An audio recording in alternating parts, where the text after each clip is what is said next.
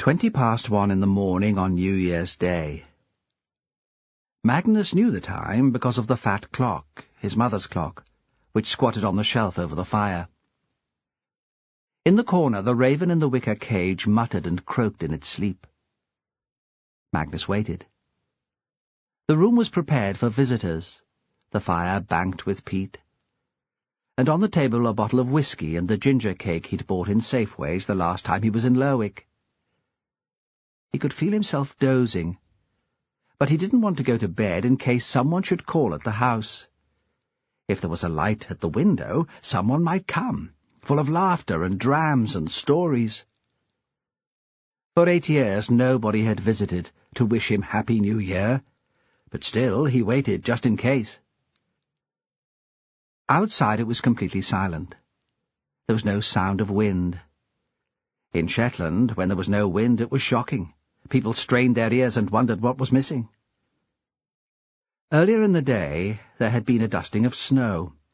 Then with dusk, this was covered by a sheen of frost, every crystal flashing and hard as diamond in the last of the light. And even when it got dark, in the beam from the lighthouse. The cold was another reason for Magnus staying where he was. In the bedroom, the ice would be thick on the inside of the window, and the sheets would feel chill and damp. He must have slept. If he'd been awake, he'd have heard them coming, because there was nothing quiet in their approach.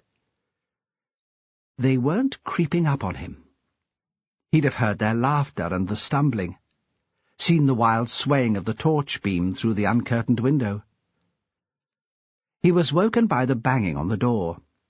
He came to with a start, knowing he'd been in the middle of a nightmare, but not sure of the details. "Come in!" he shouted. "Come in! Come in!" He struggled to his feet, stiff and aching. They must already be in the storm porch. He heard the hiss of their whispers. The door was pushed open, letting in a blast of freezing air, and 2 young girls who were as gaudy and brightly coloured as exotic birds. He saw they were drunk. They stood, propping each other up. They weren't dressed for the weather, yet their cheeks were flushed, and he could feel the health of them like heat. One was fair and one was dark. The fair one was the prettier, round and soft, but Magnus noticed the dark one first. Her black hair was streaked with luminescent blue. More than anything, he would have liked to reach out and touch the hair. But he knew better than to do that. It would only scare them away. "Come in," he said again, although they were already in the room. He thought he must sound like a foolish old man, repeating the same words, making no sense at all. People had always laughed at him. They called him slow, and perhaps they were right. He felt a smile crawl across his face, and heard his mother's words in his head. "Will you wipe that stupid grin from your face? Do you want folk to think you're dafter than you really are?" The girls giggled, and stepped further into the room. He shut the doors behind them, the outside door which had warped with the weather, and led into the porch, and the one into the house. He wanted to keep out the cold, and he was frightened that they might escape. He couldn't believe that such beautiful creatures had turned up on his doorstep. "Sit down," he said. There was only one easy chair, but 2 others, which his uncle had made from driftwood, stood by the table, and he pulled these out. "You'll take a drink with me to see in the new year?" They giggled again, and fluttered and landed on the chairs. They wore tinsel in their hair, and their clothes were made of fur and velvet and silk. The fair one had ankle boots of leather so shiny that it looked like wet tar, with silver buckles and little chains. The heels were high, and the toes were pointed. Magnus had never seen footwear like it, and for a moment he couldn't take his eyes off them. The dark girl's shoes were red. He stood at the head of the table. "I don't know you, do I?" he said. Though looking at them more closely, he knew he'd seen them passing the house. He took care to speak slowly so they could understand him. Sometimes he slurred his speech. The words sounded strange to him, like the raven's croaking. He taught the raven to speak a few words. Some weeks he had nobody else to talk to. He launched into another sentence. "Where are you from?" "We've been in Lerwick." The chairs were low, and the blonde girl had to tip back her head to look up at him. He could see her tongue and her pink throat. Her short silk top had become separated from the waistband of her skirt, and he saw a fold of flesh, as silky as the material of her blouse, and her belly-button. "Partying for Hogmanay. We got a lift to the end of the road. We were on our way home when we saw your light." "Shall we have a drink, then?" he said eagerly. "Shall we?" He shot a look at the dark girl, who was staring at the room, moving her eyes slowly, taking it all in. But again it was the fair one who replied. "We brought our own," she said. She pulled a bottle from the woven shoulder bag she'd been clutching on her knee. It had a cork jammed in the top, and was 3/4 full. He thought it would be white wine, but he didn't really know. He'd never tasted wine. She pulled the cork from the bottle with sharp white teeth. The action shocked him. When he realized what she intended doing, he wanted to shout to her to stop. He imagined the teeth snapped off at the roots. He should have offered to open it for her. That would have been the gentlemanly thing to do. Instead, he only watched, fascinated. The girl drank from the bottle, wiped the lip with her hand, then passed it on to her friend. He reached out for his whiskey. His hands were shaking, and he spilled a couple of drops onto the oilcloth when he poured himself a glass. He held out his glass, and the dark girl clinked the wine bottle against it. Her eyes were narrow. The lids were painted blue and grey and were lined with black. "I'm Sally," the blonde girl said. She didn't have the dark one's capacity for silence. She'd be one for noise, he decided. Chatter and music. "Sally Henry." "Henry?" he repeated. The name was familiar, though he couldn't quite place it. He was out of touch. His thoughts had never been sharp. But now thinking took an effort. It was like seeing through a thick sea fog. He could make out shapes and vague ideas, but focus was difficult. "Where do you live?" "In the house at the end of the Vaugh," she said. "Next to the school." "Your mother's the school-teacher." Now he could place her. The mother was a little woman. She'd come from one of the North Isles, Unst, Yell, maybe. Married a man from Bressay, who worked for the council. Magnus had seen him driving around in a big 4x4.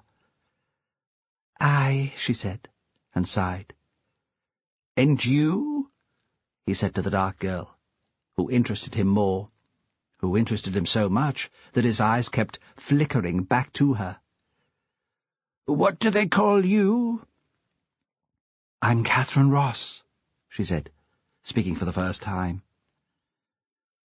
Her voice was deep for a young lassie, he thought. Deep and smooth. A voice like black treacle. He forgot where he was for a moment, picturing his mother spooning treacle into a mixture for the ginger cake she'd made, twisting the spoon over the pot to catch the last sticky threads, then handing it to him to lick. He ran his tongue over his lips, became embarrassingly aware of Catherine staring at him. She had a way of not blinking. "You're not local," he could tell by the accent. "English?" "I've lived here for a year." "Your friends?" The idea of friendship was a novelty. Had he ever had friends? He took time to think about it. "You're pals, is that right?" "Of course we are," Sally said. "Best friends." And then started laughing again, passing the bottle backwards and forwards, throwing back their heads to drink, so their necks looked white as chalk in the light of the naked bulb hanging over the table. 5 minutes to midnight. They were all on the streets of Lerwick around the Market Cross, and it was jumping. Everyone was steaming, but not fighting drunk, just mellow, and you felt that you belonged. You were part of the laughing, drinking crowd. Sally thought her father should have been here. He'd have realized then that there was nothing to get uptight about. He might even have enjoyed it. Hogmanay in Shetland. Like, it wasn't New York, was it? Or London? What was going to happen? Most of the people here she recognized.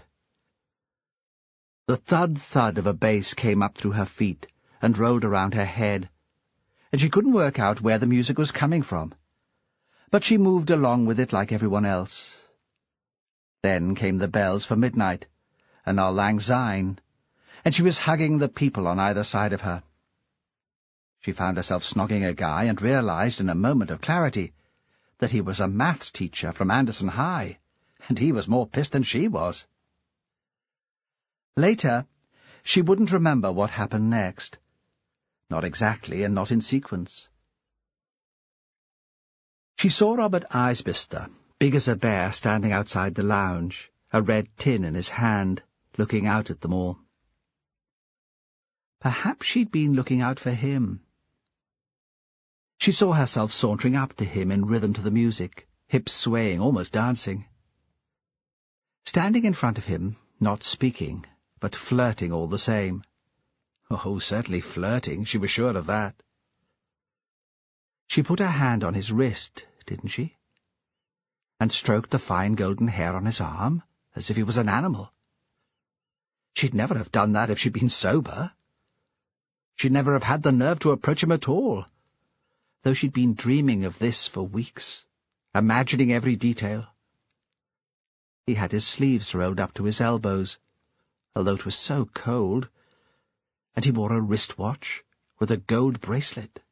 She'd remembered that. It would stick in her head. Perhaps it wasn't real gold, but with Robert Isbister, who could tell? Then Catherine was there, saying she'd wangled them a lift home as far as the Ravenswick turning at least. Sally was all for staying, but Catherine must have persuaded her because she found herself in the back of a car. It was like her dream, too, because suddenly Robert was there, too, sitting next to her, so close that she could feel the denim of his jeans against her leg, and his bare forearm on the back of her neck. She could smell the beer on his breath. It made her feel sick. But she knew she couldn't allow herself to throw up, not in front of Robert Isbister. Another couple was crushed into the back of the car with them. She thought she recognized them both. The lad was from South Mainland somewhere, and was away in college in Aberdeen. The girl, she stayed in Lerwick, and was a nurse in the Gilbert Bain. They were devouring each other. The girl was underneath, the lad lying on top of her, nibbling at her lips and her neck and her earlobes, then opening his mouth wide as if he intended to swallow her piece by piece. When Sally turned back to Robert, he kissed her, but slowly and gently, not like the wolf from Red Riding Hood. Sally didn't feel that she was being eaten up at all. Sally couldn't see much of the lad who was driving. She was directly behind the driver's seat, and all she could make out was a head and a pair of shoulders clad in a parka. He didn't talk, either to her or to Catherine, who was sitting beside him. Perhaps he was pissed off about giving them a lift. Sally was going to chat to him just to be friendly. But then Robert kissed her again, and that took up all her attention. There was no music playing in the car, no noise at all except for the engine, which sounded really rough, and the slobbering of the couple squashed beside her. "Stop!" That was Catherine. It wasn't loud, but coming out of the silence it shocked them all. Her English voice jarred on Sally's ears. "Stop here! This is where Sally and me get out. Unless you want to give us a lift down to the school?" "No way, man." The student broke away from the nurse, just long enough to comment, "We're missing the party as it is." "Come with us," Robert said. "Come on to the party." His invitation was seductive, and meant for Sally, but Catherine answered, "No, we can't. Sally's supposed to have been at our house. She wasn't allowed into town. If we're not back soon, her parents will come looking." Sally resented Catherine speaking for her, but knew she was right. She mustn't blow it now. If her mother found out where she'd been, she'd go ape. Her father was reasonable, left to himself, but her mother was crazy. The spell was broken, and it was back to the real world. She untangled herself from Robert, climbed over him and out of the car. The cold took her breath away, made her feel light-headed and euphoric, as if she'd had another drink. She and Catherine stood side by side and watched the taillights of the car disappear. "Bastards!" Catherine said, with so much venom that Sally wondered if something had gone on between her and the driver. "They could have given us a lift." She felt in her pocket, brought out a thin torch and shone it on the path ahead of them. That was Catherine for you, always prepared. "Still," Sally felt a soppy smile spread over her face. "It was a good night. A fucking good night." As she slung her bag over her shoulder, something heavy banged against her hip. She brought out a bottle of wine, opened, with a cork stuck in the top. Where had that come from? She didn't even have a fuzzy memory. She showed it to Catherine in an attempt to lift her gloom. "Look, something to keep us going on the way home." They giggled and stumbled down the icy road. The square of light seemed to come from nowhere and surprised them. "Where the shit are we? We can't be back yet." For the first time, Catherine seemed anxious, less sure of herself, disorientated. "It's Hill Head, the house at the top of the bank." "Does anyone live there? I thought it was empty." "It belongs to an old man," Sally said. "Magnus Tate. He's daft in the head, so they say. A recluse. We were always taught to stay away from him." Catherine wasn't frightened now. Or perhaps it was just bravado. "But he's there all alone. We should go in and wish him Happy New Year." "I've told you. He's soft in the head." "You're scared," Catherine said, almost a whisper. "I am. Shit scared, and I don't know why." "Don't be dumb. I dare you." Catherine reached into Sally's bag for the bottle. She took a swig, replaced the cork, and handed it back. Sally stamped her feet to show how ridiculous this was, standing out in the cold. "We should get back. Like you said, my folks will be waiting. We can just say we've been first-footing the neighbours." "Go on." "I dare you." "Not on my own." "All right. We'll both go." Sally couldn't tell if this was what Catherine had intended from the beginning, or if she'd boxed herself into a position she couldn't escape from with her pride intact. The house was set back from the road. There was no real path. As they approached, Catherine shone her torch towards it, and the beam hit the grey slate roof, then the pile of peats to one side of the porch. They could smell the smoke coming out of the chimney. The green paint on the porch door rose in scabs over bare wood. "Go on, then," Catherine said. "Knock." Sally knocked tentatively. "Perhaps he's in bed. Just left the light on." "He's not. I can see him in there." Catherine went into the porch and thumped her fist on the inner door. "She's wild," Sally thought. "She doesn't know what she's messing with. This whole thing's crazy." She wanted to run away, back to her boring and sensible parents. But before she could move, there was a sound from inside, and Catherine had the door open, and they stumbled together into the room, blinking and blind in the sudden light. The old man was coming towards them, and Sally stared at him. She knew she was doing it, but couldn't stop herself. She'd only seen him before at a distance. Her mother, usually so charitable in her dealings with the elderly neighbours, usually so Christian in her offers to go shopping, to provide broth and baking, had avoided any contact with Magnus Tate. Sally had been hurried past the house when he was outside. "You must never go there," her mother had said when she was a child. "He's a nasty man.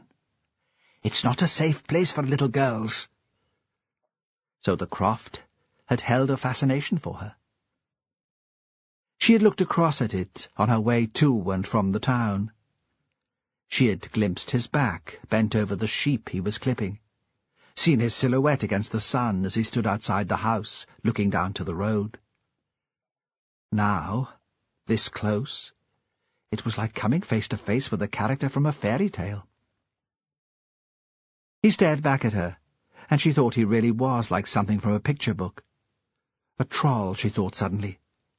That's what he looked like, with his stumpy legs and his short, thick body, slightly hunchbacked, his slot-shaped mouth, with his teeth jumbled and yellow inside. She'd never liked the story of the billy-goat Scruff. When she was very small, she'd been terrified to cross the bridge across the burn to get to her house. She'd imagined the troll living underneath, his eyes fiery red, his back bent as he prepared to charge her. Now she wondered if Catherine still had her camera with her. The old man would make some picture. Magnus looked at the girls with rheumy eyes which seemed not quite to focus. "Come in," he said. "Come in." And he pulled his lips away from his teeth to smile. Sally found herself chattering. That was what happened when she was nervous. The words spilled out of her mouth, and she didn't have an idea what she was saying. Magnus shut the door behind them, then stood in front of it, blocking the only way out. He offered them whiskey, but she knew better than to accept that. What might he have put into it? She pulled the bottle of wine from her bag, smiled to appease him, and carried on talking. She made a move to stand up, but the man had a knife, long and pointed with a black handle. He was using it to cut a cake which had been standing on the table. "We should go," she said. "Really, my parents will be wondering." But they seemed not to hear her, and she watched in horror as Catherine reached out and took a piece of cake and slipped it into her mouth. Sally could see the crumbs on her friend's lips and between her teeth. The old man stood above them, with the knife in his hand. Sally saw the bird in the cage when she was looking round for a way out. "What's that?" she asked abruptly. The words came out of her mouth before she could stop them. "It's a raven." He stood quite still, watching her. Then he set the knife carefully on the table. "Isn't it cruel, keeping it locked up like that?" "It had a broken wing. It wouldn't fly, even if I let it go." But Sally didn't listen to the old man's explanation. She thought he meant to keep them in the house, to lock them in like the black bird with its cruel beak and its injured wing. And then Catherine was on her feet, dusting the cake crumbs from her hands. Sally followed her. Catherine walked up to the old man, so she was close enough to touch him. She was taller than him, and looked down on him. For an awful moment, Sally was afraid she intended to kiss his cheek. If Catherine did that, she would be obliged to do it too. Because this was all part of the same dare, wasn't it? At least, that was how it seemed to Sally. Since they had come to the house, everything had been a challenge. Magnus hadn't shaved properly. Hard grey spines grew in the creases in his cheeks. His teeth were yellow and covered in saliva. Sally thought she would rather die than touch him. But the moment passed, and they were outside, laughing so loud that Sally thought she would piss herself, or that they would collapse together in a heap of snow. When their eyes got used to the dark again, they didn't need the torch to show them down the road. There was a near full moon now, and they knew the way home. Catherine's house was quiet. Her father didn't believe in New Year's celebrations, and had gone to bed early. "Will you come in?" Catherine asked. "Best not." Sally knew that was the answer she was supposed to give. Sometimes she could never tell what Catherine was thinking. Sometimes she knew exactly. Now she knew Catherine didn't want her going in. "I'd better take that bottle from you. Hide the evidence." "Aye. I'll stand here. Watch you to your house," Catherine said. "No need." But she stood, leaning against the garden wall, and watched. When Sally turned back, she was still there. If he'd had the chance, Magnus would have liked to explain to the girls about ravens. There were ravens on his land, always had been since he was a peery boy, and he'd watched them. Sometimes it was as if they were playing. You could see them in the sky, wheeling and turning, like children chasing each other in a game. Then they'd fold up their wings and fall out of the sky. Magnus could feel how exciting that must be. The wind rushing past, the speed of the dive. Then they'd fly out of the fall, and their calls sounded like laughter.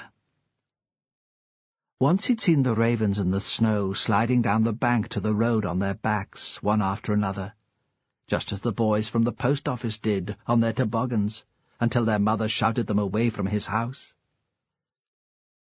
But other times, ravens were the cruelest birds. He'd seen them peck the eyes from a new sickly lamb. The ewe, shrieking with pain and anger, hadn't scared them away. Magnus hadn't scared the birds off either. He'd made no attempt. He hadn't been able to take his eyes off them, as they prodded and ripped, paddling their talons in the blood.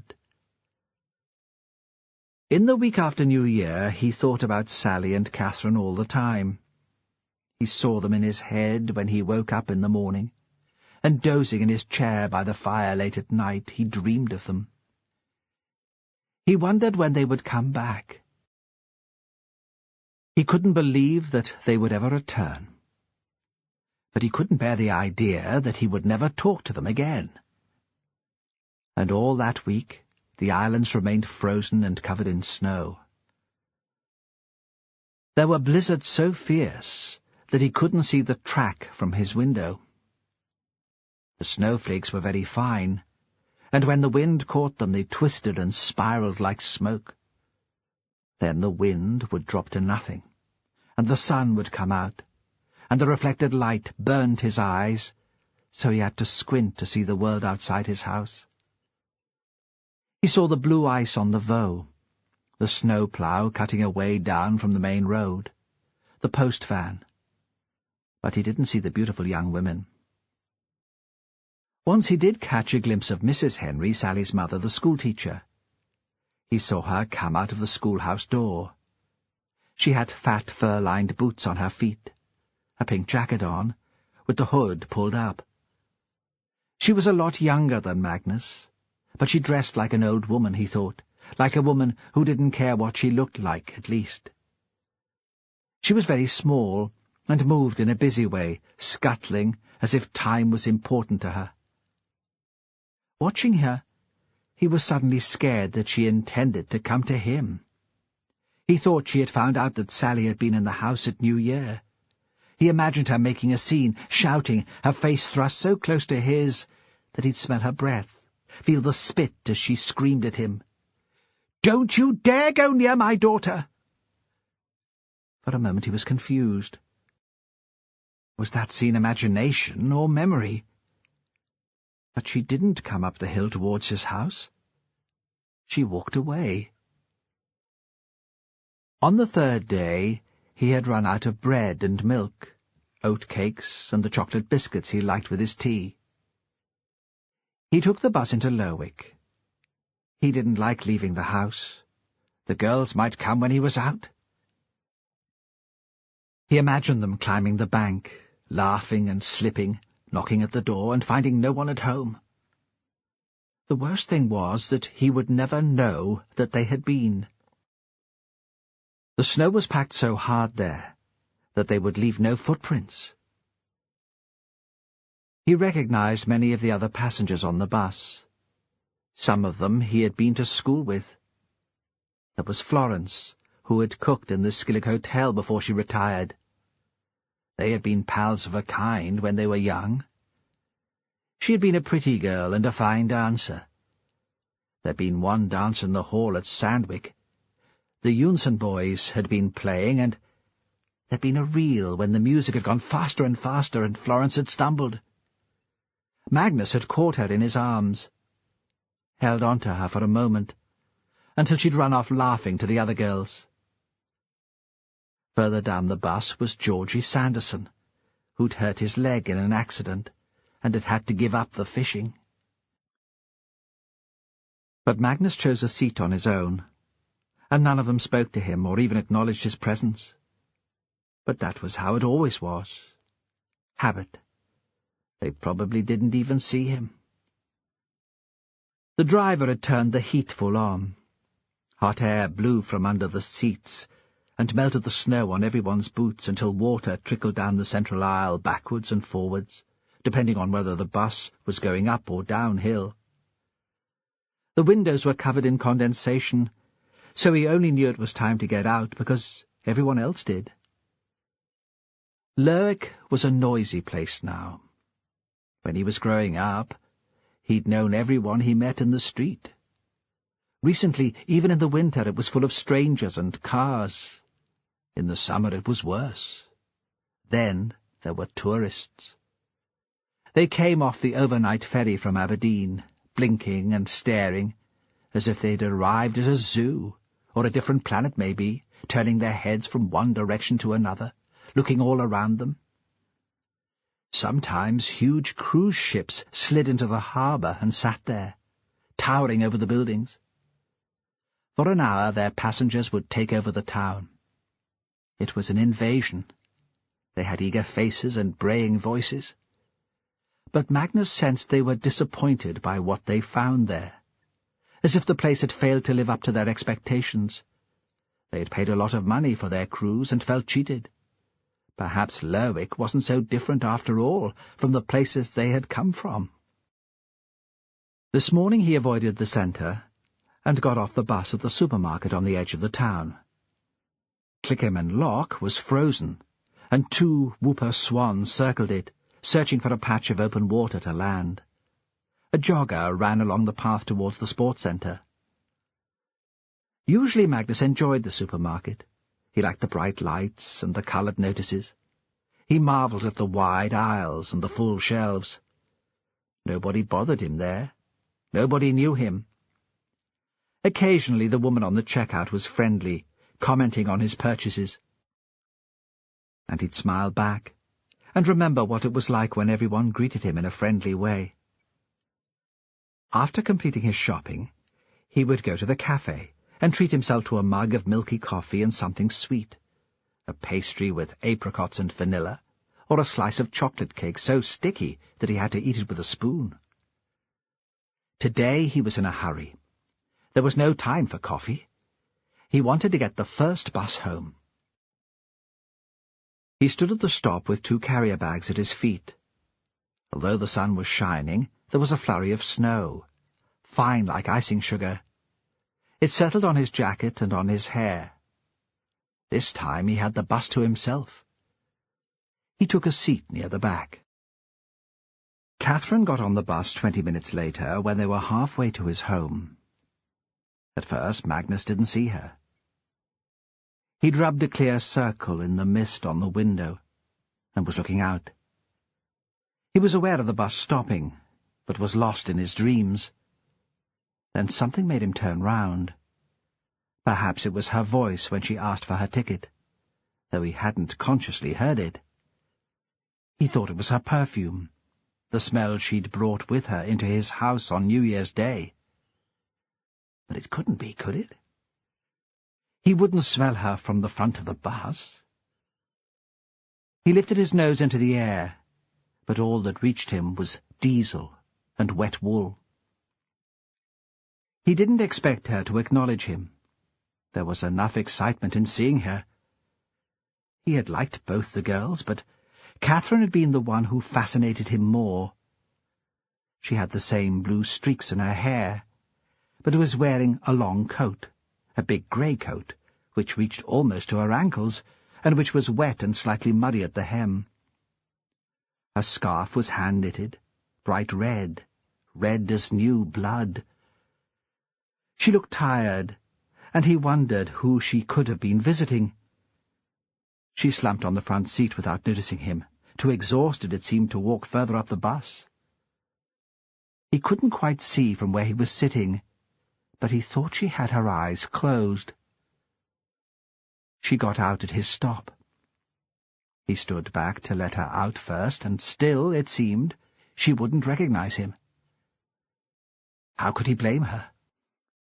All old men would look alike to her, just as all tourists did to him. But she stood at the bottom of the steps, and turned and saw him.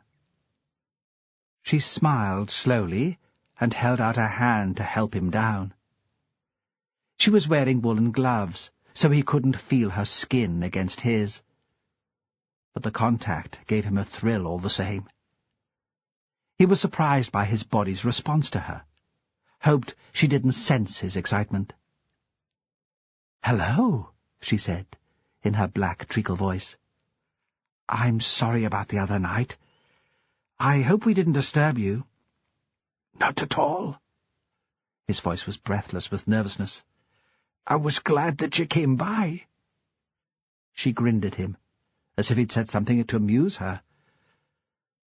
They walked on for a few steps in silence. He wished he knew what to say to her. He could hear the blood rushing in his ears, as it did when he'd worked too long singling turnips, bent over the hoe in the field in the sun, when the breath came in pants. "We're back at school tomorrow," she said suddenly. "It's the end of the holidays." "Do you like school?" he asked. "Not really. It's a bore." He didn't know how to answer that. "I didn't like school either," he said after a while. Then he added for something to say, "Where have you been this morning?" "Not this morning. Last night. I stayed with a friend. There was a party. I got a lift to the bus stop." "Sally didn't come with you?" "No, she wasn't allowed. Her parents are very strict." "Was it a good party?" he asked, genuinely interested. He'd never gone much to parties. "Oh," she said, "you know." He thought she might have had more to say. He even had the sense that she might tell him something secret. They had reached the place where he would have to turn to climb the bank to his house, and they stopped walking. He waited for her to continue speaking, but she just stood. There was no colour on her eyes this morning, though they were still lined with black, which looked smudged and dirty, as if it had been there all night. At last he was forced to break the silence. "Won't you come in?" he asked. "Take a dram with me to keep out the cold? Or some tea?" He didn't for a minute think she would agree. She was a well-brought-up child, that was obvious. She would have been taught not to go alone into the house of a stranger. She looked at him, weighing up the idea. "It's a bit early for a dram," she said. "Tea, then?" He felt his mouth spread into that daft grin, which had always annoyed his mother. "We'll have some tea, and chocolate biscuits." He started up the path to the house, quite confident, knowing she would follow. He never locked his door, but he opened it for her and stood aside to let her in first. As he waited for her to stamp her boots on the mat, he looked around him. Everything was quiet outside. No one was around to see. No one knew he had this beautiful creature to visit him. She was his treasure, the raven, in his cage. Fran Hunter had a car, but she didn't like using it for short trips. She cared about global warming and wanted to do her bit. She had a bike, with a seat on the back for Cassie, had brought it with her on the Northlink ferry when she moved. She prided herself on travelling light, and it had been the only bulky item in her luggage. In this weather, though, a bike was no good. Today she wrapped Cassie up in her dungarees-and coat, and the Wellingtons with the green frogs on the front, and pulled her to school on a sledge. It was January the 5th, the first day of the new school term. When they set off, it was hardly light. Fran knew Mrs. Henry already disapproved of her, and didn't want to be late. She didn't need more knowing looks and raised eyebrows, the other mothers talking about her behind her back. It was hard enough for Cassie to fit in. Fran rented a small house just off the road into Lerwick. It stood next to a stern brick chapel, and was low and unassuming in comparison. There were 3 rooms, with a basic bathroom built more recently on the back. They lived in the kitchen, which was much as it had been since the house had been built. It had a range, where they burned the coal brought every month in a lorry from the town. There was an electric cooker, too, but Fran liked the idea of the range. She was a romantic. The house had no land now, though once it must have been attached to a croft. In the season it became a holiday let, and by Easter Fran would have to make a decision about her and Cassie's future. The landlord had hinted that he might be prepared to sell. She was already coming to think of it as home and a place to work. Her bedroom had 2 big skylights and a view to Raven Head. It would do as a studio. In the grey dawn, Cassie chattered, and Fran responded automatically, but her thoughts were elsewhere. As they rounded the bank near Hillhead, the sun was rising, throwing long shadows across the snow, and Fran stopped to look at the view. She could see across the water to the headland beyond. It had been right to come back, she thought.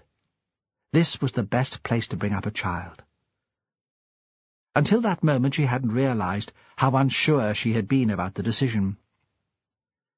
She was so good at playing the part of aggressive single mother that she'd almost come to believe it. Cassie was 5, and as assertive as her mother. Fran had taught her to read before she started school, and Mrs. Henry had disapproved of that, too. The child could be loud and opinionated, and there were times when even Fran wondered, despising herself for the dreadful suspicion, if she had created a precocious monster. "It would be nice," Mrs. Henry said frostily at the first parents' evening, "if occasionally Cassie did as she was told first time, without needing a detailed explanation of why I'd asked her to do it." Fran, expecting to be told that her daughter was a genius, a delight to teach, had been mortified. She had hidden her disappointment with a spirited defence of her philosophy of child-rearing. Children should have the confidence to make their own choices, to challenge authority, she'd said. The last thing she wanted was a child who was a meek conformer. Mrs. Henry had listened. "It must be hard," she had said, when Fran ran out of steam, "to bring up a child on your own." Now Cassie, perched on the sledge like a Russian princess, was beginning to get restive. "What is it?" she demanded. "Why have you stopped?" Fran's attention had been caught by contrasting colours, the possibility for a painting. But she pulled the rope and continued. She, like the teacher, was at the whim of Cassie's imperious demands. At the top of the bank she stopped and climbed onto the back of the sledge. She wrapped her legs around her daughter's body and held a loop of rope firmly in each hand. Then she dug her heels into the snow and launched the sledge down the hill. Cassie shrieked with fear and excitement. They bounced over the icy ruts and picked up speed as they reached the bottom. The cold and the sunlight burned Fran's face. She tugged on the left-hand rope to guide them into a soft snowdrift piled against the playground wall. Nothing, she thought, will compare with this. This is about as good as it gets. For once they were early. Fran had remembered Cassie's library book, her packed lunch, and a change of shoes. Fran took Cassie into the cloakroom, sat her on the bench, and pulled off the Wellingtons. Mrs. Henry was in the classroom, sticking a series of numbers onto the wall. She was perched on her desk, but still found it hard to reach. She was wearing trousers of some man-made fibre, slightly shiny, puckered at the knee, and a cardigan, machine-knitted, with a vaguely Norwegian pattern. Fran noticed clothes. She had worked as assistant fashion editor on a woman's magazine after leaving university. Mrs. Henry was ripe for a makeover. "Could I help you?" She felt ridiculously afraid of being rejected. She'd managed photographers who could make grown men cry, but Mrs. Henry made her feel like a nervy 6-year-old. Usually she arrived at school just before the bell. Mrs. Henry was already surrounded by parents, and seemed to be on personal terms with them all. Mrs. Henry turned round, seemed surprised to see her. "Would you? That would be kind. Cassie, come and sit on the mat, find a book to look at, and wait for the others." Cassie, inexplicably, did just as she was told. On the way back up the hill, dragging the sledge behind her, Fran told herself it was pathetic to be so pleased. Was it such a big deal? She didn't even believe in learning by rote, for Christ's sake. If they'd stayed south, she'd have considered Cassie for a Steiner school. Yet here she was, thrilled to bits because she'd stuck the 2 times table on the classroom wall, and Margaret Henry had smiled at her and called her by her first name. There was no sign of the old man who lived in Hillhead. Sometimes, when they were going past, he came out to greet them. He didn't often speak. Usually it was just a wave, and once he'd thrust a sweetie in Cassie's hand. Fran didn't like Cassie having sweets. Sugar was nothing but wasted calories, and think of the tooth decay. But he'd seemed so shy and eager that she'd thanked him. Then Cassie had thrust the slightly dusty striped humbug into her mouth, knowing Fran wouldn't stop her in front of the old man. And Fran could hardly ask her to spit it out after he'd gone back inside. She stopped there to look down at the water again, hoping to recreate the image she'd seen on the way to school. It was the colours which had caught her attention. Often the colours on the island were subtle: olive green, mud brown, sea grey, and all softened by the mist. In the full sunlight of early morning, this picture was stark and vibrant. The harsh white of the snow, 3 shapes silhouetted, ravens. In her painting, they would be angular shapes, cubist almost, birds roughly carved from hard black wood. And then that splash of colour, red, reflecting the scarlet ball of the sun. She left the sledge at the side of the track and crossed the field to see the scene more closely. There was a gate from the road. The snow stopped her pushing it open, so she climbed it. A stone wall split the field in 2, but in places it had collapsed, and there was a gap big enough for a tractor to get through. As she grew nearer, the perspective shifted, but that didn't bother her. She had the painting fixed firmly in her mind. She expected the ravens to fly off, had even been hoping to see them in flight. The sight of them aloft, the wedge-shaped tail tilted to hold each steady, would inform her image of them on the ground. Her concentration was so fierce, and everything seemed unreal here, surrounded by the reflected light which made her head swim, that she walked right up to the sight, before realizing exactly what she was seeing. Until then, everything was just form and colour. Then, the vivid red turned into a scarf. The grey coat and the white flesh merged into the background of the snow, which wasn't so clean here. The ravens were pecking at a girl's face. One of the eyes had disappeared. Fran recognized the young woman, even in this altered, degraded state. The birds had fluttered away briefly as she approached, but now, as she stood motionless, watching, they returned. Suddenly she screamed, so loudly that she could feel the strain in the back of her throat, and clapped her hands to send the birds circling into the sky. But she couldn't move from the spot. It was Catherine Ross. There was a red scarf tight round her neck. The fringe spread out like blood on the snow. Magnus watched from his window. He had been there since first light, before that even. He hadn't been able to sleep. He saw the woman go past, dragging the little girl on the sledge behind her, and felt the stirrings of envy. He had grown up in a different time, he thought. Mothers had not behaved that way with their children when he was a boy. There had been little time for play. He had noticed the little girl before, had followed the 2 of them up the road on one occasion to see where they were staying. It had been in October, because he'd been thinking of the old days, when they used to go guising for Halloween in masks, carrying nipi lanterns. He thought a lot about the old days. The memories clouded his thoughts and confused him. The woman and the girl lived in that house where the tourists came in the summer, where the minister and his wife once stayed. He had watched for a while, though they hadn't seen him looking through the window. He had been too clever to get caught, and besides, he hadn't wanted to frighten them. That was never his intention.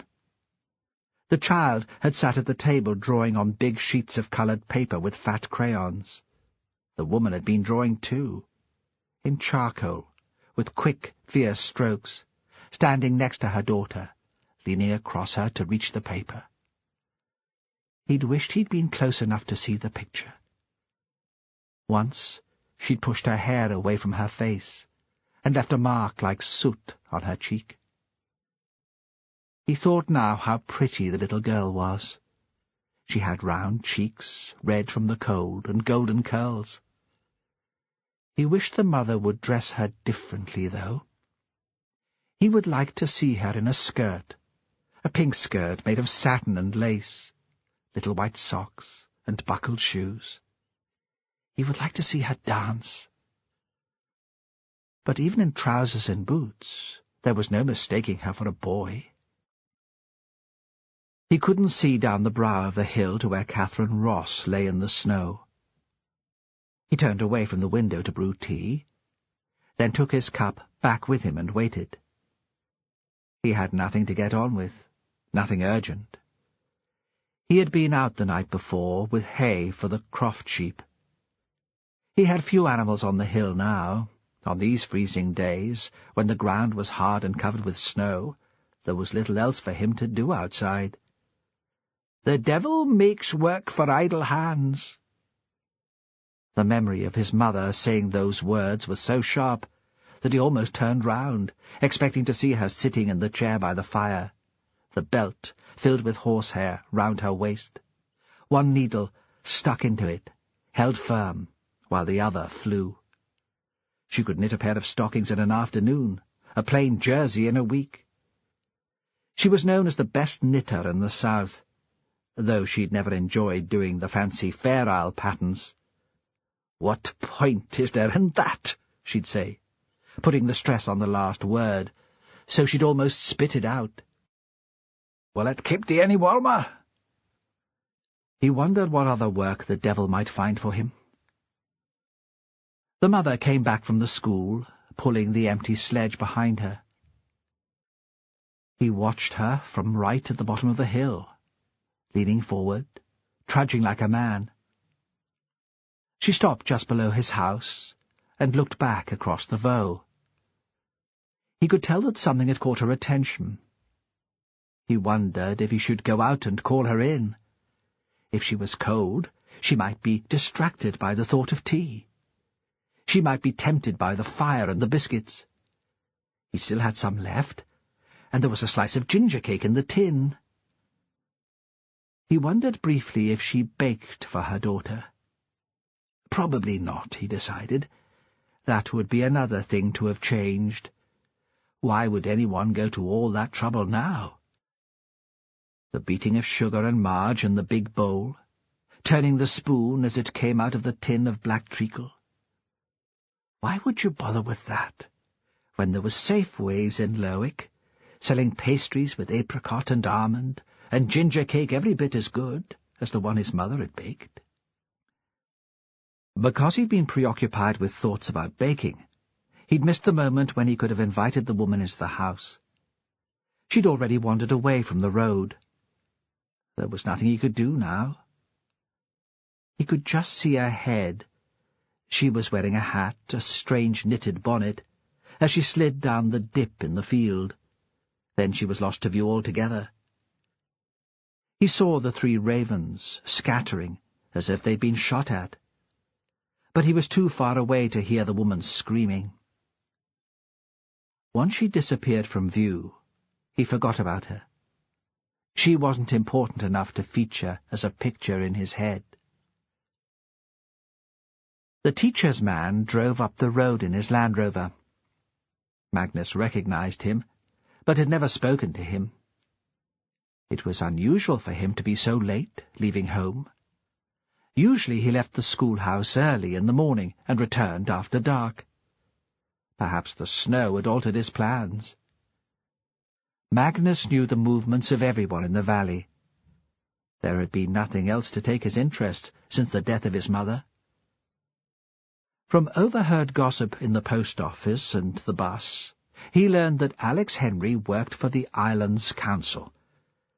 He was something to do with the wildlife. Magnus had heard the men complaining. A local man should know better, they said. Who did Henry think he was, laying down the law to them? They blamed the seals for taking fish, and thought they should be allowed to shoot them. They said people like Henry cared more for animals than men's livelihoods. Magnus liked to see the seals. He thought there was something friendly and comical about the way they stuck their heads out of the water. But then he'd never gone to the fishing. The seals made no difference to him. When the car stopped, Magnus had a repeat of the panic he'd experienced when he'd seen Margaret Henry. Perhaps Sally had talked. Perhaps the father was here to complain about Magnus taking the girls into the house. He thought Henry had even more to be angry about now. The man was frowning as he climbed down from the car. He was middle-aged, big, thick-set. He wore a Barber jacket, which was tight across his shoulders, heavy leather boots. If there was a fight, Magnus wouldn't stand a chance. Magnus moved away from the window so he couldn't be seen. But Henry didn't even look in his direction. He climbed over the gate and followed the line of footsteps made by the woman. Now Magnus was interested. He would have liked a view of the scene which was being played out at the bottom of the hill. If it had just been the woman, he would have gone out to look. He thought she must have waved at the teacher's husband, called for him to stop his car. And then, just as he was imagining what might be happening, the young mother came back, stumbling slightly as she reached the road. He could tell she was upset. She had a dazed and frozen look, which Magnus had seen before. Georgie Sanderson had looked like that when he'd had to give up his boat. And his mother had been the same way after the death of Agnes. She hadn't been frozen when Magnus's father had died. Then it had seemed that life would carry on as normal.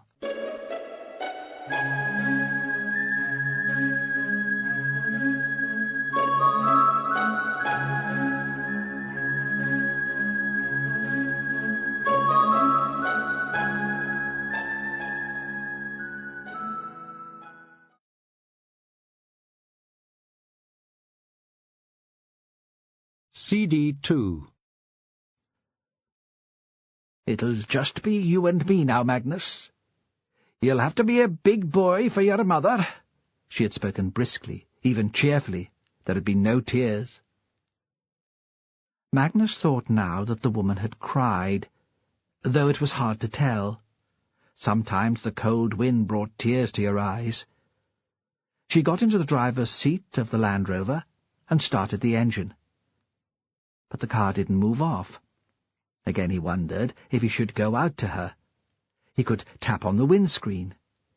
She wouldn't hear him approaching over the sound of the diesel engine, and the windows had steamed up so she wouldn't see him. He would ask her what had happened.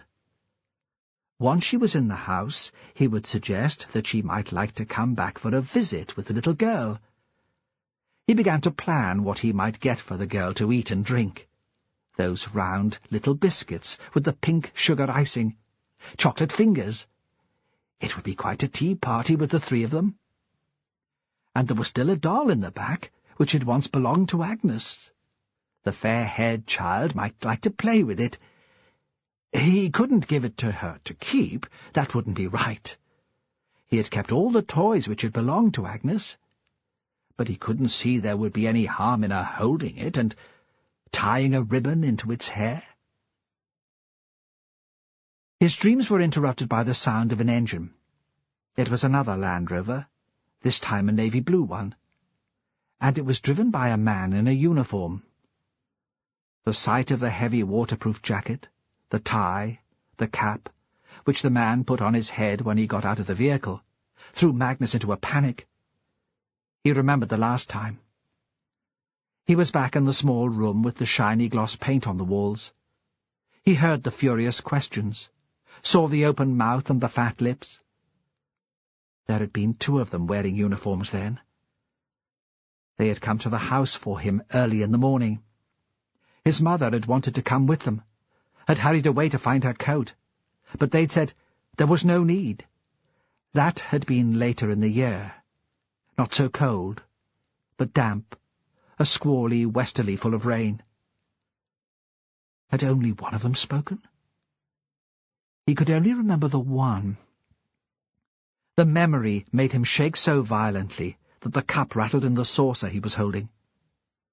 He could feel his mouth form the grin his mother had hated so much, the grin which had been his only defence to the questions, and which had irritated his interrogator beyond endurance.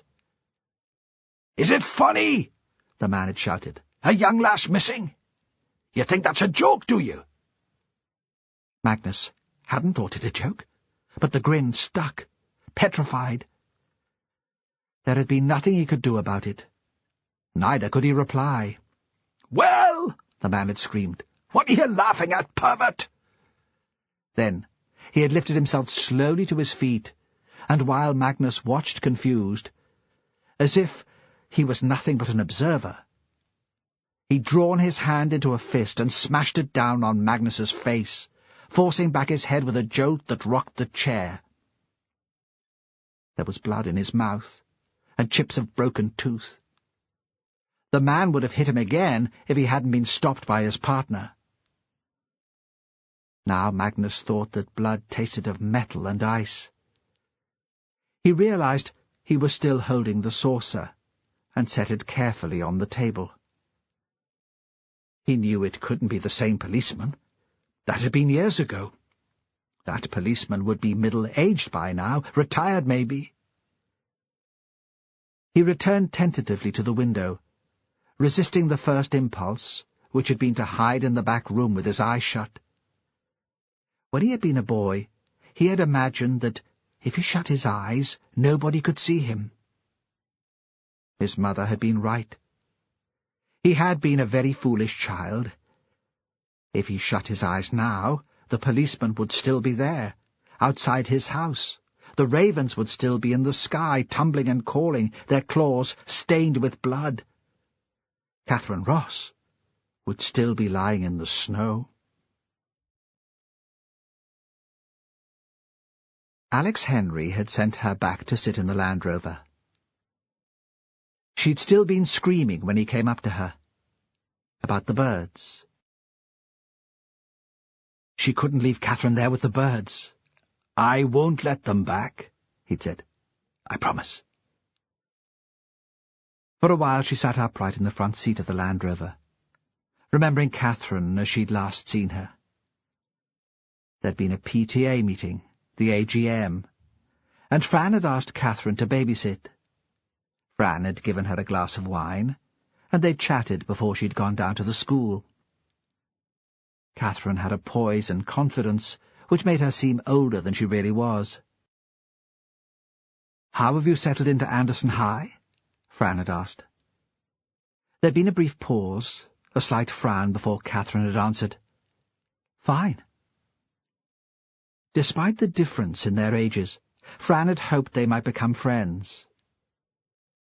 There weren't that many young women in Ravenswick after all. Now it was sweltering in the Land Rover.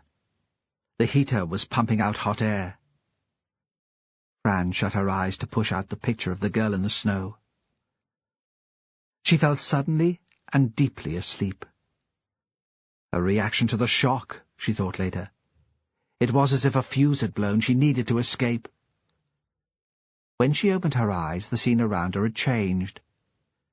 She'd been aware of car doors banging and voices, but put off the return to full consciousness for as long as possible. Now she saw there was drama, a show of brisk efficiency. "Mrs. Hunter?" Someone was knocking on the window of Alex Henry's Land Rover. "Are you all right, Mrs. Hunter?" She saw the face of a man, the impressionist image of a face, blurred by the mist and muck on the glass. Wild black hair, and a strong hooked nose, black eyebrows. A foreigner, she thought. Someone even more foreign than me. From the Mediterranean, perhaps. North Africa, even. Then he spoke again, and she could tell he was a Shetlander, though the accent had been tamed and educated. She opened the door slowly and climbed out. The cold hit her. "Mrs. Hunter," he said again. She wondered how he knew her name. Could he be an old friend of Duncan's? Then she thought that Alex Henry would have told the police who had found Catherine when he phoned them. Of course he would. This wasn't a time for paranoia. Yes. Even here, seeing him in the clear, there was something unformed about his face. There were no sharp lines. A stubble of beard broke the silhouette of the chin. His hair was slightly too long for a police officer, not brushed, surely. And it was a face which was never still. He wasn't wearing uniform. Underneath the heavy jacket she knew the clothes would be untidy too. "My name's Paris," he said. "Inspector. Are you ready to answer some questions? Perez? Wasn't that Spanish? It was a very odd name, she thought, for a Shetlander. But then he seemed a very odd man. Her attention began to wander again. Since seeing Catherine lying in the snow, it had been impossible to focus on anything. They were stringing blue and white crime scene tape to block the gap in the wall where she had walked down the hill after stopping on her way back from school. Was the girl still lying there? She had the ridiculous notion that Catherine must be freezing. She hoped someone had thought to bring a blanket to cover her. Perez must have asked her another question because he was looking at her, obviously waiting for an answer. "I'm sorry," she said. I don't know what's wrong with me." "Shock. It'll pass." He looked at her, as she might once have looked at a model during a photo shoot, appraising, dispassionate. "Come on. Let's get you home." Inspector Perez knew where Fran lived, drove her there without asking, took her keys and opened the front door for her. "Would you like tea?" she asked. "Coffee?" "Coffee," he said. "Why not?" "Shouldn't you be down there, looking at the body?" He smiled. "I'd not be allowed anywhere near it. Not until the crime scene investigator is finished. We can't have more people than necessary contaminating the site."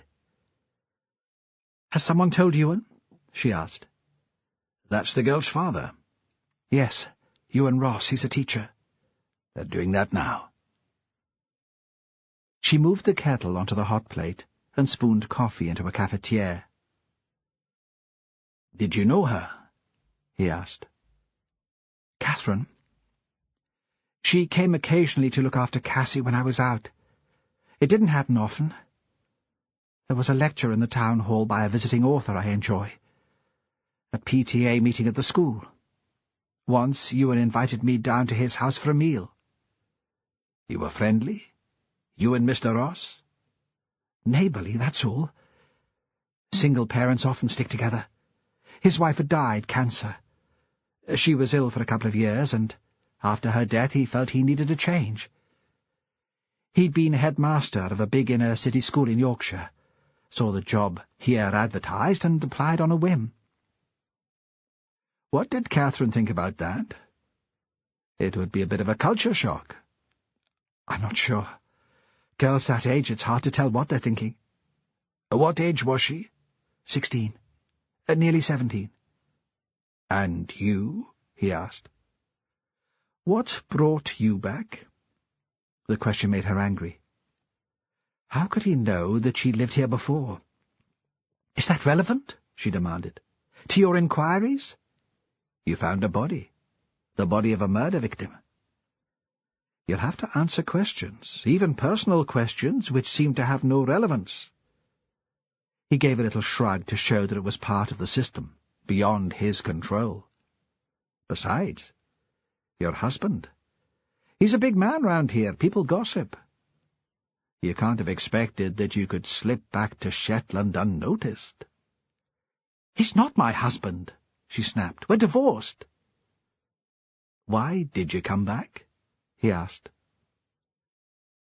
He was sitting in the chair by the window, his crossed legs stretched in front of him. He'd taken off his boots at the door. His socks were made of thick white wool, and were bobbled from washing. His jacket was hanging on the hook on the wall, next to one of Cassie's, and he was wearing a crumpled red plaid shirt. He leaned back in his chair, a mug in his hand, looking out. He seemed entirely relaxed.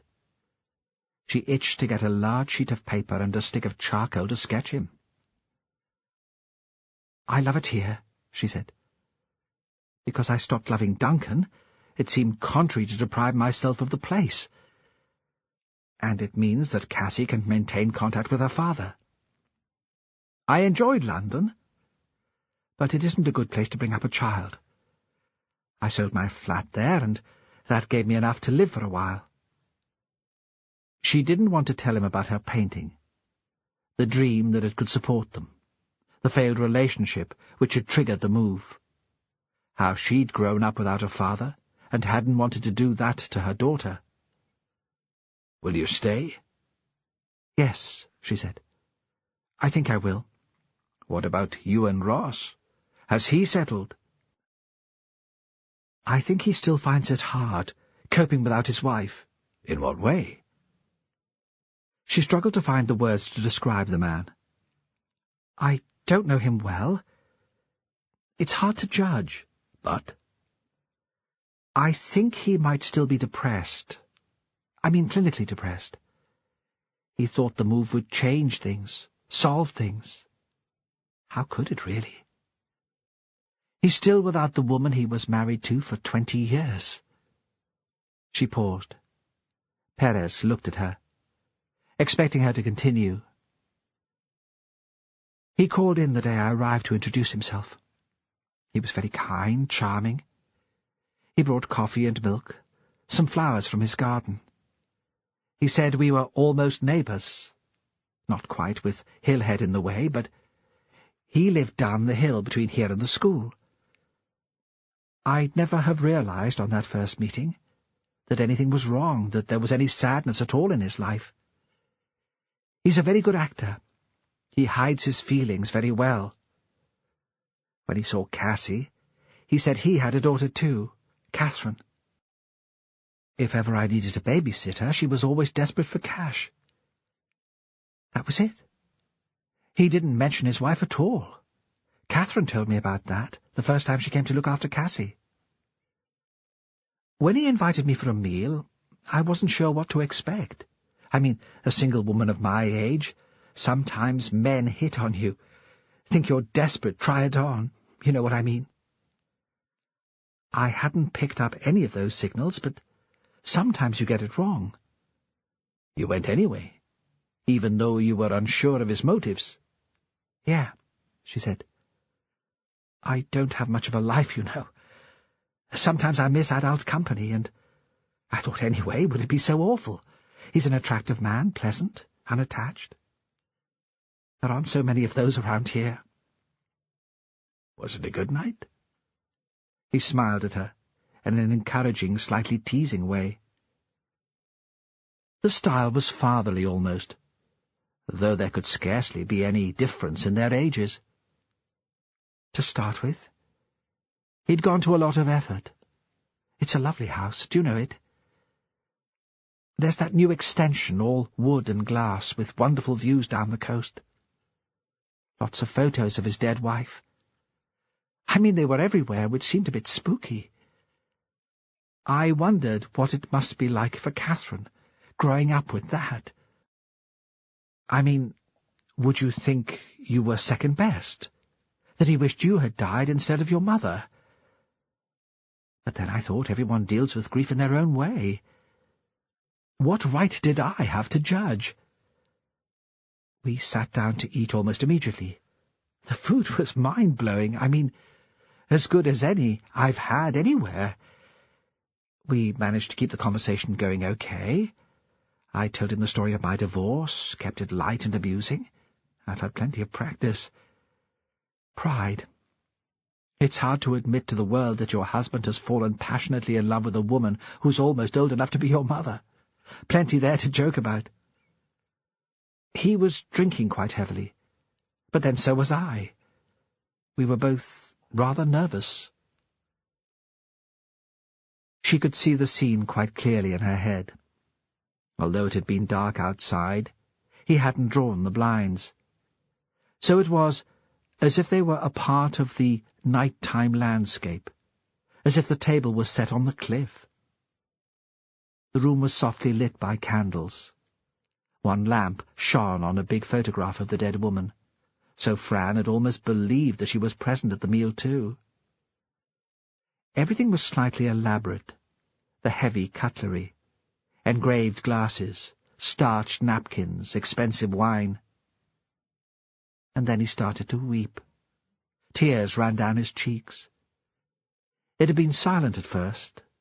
She hadn't known how to react, so she'd continued eating. The food, after all, was very good. She'd thought that, given a little time, he might pull himself together. But then he began to sob, embarrassing, choking sobs, wiping the snot and the tears on one of the pristine napkins, and pretence had been impossible. She'd got up and put her arms around him, as she might have done if Cassie had woken suddenly from a bad dream. He couldn't hack it, she told the detective now. He broke down. He wasn't ready for entertaining. The enormity of the tragedy of Catherine's death suddenly hit her. Oh, God! And now he's lost his daughter, too. It'll push him over the edge, she thought. No one will be able to save him now. "How did they get on?" Paris asked. "Did you have any sense of tension, friction? It must be hard for a man bringing up a teenage girl. Just the wrong age. They're rebellious then anyway, and they hate being different." "I don't think they ever argued," Fran said. "I can't imagine it. He was so wrapped up in his own grief that I think he just let her get on with things. I don't mean he neglected her, not that. I'm sure they were very fond of each other, but I can't see him making a big deal over the clothes she wore, or the time she went to bed, or whether or not she'd done her homework. He had other preoccupations." "Did she talk to you about him?" "No. We didn't talk about anything important. I probably seemed as old as the hills to her. She always seemed very self-contained to me, but then I think most young people are like that. They never confide in adults." "When did you last see her?" "To talk to? New Year's Eve, in the afternoon. I'd left a message on her mobile. There's a concert I'd like to go to in a couple of weeks' time. I asked if she'd be able to babysit. She called in to say that would be fine." "How did she seem?" "Well, as animated as I'd known her, quite forthcoming. She said she was going into Lerwick with her friend that evening to see In the New Year." "Which friend?" "She didn't say, but I presumed it would be Sally Henry. She lives at the school.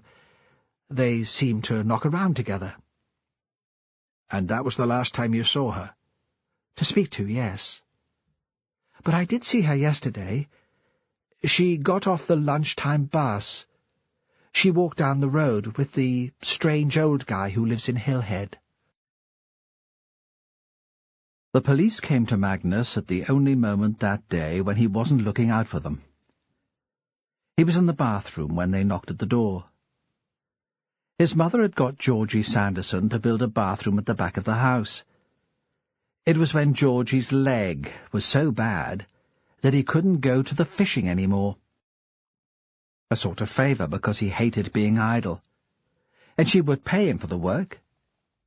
Georgie was a practical kind of man, but there would have been better people to ask. The bath had never fitted properly against the wall. The light had fused soon after Magnus's mother died, and Magnus had never bothered getting it fixed. What would be the point? He shaved in the sink by the kitchen, and he could see the toilet from the light in the bedroom. He'd been aware for some time of the need to relieve himself, but he'd not been able to leave his post at the window. More people had arrived, constables in uniform, a tall man in a suit.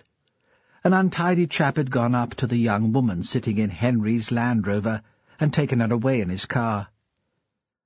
Magnus had hoped she wasn't in the room with the shiny walls in the police station. At last he hadn't been able to put off the visit to the bathroom any longer, and it was at that moment, when he was standing there like a peery boy, with his trousers and his pants around his ankles, because he'd been in too much of a hurry to fiddle with zips and flies, that the knock came. He was thrown into a panic. "Just wait!" he shouted. He was in midstream. There was nothing he could do about it. "I'll be there in just a minute." He finished at last and pulled on his pants and his trousers all in one go. The trousers had an elasticated waist. Now that he was decent again, the panic began to subside. When Magnus went back to the kitchen, the man was still waiting outside. Magnus could see him through the window. He was standing quite patiently. He hadn't even opened the door into the porch. It was the scruffy-looking man who had driven away the young woman. He couldn't have taken her all the way into Lerwick, then. Maybe just up to the house by the chapel. Magnus thought the police probably dealt differently with women. Magnus opened the door and stared at the man. He didn't know him. He didn't live round here. He didn't look like anyone Magnus knew, so he probably didn't have relatives round here either. "Where's the Fae?" he demanded. It was what came into his head. If he'd thought about it, he'd have used different words, as he had with the girls, so if this stranger had come from the south, he would have understood. But it seemed he understood anyway. "The Fair Isle," the man said, echoing the rhythm of Magnus's words. Then after a beat, "Originally I trained in Aberdeen, and now I'm working out of Lerwick." He held out his hand. "My name's Perez." "That's a strange kind of name for a Fair Isle man." Perez smiled, but he didn't explain. Still, Magnus didn't take the hand. The old man was thinking he'd never been to Fair Isle. There was no roll-on, roll-off ferry even now. The trip took 3 hours and the mail-boat from Gratness, the harbour in the south close to the airport. He'd seen pictures once of the island. It had a big crag on its east side. The minister who'd lived in that house next to the chapel had been preacher on Fair Isle. There'd been a slide show in the community hall, and Magnus had gone with his mother. But he couldn't remember any more details. "What like is it there?" he asked. "I like it fine." "Why did you leave, then?" "Oh, you know, there's not an awful lot of work." Magnus saw the hand then, and reached out and shook it. "You'd best come in," he said. He looked past Perez down the bank, and saw a constable in uniform staring up at him. "Come away in," he said, more urgently. Perez had to stoop to get through the door, and once he was inside the room, he seemed to fill it. "Sit down," Magnus said. It made him nervous seeing this tall man towering over him. He pulled out a chair from the table and waited for Perez to take it. He'd been expecting the police to come to his house all morning, and now he didn't know what to say. He didn't know what to think. "Sit down." It was the raven. It stuck its beak through the bars of the cage and repeated the words, running them into each other. "Sit down, sit down, sit down." Magnus took an old jersey and threw it over the cage. He was afraid the interruption would make the policeman angry. But Perez seemed only amused. "Did you teach it to do that?"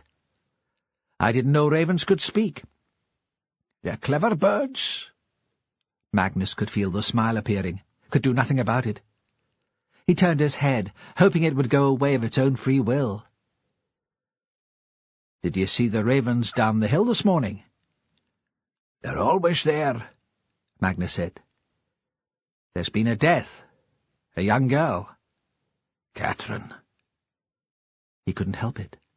Like the daft grin, the words had come out despite his efforts to stop them. "Tell them nothing," his mother had said. Her last words to him when the 2 policemen came to take him into Lerwick all that time ago. "You've done nothing, so tell them nothing." "How did you know she was dead, Magnus?" Perez was speaking very clearly and very slowly. "How did you know it was Catherine who was on the hill?" Magnus shook his head. "Tell them nothing." "Did you see what happened to her down there? Did you see how she died?" Magnus looked wildly around him. "Perhaps you saw the ravens, and wondered what had disturbed them." "Yes," he said gratefully. "And you went out to look?" "Yes!" Magnus nodded violently. "Why didn't you tell the police, Magnus?" "She was already dead. I couldn't have saved her." "But the police should have been told." There's no phone in the house. How could I tell you? One of your neighbours would have a phone. You could have asked them to call for you. They don't speak to me. There was a silence. Underneath the jersey, the raven scratched and scuffled. "When did you see her?" Paris asked. "What time was it when you went down the hill to look?" "After the Bens had gone into school. I heard the bell as I left the house." Magnus thought that was a clever answer. His mother wouldn't have minded him telling that. There was another pause, while Paris wrote some words in a notebook. At last he looked up. "How long have you lived here on your own, Magnus?" "Since my mother died." "When was that?" Magnus tried to find an answer. How many years would it have been? He couldn't guess. "Agnes died too," he said, so he wouldn't have to work out the number of years in his head. "Who was Agnes?" "She was my sister. She caught the whooping cough. It was more bad than anyone realized. She was 10. He shut his mouth tight. It was none of the policeman's business. "It must have been lonely here, after your mother died." Magnus didn't answer. "You'd be glad of some company." Still he said nothing. "Catherine was a friend of yours, wasn't she?"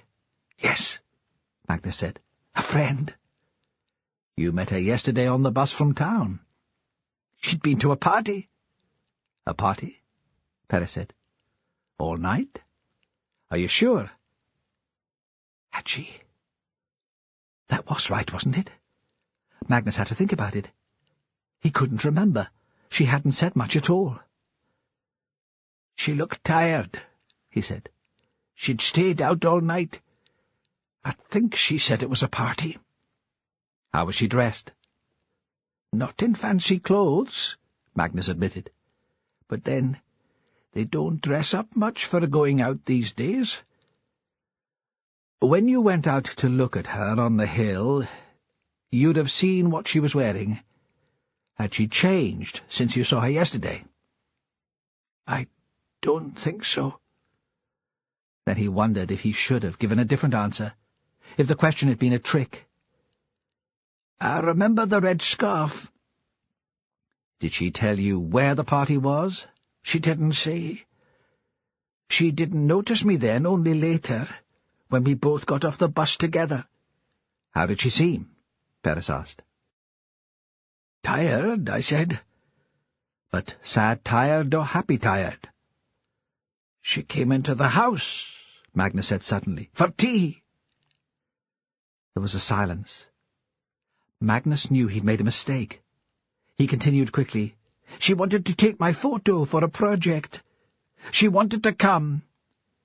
"Did she take the photo?" "She took several." "Had she been in the house before?" Paris asked. He didn't seem troubled by what Magnus had told him. There was no fuss, no threat, no outrage. "New Year's Eve. Catherine and Sally. They were on their way home. They saw the light and called in to wish me Happy New Year." "Sally?" "Sally Henry, the teacher's lass." "But yesterday Catherine was on her own." "On her own, yes." "Did she stay long?" "She took some cake," Magnus said. "A cup of tea." "So she wasn't here all afternoon?" "No." "Not long." "What time was it when she left?"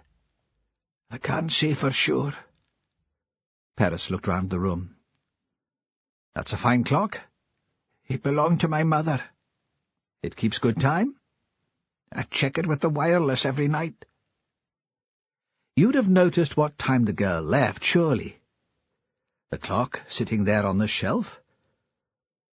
You'd have glanced at it when she went out. It would be automatic." Magnus opened his mouth to speak, but the words wouldn't come out. His thoughts seemed frozen, sluggish. "I don't remember," he said at last. "Was it light when she left you?" "Oh, yes. It was still light, because this time of the year it gets dark so early. Perez paused, looking towards Magnus, as if expecting him to change his mind. When there was no response, he continued, "Where was she going?" "Home." "Did she say that was where she was going?" "No, but that was the direction she was headed in, to that house halfway down the bank where the building work was done, the one with all the glass at the front. She lives there." "Did you see her go in?" Was that another trick? Magnus looked at the policeman. He became aware that his mouth was open, and he shut it. "It'd only be natural," Perez said. "You'd watch her go down the hill, wouldn't you? Nothing wrong with watching a pretty young girl, anyway. But you must spend a lot of time sitting here, looking at the view. This weather, there's not much else to do." "Yes," Magnus said. "I saw her go in." They sat. The silence lasted for such a long time that Magnus wondered if that was it, if the policeman would go now and leave him alone. Suddenly he wasn't even sure that was what he wanted. "Would you like some tea?" he asked. He frowned, imagining how it would be in the house, with the policeman gone, and only the noise of the ravens calling from the hill outside. "Yes," Perez said. "Tea would be fine." Neither of them spoke until the tea was made, and they were sitting together back at the table. 8 years ago, Perez said, a girl went missing. She was younger than Catherine, but not that much younger. Katrina, she was called. Did you know her, Magnus? Magnus wanted to shut his eyes, to shut out the question, but knew that if he did, he'd imagine himself back in the police station with the fist pulling back from his face, the taste of blood in his mouth. He stared into space. "You did know her, didn't you, Magnus? She came to visit you for tea too, like Catherine. She was very bonny, I hear." "She was never found," Magnus said. He tried to compose the muscles in his jaw to stop the dreadful smile. He fixed his lips tight shut, and remembered his mother's words. "Tell them nothing." Perez drove back to Lerwick after leaving Magnus Tate's house. He wanted to talk to Catherine's father, and knew that the man was still at the high school. There might not be much he could do at this stage, the man would be in shock, but it seemed respectful to introduce himself and explain the procedures. He couldn't imagine what it must be like to lose a child. Not really. Sarah, his wife, had had a miscarriage, and that for a while had seemed like the end of the world. He tried not to show how much it hurt him. He hadn't wanted Sarah to feel that he loved her any less, or blamed her for the loss of the baby. Of course, it had been himself he'd blamed. Himself and the weight of his family's expectations.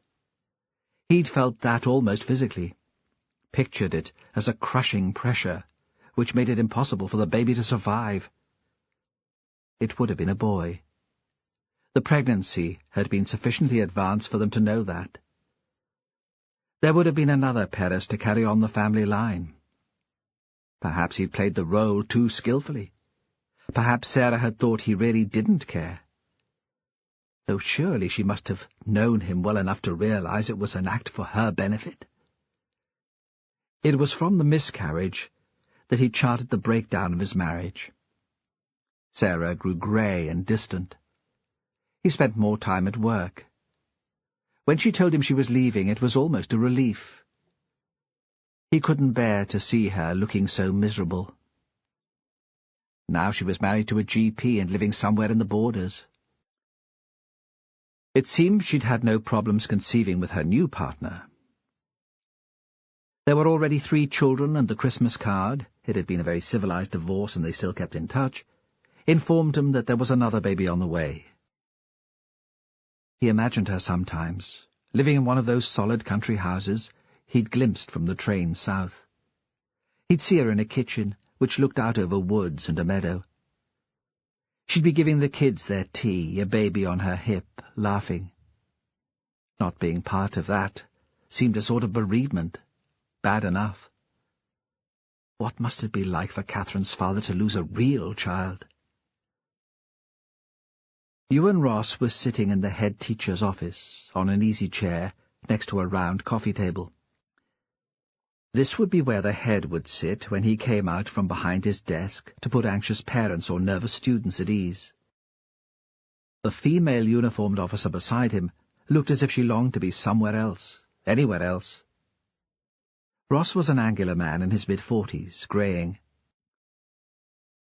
When he saw Perez, he reached into his pocket for a pair of spectacles. He wore dark trousers, a jacket and tie. Everything smart, too smart for most of the teachers Perez had come across. If he hadn't known, Perez would have put him down as a lawyer or accountant. There was a tea tray on the table. It was untouched, and looked as if it had been there some time. Perez introduced himself. "I want to see my daughter," Ross said. "I've tried to explain how important that is." "Of course. But I'm afraid that will be later. No one is allowed to disturb her now. We have to preserve the crime scene." Ross had been sitting very upright, but now he collapsed and put his head in his hands. "I can't believe it. Not until I see her." He looked up. "I was with my wife when she died. She'd been ill for months, and we'd been expecting it. But even then I couldn't quite believe it. I kept expecting her to turn her head to me and smile." Perez didn't know what to say, so he kept quiet. "How did Catherine die?" Ross asked. "No one will tell me anything." He looked at the policewoman. She pretended not to hear. "We believe she was strangled," Perez said. "We'll know more when the team from Inverness arrives. They have more experience of serious crime than we do." "Who would want to kill her?" He didn't seem to be expecting an answer, but Perez took advantage of the question. "We're hoping you'll have the information to help us discover that. There isn't anyone who comes immediately to mind? A boyfriend she's recently dumped? Anyone who might be jealous, angry?" "No. At least there might be, but I'm not the person to ask." "You'd think we'd be close. There are only the two of us, after all, but she didn't confide in me, Inspector. I know very little of what she got up to. We lived under the same roof, but sometimes I thought we were strangers." "I suppose that's how it is with teenagers," Perez said. "They resent their parents' prying." "Though how would I know? I don't have children. And when I was that age I was boarding out at the hostel. I'd have loved to have my parents to talk to every night." "But you'll be able to give me the names of her friends?" "They'll be able to help." There was a moment of silence before Ross answered. "I'm not sure Catherine was very close to anybody. She didn't need people. Liz, my wife, was very different. She had so many friends. At her funeral the church was packed, people standing at the back, people I'd never met, but who felt close to her, touched by her warmth. I don't know who will come when we bury Catherine. Not many people." The statement almost took Perez's breath away. It seemed such a sad and chilling thing to say. He wondered if that was how it had always been, if Catherine had always been compared to Ewan's wife and been found wanting. "Didn't she hang around with Sally Henry?" he said at last. "The teacher's daughter?" "Yes, she did. They came into school on the bus together. I didn't usually bring Catherine in. I leave the house too early and get back too late for her." He gave a little smile which made Perez at last feel some sympathy for him. "Besides, it wouldn't have been very cool, would it, getting a lift with your dad?" "Sally was often in the house. I was pleased that Catherine had the company. I'm not sure, though, how close they were. Had she a regular boyfriend since you moved to Shetland? I don't think she ever had a regular boyfriend, Ross said. And I'm not sure I'd know about it if she had. Perris left him, sitting in the head's office, staring into space. He couldn't tell if it was his daughter Ross was grieving for, or his wife. Outside the school he looked down at the familiar town. He'd moved back to Shetland after Sarah had left. He'd seen it as a failure, an act of running away. It had been a sort of promotion. But it wasn't real policing, was it? That was what his colleagues in Aberdeen had said. A bit young for retirement, aren't you, Jimmy, lad? After losing the baby and separating from Sarah, he hadn't really cared.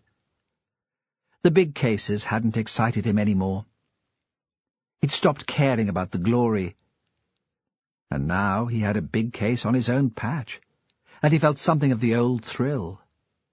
Nothing to make a song and dance about just yet, but something stirring in his guts. So he felt a bit more alive. The possibility of getting it right. When Fran arrived at the school to collect Cassie, a crowd of adults was already there. This was unusual. Most of the children, even the younger ones, were allowed to make their own way home. Fran stood apart for a moment watching the group. There was something intimidating about them, gathered in a circle. It was almost dark, and it was hard to make out individuals. They stamped their feet against the cold, and talked in low, intense voices, in a dialect she had problems understanding. Then she thought she had as much right to be there as they did. And when she approached them, they welcomed her, said how much of a shock it must have been to come across the body like that. They were sympathetic, and she was the centre of attention. Inside the school the lights were on. They shone on the playground, reflecting from the ice where boys had made a slide and a half-built snowman. At first their curiosity offended her, but she thought none of them had really known Catherine. It wasn't as if she'd grown up there. They saw the girl as a character, someone they might have seen on TV. They crowded around Fran, asking for details. Was it true that the birds had ripped out both her eyes? That Catherine had been naked? Was there blood? Despite herself, Fran answered. I saw that detective from Fair Isle was in Magnus Tate's house. Fran didn't recognize the speaker. It was a sharp-faced, pinched little woman. In her 40s she could have been a mother or a young grandmother. She continued shrilly, breaking in on the conversation around her. Perhaps this time they'll put him away where he belongs. What do you mean? Didn't you know? It's not the first time it's happened. A girl was killed here before. Now, Jennifer, we don't know she was killed. Well, she'd not have disappeared into thin air, would she? And although it was summer, it was stormy that week. I minded fine. There were no planes or boats south for days. Not that Katrina would have got on either without someone realizing it was odd for a young girl to be on her own. Who was she? Fran told herself this was malicious gossip. She should stand apart from it and not get involved. But it didn't prevent the question. Katrina Bruce? 11 years old? The family lived in the house where you and Ross stays now. Some coincidence, huh? They had to move. How could they stay there with reminders of her everywhere and not knowing for certain what happened to her? I think it was a worse crime than killing her, not letting on what he'd done with the body. But if Magnus was never charged... Fran's guardian values reasserted themselves. You can't be certain it was him. It was him, all right. We always knew he was daft in the head. He was like a child himself. Everyone thought he was harmless. We were more innocent in those days, maybe.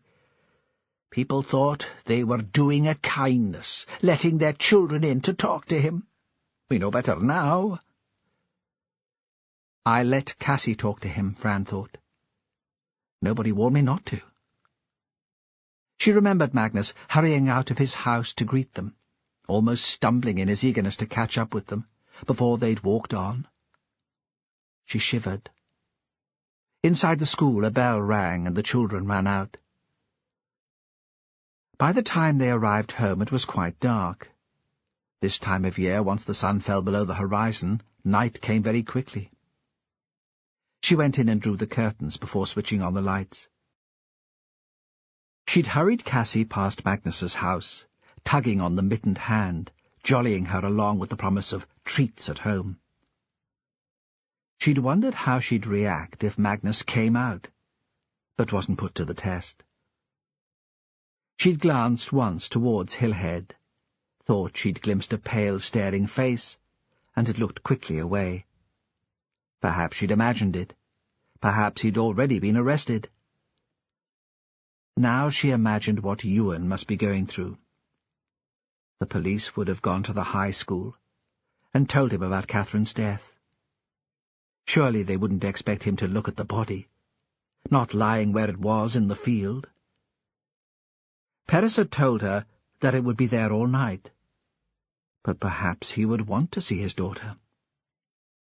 Paris had said a team would come from Inverness, and the detectives and scene-of-crime officers would need to see the body on sight. He thought it hardly likely they'd make the 3 o'clock plane from Aberdeen. More likely the 6:30. But she supposed there would be questions for Ewan. Perhaps that would be a distraction of a sort. She thought the worst time would be returning to the big glass house and his dreams of 2 dead women. She considered phoning to check if he was home. It wasn't having to confront the image of Catherine's death which prevented her. She hated seeming like the relatives waiting by the school gate. What if Ewan thought her prurient and intrusive? What if her motives had more to do with curiosity than an attempt to provide support? There was a knock at the door. Cassie was engrossed in a television program and hardly looked up. The tension and excitement outside the school seemed to have passed over her head. Usually Fran would have shouted, "It's open! Come in!" Today she hesitated, opened the door a crack. Thought, in the moment of opening it, what if it's the old man? Would I turn him away? Ewan stood outside. He was wrapped up in a long black overcoat, but he was shaking. "I was on my way home," he said. "They offered to send someone with me. I told them I'd prefer to be on my own. But now I can't face going into the house. I don't know what to do." She felt she should offer him comfort, put her arms around him, as she had when he'd broken down talking about his wife. But now he was too cold and distant. She thought it would be like attempting to hug a formidable headmaster, if you were still at school. Impossible. "Come in," she said. She sat him by the fire and poured him whiskey. "I was teaching a group of 3rd years. A Midsummer Night's Dream. Maggie came in. She's in charge of RE. Maybe they thought that was appropriate. Could she have a word? I could tell it was serious, but I thought one of the kids in my class—" He stopped. "I don't know what I thought. But not that." "I'll phone Duncan," Fran said. "He's always wanting extra time with Cassie. She can spend the night with him. Then I can come back with you to the house, see you in. I can spend as long there as you need." At first she wasn't sure if he'd heard her, but eventually he nodded. He sat with his coat still on while she made the arrangements, but after a few moments set the whiskey carefully on the table and took off his gloves with great concentration. Duncan arrived with a flourish, his palm on the horn. She took Cassie out to him, although on other occasions this loutish behaviour would have kept her in the house, forcing him out of the comfort zone of his 4x4 to knock at the door. "Shall we go?" she said to Ewan. He had sipped the whiskey, but barely touched it. He stood up without a word. She was reminded of a visit to a psychiatric hospital to see one of her London friends who was being treated for anorexia. Ewan had the same stiff gait and immovable features of some of the other patients in the day room, drugged up, she'd supposed, to keep them quiet and safe. Automatically polite, he opened the passenger door for her and drove slowly down the hill. At his house he braked a little sharply, forgetting the snow, and the car skidded for a few yards before stopping. She walked into the house before him and switched on all the lights. He hesitated before following. He stood in the hall, apparently bewildered. It was as if this place was strange to him. "What would you like me to do?" she asked. "Would you prefer to be alone?" "No," he said sharply. "I'd like to talk about Catherine. If you can bear it." He turned to face her. "They say you found her body." "Yes." She held her breath, dreading that he would ask what Catherine had looked like. But he just stared at her for a moment and moved on. She realized she was trembling. He led her through to the back of the house, to a room she hadn't seen on her previous visit. It was small. The walls were painted deep red, and there were a couple of posters for art house movies. At one end stood a desk with television and DVD player and a rack of DVDs. Against the wall was a small sofa, which looked as if it let down into a bed. There was a book face down on the sofa, a paperback anthology of Robert Frost's poetry. Fran supposed it was a school-set text. "This is where Catherine brought her friends," Ewan said. She liked her privacy, kept her bedroom to herself. "The police have already been in here. I gave them a key earlier. She'd have hated that, the thought of them going through her things." He looked around him. "It's not usually this tidy. Mrs. Jameson came in yesterday to clean." "Do the police have any idea what happened?" "They didn't tell me anything. I'm to have someone attached to me to keep me informed. But apparently, until the specialist team arrives from Inverness tonight, there's nothing to say." "Who did you see?" "Perris, the local guy. He's in charge until the team from the mainland arrives." He paused. He was sensitive enough. The questions he asked made me realize how little attention I'd given Catherine recently. I was so wrapped up in myself. Self-pity. Such a destructive emotion. And now it's too late. I could tell the inspector thought I was a dreadful father, that I didn't care. She wished she could say that of course he'd been a good father. But he'd have seen through the lies. "I'm sure Catherine understood," she said. He asked me about her friends. Did she have a boyfriend? "I know about Sally, of course. The two of them met up as soon as we arrived here. But I couldn't put a name to any of the others she hung out with. Only the ones I teach. Sometimes there were boys in the house, but I never asked if there was anyone special. I didn't even know where she was the night before she died. It didn't occur to me to worry about her. This is Shetland, it's safe. Everyone knows everyone else. The only crime comes out of binge drinking in Lerwick on a Friday night. I thought I had time. I could allow myself the space to get over Liz's death, and then I could get to know my daughter." He still spoke in the impassive tone he'd used since he'd turned up on her doorstep. She thought it wasn't real yet. He was trying to convince himself. He needed to feel in his gut that Catherine was dead. "Have you got anything to drink?" She was finding the tension unbearable. "In the kitchen. Wine, Beer in the fridge, whiskey in the pantry. Which would you prefer? He considered, as if it was a matter of great importance. Red wine, I think. Yes, that's in the pantry too. He didn't offer to get up. Perhaps he was incapable of moving. In the kitchen she laid a tray. 2 glasses, the bottle opened.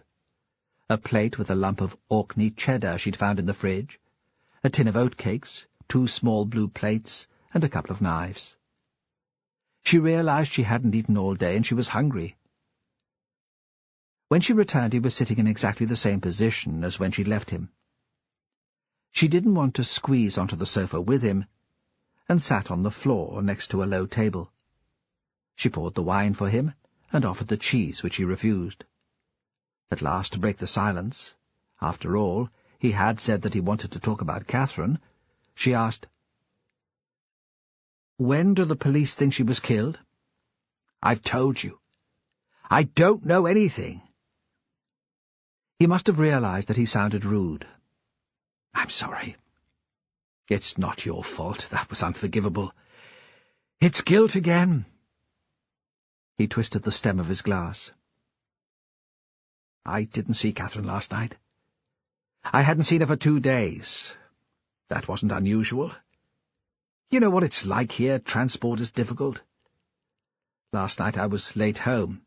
I'd been in school all day, although term didn't start for the kids until this morning." He looked up at her. "We'd had a training session, and in the evening all the staff went out for a meal together. It's the first social event that I've gone along to. They've invited me before, of course, but I've always managed to refuse. This time I couldn't say no. The meal was almost an extension of the training day, team building, you know, the sort of thing." She nodded quickly. Now that he'd started talking, she didn't want to interrupt. It was actually a very pleasant evening. We sat talking over coffee. It was later than I realized when I got back. There'd been a text message from Catherine sent in the morning. "Don't worry if you don't see me tonight. Might stay out again." He paused, punishing himself. "Lots of love, Catherine." She'd been to a party the night before. When she wasn't home when I got back from Lerwick, I assumed she was staying out again, and that she'd go straight to school this morning. "Where was the party?" "I don't know. I never asked." He stared into his wine. "But in one sense it doesn't matter. We know she did come home at lunchtime. The police told me that much. She was seen on the bus and by that old man who lives at Hillhead. And by me," Fran thought. "I saw them together." Ewan continued. "They seem to think she was killed close to where her body was found. They won't let me see her." "I can't bear that." "What did the police say about the old man?" "Nothing." "Why?" She hesitated only briefly. He would hear the rumours eventually. Better that the information come from her.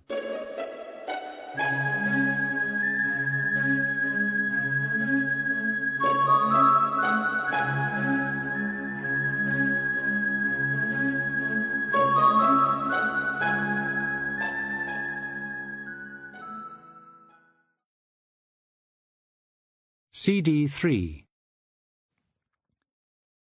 There was a lot of gossip when I picked Cassie up from school this afternoon. You know how parents talk. A young girl went missing a while ago. She was called Katrina Bruce, and she lived in this house. The old man, Magnus Tate, was suspected of having a hand in her disappearance. People are saying that he killed Catherine. He sat very still. He seemed frozen, incapable of moving. "I don't think it matters who killed her," he said at last. "Not yet. Not to me. Later it might seem important, but it doesn't now. All that matters now is that she's dead." He reached out and poured himself another glass of wine.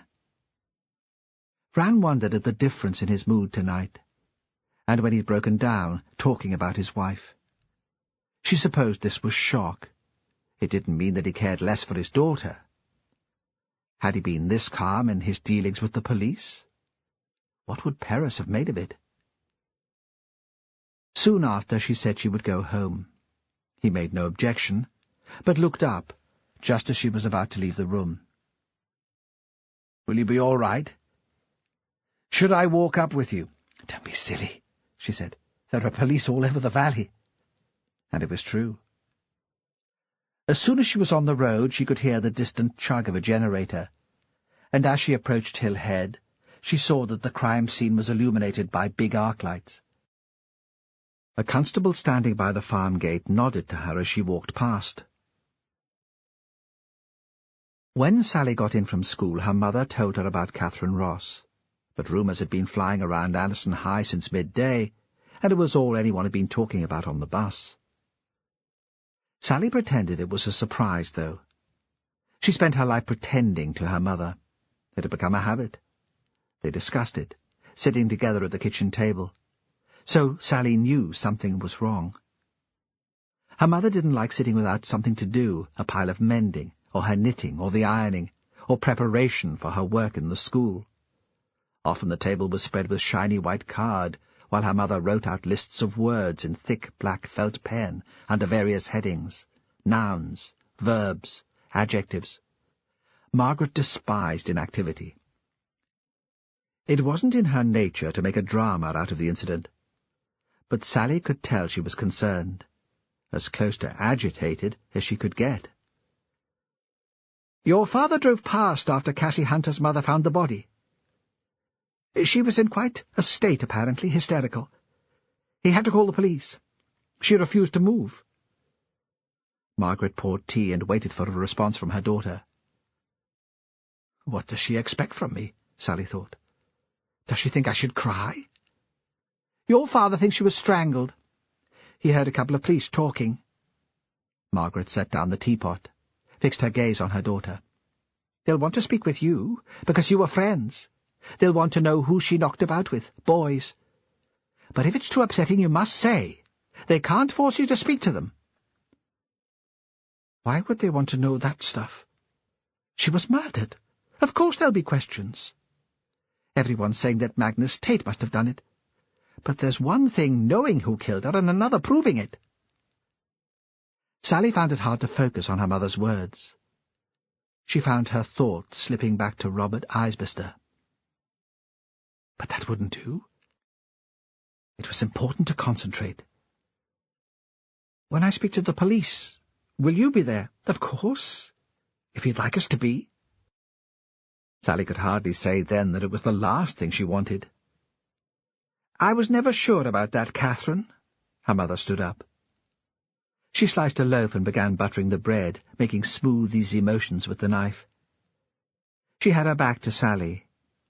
Margaret could never keep quiet if she felt there was something needed saying. It was a matter of pride with her. "What do you mean?" Sally felt her face flush, and was pleased her mother wasn't looking. "I thought she was a bad influence. It changed you going round with her. Maybe Magnus didn't kill her. Whatever people think, maybe she was the sort of woman who brings violence on herself." That's a dreadful thing to say. It's like seeing some women asked to be raped. Margaret pretended not to hear that. "Your father phoned to say he'd be late. A meeting in town. We'll eat without him." Sally thought there'd been more and more meetings in town lately. She wondered sometimes what he was up to. Not that she blamed her father. She hated meal times at home and tried to avoid them if she could. It would have been different if there'd been brothers and sisters, if her mother was less intrusive. All she got was questions. "How was school today, Sally? What marks did you get for that English coursework?" Her mother, picking away at her, probing. Margaret should have joined the police, Sally thought. Really, after fending off a lifetime of her mother's questions, she had nothing to fear from a detective. They ate the meal as always at the kitchen table. No television, even when her father was with them, Even on a special occasion there was no alcohol. Margaret often said with pursed lips that parents should set an example. How could you blame children for drinking themselves stupid in Lerwick on a Friday night, when the parents could scarcely go a day without a drink? Self-control was an old-fashioned virtue, Margaret said, which should be practised more often. Until recently, Sally had presumed that her father shared these views. He never disagreed with them. Occasionally, though, she thought she caught a glimpse of a more relaxed individual underneath. She wondered what kind of man he'd have turned out to be if he'd married someone else. The meal was over. Sally offered to wash the dishes, but Margaret waved a hand, dismissing the idea. "Leave them. I'll see to them later." Like sitting down before tea was prepared, this was another indication that a seismic shift had taken place somewhere in her mother's consciousness. Margaret couldn't bear to see dirty dishes standing. It was as if she had a physical response to them, like some people have allergies which brought them out in lumps. "I'll go and start my homework then." "No," her mother said. "Your father will be in just now, and we want to talk to you." And that sounded serious. Perhaps she'd found out about New Year's Eve. This place he couldn't fart without the whole of Shetland knowing about it. Sally wondered what else it could be that kept her mother in her seat, with dirty plates still on the draining board. She steeled herself for questions, began to rehearse the lies in her head. Then there was a knock on the door, and Margaret jumped up to get it, as if she'd been expecting it all the time. There was a blast of cold air, and a man came in, followed by a young woman in uniform. Sally recognized the woman, who was a kind of second cousin on her father's side. So Margaret would have been expecting the call. Morag would have warned her. That was how things worked with families. Sally tried to remember what else she knew about the woman. She joined the police after working in a bank for a while.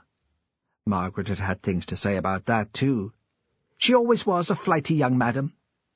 Now she greeted the constable as if she was a bosom pal. "Morag, come away in by the fire. It must be freezing out there." Sally looked at Morag critically, and thought she'd put on weight.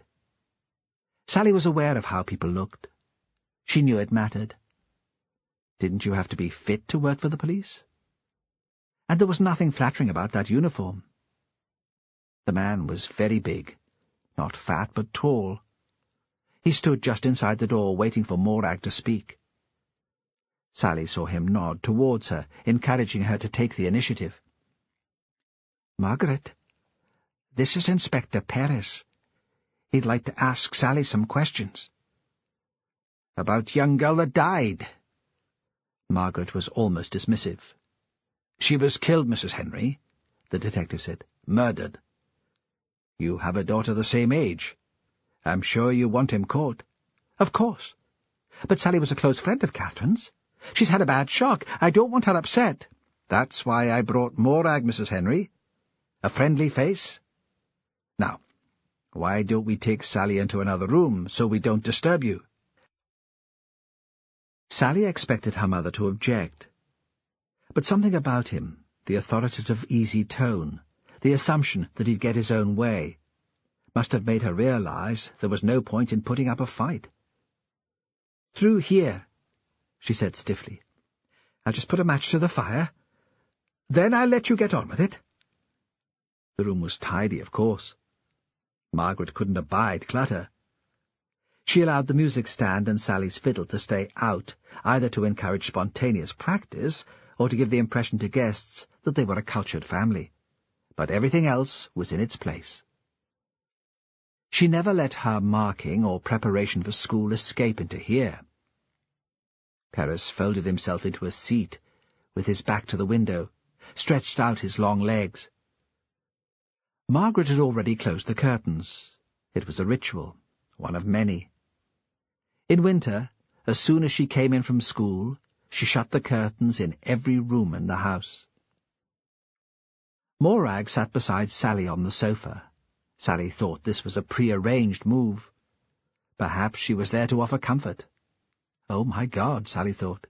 I hope she doesn't touch me. Those fat, fleshy hands, I couldn't bear it. Paris waited until Margaret had left the room before speaking. "It must be a terrible shock," he said. "The news about Catherine." "They were talking about it on the bus on the way home. But I couldn't believe it. Not until I got home and my mum said what happened." "Tell me about Catherine," he said. "What was she like?" Sally hadn't been expecting that. She thought there'd be specific questions. When did you last see Catherine? Did she mention a row with anybody? How did she seem? She hadn't practiced the answer to this. He saw her confusion. "I know," he said. "It probably isn't relevant, but I'd like to know. It seems the least I can do for her. Treat her as an individual." Still, Sally didn't quite understand. "She came from the south," she said. "Her mother had died. It made her different from the rest of us." "Yes," he said. "I can see that it would." "She seemed very sophisticated. She knew about films and plays, different bands, people I'd not heard of. Books." Perez waited for Sally to continue. "Catherine was very smart. At school she seemed way ahead of us." "That wouldn't have made her popular. With the teachers, maybe, but not with the kids." "She didn't care about being popular.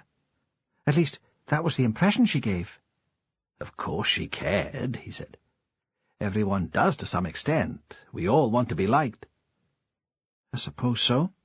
Sally wasn't convinced. "But you were friends. I've spoken to her teachers today and to her father. They all say she got on better with you than with anyone else." "She lived just up the bank," Sally said. "We got the bus into town every day. There's no one else of my age lives here." There was a silence, broken by the clatter of plates in the room next door. The inspector seemed to be giving Sally's words more significance than she thought they deserved. Morag shifted in her seat, as if it was torture for her to keep quiet, as if there were questions she was dying to ask. "I went to the Anderson," Perez said at last. "I expect things are different now. Then it was all cliques. We had to stay in the hostel. I came from Fair Isle, and us and the Fuller kids, we couldn't even get home at weekends. Then there were the people who came in by ferry every week, from Halsey and Outskerries. The lads from Scalloway were always fighting with the Lerwick boys. It wasn't that you didn't make friends from a different group, but you knew where you belonged." He paused again. "As I said, I expect things are different now." "No," she said.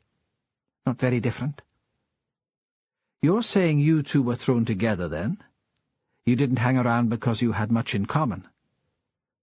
"I don't think she was close to anyone. Not to me, not to her father. Perhaps her mother. I had the impression the two of them were more like friends. Perhaps after that?" "Aye," Perez said. "After that, it would be difficult to trust anyone." The fire cracked and spat sparks. "Did she have a boyfriend?" "I don't know." "Come on. She'd have talked to you about stuff like that. Even if it wasn't common knowledge, she'd have wanted to tell someone." "She didn't tell me, but—" She hesitated. "This is confidential," he said. "I'll not tell anyone. And if it gets back to your parents, Morag gets the sack." They all laughed. But there was enough of a threat in his voice for Morag to take it seriously. Sally could tell that. "New Year's Eve," she said. "Yes?" "I wasn't allowed into town. My parents disapprove of bars, but all my friends would be there. I told them I was at Catherine's house, but we both went to the Market Cross. Catherine's father never seemed to mind what she did. We got a lift back. I thought maybe Catherine knew the lad who was driving." "Who was it?" "I couldn't see. I was sitting in the back of the car. There were 4 of us, all crushed in. You couldn't see a thing. They were all off to a party except Catherine and me. Catherine was in the front with the driver. They weren't talking, but it seemed like they knew each other. Perhaps because they weren't talking. There was none of that polite conversation you get with strangers. Maybe that's silly. No, he said. I know just what you mean. Who else was in the car? She named the student and the nurse. And the 4th person? Robert Eisbister. She didn't need to say anything else. Everyone in Shetland knew Robert. His family had made a shed load of money when the oil first came ashore. His father had been a builder, ended up with most of the construction contracts, still owned the biggest building firm in the place. Robert had a pelagic fishing boat, the Wandering Spirit, which went out of Walsey. Tales of the boat were told in every bar on the island. When he'd first bought it, he'd brought it into Lerwick and thrown it open for people to look round.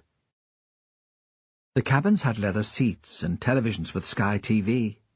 In the summer he took groups of his friends to Norway. There were wild parties as they sailed up the fjords. "Robert wasn't Catherine's boyfriend?" he asked. "No," she said too quickly. "Only, I've heard he has a taste for younger lasses." She knew better than to answer. "Maybe you fancy him yourself?" His voice was jokey, and she could tell he didn't mean it, but still she felt herself blushing.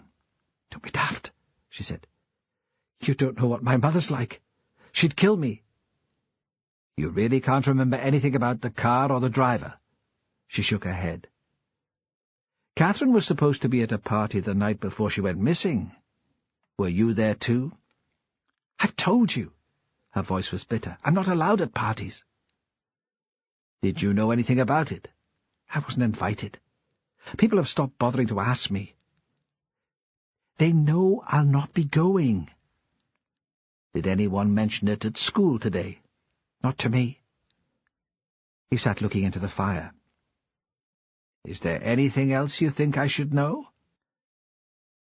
She didn't answer immediately, but he waited. "That night we came back from Lerwick," she said. "Early New Year's Day." "Yes?" "We went up to see the old man, Magnus. We'd both been drinking, and his light was on. It was a sort of dare to knock on the door and wish him Happy New Year." Perez showed no surprise. Perhaps she'd been hoping to surprise him. "Did you go in?" "Yes. For a while." She paused. "He seemed obsessed with Catherine. He couldn't stop staring at her. It was as if he'd seen a ghost." When he left the school at Ravenswick, Perez set back towards Lerwick. He thought he might just fit in a visit to Robert Eisbister before the plane arrived from Aberdeen. There'd been delays at the airport, and the Loganair people weren't sure when it would get in. It seemed he'd spent all day driving backwards and forwards down the same bit of road, but he wanted to show the team from Inverness that he'd made some progress, that he hadn't just been sitting waiting for them to arrive. Perez never quite knew what to make of Robert Eisbister. He'd been spoiled, that was clear. His father was a good man, who had been surprised by his sudden affluence. He was generous to his friends and family in a discreet, almost embarrassed way. Robert worked hard enough at the fishing, but everyone knew he hadn't paid for that showy big boat by himself. Michael Eisbister would have given him the money. And then everyone knew, too, that Robert's parents hadn't much of a marriage. It can't have been easy growing up in that family despite the wealth. It must have been hard knowing that everyone talking about them had a kind of smile on their face, which was half sneer and half sympathy. Throughout his life, Robert would be compared to his father. It was a lot to live up to. Perez knew something of what that was like. His father was skipper of the Fair Isle mailboat. Before any decision was made about life on the Isle, he was consulted. But for Robert it was worse. Although he was a quiet and unassuming man, Michael Isbister was famous everywhere in the islands. He was a musician, an expert in the dialect words and traditional songs. He'd been on the Up-Heliar committee since he was a young man. This year he'd been awarded the honour of being made Geyser Jarl. It meant a lot to him. More than an honour from the Queen. He would lead the procession of the Fire Festival, appear on television, give radio interviews. For this year at least, he would represent Shetland to the rest of the world. Robert would be in the Jarl's squad, dressed like a Viking, the same as his father, a sign that he hoped to follow in his father's footsteps. And everyone in Shetland would be watching to see if he measured up. Robert wouldn't be at home this early in the evening. He might be out with the boat, but Perris didn't think so. When the inspector visited friends at Hualsay earlier in the week, the wandering spirit had still been there, dominating all the other vessels at the mooring. Perris drove through the town and out towards the docks. He pulled into a side street, parked, and got out to a cold which took his breath away, the smell of fish and oil. He hoped Robert would be on his own. He didn't want an audience of the man's cronies for this conversation. As he pushed open the door to the bar, the warmth hit him. There was a coal fire banked up hard. Only a small grate, but it was a small room, walls stained brown by tobacco and coal smoke. On the walls there were smeared photos of long-past Up-Heliar squads, groups of men staring out, self-conscious but earnest. The academics might deride the tradition, but these men were deadly serious. They believed they represented the island's culture, their way of life. And in the corner of the gloomy bar sat Robert Isbister. His wild white hair seemed to light up the room. He was pouring a bottle of Northern Light into a glass, concentrating, as if he'd already had a few. He didn't notice Perris come into the room. Behind the bar, a tiny, skinny woman sat on a high stool reading a paperback book, which she'd bent back at the spine, and held in one hand as if it was a magazine. She forced her eyes from the print. "Jimmy, it's early for you. What are you having?" You could tell she wasn't that thrilled to see him. He'd not be good for business.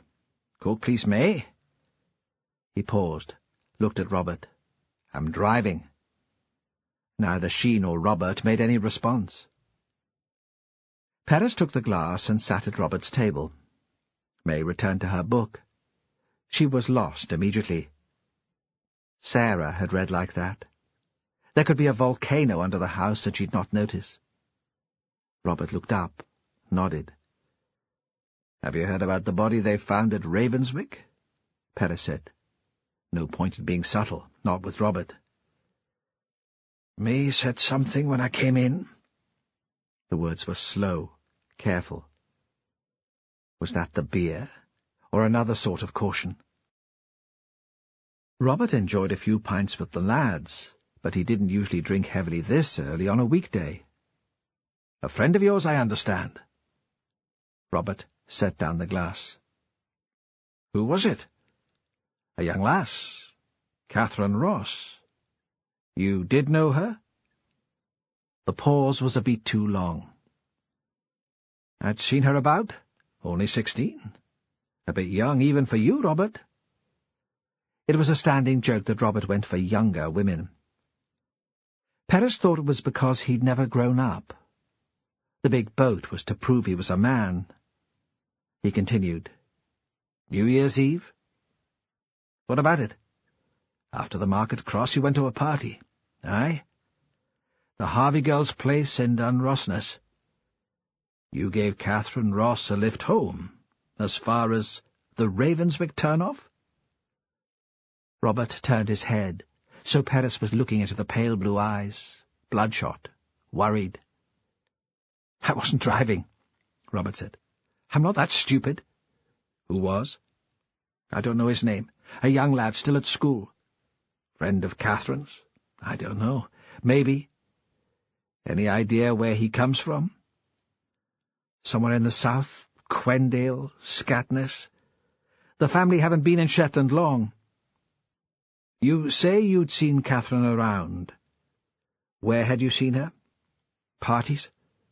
Bars in town? You know how it is? She was the sort of girl you'd notice, then, the sort of girl you'd pick out in a crowd. Oh, yes, Robert said. You'd notice her. She didn't say much. She was always watching, weighing you up.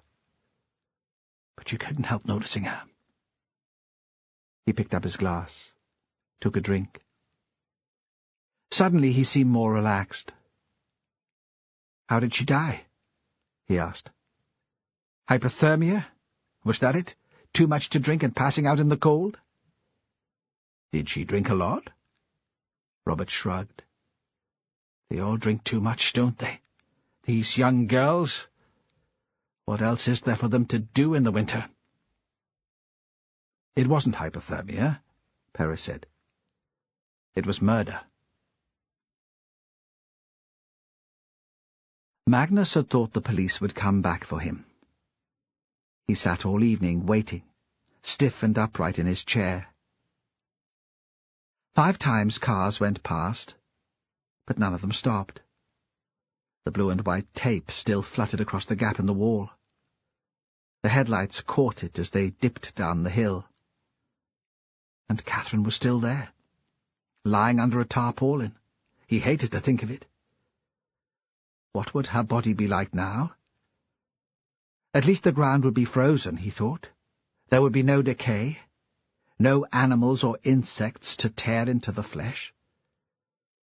Last time it had been summer. He knew how quickly a dead lamb began to rot when the sun was on it. The earth soon warmed. The next car did stop. He waited for the knock on his door. But the men stood by the side of the road, their hands in their pockets, chatting, waiting for something to happen. Then there was a transit van. It pulled right onto the grass to let other cars past. They manhandled a small generator out of the back and lifted it onto a trolley to pull it across the field. There were cables and 2 big lights on stands. They all disappeared over the hill and out of Magnus's line of vision. He could imagine what Catherine would look like, pale and frozen under those powerful white lights. He looked at his mother's clock. 8 o'clock. The plane from Aberdeen would have landed by now. The team from Inverness would be driving north from Sombra. They had sent a special team last night, but they'd achieved no more than the local men. There flashed into his mind the image of a little girl's face, clear as a photograph. Katrina. He said the word out loud because it came into his head. She had long hair, tangled by the wind, dark eyes narrowed in laughter as she ran up the hill.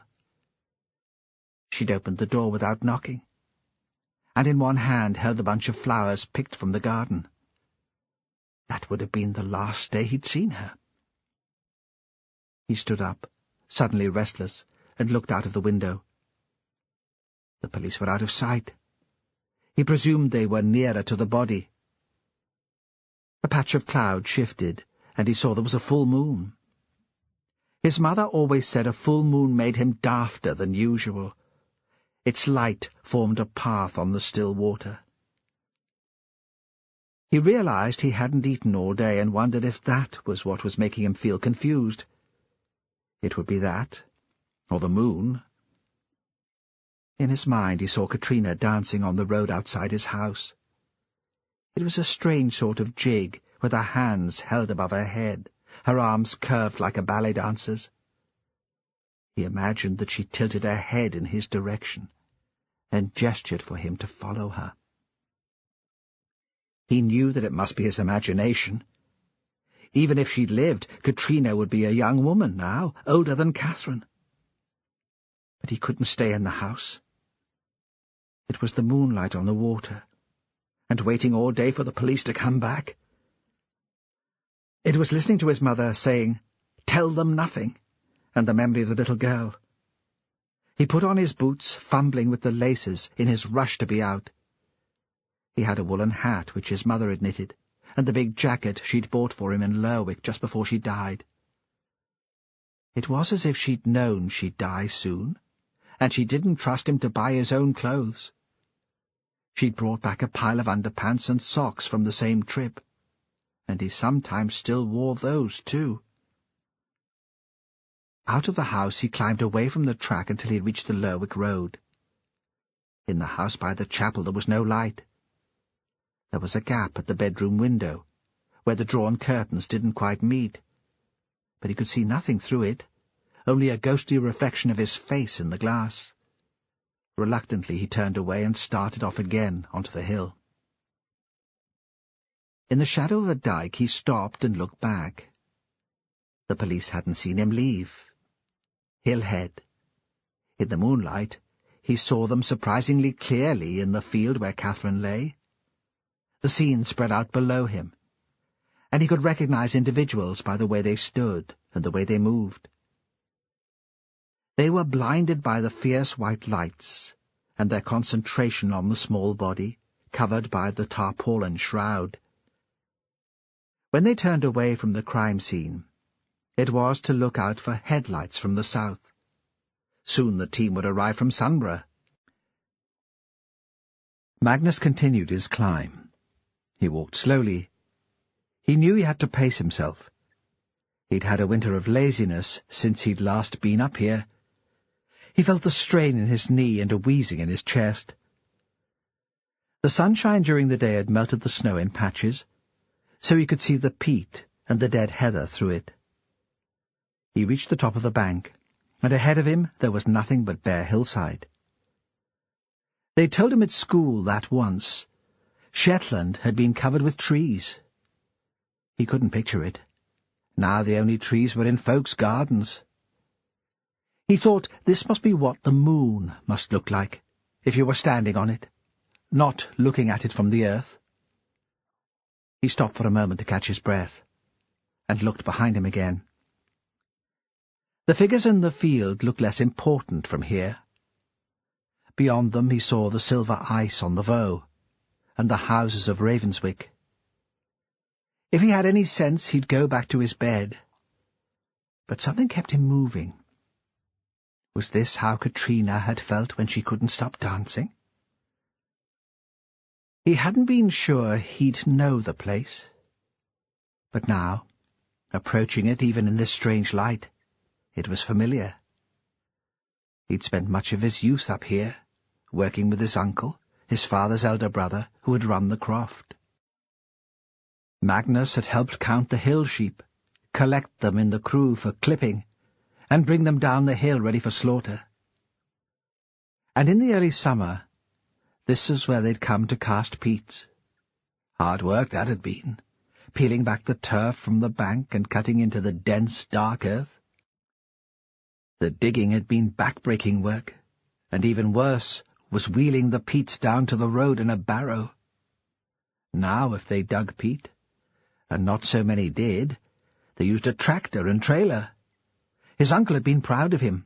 He'd said Magnus was stronger and a better worker than his own sons.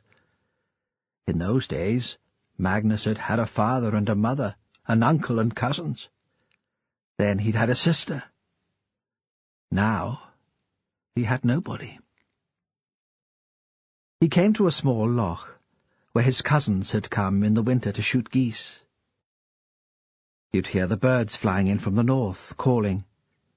A long line of them following each other so closely you could believe they were attached, like the ribbons on a kite tail. And the cousins would be out then with their guns.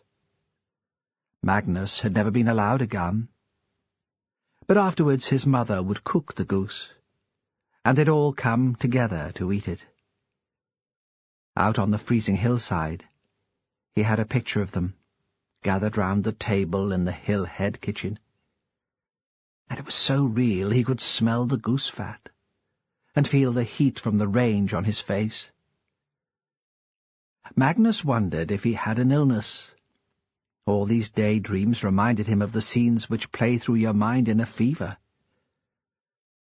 At the edge of the loch, he stood for a moment to get his bearings. The ice was thick. In some places it was clear, so you could see the grey water underneath. In others it was white and lumpy, and looked a bit like the sweeties his mother had made with dried coconut, sugar, and condensed milk. He wondered why it had happened like that, why the water hadn't frozen evenly. The thought distracted him for a moment, and he worried away at the puzzle without coming to any conclusion. His mouth was open in concentration. Then the need for movement came on him again, and he set off up the hill. He had a map in his head, like the treasure map in a story they'd read to him at school, though he'd never drawn it or written down directions. What would the directions say?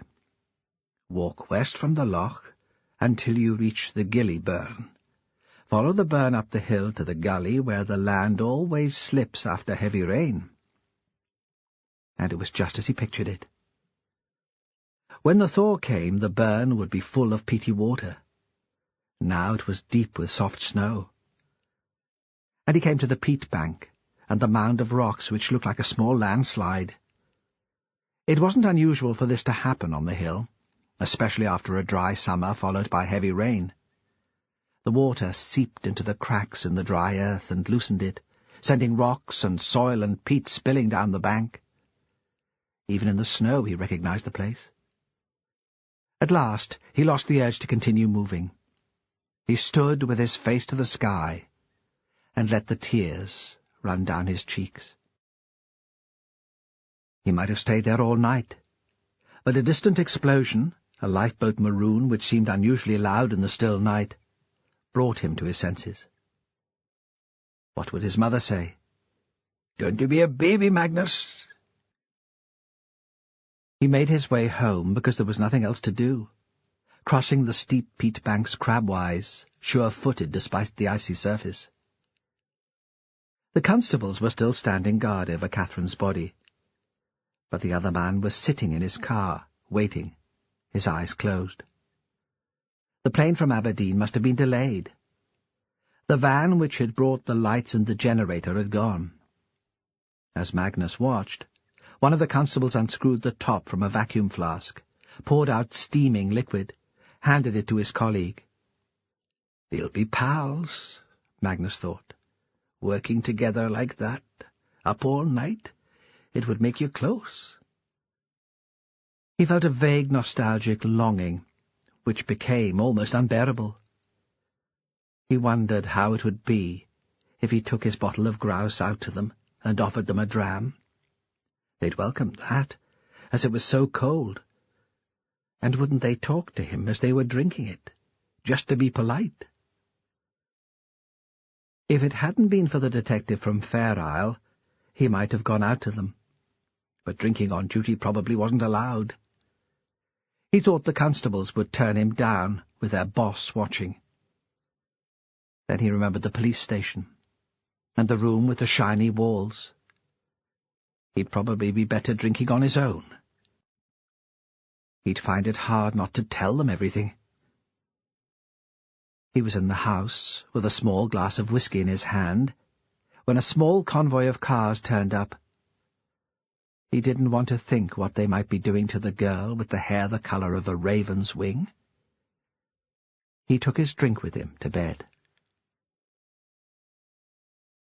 Sitting in the car with his eyes shut, Perez heard the silence.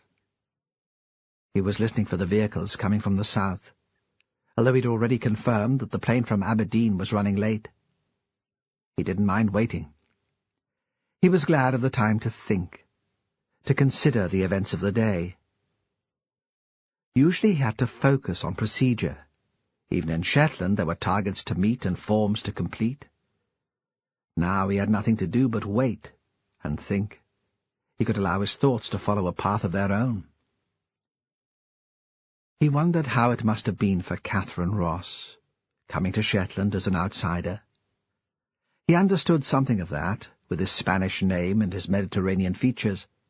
But his family had lived on Fair Isle for generations, for centuries if you believed the myths. And he did believe the myths. After a few drinks, at least. Really, it hadn't been like Catherine's experience at all. It had been hard for him to leave home to come to school in Lerwick. The town had seemed so big and full of noise and traffic. The streetlights made it seem that it was never dark. For Catherine, living here after the Yorkshire city, it would be the quiet she'd notice the most. Again his thoughts slid away from the murder investigation, back to Fair Isle and the legend of his family name. The story was this. During the Spanish Armada, a ship, El Gran Grifon, was blown off course. Far off course from the English mainland, which had been her destination. She'd been wrecked off the island, and this at least was true. Divers had found her. There were records. Archaeologists had recovered artifacts. Some people claimed the wreck was the source of the famous Fair Isle knitting. It had nothing to do with the Scandinavians, they claimed. The Norwegians knitted too, of course, but their patterns were regular and predictable. Small square blocks, restrained and boring.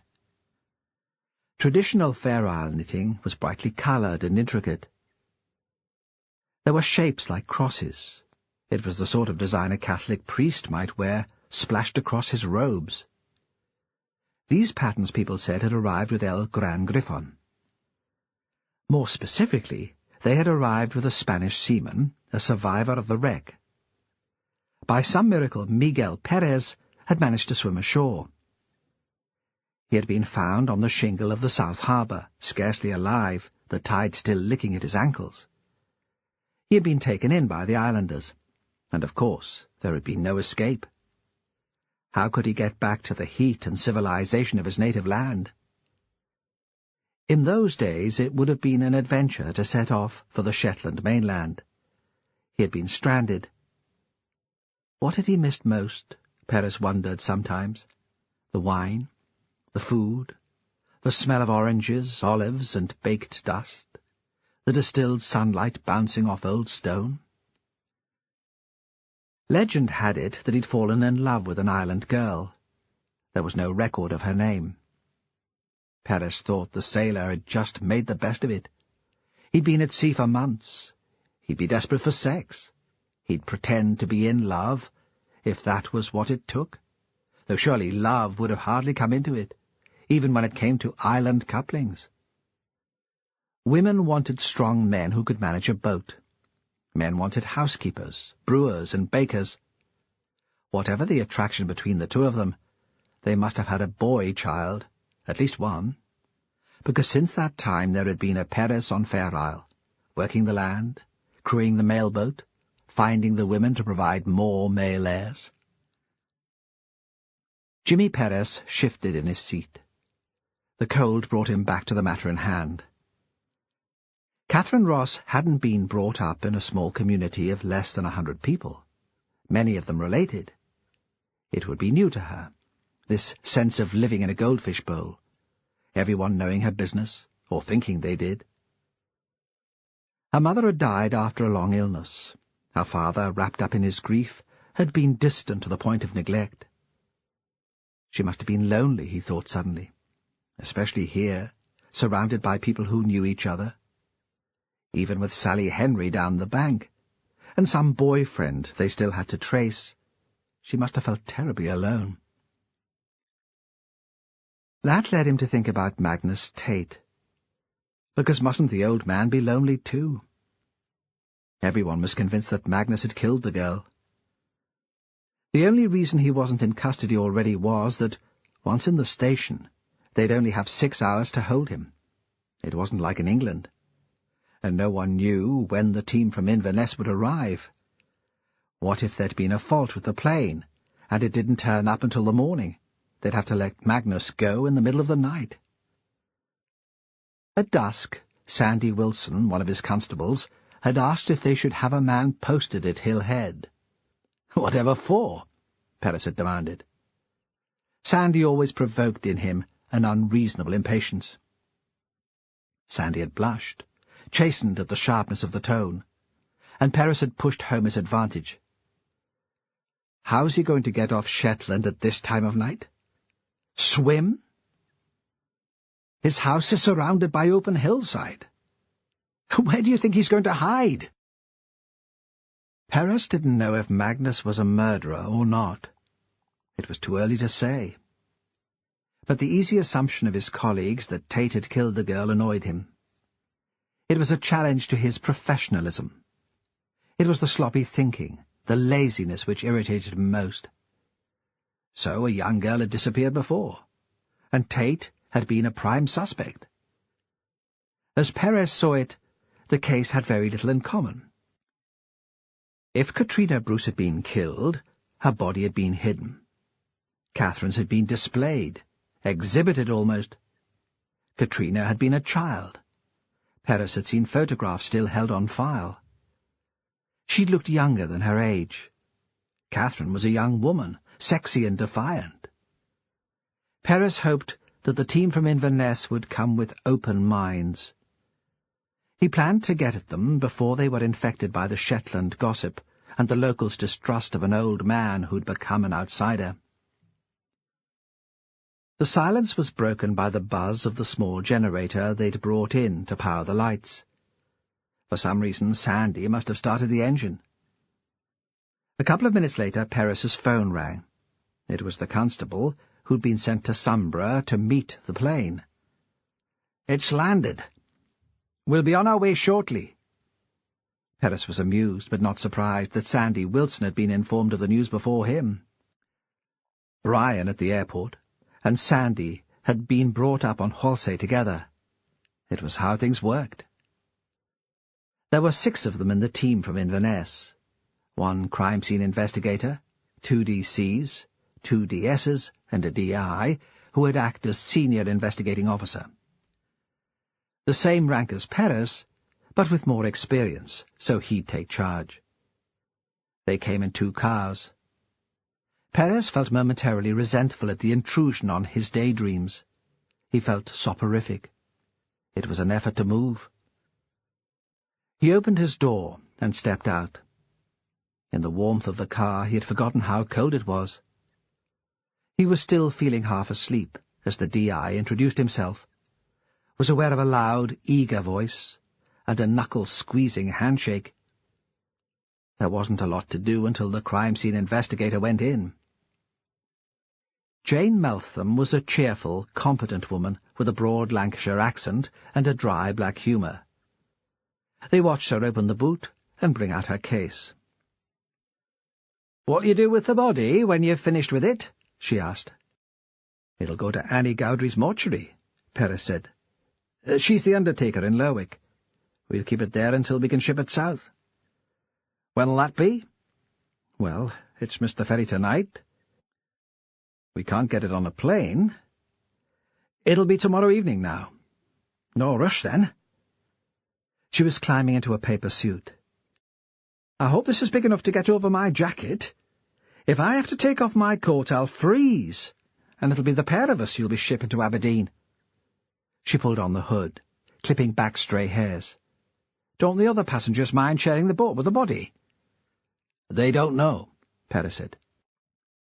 "We use an old transit van. It's kind of anonymous." "Who's doing the post-mortem?" "Billy Morton at the university." "Great," she said. "He's the best in the business." Perez thought she was a woman of sound judgment. He rated Billy Morton, too. Jane looked up at him.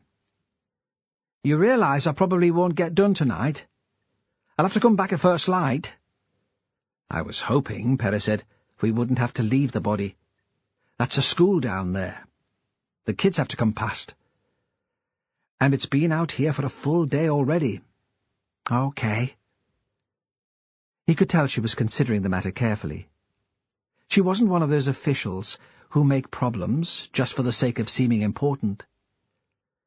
"If there's any way we can manage it, we'll shift her tonight." She went through the gap in the wall. They watched her circle the field to approach the body from a different angle, avoiding all the footprints in the snow. When she was almost at the body, she shouted back at them. "What's the weather forecast for tomorrow?" "Not much change." "Why?" "If there was going to be a sudden thaw, I'd work on these now. There seems to have been a lot of tramping backwards and forwards. Nothing's very clear. It's possible that we get something, but I'll leave it until the morning. Concentrate on the body." She looked very odd in the fierce light. Everything was white. It made Perez think of a horror movie he'd seen once, about the world after nuclear fallout, all mutants and monsters. And he realized they were all staring at her, the locals and the incomers. They were fascinated by her progress over the hard ground. They watched her in silence. She held their attention completely. There was no weighing up of personalities, no discussion of the case. That would come later. It came when they were all crammed into a bedroom in a hotel in the town. It had been allocated to the 2 DCs, and the inspector from Inverness had commandeered it for them all to come together to talk about the case. There were 2 twin beds, but still it wasn't that big, and it was slightly shabby with dusty curtains and a threadbare carpet.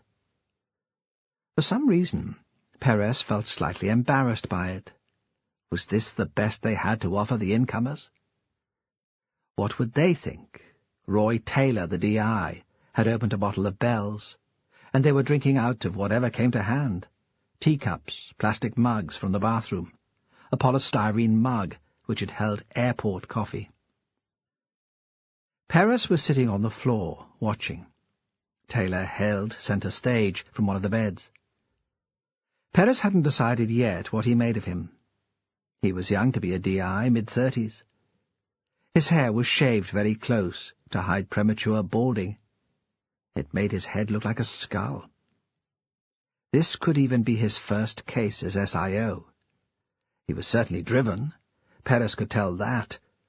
Naked ambition? Perhaps. But Perez thought there was more to it.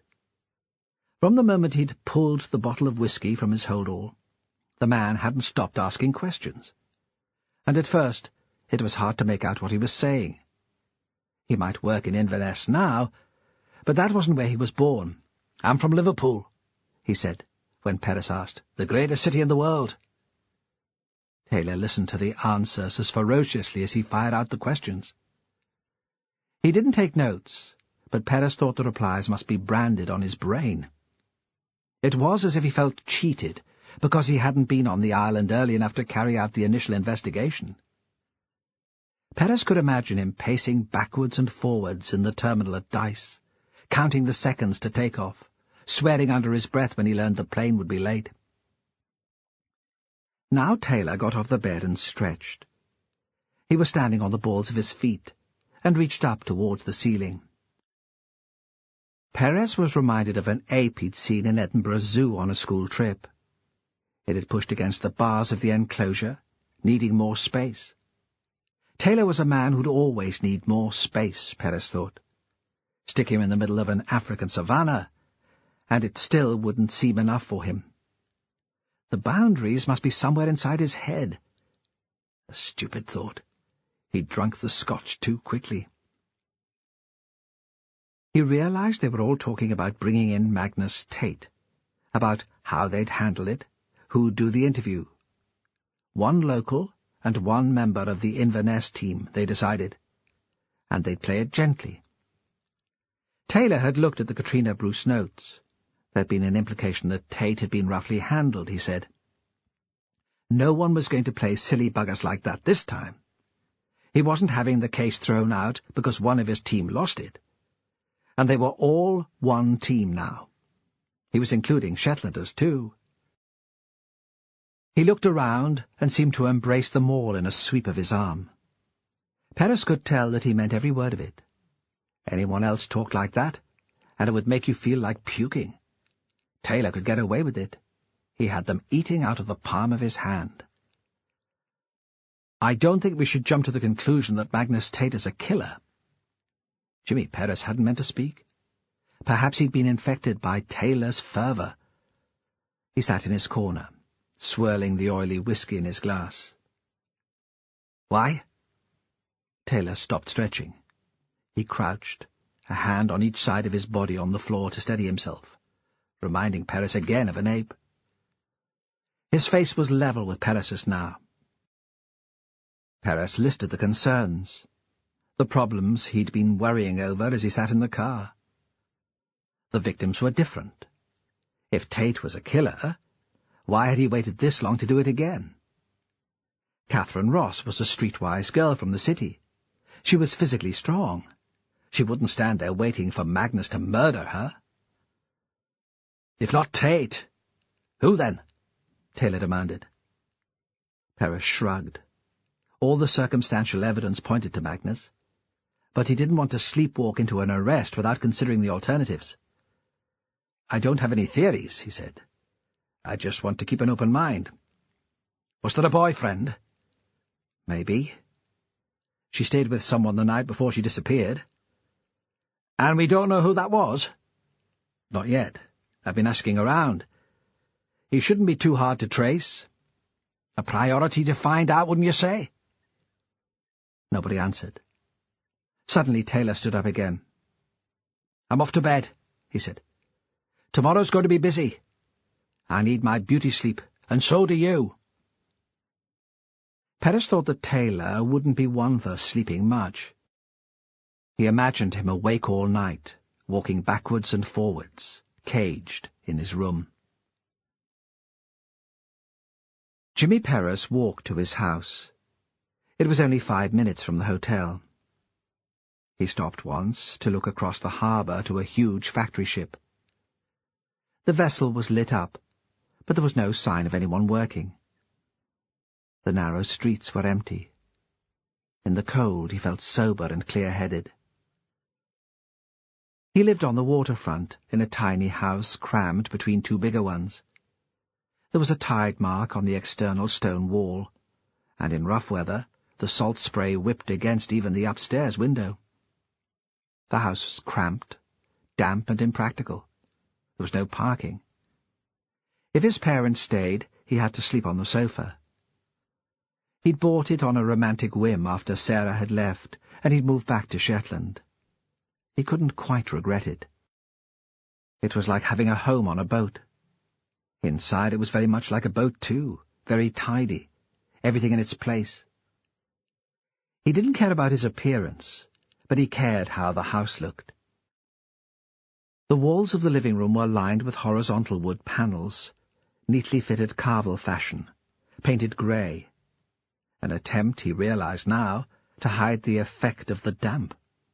Wallpaper would be impossible. The only window was small and looked out over the water. He could stand in the middle of the galley kitchen and touch each wall. It was precisely midnight when he stepped through the door. Taylor had said he wanted everyone in the incident room an hour before first light the next day. But Paris wasn't ready for sleep. As he switched on the kettle to make tea, he remembered he hadn't eaten since lunchtime, and stuck sliced bread under the grill, fished margarine and marmalade from the fridge. He'd have breakfast now, save time in the morning. As he ate, he read the previous morning's mail, a thin airmail letter from an old Fair Isle friend who decided in her 30s that she needed to see more of the world than the North Isles. She was working as a teacher for VSO in Tanzania. With her words, she conjured up dusty roads, exotic fruit, smiling children. "Why don't you come to visit?" When he was 15, he'd loved her. He thought he probably still did. But then he'd loved Sarah when he'd married her. Emotionally incontinent. A phrase he'd picked up from somewhere. It was the sort of thing Sarah might have said. Horrible, but probably appropriate. He leaked unsuitable affection. Already in this investigation he felt protective towards Fran Hunter and her child, and an almost overwhelming pity for Magnus Tate, whether he was a murderer or not, and police officers were supposed to be detached. He rinsed the cup and plate and set them on the draining board, filled a glass with water to take with him to bed. but still he didn't go upstairs. He lifted the handset on the phone and heard the signal, which meant there were messages. The first was from his friend John, and was timed at 8:15.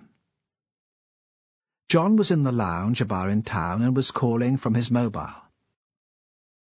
In the background, Paris heard fiddle music and laughter.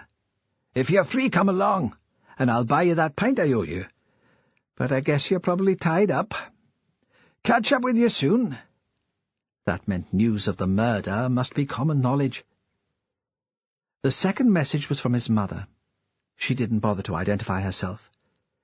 "I thought you'd be interested to know that Willie and Ellen have finally decided to leave Skerry. They're moving south to be closer to Anne. Phone me sometime." He recognized a suppressed excitement in her voice. He knew what that was about. Willie and Ellen were an elderly couple who'd been farming on Fair Isle since they were married. Willie had been born on the island, was a sort of relative through Paris's grandmother.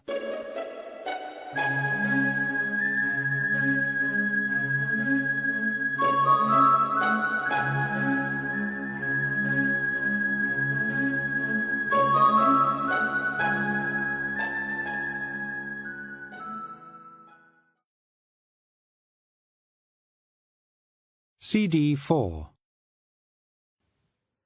Ellen had come in as a young woman to be a nurse. Once they left, a Croft would be free. What was his response to the news? Panic? Depression? Delight? He found it impossible to decide. Instead, he had a clear visual memory of his last visit to Skerry. The house had recently been renovated, and Ellen was showing it off. There'd been a new roof. They'd made the window in the kitchen bigger, and there was a view all the way down to the south light. Ellen had made griddle scones. He'd stood by the window munching, and thinking the fields around the croft were sheltered enough for barley. If ever he came back, he'd thought, he'd like to return to the days when the farming was more mixed. And now the matter was more than speculation. Paris could take over Skerry if he wanted to. The National Trust for Scotland, which owned the island, always gave priority to applicants from Fair Isle families. So he'd be forced to face the decision which he'd hoped to put off for a while longer. If he moved back to the island, his future would be settled. Tradition was still important. His father was skipper of the mailboat. Paris would automatically join the crew, and eventually he would become skipper in his father's place. At one time he'd thought that was what he'd wanted, the continuity and security of island life. Now that he was faced with the possibility, he wasn't so certain. Wouldn't it bore him rigid? Perhaps he would think differently if he wasn't in the middle of the most exciting investigation he'd ever worked on. He knew he'd been influenced by the passion of the inspector from Inverness. It was probably another romantic whim, but tonight it seemed important to be a policeman. Would he feel the same when his workload consisted of petty theft and traffic violations? His family longed for him to be home, and though they would never say so, it was his choice, they said. He should do whatever made him happy. They were proud of the work he did. But the pressure was there, subtle and unspoken. He was the last Paris. His sisters had married and were living on the isle, but he was the only one to carry the name. When he told his mother about his separation from Sarah, there'd been one brief unguarded moment, and he'd known she'd been thinking, so, no grandchildren, at least for a while. Sarah must have felt the pressure too, throughout the pregnancy and after the child was lost. He carried his drink upstairs. He was in no state to make any rational decision tonight. He looked out of the window and closed the curtains. Usually he fell asleep to the sound of water, almost imperceptible, not consciously noticed. Tonight the sea closest to the shore was still frozen, and there was silence, except for the occasional strange creak. He had thought the image of the dead girl, her face pecked by birds, might keep him awake. But he was haunted by the view down Fair Isle from Skerry, sunlight over the South Harbour, and cloud-shaped shadows racing over Malcolm's head. When he arrived at the station the following morning, Taylor was already waiting for him. He called him into one of the meeting rooms, and already seemed to know his way about the place. Perris thought he couldn't have had much sleep. "Just a quick chat," Taylor said, "before we meet the troops. Talk me through what steps you took yesterday, who you met. We know about the old man. Who else did you speak to?" Perris told him. It felt strange. It had been a long time since he'd answered to another detective. "I need to get the timetable clear in my mind, the order of events." Taylor tore a sheet of paper from a flip chart, laid it on the table, and started to scribble in thick black marker pen. Perris hoped nobody else would be expected to read it. It was unintelligible. "The early hours of New Year's Day, she and her best mate fetch up at Magnus Tate's place. A sort of dare. The night of the 3rd she tells her father she's at a party and not to expect her home. Then there's the text on the 4th saying she might stay out again." He looked up from the paper. "Didn't he ask where she was? Who was having the party?" Perris shook his head. "His wife died not long ago. He still seems to be suffering some sort of depression. I think the girl was allowed to get on with it. Okay. A place like this, we shouldn't have any trouble finding out. Late morning on the 4th, and she's catching the bus home. Tate is on the same bus and asks her in for a cup of tea. He says she leaves his place before it gets dark, but that's the last time anyone admits to seeing her. The next morning, the 5th, her body is found on the hill not far from Hillhead. Is that right?" "Yes." He almost said sir, stopped it just in time. This was his patch. "Let's go and see what the rest of them have got for us, then." Perris had asked Sandy to manage the incident room. The constable had an instinct for computers, and was good at routine, and Perris preferred him in the office, safely out of the way of the public. Sandy was fit for drunken scraps in town on a Friday night, but not for anything requiring more subtlety or tact. He stood now, scratching his bum, waiting for Taylor's response to the layout of the room, making Perris think of a cub scout waiting for Arcala's inspection. That was Sandy's problem. He still thought like a peery boy. "Will it do?" He was freckled and eager. "Of course we've never run an investigation on this scale before, not in my time. The PCs are up and running." "Fantastic," Taylor said. "Really fantastic." It was over the top, and Perris could tell that his mind was elsewhere, but Sandy was taken in. Here, with an audience, Taylor had lost none of the energy of the night before. But Perris could see blue smudges like bruises under his eyes. Outside it was still dark. Now the room was lit by desk lamps. There were pools of light and shadows in the corners. Perris was reminded suddenly of a wartime ops room from an old movie. There was the same tension and expectancy. Taylor was still talking.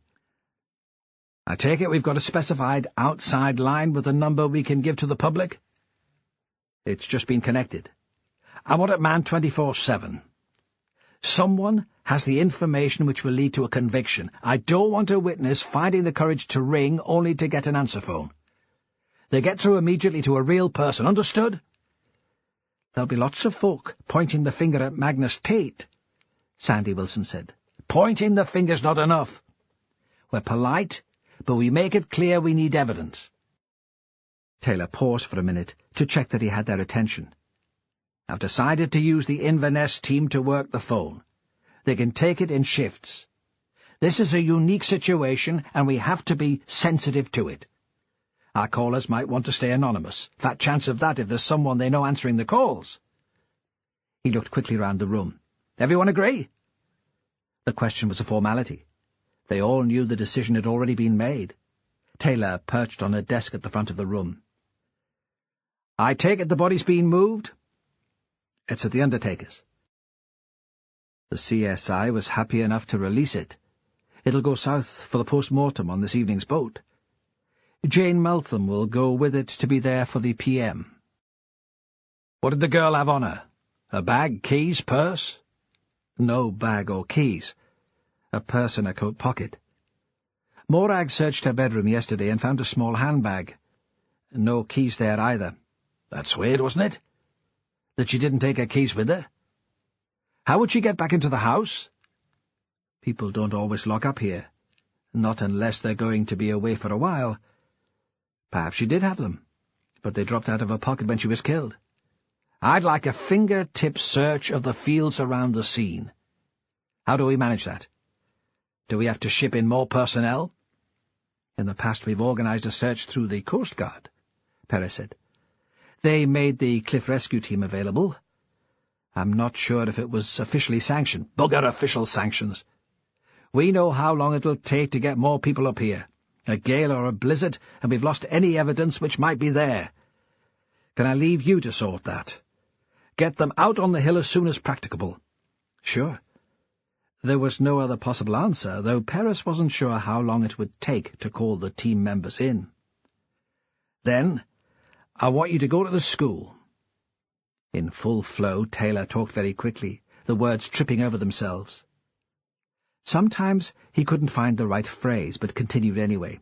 Asked to speak to all the 6th year.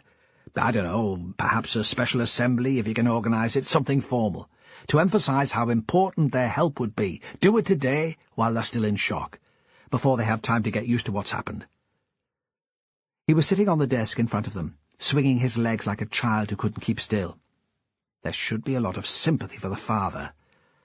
I know, pupils and teachers, they don't always get on, but in a case like this, I mean, for Christ's sake, give them the number of the special phone line. Tell them they'll get through to an outsider if they call it, but make it clear they can talk to you if they prefer. That way, we're giving them a choice. We want to know where Catherine was the night before she died, who she usually hung out with, boyfriends, wannabe boyfriends. He stopped for breath. There was a brief moment of silence. Looking beyond the SIO, Perez saw, through the long window, that the darkness wasn't so dense. Soon it would be light. "There's one lad I want to trace," Perez said. "He drove the girls home on New Year's Eve. I know where he lives. It should be easy enough to find him through the school." "What about Magnus Tate?" It was Sandy Wilson. He could never hold his tongue, and Taylor's appreciation of the incident room had made him overconfident. "I mean, if he killed the girl, do we need to bother with all this?" Taylor jumped down from the desk and swung round to face him. Perez expected an explosion. He had the inspector down as a man who wouldn't suffer fools gladly, and there were times when he thought Sandy was the biggest fool in Shetland. But Taylor kept his temper. Perez thought it was taking an effort, but the SIO would know it wouldn't help relations between Inverness and Lerwick if he bollocked one of the Shetlanders in front of his colleagues.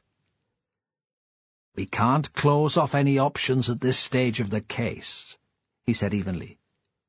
"You know how it works, Sandy. When you get to court, some slick lawyer out to make a name for himself. What other lines of inquiry did you follow, Inspector Taylor? What other actions did you take? Or were you so convinced by my client's guilt that you didn't try to look any further? It's my responsibility to obtain a conviction, not just get a man in front of a judge. And you didn't even manage that when Katrina Bruce went missing. Someone like Magnus Tate needs careful handling. Do you understand what I'm saying, Sandy?" Perez thought that hoping for understanding from Sandy Wilson was like waiting for piggies to float over Sombra Head. But by now Taylor was carried along by the flow of words, and seemed not to notice the lack of response from the constable. "We keep an eye on Tate. We'll be working on the crime scene for a few days, and he lives close by, so that won't be hard. We can do it unobtrusively. If he goes out, we follow him. I don't want another murder." But overnight I was thinking about what Jimmy said. "You disturbed my sleep, Jimmy, but you were right. We explore the other options first. We only bring in the old man when we're absolutely sure. Great, Perez said to himself. So now it's my responsibility if things go wrong. He thought Taylor was cleverer and much more devious than he'd realized. Sally got the bus to school as usual. Waiting for it to arrive, the implication of Catherine's death hit her properly for the first time. Until now, the events of the previous day had been like a drama, so exciting and different from everyday life that she hadn't been able to take it in. It had been like watching a video. Soon the film would end, and she'd go back to the real world. Now, standing at the bus stop in the dark, her feet frozen already, and no one to keep her company, she realized this was the real world. The absence of Catherine was more solid than the presence had ever been. In life, Catherine's mood changed every minute. You never knew where you were with her. Death was constant. Sally felt if she reached out her hand, she'd be able to touch the hole where once Catherine had been. It would feel hard and shiny, like ice. Sally could have stayed at home if she'd asked. Her mother wouldn't have minded, and had almost suggested it. She turned from the cooker where she was stirring porridge when Sally came down for breakfast. "Are you okay to go in?" she'd asked, dead sympathetic. It would have only taken Sally to hesitate for a moment for her to add, "Why not stay at home? I'm sure they'd understand." But Sally had answered firmly and immediately, "I'd rather be with the others. Take my mind off things." And her mother had nodded approvingly, thinking probably how brave her daughter was. It was ironic. There'd been hundreds of times when Sally had dreaded school, had dreamed up vague illnesses, headaches and stomach aches. Her mother had never shown the slightest sympathy then. She hadn't understood what it was like to grow up as a teacher's daughter, so there was no escape from school. The piles of exercise books on the shelf in the kitchen, her mother's painstaking writing of lists on shiny card, all that was a reminder of what would happen when they walked across the yard and into the classroom. The calling of names, the sly pinches, the blank stares. And none of that had changed much when she moved to the high school. The kids were more subtle in their torture, but it was still a nightmare. Not even Catherine had understood that. Today her mother had asked if she fancied porridge for breakfast. Would she rather something else? An egg, maybe? When Sally had been bothered that she was putting on weight again, and suggested fruit instead of porridge some days for breakfast, her mother had only sniffed and said she wasn't running a restaurant. She hadn't understood the agonies of needing to fit in. Sally's father had already gone to work by the time she got up. She wasn't sure what he made of Catherine's murder. She never knew what he thought about anything. She thought sometimes that he had a life that none of them knew anything about. It was his way of surviving. After breakfast, her mother had begun to pull on her coat. "I'll wait with you until your bus arrives. I don't like the thought of you standing out there on your own." "Mother, there are police all over the hill." Because the last thing she wanted was her mother fussing over her, appearing concerned but prying and poking for information.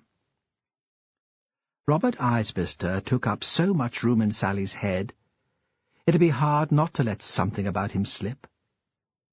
She couldn't bear her mother knowing about him. Not yet. Margaret would go on and on about him, about what a waster he was, and nothing like his father. Sally could picture her right in her face, mocking and jeering. Sally had never been able to stand up to her mother. She might end up believing some of the things she said, and it was only the dream of being with Robert which kept her going. So now she was standing by the bend in the road waiting. Every now and again her mother's head appeared in silhouette at the kitchen window, to check that she hadn't been raped or murdered. She tried to ignore it. Her mind was suddenly filled with memories of Catherine. Although she tried to think of other things, the old romantic fantasies of Robert, pictures of Catherine wouldn't go away. She could see the two of them on New Year's Eve, first of all in Lerwick, then stumbling into Magnus Tate's house. Catherine had been so in command of herself that night, hard and bright and invulnerable. The caretaker had put salt on the paths leading into the school, turning the snow into a slushy mess, which they carried on their shoes into the corridors. In the fourth-year area, a bunch of kids sat on the pool table, shoving and giggling. She thought they seemed very young. The radiators were full on, and condensation ran down the windows. The place smelled like a laundry, with all the drying coats and gloves. The first person she met was Lisa, tarty Lisa, whose boobs were so big you wondered how she managed to stand upright. "Sal," she said, "I'm so sorry." In school it seemed everyone was still in the phase of considering Catherine's death a drama laid on for their own entertainment. Walking to the house room to dump her coat, Sally could hear them whispering in corners, passing on rumours and gossip. It made her sick. When she pushed open the door, there was a brief silence. Then suddenly they all crowded round, wanting to talk to her. Even the posse who'd taken over the table in the middle of the room, and were usually too aloof to mix with anyone outside their own crowd. She'd never felt so popular. She'd never had a proper friend at school. Catherine had been the closest to it, and Catherine was far too wrapped up in her own concerns to bother much about Sally. Now she was the centre of attention. They gathered around her, covered her with mumbled commiseration. "It must be dreadful. We know how close you two were. We are really so sorry." Then came the questions, tentative at first, becoming more excited. "Have the police talked to you? Everyone's saying it was Magnus Tate. Has he been arrested?" Before, floating around the edge of several groups, not really accepted by any of them, she tried too hard. She talked too much, laughed too loud, felt big and clumsy and stupid. Now that they wanted to hear what she had to say, words failed her. She stumbled through some answers, and they loved her for that. Lisa put her arm around Sally's shoulder. "Don't worry," she said. "We're all here for you." Sally knew that if Catherine had been here, if she'd heard, she'd have stuck 2 fingers down her throat and pretended to be sick. Sally was tempted to tell Lisa, and all the others, that she could see through them. They weren't sorry Catherine was dead at all. Certainly, they hadn't particularly liked her when she was alive. Lisa had called her a stuck-up southern cow only last week, when Mr. Scott had read out a chunk of her essay on Steinbeck. They were enjoying every minute of this. They weren't in the least sorry that Catherine would never take her place again in the front row for English. But she didn't say that. She had to survive in school without Catherine. And she was enjoying all the sympathy, the arm around the shoulders, the loving whispers. It didn't matter any more what Catherine thought of them. Catherine was dead.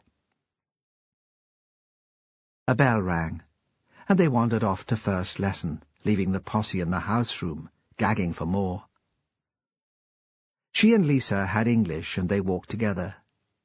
Sally hated the English department. It was housed in the oldest part of the school, and the high-ceilinged rooms were always freezing. They had to pass a glass case with a load of stuffed birds inside. Catherine had loved those birds. They'd made her laugh. She'd brought in her camera specially to record them, though Sally had never been able to see the joke. Catherine had said the whole English department would make a brilliant set for a Gothic movie. In the classroom, too, there was a ready audience. Lisa acted as her agent, protective, encouraging, helping her to put the most exciting spin on the story. Sally was in the middle of describing her interview with the detective from Fair Isle when Mr. Scott came in. The girls who'd made up our audience slipped reluctantly from the windowsill, where they'd been warming their legs on the radiator, and into their seats. There was no urgency in this manoeuvre. Even in ordinary times he wasn't a teacher who inspired fear or respect. Today, they knew they'd get away with anything. Mr. Scott was a young man, straight from college, unmarried. Everyone said he'd fancied Catherine. That was why she'd got good marks, why he raved about her work. It was because he was trying to get into her knickers. And perhaps there was some truth in the rumours. Sally had seen him staring at Catherine when he thought no one was looking. She knew about unrequited lust. She'd dreamt of Robert Isbister for months following the dance when they'd first met up. It had been enough just to see him out in the town to make her blush. She recognized the signs. Mr. Scott was a pale, thin man. "A stick of forced rhubarb," said Sally's mother, who had seen him at a parents' evening. Today, in the snowy grey light, he seemed more pale than usual. He blew his nose over and over. She wondered if he'd been crying. Catherine had always been scathing about him. She'd said he was a crap English teacher and a pathetic human being. But Catherine had talked about everyone in that cold, hard way, and she hadn't always meant it. Looking at him now, as he tried to speak without breaking down, clutching onto the big white handkerchief, Sally thought there was something cute about him. With her new popularity, she could afford to be generous. After taking the register, Mr. Scott stood in front of them in silence for a moment. He looked very serious, and so faintly ridiculous. Sally wondered if Catherine could have led him on, just for the fun of it. He seemed to be having difficulty speaking. "There will be a different timetable this morning. We'll have normal lessons up till break, and then there will be a special assembly just for the 6th year. It'll be an opportunity for us to all come together to remember Catherine and her father. One of the detectives working on the investigation will speak to us too."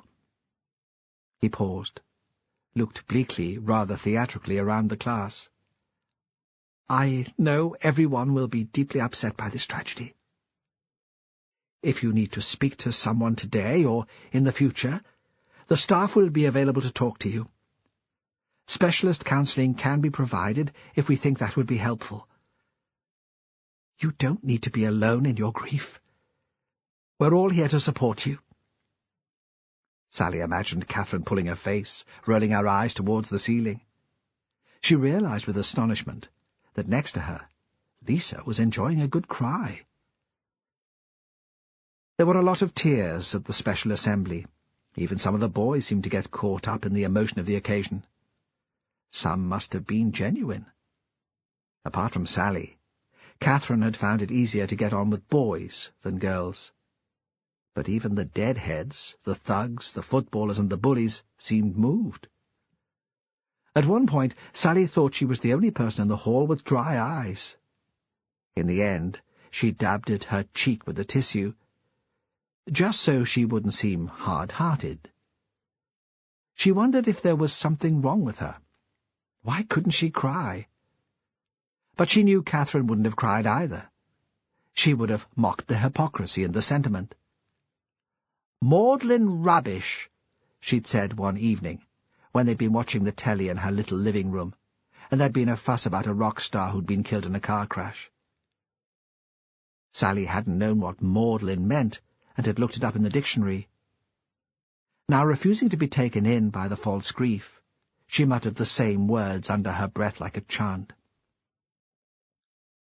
The policeman who'd come to talk to her at home was sitting on the stage next to the head teacher. Sally had seen him as soon as she had walked in. She found his presence disturbing, and although she tried not to, she kept flicking her eyes towards him. He'd made some effort to dress for the occasion. He was wearing a grey shirt, a sober tie and a jacket, but the overall impression was still one of untidiness. It was as if he'd had to borrow the garments and had thrown them on at the last minute. She couldn't tell if he'd recognized her in the crowd of faces turned up towards the stage. She didn't hear the head make the introduction, because she was watching the policeman prepare to speak.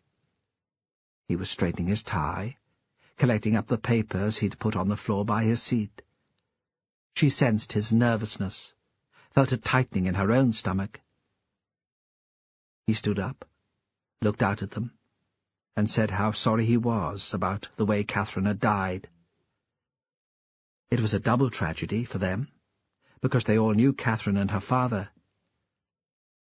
Sally thought he was one of the few people in the room who was genuinely sorry. That was strange, because he'd never met Catherine. Then she thought it was easier for him to be sad, just because he'd never met her.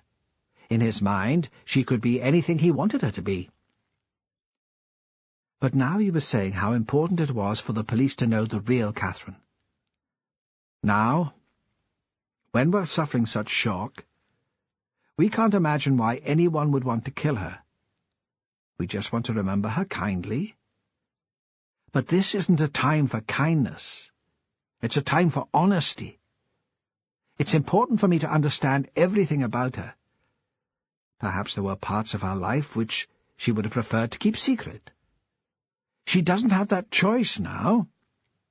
If you know or suspect that she was involved with activities which might have led, even indirectly, to her death, you have a duty to share that information with me. If you had any sort of relationship with her, I need to speak to you. I'll be in school all day. Mr. Shearer has allowed me to use his office.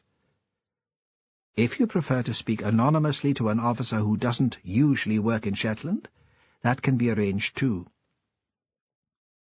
He was just about to leave the stage when he turned back to them. "Come and talk to me," he said. "All of you know more about Catherine than I do. All of you have something important to contribute."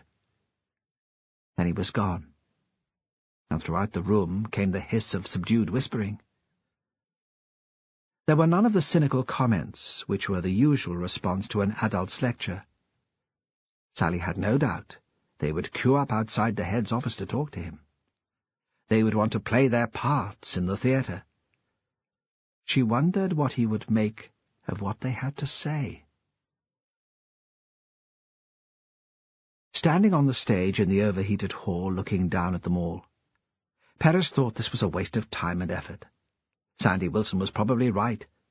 They'd get Magnus Tate for the killing in the end, and he'd have wound up these kids for nothing. They'd already be shocked by the murder. Why persuade them to bring their grubby little secrets about Catherine to him? Why not leave her in peace? He'd been a pupil here, and perhaps that had something to do with his discomfort. He would rather be back at Ravenswick, supervising the search of the hill. He'd feel cleaner in the open air. It wasn't that he'd actively disliked school. He'd never been academic, but he hadn't struggled like some of the others. He'd been desperately homesick. He'd missed his parents, the Croft and the Isle. He'd been happy in the small school there. It had just one teacher, and he'd been related to most of the kids. To arrive here at 12, to live in the hostel, had been a shock. It wouldn't have been so bad if they'd been allowed home at weekends. But Fair Isle wasn't like other places. The boat couldn't always make it, and if the weather was wild or foggy, the plane couldn't land on the airstrip at the foot of Ward Hill.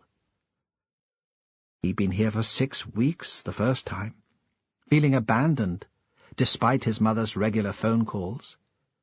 And although he'd known there was no alternative, this was the way things had to be. Would he want it for his own children?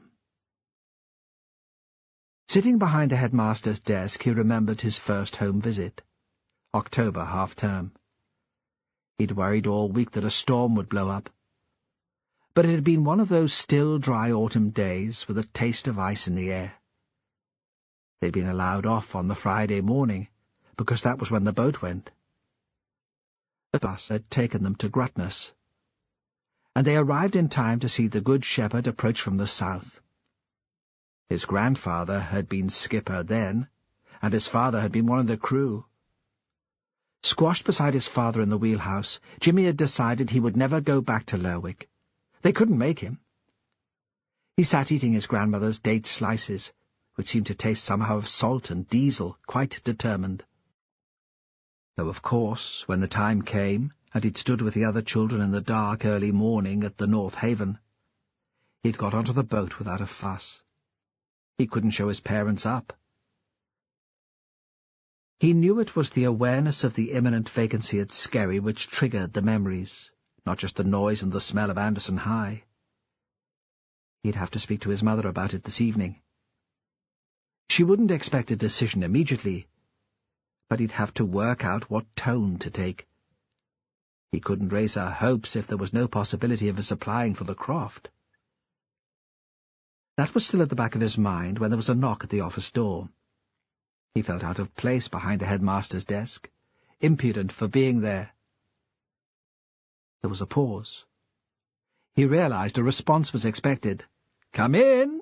he shouted, again feeling like an imposter. "Come in!" He'd prepared himself to greet a student, to be informal and welcoming, but an adult hesitated inside the door. Just an adult, he decided. There was something about this man which was still unformed. He looked as if he might grow further, fill out at least. His clothes hung on him. At the same time he had an air of someone prematurely middle-aged. There was a stoop, and his dress, a shirt with a round-neck sweater topped by a cord jacket, was the uniform of a teacher close to retirement. Perris rose from his chair and held out his hand. The man approached. "My name's David Scott. It's about Catherine." His voice was English, the sort of accent Perris thought of as public school. Perris said nothing. Scott looked around him, as though he was searching for a seat, although there was a chair just in front of him. "I taught Catherine English. I was also her form teacher." Perris nodded. Scott lowered himself into the chair. "I wanted to talk to you before any of the students. I'm aware there have been rumours." Perris waited. "I admired Catherine. She had a wonderful grasp of language, a fine mind." He pulled a large handkerchief out of his jacket pocket. No other words were forthcoming, and Perris asked, "Did you ever see her outside school?" He suspected a fine mind wasn't the only attraction. "Only once." Scott looked wretched. "It was a mistake." "What happened?" "She read widely outside the set texts. Contemporary fiction. It was very refreshing. For most of my students, the object is to pass an examination. They're not interested in the books themselves." He paused, realizing he wasn't answering the question. "I wanted to encourage her, build on her enthusiasm. I didn't get the impression that Ewan did much of that, though of course he teaches English too. I suggested we go for a coffee after school one evening, and I'd go through a list of recommended reading with her." "What was her response?" "She said that coffee wasn't conducive to literary debate. Why didn't we buy a bottle of wine and go back to my flat? I said that wasn't a good idea. She'd miss her bus and the chance of a lift home with her father. She usually got the bus to and from school. Ewan is something of a workaholic. He's in early and works late." Perris thought that Scott seemed to know a lot about Catherine's daily routine. She said it didn't matter. I could give her a lift home. It didn't matter how late she got in, her father was used to it.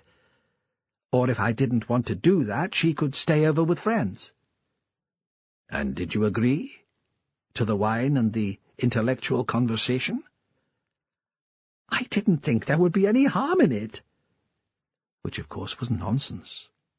He'd been tempted, because she was pretty and bright, and he hadn't wanted to appear stuffy like the other teachers. But he'd known he'd been playing with fire. That must have been part of the attraction, the thrill. But what had been the attraction for Catherine? Surely she wouldn't have fallen for this dry, pretentious young fogey. And Paris had an impression of her which didn't include kindness to foolish and naive teachers. Did she explain her plans to her father? Certainly. She sent him a text message saying she'd be late. Saying she was with you? He blushed. I don't know. I didn't see the text. Was it a successful evening? No. I've already told you. His voice had become irritable. Perhaps he was regretting his impulse to speak to Perez. It was a mistake. I should never have agreed to it. Why? Perez asked. There'd be nothing more satisfying, I'd have thought, than helping a responsive student. That was why I went into teaching. Scott broke off and looked up sharply, suspecting he was being mocked. But there are so few students who care, who really want to learn. Tell me about the evening. It was the last week of term. Everyone was in festive mood. At any other time, I don't think I would have even considered her suggestion, but just before Christmas, that's when rules can be relaxed. It was already dark when we left the building, of course, and it was very foggy. Perhaps you remember those few days in the middle of December when the fog never lifted, and it never seemed to get light. She'd waited for me outside the staff room. What I'm saying is that there was nothing furtive or secret about our movements. Anyone could have seen us. Now that he'd started talking more freely, Scott seemed to find some relief in sharing the experience. It was as if he'd forgotten Paris was a policeman. She seemed in a very good mood, elated even. I put that down to the end of term, too. It's a frantic time, preparation for the bean feasts, our Christmas dances, but everyone enjoys it. She was singing something under her breath as we walked. I didn't recognize the tune, but it stayed with me afterwards, haunted me. She offered to buy the wine. I said I had some at home, there was no need. Of course, I didn't want her going into an off-licence and breaking the law, and I hoped that when we got home she might forget about the idea, make do with her coffee. My flat's in the town, near the museum. The fog seemed even thicker there. Even with the street lights, it would have been easy to lose our way. When we got to the flat, she seemed completely at ease. She looked at my bookshelf, then chose a CD. She was only a child. Perhaps she was more used to adult company than her peers. She was nearly 17, but in our conversation I didn't feel that I was talking to someone younger than me. There was, after all, only 8 years between us. If anything, I was the one who was nervous. She talked a lot about film. She was raving about a director I'd never heard of. She made me feel unsophisticated and ignorant. It seemed quite natural then to open the wine and offer a glass to her. I was even worried, I remember, what she'd make of it. I suspected she'd be much more of an expert than me. He fell into a silence. Did you discuss books? Paris asked at last, gently. He didn't want to break the mood. He wanted Scott still to imagine himself in that room, the curtains drawn against the fog outside, the beautiful girl and the wine. Oh, yes. She'd just finished Sarah Waters' Affinity. She was hugely impressed by the writing, the Victorian voice. I was so pleased because I'd recommended it to her. It's such a compliment, isn't it, when another person becomes passionate about a book you love? It gives you a connection, a sort of intimacy. Is that what you said to her? Scott blushed. I'm not sure. Perhaps not in those words. Because it's the sort of idea which might be misinterpreted. That's why I ask. Perhaps Catherine got the wrong impression. Yes, Scott said gratefully. Yes, I'm afraid she might have done. In what way? It wasn't then. It was as she was leaving. We were in the middle of a conversation about crime fiction. We discovered that we shared an affection for the early English women writers, though I was championing Dorothy Sayers and her favourite was Allingham. She received a text message. She said she had to go. I thought the message must have been from her father, and immediately I offered her a lift home. I'd been very careful about what I'd had to drink, so there would be no problem about my driving. You see, Inspector, I wasn't entirely irresponsible. But she said she wasn't going home. The message was from a friend. They'd meet up in Lerwick. I'll admit I was quite relieved. The weather was dreadful, and I didn't like the idea of driving to Ravenswick. It was as she was at the door. I was helping her into her coat. I kissed her. It seemed the right thing to do. I was saying goodbye to a friend. There were no sexual connotations, not really. She overreacted. As you say, perhaps she misinterpreted my intentions. She pushed me away, held me for a moment at arm's length, looking at me as if I disgusted her. Then she turned round and walked out before I could apologize. She didn't seem upset. I mean, there were no tears, nothing like that. She just walked off. I was going to run after her, then thought it would be better to let her go. It was better not to make too much of it. I could talk to her in school the next day. But for the last 2 days of term she avoided me. She didn't come into class for registration. I was glad when the holidays arrived. I thought this term we'd have a new start. But of course now that's not possible. Why did you come to Shetland to teach?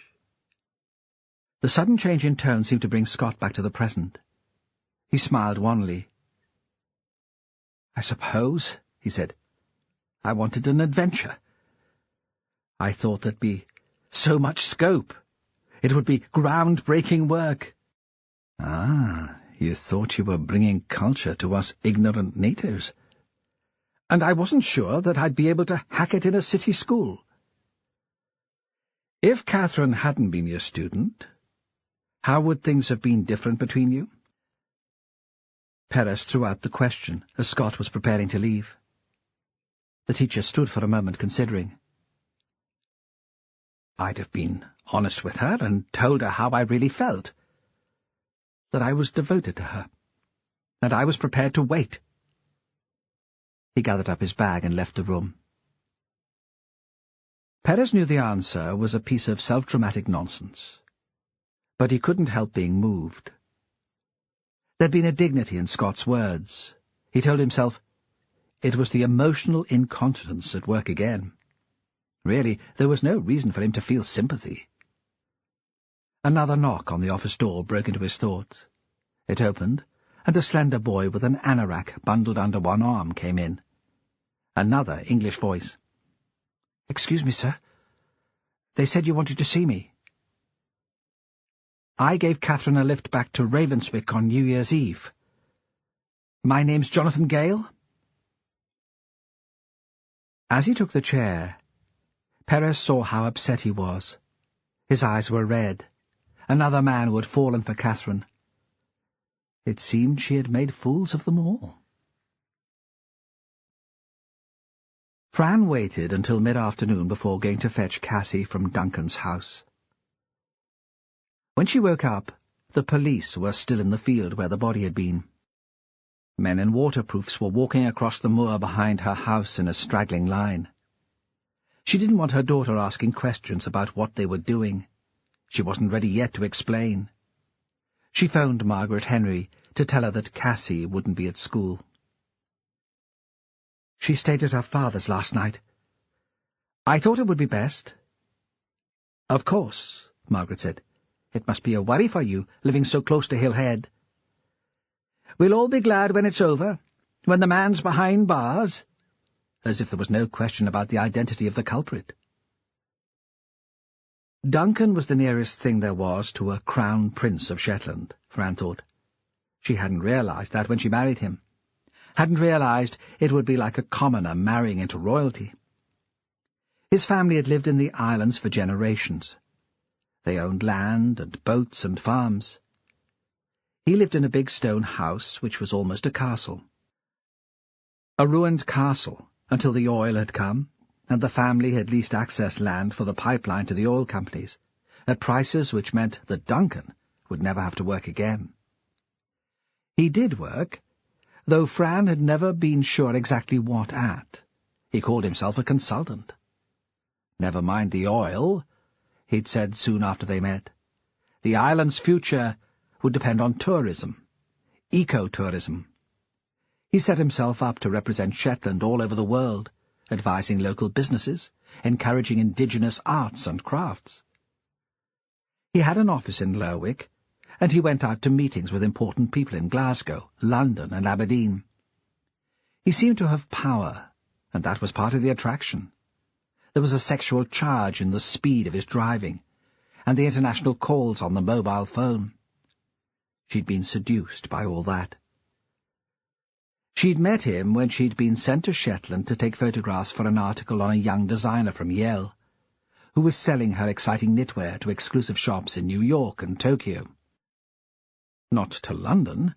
London wouldn't take them, though soon after the article appeared, the designer started to receive begging letters from a number of British fashion houses too.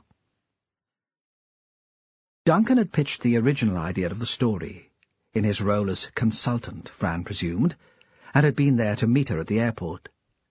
She'd been charmed by him. It had been midsummer. He'd bought her a meal in town, then driven her west. They'd walked along the cliffs and seen the Fula lighthouse in the distance. They'd made love in a loft bed in a converted boathouse in Scallowa, the windows open to let in the sound of the water and the perpetual light. She had thought that he lived there.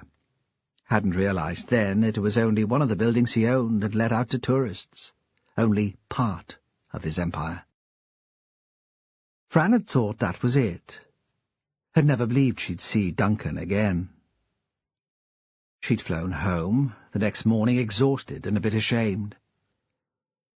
It had been her first one-night stand. Then he turned up at her office in London with champagne, and one of the beautiful sweaters made by the young designer, which she knew would have cost her almost a month's salary. "You need something warm to wear when you come to live with me. But that doesn't mean you can't be glamorous." And eventually she had gone back to live with him, because she'd been as much a sucker for the grand gesture as the next woman. And anyway, she'd loved the islands, even on that first visit. Had it been Duncan she'd fallen for? Or the place? Would champagne and a jumper have persuaded her to move to Birmingham? They hadn't married until Cassie was on the way. Cassie hadn't been planned exactly, and Fran had been surprised by Duncan's ambivalent attitude. She'd expected him to be as thrilled as she was. Pregnancy was a drama, wasn't it? And he did so like dramas.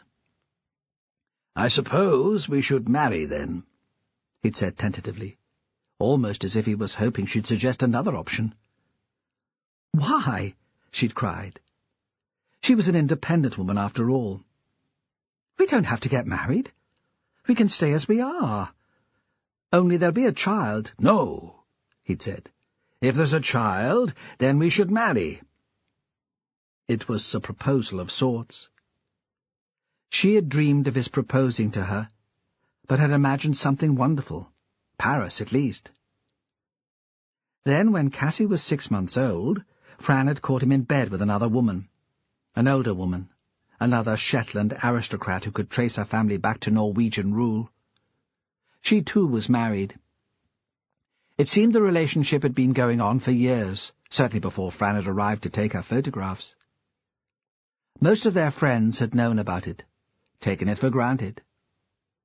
Fran had known the woman, Celia, well, had considered her a friend. Celia was the sort of woman Fran would have liked as a mother, strong, independent, unconventional. She had a style which was unusual among the island women. She wore a lot of black and bright red lipstick, long earrings made of silver or seashells or amber. She'd married against her family's wishes. Fran had collected together the baby's things and taken the first flight south. She refused to listen to Duncan's explanations. She thought he was pathetic. What was it with the Oedipus complex? She could see that he would never give up Celia. Fran would make her own life again in London. She told herself she was more hurt by the betrayal of a woman whom she'd admired than by her husband.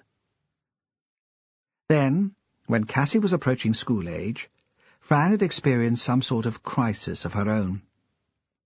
There'd been a bruising end to a relationship, the usual thing, nothing noble or uplifting. She just felt the need to run away and hide. Pride again. She hated the thought of having to relive the humiliation in conversation with her friends.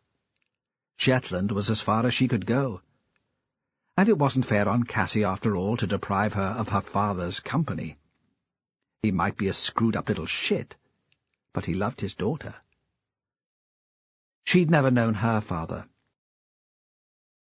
He'd separated from her mother when she was a baby, started a new life and a new family, and had wanted nothing to do with her.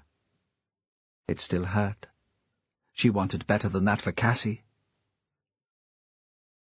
She was rerunning all this in her mind as she drove very slowly over the icy roads north across the huge bare expanse of the peat moor. As always, it came down to this. What was it that Duncan saw in Celia? She might have a sort of quirky attractiveness, but she had a grown-up son. Her hair would have been grey if she didn't dye it. Surely Fran should have been able to compete with that. The question, which still provoked a sense of anger and insecurity, took her mind off Catherine Ross's death and the mad old man at Hillhead. Usually, when she collected Cassie, she didn't spend any time with her ex-husband. She said enough to be polite, to present a united front for the little girl. Today she was inclined to linger. She didn't want to go back to the house in Ravenswick immediately. Even with the police and the Coast Guard on the hill, she didn't feel safe there.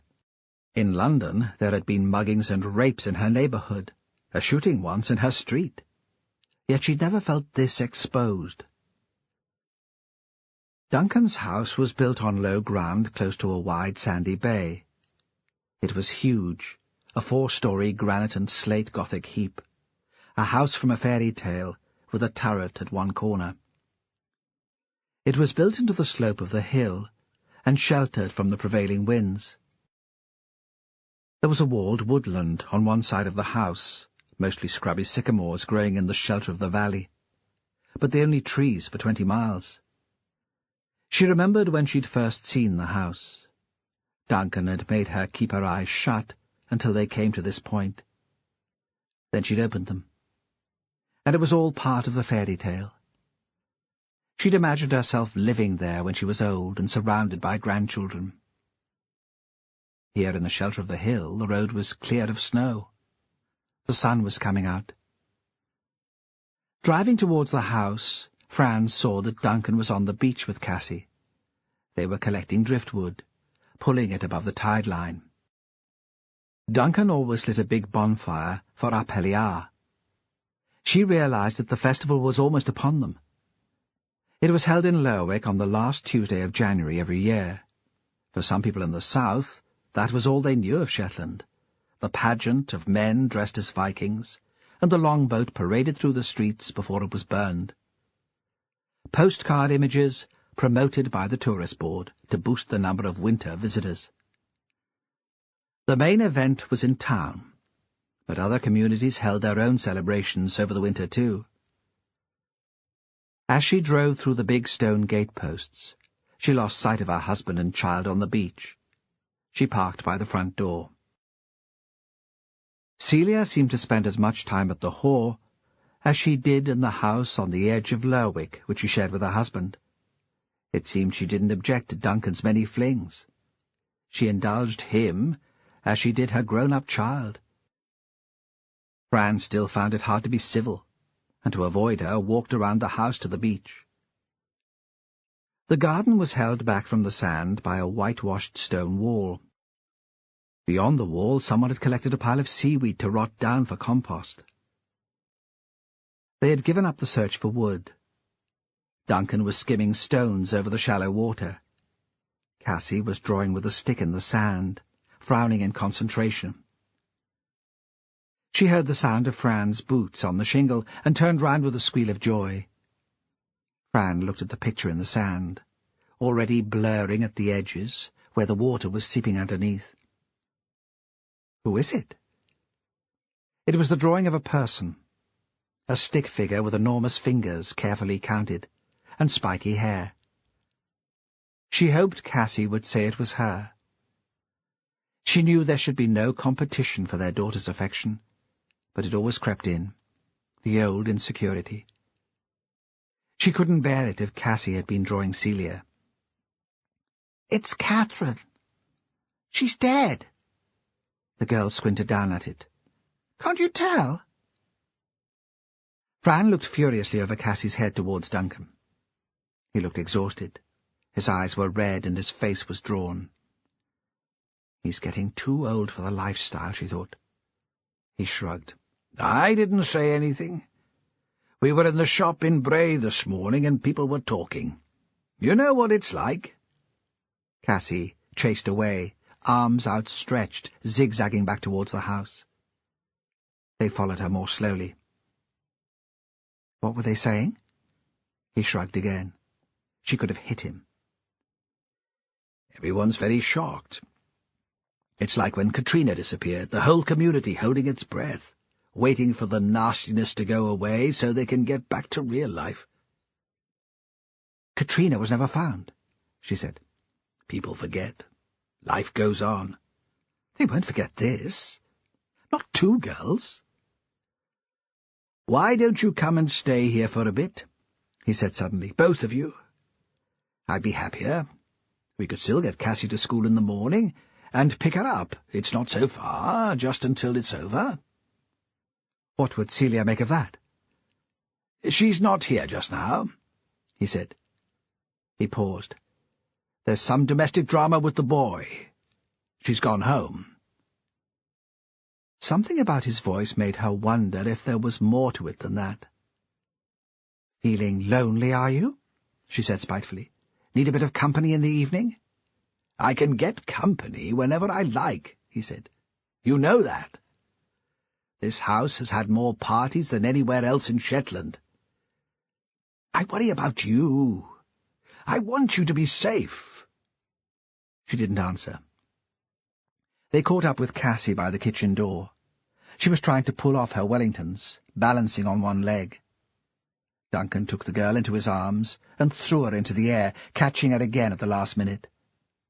Fran stopped herself shouting at him for his recklessness. Cassie was giggling. He made her tea. Cassie disappeared for illicit television. Duncan let her get away with anything. "Does it feel odd?" he asked. "To be a stranger in your own house?" "It's not my house. Not any more." She looked around the kitchen. She wondered how long Celia had been gone. The room had a cold, uncared-for air. There were dirty plates waiting to go into the dishwasher, and spills on the worktops.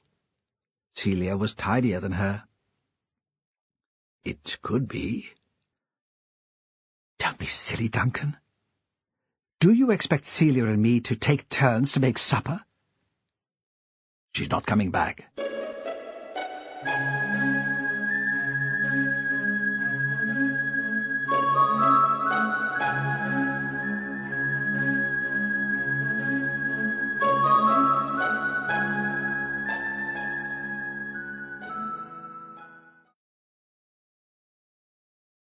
CD 5.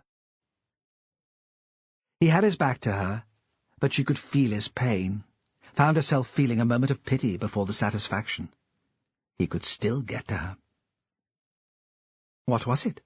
One bright young thing too many? I suppose Celia's too old for partying.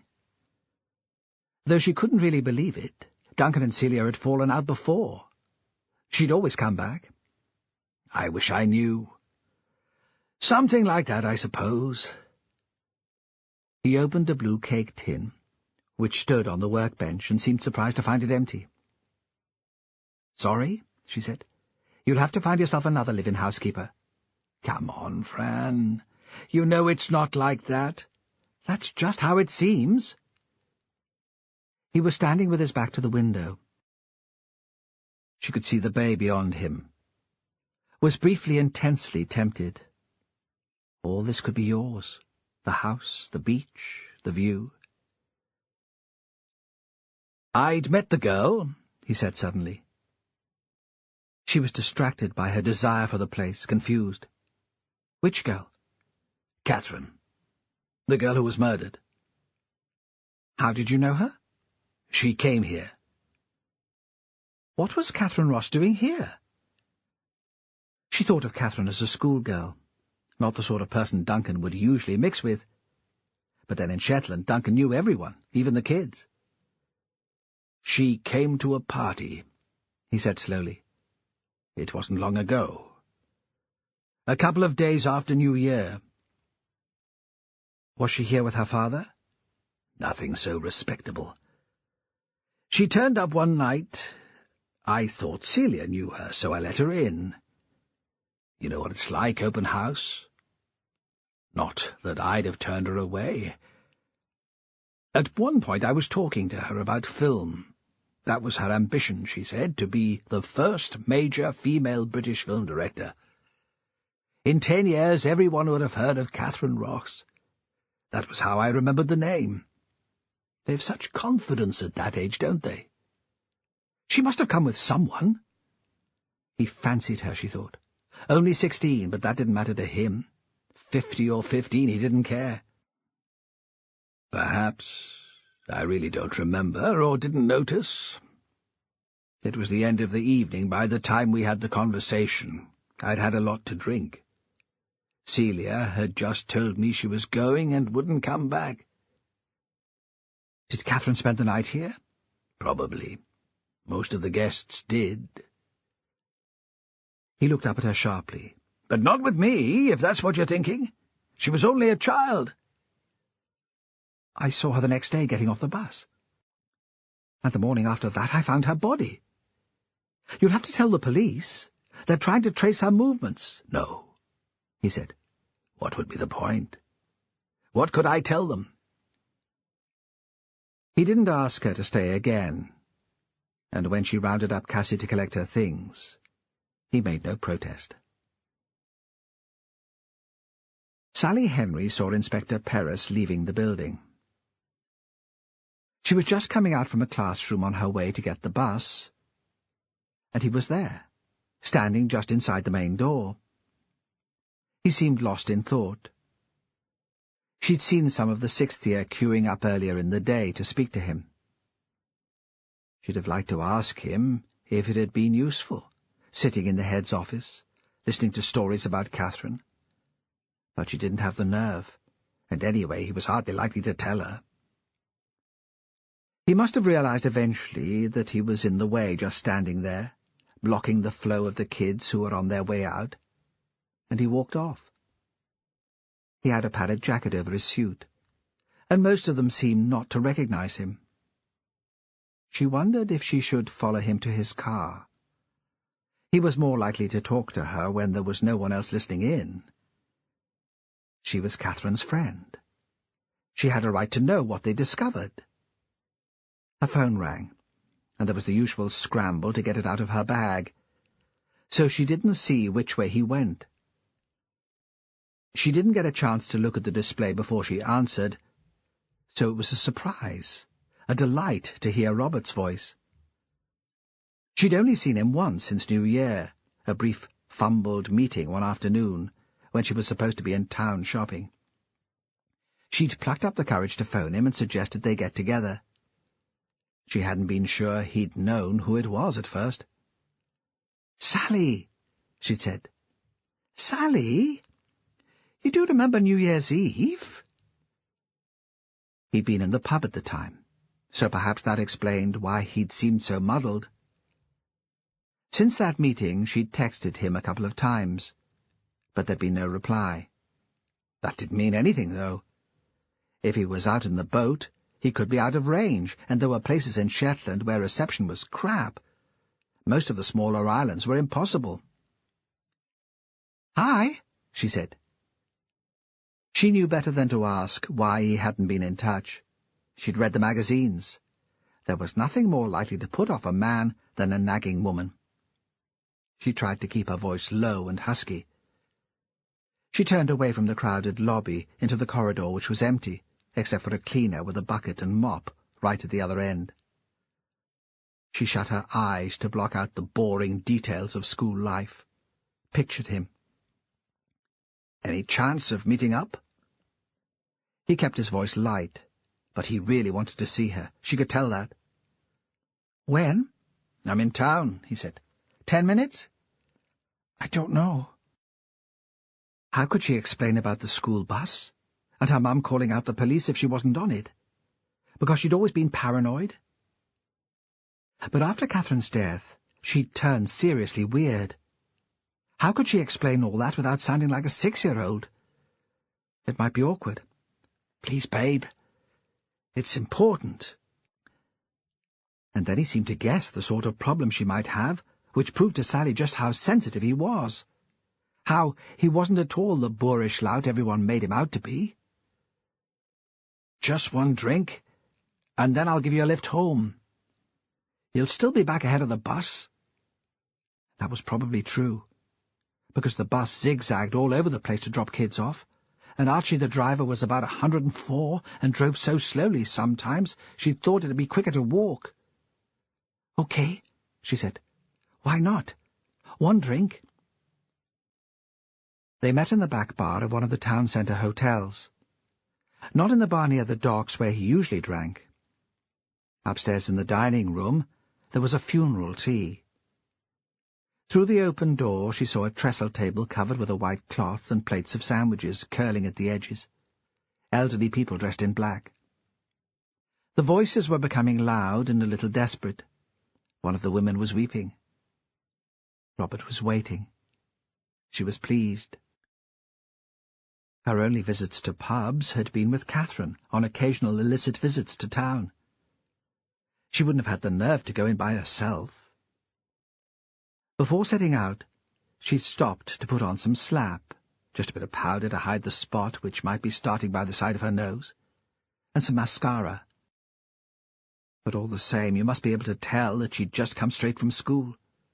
She had her bag with all her books and files in. She looked into the room. It was narrow as a corridor, wood-panelled, 4 grubby tables, a variety of unmatched chairs. You could smell lunchtime's fry-ups and cigarette smoke. He stood up as soon as he saw her. "What'll you have?" She thought of her mother, standing by the stove stirring pans, X-ray eyes and X-ray nose for smelling alcohol. "Diet Coke."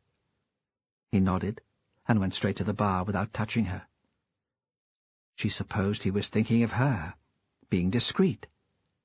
But there was no one else in the room, except a little grey man slumped asleep in the chair by the fire. Robert came back with the Coke and a whiskey for himself. Then he did reach out and touch her hand.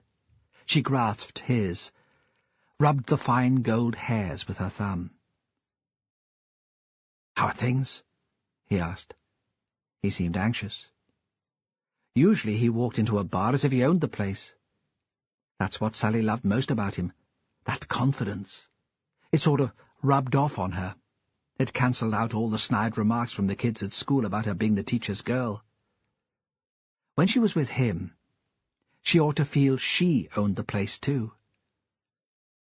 "Strange," she said. "You heard about Catherine Ross?" "Aye. She was my best friend. Lived near me. You remember? She was there in the car on New Year's Eve." "I mind that," he said. "Did you know her?" Sally looked at him over the Coke. "I mean, apart from then. Had you met her?" "I'd seen her around, parties." Sally was going to press for more details, but decided against it, and continued. They found her on the hill just up from the school, lying in the snow. A detective came to the house last night to interview me, and he's been in the school all day talking to the kids." "How was she killed?" he asked. He had pulled his hand away gently and was playing with the glass, twisting it round and round on the table. "No one's saying. It said on the radio they had to do forensic tests, but they're treating the death as suspicious." He lit a cigarette, narrowing his eyes as he flicked at the lighter. Suddenly she wondered what she was doing there. It was different from the fantasies, the romantic book she'd escaped into when things at school got really rough. Once her father had taken her to the cliffs at the north end of Unst. It had been spring, the air full of wheeling, screaming seabirds, and the sharp stench of their untidy nests. Looking over the cliffs, even at a safe distance, she'd felt dizzy and breathless. She could see the waves breaking on the boulders below, but couldn't really believe in them. It was like staring down into nothing. She thought she was at the end of the world, and there was nowhere else to go. Now, sitting opposite Robert Eisbister, she had the same feeling of panic. What really did she want to come out of all this? To be loved by him? Oh, that certainly. It was what she'd been dreaming of. The small gestures of affection, his hand on her neck, stroking her hair, the gifts. But that he should make love to her? On the way home, perhaps, in the back of his van? Then that she should stroll into her mother, as if she'd just got off the bus to answer questions about her day at school. Was she expecting that? She felt out of her depth, really out of her depth, as if the water was coming over her head and she was gasping for breath. She realized that he'd asked her a question. "Sorry?" "Everyone's saying Magnus Tate did it." "What did Paris tell you?" "Nothing about that," she said. "He wouldn't, would he? He just wanted to know about Catherine." "What about her?" "Everything. Did she have a boyfriend? Who her mates were?" He was trying to find out where she'd been the night before she came back to Ravenswick on the bus. Robert leaned back in his chair. The little man by the fire snored, a rush of air through his nose so loud that it woke him up. He looked blankly around him, then fell immediately back to sleep. "And did she have a boyfriend?" Robert asked. "Not that I knew." "And you would know, wouldn't you?" "I'm not sure," she said. "I don't know what to think any more." She wished then he would put his arm around her and hold her, comfort her, tell her it was all right, that it was natural for her to be upset. In a film, that was what a hero would do. She wanted to tell him how hard it was for her to be here. Someone might come in who knew her parents. She wasn't like the other young girls he knocked around with. She thought he'd been able to tell she was different, and that was why he liked her. "Did she tell you where she was the night before she died?" "How could she? I didn't see her that day." "Who do you think did it?" he asked. "I mean, did she say anything to you before she died? About any weirdos who might have been hanging around?" "No," she said. "Nothing like that." "Anyway, you couldn't believe everything she said. She could be pretty weird herself. She was screwed up after her mother died. I don't think she lived in the real world." "Oh." She thought he was going to ask something else, but he just added, "Right," and stared at the old man sleeping by the fire. "Look," she said, "I should go. My mother will expect me back on the bus." "Oh, okay." He drank his whiskey, but made no move. "You said you'd give me a lift." "So I did." He smiled. It was something of the old smile, gallant and a little mocking at the same time, but she thought his heart wasn't in it. She thought then that he hadn't wanted to see her at all. He'd arranged to meet her simply to find out what she knew about Catherine's death. He was no better than the kids in her class. His van was parked near the harbour. They walked down the steep lane to get to it. He put his arm around her. She looked around anxiously, in case some friend of her mother should be out watching. It was very dark, slightly milder, with a damp mist in the air. And anyway, there was no one about. Before he opened the van door for her, he kissed her, and feeling an ache between her legs and the tightness in her breasts, she could remember why she dreamed about him since New Year. But since that moment of panic in the pub, she found it harder to delude herself. He didn't fancy her, did he? Not really. She'd just be another conquest. She pulled gently away. I should get back. Yeah? He stood for a moment, deciding whether he should push it, and decided she wasn't worth it. The new clear-sighted Sally could see him weighing up the possibilities, coming down on the side of common sense. Better just get her back to Ravenswick without a fuss. She wasn't his type anyway. That at least was how Sally interpreted the small shrug, the resigned, "Okay, then, if you're sure." They passed the bus just before the Ravenswick turn-off near the old chapel. Without asking for directions, Robert took the van slowly down the hill past Hill Head. Sally saw that the old man had pinned a sheet of cardboard up at the window. Perhaps he'd been bothered by people looking in. "Where do you want me to leave you?" Robert said. "By Catherine's house. That's where the bus stops, and my mother will see it come down the hill." Was it a test? If so, he passed. "I don't know where that is, do I?" "Just here." He pulled in beside Ewan Ross's car. "Nice place," he said. More than anything in the world, she didn't want to be talking now about Catherine or Ewan Ross. She didn't care if her mother saw her standing outside Catherine Ross's house before the bus arrived. She opened the door of the van. "Thanks for the lift." He leaned across to kiss her, but she was already on her way out. "Will I see you again?" This time she couldn't tell from his voice what he really wanted. "I'm sure we'll bump into each other," she said. "A place like this." Proud of herself for not being too eager. And this time it wasn't a game. She didn't know what she wanted anymore. Things weren't simple. For the first time since Catherine had died, she felt like weeping. He didn't say anything. He pushed the van into gear and drove off. She stood shivering, staring up at the window of the room where once Catherine had slept, until the bus rattled down the hill. At home that night, Sally kept thinking of the first time she'd met Robert, really met him. Of course she'd known who he was, and seen him about before that. Everyone knew who he was. His father was leader of the council, and this year would be Geyser Jarl during the Upheliar celebrations. Robert would be in his squad, following close behind him in the procession. Everyone said Michael Eisbister was a natural choice, a good man. Robert had talked about it, and she knew he was proud of his father, proud and a bit jealous. One day he said he'd be Jarl himself. Imagine what it would be like, walking through the streets, all the folks looking at you.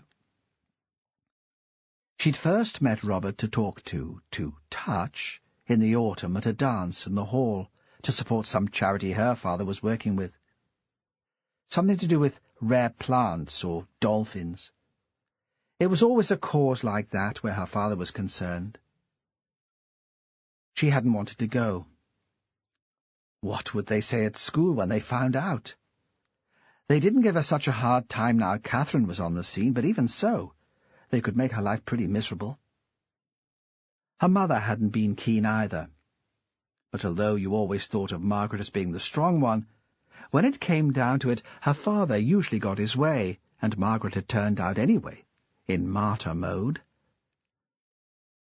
Sally hadn't made much effort getting ready. She'd been wearing that dreadful dress her mother had bought her from the catalogue last Christmas. No makeup. She hadn't even bothered with concealer on her zits. And it had been as boring as she'd suspected it would be. A couple of old men sawing away on fiddles. A fat lass squeezing an accordion. The pooled supper. She'd eaten more than she should. Couldn't help it. There'd been nothing else to do. Then Robert had turned up. Slightly drunk, obviously. Ready for a laugh. What would he have been doing there otherwise? It had been the first cold night of the season, and every time the door of the hall opened a blast of cold air came in. And one of the blasts had blown in Robert, red-faced, laughing, with a couple of his mates. Big and beautiful, like a huge Norse god. The old people hadn't liked it. She could hear them tutting about the state he was in. And what a shame it was, letting his father down like that. But what could you expect, they said, the way his mother carried on? Sally had watched from her hard wooden chair, tilting it back to rest against the wall. Her parents were dancing, her mother enjoying herself despite all the moaning that had gone on beforehand, looking okay, actually, for her age. She was a good dancer, light on her feet, although she had a square, solid frame. A bar had been laid out at the end of the hall, and that was where Robert ended up. Sally hadn't been drinking, though she'd been tempted to sneak one when her parents weren't looking. Her father looked over her mother's shoulder and smiled at her. Sally thought he seemed happy. She wished she understood him better, and could tell what he was thinking. She smiled back briefly, but it was Robert she had her eyes on. That was when he moved away from the bar, launched himself off from it, and came across the floor to Sally. He leaned against the wall beside her. Despite the draughts from the door, she felt suddenly very warm, sweating even. "Do you want to dance?" And he'd reached down and taken her hand, and pulled her to her feet, just as one of the fiddlers called folks up for an 8some reel. She still remembered the feel of his hand, strong against her back, guiding her through the steps, though she knew the dance as well as he did. And seeing him so close, the heavy shoulders and the twist of muscle in his arms, his legs flexed slightly, as if he were balancing on the deck of a ship, she thought he was what a man should look like, not like the skinny boys in the house room at school, or the flabby teachers. Later, when her parents were caught up in a dance of their own, Robert had pulled her outside, and he'd kissed her, holding her buttocks and pressing her into him. She hadn't been able to enjoy it properly, because she was worried that her mother would appear at the door and see her. And, as the music slowed, she hurried away inside, rubbing her lips with the back of her hand. Since then, Sally had dreamed of him. After a bad day at school, it had only been the thoughts of him which kept her sane. And now the dreams returned. It didn't matter that in the pub she had doubts about him. She needed the fantasies more than ever. She arrived home at exactly the time she would have done if she'd caught the bus, drank tea with her mother as she did every afternoon. Then, when her mother marked primary 6's arithmetic, she sat in her bedroom, pretending she was doing homework, and dreamed about Robert. When she went through into the kitchen, her father was home from work. He'd taken off his boots and stood just inside the door in his stockinged feet. Her mother was in the same room, but they weren't talking or even looking at each other. Perhaps they'd been arguing and had stopped when they heard her coming from her room, although that was unlikely. Sally had never heard them raise voices to each other. Usually her mother did as she pleased, but if Alex was insistent, Margaret gave in quickly. She knew there was no point in putting up a fight. In matters which meant a lot to him, he was stubborn, immovable as rock, What meant most to him was his work. That was what Margaret said occasionally, muttering it under her breath like a defiant schoolgirl. Not quite brave enough to say it out loud. Sally had heard her, though. Perhaps Margaret had meant herself to be heard. Anyway, she sensed Alex's work as a presence, forcing her parents apart, like the experiment they'd done in physics in the first year, when the magnets couldn't come together no matter how hard you pushed them. Now Sally's mother was doing her best to be pleasant. "Good day?" she asked, speaking to Alex, not to Sally. Sally had already had the questions about her day at school. "All right," he said. "There's been some oil found on the beach near Haraldswick. Some skipper washing out his hold. You'd think by now they'd know. This time of year, there's not much harm it can do. By the spring when the birds come back to nest, it'll all have gone." Margaret couldn't help herself. She thought he overreacted where his work was concerned. All those seabirds. Did it really matter if one or two were lost? "That's hardly the point." He scowled, shook himself out of his jacket, hung it on the hook in the porch. Sally wondered sometimes why he'd married at all. Without Margaret, he'd be able to work all the time, glued to the computer in winter, out on the islands when the light days came. She supposed they loved each other, or had done once. She didn't think they'd have sex now, of course. At their age, you wouldn't expect it. They probably hadn't done it since she was born. But she thought her father probably missed it. She saw the way he looked at women, younger women, and sometimes he touched Margaret, slid his hand over her body, and Sally thought there was something desperate in the gesture, desperate and a bit pathetic. Her mother had cooked a chicken for tea, a treat midweek. "Something to cheer us up a bit," she'd said when Sally came in. Sally had smelled it cooking when she was in her bedroom, had been looking forward to it. But now she was sitting at the table. She couldn't face it. Usually her mother would have made a fuss, spoken about good food going to waste. But today she just seemed concerned. Sally excused herself from the table and left her parents there, eating in silence. Jimmy Paris knew he should go back to the narrow house by the seawall and speak to his mother on the phone. When Sarah had left, all that he'd wanted was to scuttle back to Fair Isle, where he'd always been safe. The promotion in Shetland had been the next best thing, but, he'd told himself, he was just waiting until a croft became vacant at home. It was typical that now he was being offered what he'd dreamed of. He couldn't make a decision. The drama of the investigation was confusing him. He couldn't see straight any more. As he approached Fran Hunter's house on the way to Ravenswick, Robert Isbister's van was coming up the hill. The van had to stop at the junction, and Perez saw the personalized number plate, caught a glimpse of Robert's mane of hair in his headlights. Everyone knew Robert. What had he been doing there? Where had he been visiting? Hillhead? Ewan Ross's place? The school? Could it be the friend Scott had talked about? But Catherine surely would have better taste than to knock about with him. He was good-looking enough if you liked the macho Viking type, but he thought Catherine would want more than that. There was a light on in Fran's house. Perez didn't stop, though he had a fantasy about what it would be like inside. Very warm. The mother and the little girl curled up together in the big chair which sat by the fire, reading a picture book together. The child would be sweet-smelling after her bath, her hair still damp. The mother relaxed at last, almost asleep. He thought, "That's what I want." Then almost immediately after, but would it be enough?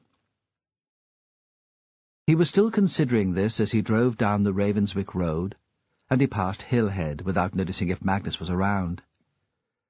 Ewan's car was parked outside the big house, but there was no sign of life. The enormous windows were blank and uncovered. When he rang the bell at first, there was no response. He thought some acquaintances must have come to collect the teacher to take him away from all the memories of his daughter. He must, after all, have some friends at the school. Then a light appeared at the back of the house. Perez saw it through the glass as a wedge through an open door. And there were footsteps, slow, old footsteps. Then the front door opened. "I'm sorry to disturb you," Perez said. "Could I have a word?" Ewan stood for a moment, blinking, as if he didn't recognize the inspector, or as if he'd just woken and wasn't quite sure where he was. Then he made an effort to pull himself together, and when he spoke he was as courteous as always. "Come in," he said. "I'm sorry to have kept you waiting." "Did I wake you?" "Not exactly. I find it difficult to sleep. A sort of daydream, perhaps, reliving old times, trying to capture something of her, while there's still a flavour of her in the house. It's real, you know. A perfume, the shampoo she used, I think. Something else I can't pin down. I know it won't last for long." He turned and led the way into the house. Perez followed. They ended up in the kitchen, though this wasn't where Ewan had been sitting. He switched on lights, filled the kettle, made an effort to pull himself back to the present. "Are you all right in here?" The kitchen was a workplace, modern, lots of stainless steel and marble. There wouldn't be many memories of Catherine here. Little for Perez to contaminate with his questions. Of course. Without waiting to be asked, Perez sat on one of the tall chrome stools by a workbench. "Coffee? Please." "Have you come with information?" Ewan asked. "Or questions?" "Questions, mostly. We won't have any details from the post-mortem until tomorrow." "I'm glad she's going south on the ferry," Ewan said. "She loved the boat, and never really enjoyed flying." He looked up. What a foolish thing to say. "I don't think so. I prefer the ferry too. Going to sleep in one place, waking up somewhere different. It makes you realize how far away from anything we are. I thought you'd be safe here. I did think it was different." He turned away sharply to make coffee. "Now, what questions do you have?" "The officer who searched her room found a handbag, but we've still not found Catherine's house keys. Was it usual for her to go out without them?" "I'm not sure. I always locked the house. Habit, I suppose. Perhaps she was more careless about it." "I've been at school all day, talking to the staff and the students. I spoke to a boy called Jonathan Gale. He gave Catherine a lift on Hogmanay. Do you know him?" "I don't teach him, but I know of him. A bright English lad. He's been to the house once or twice. I always thought he had a soft spot for Catherine." "You don't think he killed her?" "Not at all. Just checking out his story." He paused. "Does the name Robert Isbister mean anything to you?" Ewan frowned. "No. Should it? There are Isbisters in school, but no Robert, I think." "It's probably nothing," Perez said. "He's older than Catherine, but someone she might have bumped into at parties. I saw him drive up the road just now. I wondered if he'd come to visit you. Some colleagues came earlier in the day. They were very kind, brought food, a casserole of some description. I suppose I should eat it sometime, but since then, no, I've had no visitors." He still hadn't taken a seat. He'd poured the coffee and was drinking his when he stood. Perez could tell he was desperate to have the house to himself again, before the elusive scent of his daughter faded altogether. "That's all, then," he said. "I'll come back tomorrow when we have some news from the pathologist." "Do you have any questions for me?" He wasn't expecting anything. He thought Ewan would see him gratefully and quickly to the door. But the teacher paused, his mug in his hand. "The old man at Hillhead." "Yes?" "People are saying that he was responsible. That it wasn't the first time. That he'd killed before." "There were rumours. He was never charged, let alone convicted." "When I first heard, it hardly seemed to matter. Catherine's not alive any more. What else is there to care about? But if it's true, it means that Catherine's death could have been avoided." He looked directly at Perez. Through the spectacles his eyes seemed unnaturally large, staring. "I would find that unforgivable." Then he carefully set down his mug and showed Perez to the door. Perez was sitting in his car thinking about that when his phone rang. It was Sandy Wilson from the incident room. "We've had a call from Fran Hunter. That wife who found the body." "Wife? When does a woman stop being a girl and become a wife?" "What does she have to say?" "I don't know. She wouldn't talk to the chap from Inverness who was manning the phone. She'll only speak to you." Perez ignored the snigger in Sandy's voice. It was automatic, meant nothing. "When did she ring?" 10 minutes ago. She said she'd be in all evening." "I'm in Ravenswick now. I'll call on my way home." He knocked quietly because he thought Cassie might be in bed. But she was still up, just as he'd imagined, in dressing-gown and slippers, sitting at the table. She was drinking hot chocolate, and there was a mushroom-coloured moustache on her upper lip. Fran had looked out of the window before opening the door to him. All over Shetland, people would be doing that. Here, more than anywhere, he thought, that poem by John Donne they'd had to read in school was true. One person's death affected them all, made them see the world differently. And perhaps that wasn't a bad thing. Why should they be protected? What made them special? "I wasn't expecting you just yet," Fran said. "I hope you didn't rush over here on a wild goose chase. It's probably not important. Look, can you wait just a minute while I sort Cassie out?" He sat in the big chair, where he'd imagined her sitting. She brought him a glass of red wine, which he knew he should refuse, but didn't, and a slice of cheese and spinach flan. "I don't suppose you've had a chance to eat," she said, not making a big deal of it. He heard the two of them chatting in the bathroom, and singing a silly rhyme about a fox in a box. Then the murmured words of a story, which were too soft for him to make out. "Sorry about that." Suddenly she was behind him, and she'd poured her own glass of wine.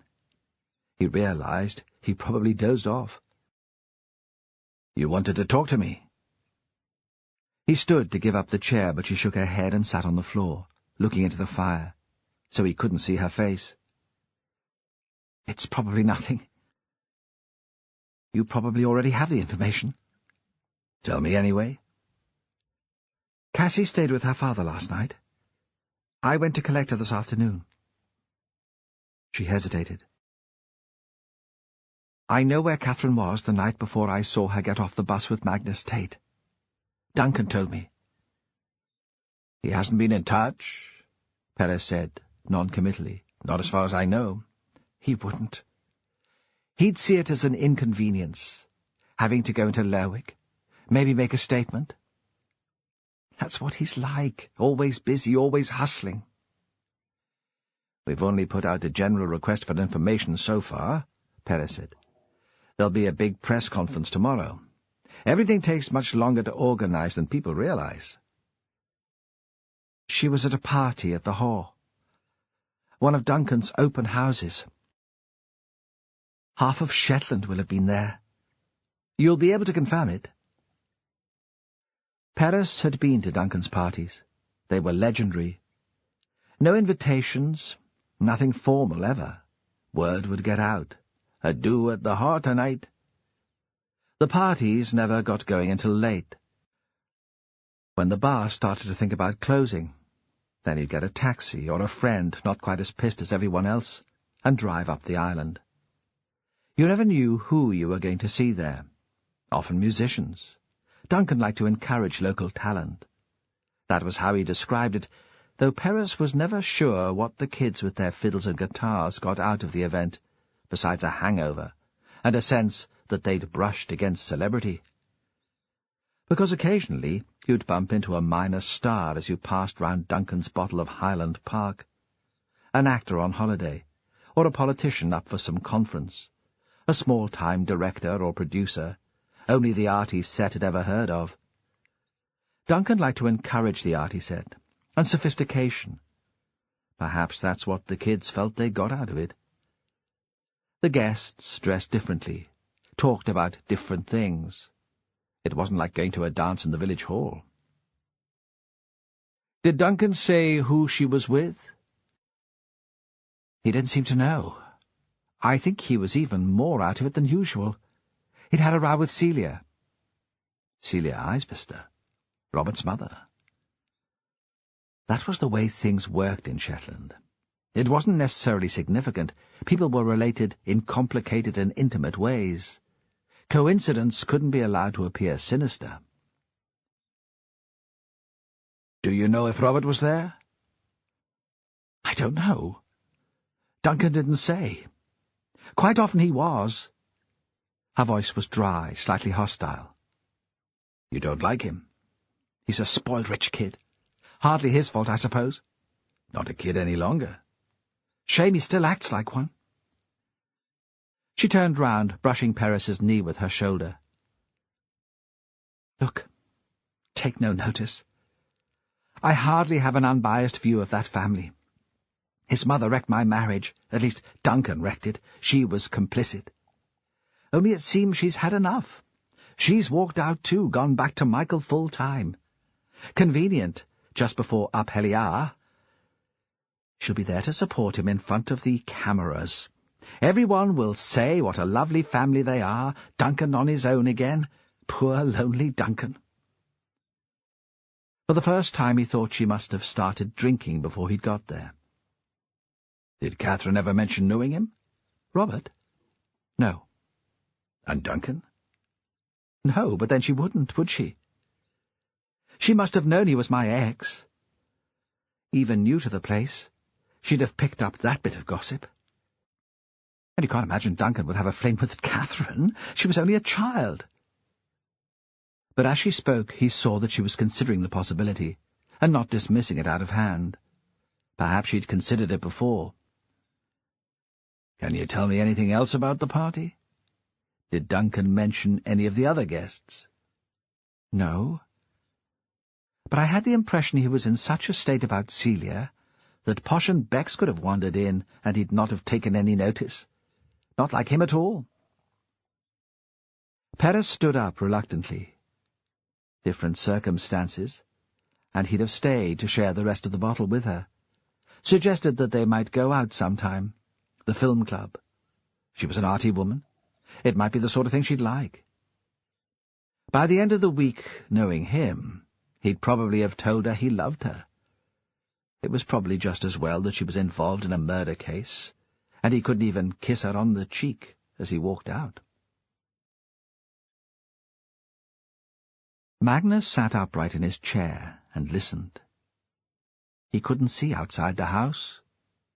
That was his own doing. During the day, there had been people looking in, and by the afternoon he hadn't been able to bear it. The first caller had been a young policeman asking for his boots. What boots?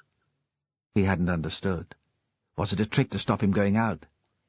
The boots you were wearing when you saw the girl, the man said. You told Inspector Paris you crossed the field and saw her. Aye, we need them, to compare with the footprints we found. Still Magnus didn't really understand, but he'd pointed to the boots, which were standing on a piece of sacking in the porch. The policeman had stooped, lifted them into a plastic bag, and carried them away. Soon after, there'd been another sharp knock. Magnus had opened the door, expecting more police. But it had been a woman from a newspaper with a notebook, talking so quick, clack, clack, clack, that he couldn't make out what she was saying. She'd scared him with her squawking voice, her pointed nose pushing into his face, the pen she poked towards his chest. After that, he didn't answer to their banging. He sat at the table pretending to read an old magazine which had been lying around since his mother had died. Why had he kept it? He thought once there had been a reason, but he couldn't remember now. They'd seen him through the window, peering at an angle to make him out and rapping on the glass to catch his attention, scaring the raven in its cage. That was when he acted. He flattened out a couple of boxes and nailed the cardboard over the window. Now nobody could see in, but he couldn't see out, and that made him feel like a prisoner already. He couldn't tell what the weather was doing, or if the Coast Guard team had finished walking over the hill. It must be dark. He could tell that from the time on his mother's clock. In his head, there were still people waiting for him outside the house, waiting to shout filth and push their faces right against the glass, and their shoulders to the door. He hadn't heard anyone outside for some time, but they could be there, silent, waiting to surprise him, like the monsters in a nightmare he'd had as a boy. After Agnes died, the nightmares became worse. In his dreams, he'd seen her, pale and thin as she'd been when the whooping cough turned to pneumonia, and they finally took her to the hospital, spitting out blood when she coughed. Arms and legs white and bony, so they reminded him of a sheep's bones when the carcass had been left out in the weather and picked over by animals and birds. But in his dream, she was still at Hill Head, doing the things she always did, helping his mother with the cooking, peeling tatties or baking, milking the cow that they'd had then in the byre by the house, squatting beside the animal, pulling and squeezing the teats, murmuring a little song to herself as she worked, and all the time getting thinner. So at the end of the dream, just before he woke up sweating, all that was left of her was her smile, caked in blood, and her slanting grey eyes. Now, sitting in his mother's chair, watching the hands of her clock, those nightmares returned. The people he imagined waiting outside weren't strangers. He had a vision of his sister banging on the window, rattling the door, surprised that it was locked. He stood up and poured himself a tumbler of whiskey. His hands were shaking.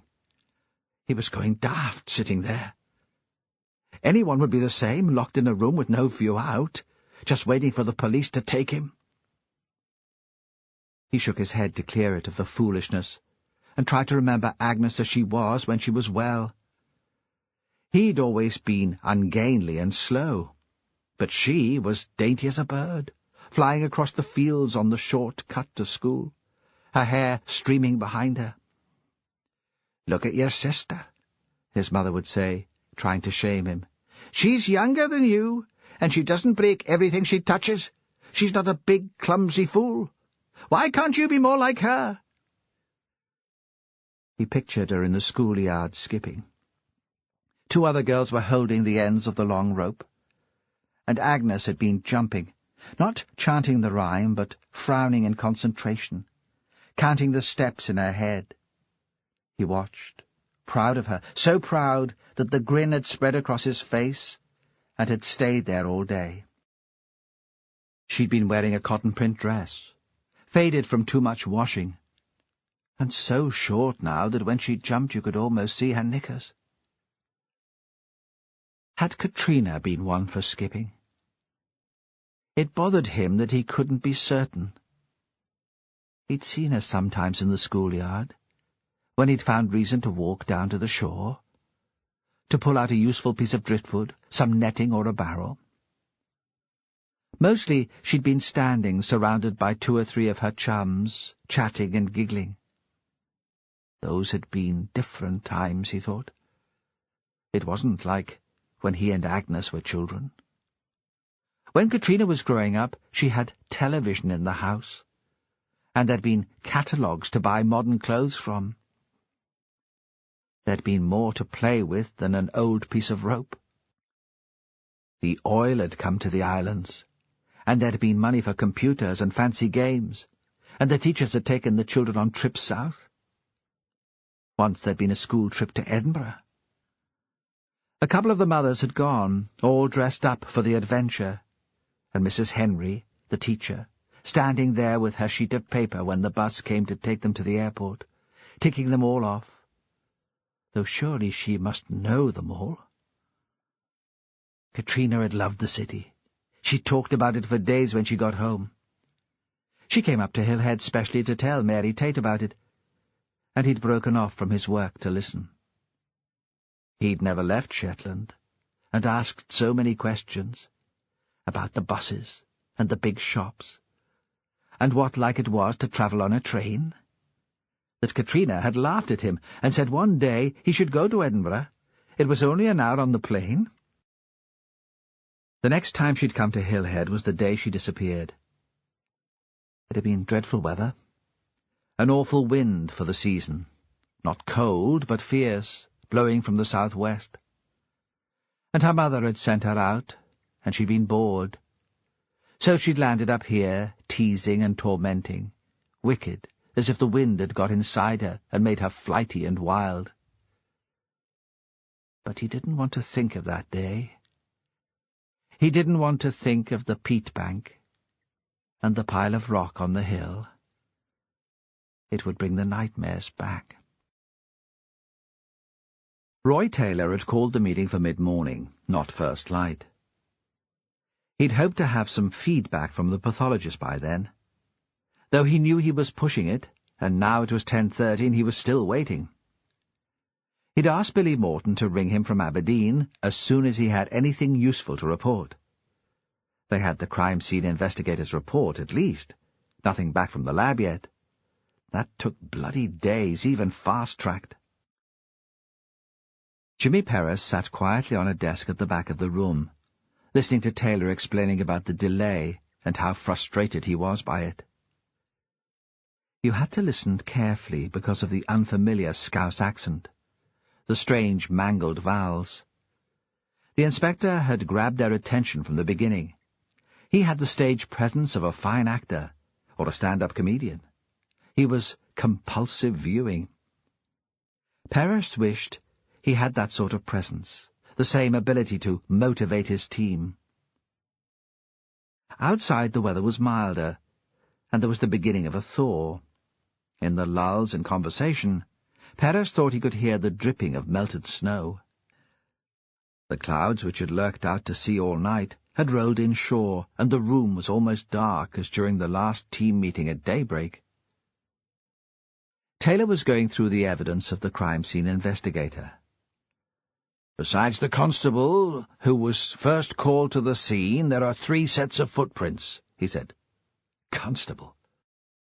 He was being more polite than most. Perris thought on his home patch, Taylor would have a different name for the uniformed men who did the routine work. Here, he was careful not to offend. The snow was deep enough to get good impressions, and it didn't melt during the day, so the crime scene investigator was lucky. She's a bit of an expert on boots and shoes, apparently. 1 set belonged to Mrs. Hunter, size 6 Wellington boots. Of course, really, there are 2 tracks in each case, one going into the scene and one coming away. Another, more recent, in places crossing the prints of Mrs. Hunter, came from Mr. Alex Henry, the teacher's husband from Ravenswick. Size 9 walking boots, again only to be expected. We know that Mrs. Hunter waved at him, he crossed the field to join her, and he used his mobile to call us. The 3rd set belongs to Magnus Tate. His prints aren't very clear. It's hard to tell how long he was there and what he was up to. That's because the other sets are laid on top of his. He was there before either of the others. Our examiner is quite clear on that. Sandy Wilson gave a cheer, punched his fist in the air, then fell silent, when everyone else just sat and watched him. "You think this is a cause for celebration, Sandy?" Taylor asked. The voice deceptively mild, but with an edge of sarcasm which Perris and the Inverness team recognized. He could be polite only for so long. "Well, it means we've got him," Sandy said. "Doesn't it?" "He's already admitted to being at the scene," Perris said. "He didn't attempt to hide it. He told me on my first visit. It's in the daylog, Sandy, but maybe you've not had a chance to look at it." "Well, he would, wouldn't he? He'd know that we'd find his prints, and he'd come up with a reason." "I'm not sure he's capable of that sort of thinking," Perris said. He wished Sandy would admit defeat, not show himself up in front of the others. "Besides," Taylor said, "if he killed Catherine, how did she get there, Sandy? There are none of her prints. Tell me, did she fly? Did those bastard birds pick her up in their talons and carry her? Maybe Tate did. Catherine was a tall young woman. He's an old man, strong once perhaps, and still used to some physical work, but I don't reckon he'd have been able to hoist her over 2 fields without putting her down for a breather, even if she was already dead." "Then how did she get there?" The question was directed to Taylor, but the inspector from Inverness only looked at Sandy for a long time in silence. "Tell him, Jimmy," he said at last. "You've worked it out, haven't you?" Perhaps he didn't feel he could explain to Sandy without really losing it, saying something he'd regret later. "She walked," Perris said. "She walked in with whoever killed her. Then it snowed, and her footprints were covered up. There was a heavy squall at about midnight. I phoned Dave Wheeler, the meteorologist, on Fair Isle. There was snow on part of the body, though, according to the crime scene investigator. It had been stroked carefully away from her face and upper torso. That's why Fran Hunter could see her from the road." "So Ted could still be the murderer?" "No reason why not. He could have gone back later. Early the next morning. He could have swept the snow from her face." "He could be the murderer," Taylor said, interrupting, finding it impossible now to restrain himself. "Of course he could. Still most likely prime suspect. But let's picture the scene. It's dark. He took the girl into his house for tea early in the afternoon. We know that. He's admitted it. And they were seen getting off the bus together. Let's suppose, just for a minute, that he managed to entertain her all afternoon. How did he persuade her to go out onto the hill with him in the pitch black? She was an intelligent young woman, brought up in the big city, not naive, streetwise. Even if she hadn't heard the rumours about him and Katrina Bruce, do you think she'd just wander off into the night with him? That's what the defence lawyers will say, and it worries me too." Taylor turned quickly, so he had his back to Sandy, as if he wasn't worth further attention. "Jimmy, what do you think?" "I don't think she was the sort to be easily scared. And here in Shetland, there's a sense of security, isn't there? Bad things don't happen here. Not the sort of things that happen elsewhere. We let our kids wander around on their own. We might worry about them getting a bit close to the cliffs, but we don't worry about them getting abducted by perverts. Except now. Now we're just like everywhere else. All over the islands, children are being kept indoors and being told to beware of strange old men. So, I think she might have gone with him. If she thought he had something interesting to show her, or for a challenge or a dare, a story to entertain her friends with the next day." He paused. "But she wouldn't just have stood there and let him strangle her. She'd have fought him back, and there's no sign of that, no scratch marks on his hands or his face. They'll take a sample from under her fingernails. Perhaps we'll know more then. So how do you see it, Jimmy? Taylor asked. Set the scene for me. Tell me what you think happened. I think she walked out there with someone she knew and was comfortable with. Someone she'd stand close to, arm in arm perhaps, to keep out the cold. When the attack came, it was without warning. The scarf she was wearing pulled hard around her neck.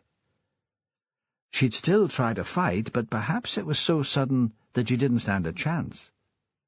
Either that, or someone with sufficient strength to catch her off guard. You're thinking a boyfriend, then? Aye, perhaps. Probably, but not necessarily. Fill us in on the wannabe boyfriend you've tracked down, the lad who gave them the lift back New Year's Eve. Jonathan Gale. Family's English, moved to Quendale not very long ago. He's a year older than Catherine. At the high school, too. He came to see me while I was there. Father's a travel writer. Anyway, they were both outsiders, so you'd expect them to get on. And he'd certainly fallen for her. Big style. I could tell, though he wasn't saying a lot. Apparently she didn't reciprocate. According to Sally Henry, Catherine hardly spoke to him in the car back from Lerwick. And Ewan said she didn't seem interested. But Gale couldn't have killed her. Not according to his parents. He was with them all evening on the 4th. They watched a video. Until midnight? No. But they claim he couldn't have driven away from the house without them hearing.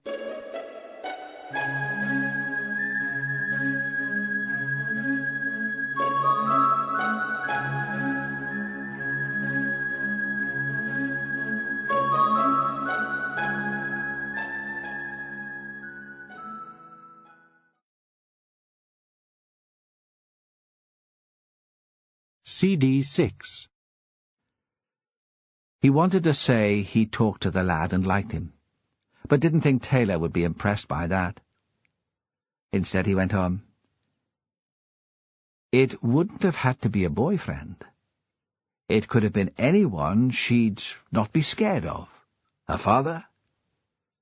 I suppose he'd fit the bill, but wasn't he in Lerwick all evening?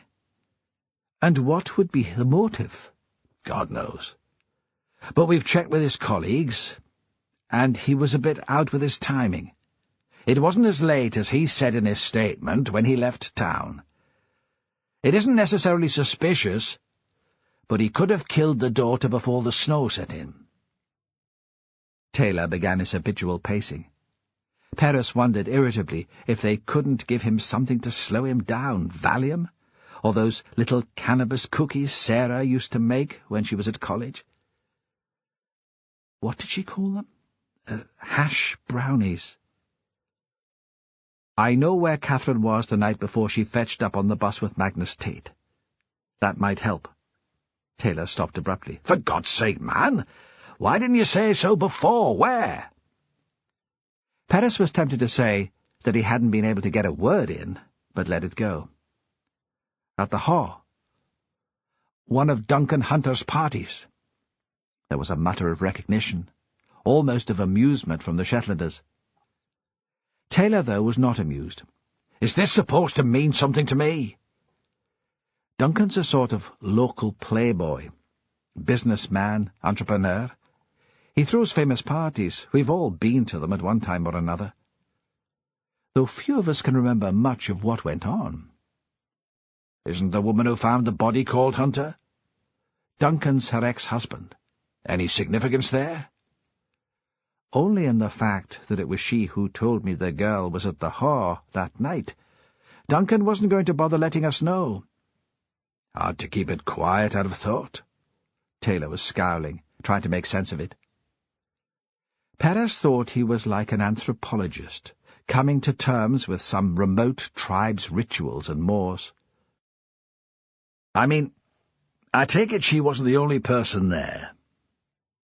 We'd have got to hear of it as soon as we put out a request for information at the news conference.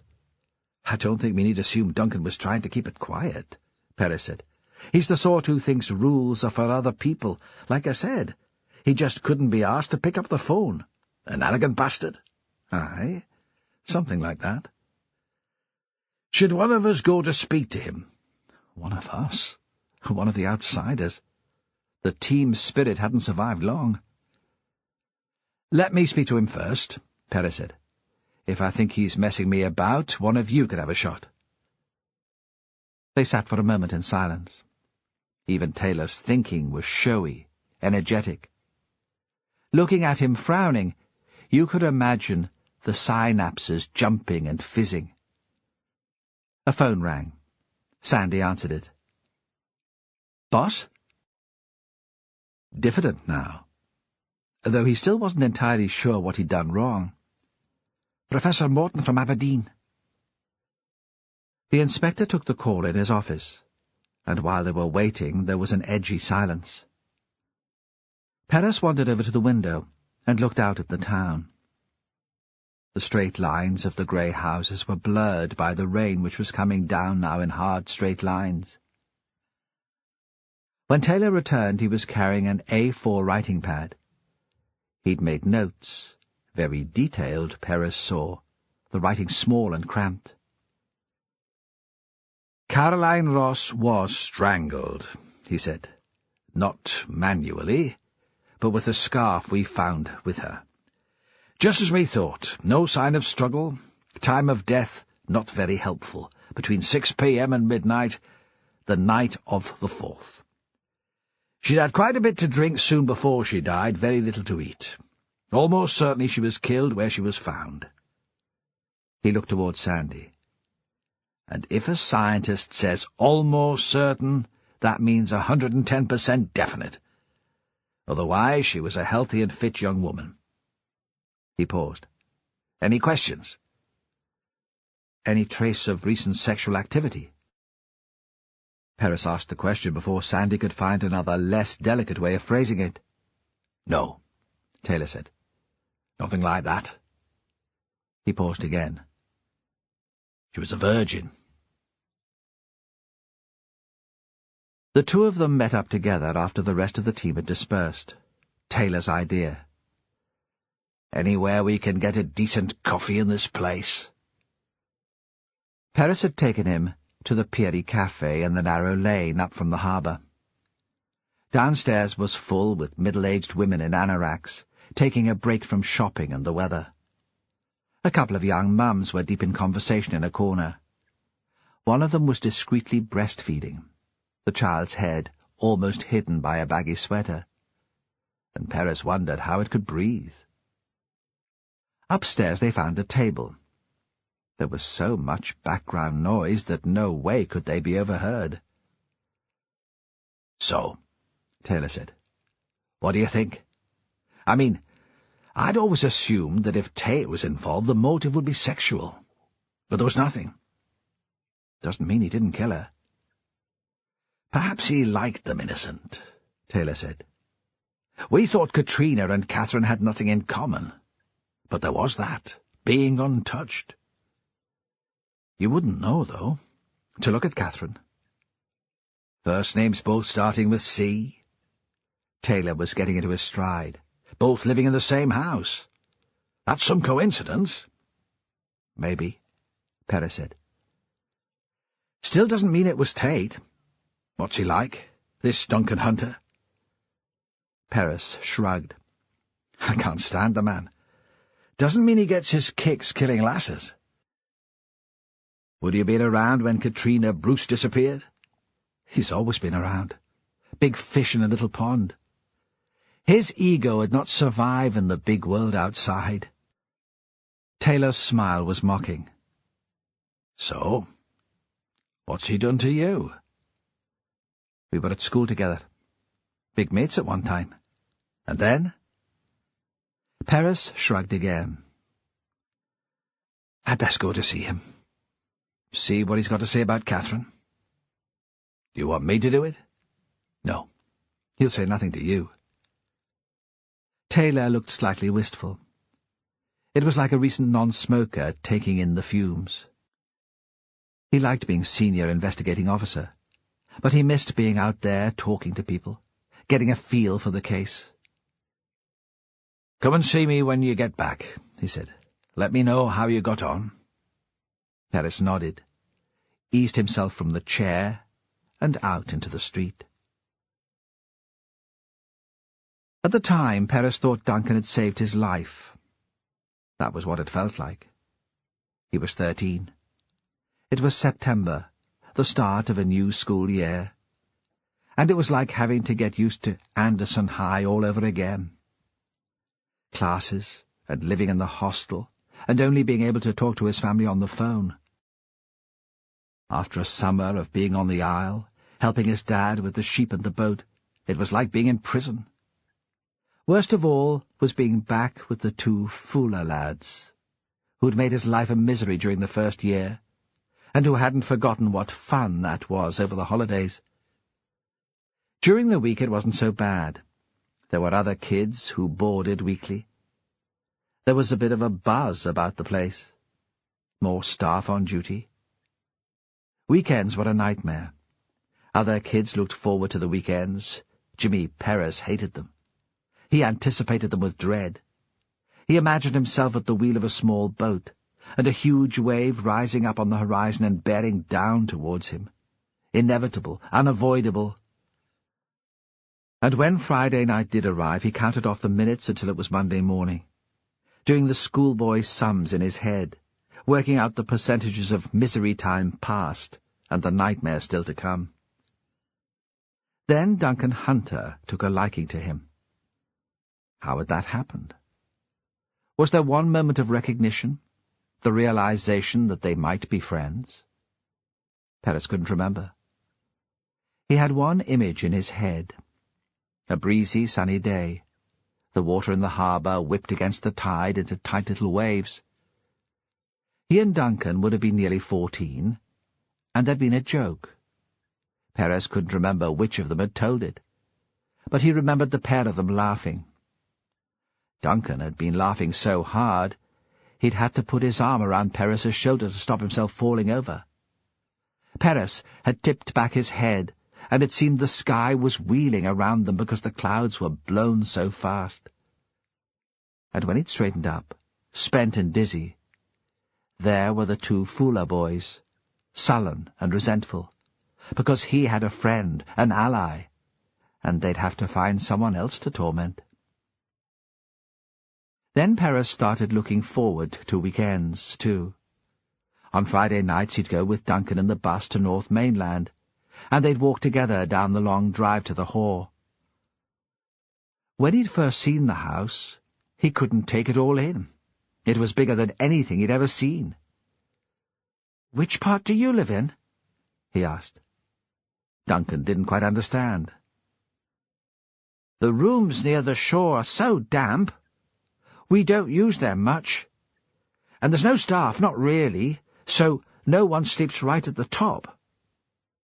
And in those days, at the peak of the oil rush, Duncan's father was too busy or too dazed by the possibilities or too cautious to spend much on the house, and it was still very dark and primitive. Often the generator didn't work, and there was no power. Then they ate supper by candlelight at the long table in the dining room.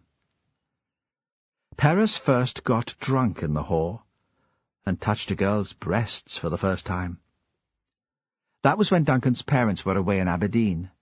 To celebrate having the place to themselves, they held a party, Duncan's first party. It was midsummer, and light nearly till dawn. Paris took the girl onto the beach. She was called Alice, an English girl on holiday.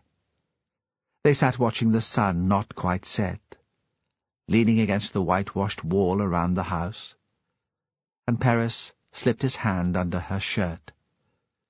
She let him stroke her for a few minutes, then pushed him away with a laugh. Once he asked Duncan, "Don't your parents mind me being here every weekend?" Duncan had seemed surprised by the idea.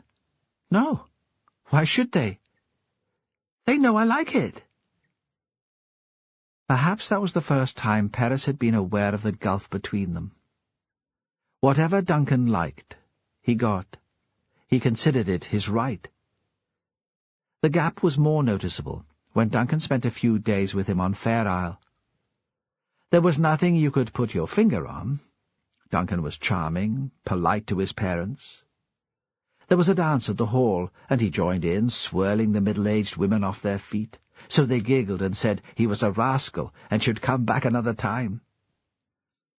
But occasionally Perez saw that he was bored.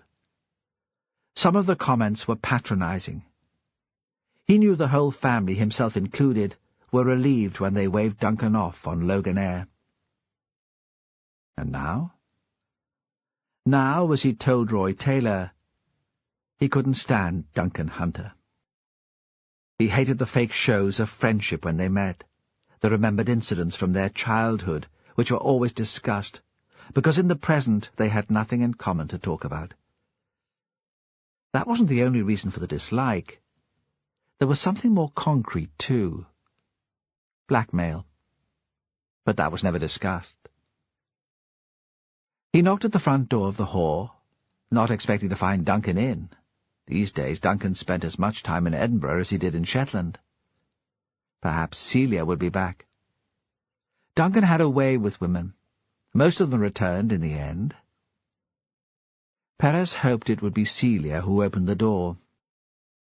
He'd always liked her, and she could fill him in on Catherine Ross, and what the girl had been doing there. He wouldn't have to go through that business of pretending to be old mates before he found out anything useful. He thought at first that the place was empty, and he'd have to come back. The blanket of cloud seemed to hold in the smell of salt and rotting seaweed from the beach. The rain was heavier than ever, and standing at the front of the house, banging on the door, he got soaked. Water spilled from the gutter and splashed out of the drain. Then there was another sound, the slap of slippers against the flag floor, the turn of a key in a lock. Duncan stood there, hangover personified, unshaven, sour-smelling, blinking against the light. For Christ's sake, man, what do you want? At least, Perez thought, he was spared the usual male hug and reference to the old days. It's business, he said quietly. Police business. Can I come in? Duncan didn't answer. He turned and shuffled back towards the kitchen. By the range there was an Orkney chair, with the high, hooded wicker back to keep out draughts. Perez remembered it had always been there. Duncan sank back into it. Perez thought he'd probably spent all night there, once the bottle of Highland Park by his feet was empty. The policeman filled a kettle and moved it onto the hot plate. Tea or coffee? Duncan slowly opened his eyes. He gave the smile that made Perez want to hit him. Good old James, he said, always there to save the day. This is murder. Nothing I can do to make that go away. It was as if Duncan hadn't heard him. Tea, he said. A good, strong cup of tea. The kitchen looked as if half a dozen students had been camping out in it for a term. Duncan saw Perez looking at the mess. You can't get the staff these days, he said. No Celia? She left. The smile and the flippancy disappeared. I thought she was besotted. So did I. The kettle boiled. The tea bags were where they'd always been. Perez rinsed 2 mugs. There was just enough milk in the fridge. Catherine Ross, he said. How well did you know her? I didn't. But she was here, at your party the night before she was killed. You've been speaking to Fran. Mrs. Hunter found the body. Duncan finished the tea, then got out of his seat and poured himself a pint of water. He stood, leaning against the draining board for support. I should have made it work with Fran, he said. I really loved her, you know. There was no reason why it shouldn't have. Only Celia. Well, Celia... That was different. No question of me marrying her. She would never have left Michael. Appearances count here, you know that. Really, there was no competition. I'd married Fran, hadn't I? We had a child. Anyway, now I've lost Celia too. Paris allowed himself to be distracted. What happened there? I thought you had that worked out. A relationship of convenience on both sides. So did I. But recently, she's been a bit possessive, insecure. Her age, maybe. She suddenly started getting heavy about other women. A pain in the arse, actually. He took a mouthful of water, stared gloomily outside. The rain splashed against the window. But you didn't ask her to leave. She left you. Why? Honestly, I'm not sure. It was all very sudden. It happened the night the girl was here for the party. I wasn't doing anything I hadn't done dozens of times before. Chatting, flirting maybe, harmless stuff. We were in the middle of a conversation, nothing heavy. Her saying, "You know you're too old for this. Why don't you get rid of them? Let's have the house to ourselves." Stuff she'd said 100 times before.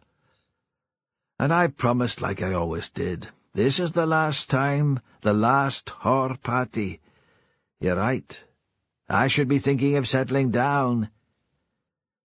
Then she said she was leaving and wouldn't be coming back. She didn't make a big scene, that's not her style. Dignified. Celia's always been dignified.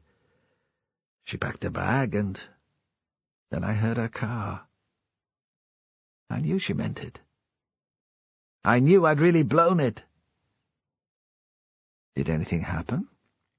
While you were talking to make her leave suddenly? Was this relevant? Why was he so interested after all? Because he was taking a delicious pleasure in Duncan's misery. It served the man right. Duncan shook his head. He closed his eyes again for a moment, as if a wave of pain from the hangover was hitting him. Then he opened them. She had a text message. She read it while I was still talking, then announced that she was leaving. He looked across at Paris, suddenly horrified. Do you think it could have been from another man? That she had a lover all the time she was with me? Did she often get text messages? Only from her son. Robert can't wipe his bum without clearing it with her first. Wasn't Robert there that night? I think he was earlier. Not when Celia ran off. He hates my guts. But he still comes to my parties. Did he arrive with the girl who died? Hey, man, you know what it's like at my parties. The doors open and people wander in. You told Fran you let Catherine stay because Celia knew her. Did I? I'd have let her stay, whatever. She was bloody gorgeous. You did talk to her, then? Yes, I talked to her. Before Celia left or after? Both, probably. Yes, both. Was she with anyone? I mean, a boyfriend? No. Did you ask her? Maybe. But you notice, don't you, there's an attractive young woman. You look to see if she's with anyone. She wasn't with Robert? Not in that way. I mean, I think I saw them talking when she first got here. Anyway, please, Robert eyes-pissed her. This was a beautiful girl with a brain. What would she be doing talking to Robbie? I mean, all he wants in the world is to be as famous as his father. What would she be doing talking to you? You did speak to her, though. What about? Film. I told Fran that. She was a film freak. She even had a camcorder with her. She showed me how it worked. She was filming the party? I don't know. Maybe. She was talking about the film club. Why was it that all they had were blockbusters? Why couldn't we get some European stuff occasionally? She said that was the one thing she missed about living in Shetland, a good art house cinema. She was pretentious, you know, in the way bright kids are. But she didn't take herself too seriously. Did you try it on? Not seriously. What does that mean? She made it clear she wasn't interested. You know me, I don't need to work at it. There are lots of women out there. But Perris remembered other conversations with Duncan. The effort he'd put into charming Fran. If he'd been really taken with Catherine, he'd have worked at it. How did she seem? I mean, what sort of mood was she in? She was buzzing, really elated. I told her, whatever you're on, I want some of it. Do you think she had been using? No. She was young, that was all, young and pleased with herself, the way I used to be. Did she stay the night? Apparently. According to Fran, she was seen on the bus from town at lunchtime the next day. But she wasn't with me. I was feeling sorry for myself. Got maudlin drunk and passed out. It's been happening a lot recently. I only held it together yesterday because Cassie was here. He paused. Did you see her at Fran's? My beautiful Cassie. Yes. I wasn't sure I wanted a child when Fran told me she was expecting. I didn't think I was ready for it. Now I can't imagine life without her. I couldn't bear it if Fran took her away again. Is there any danger of that? I'm not sure. She seems settled enough here, but you can never tell, can you? She'll meet someone else eventually. Now, you have to go. I need to shower and change. I'm taking the afternoon flight south. Work. Perris stood up. When will you be back? Tomorrow evening. You don't need to worry, I'm not planning on running away. Before going back to his car, and despite the rain, Perris walked round to the back of the house, which faced towards the shore.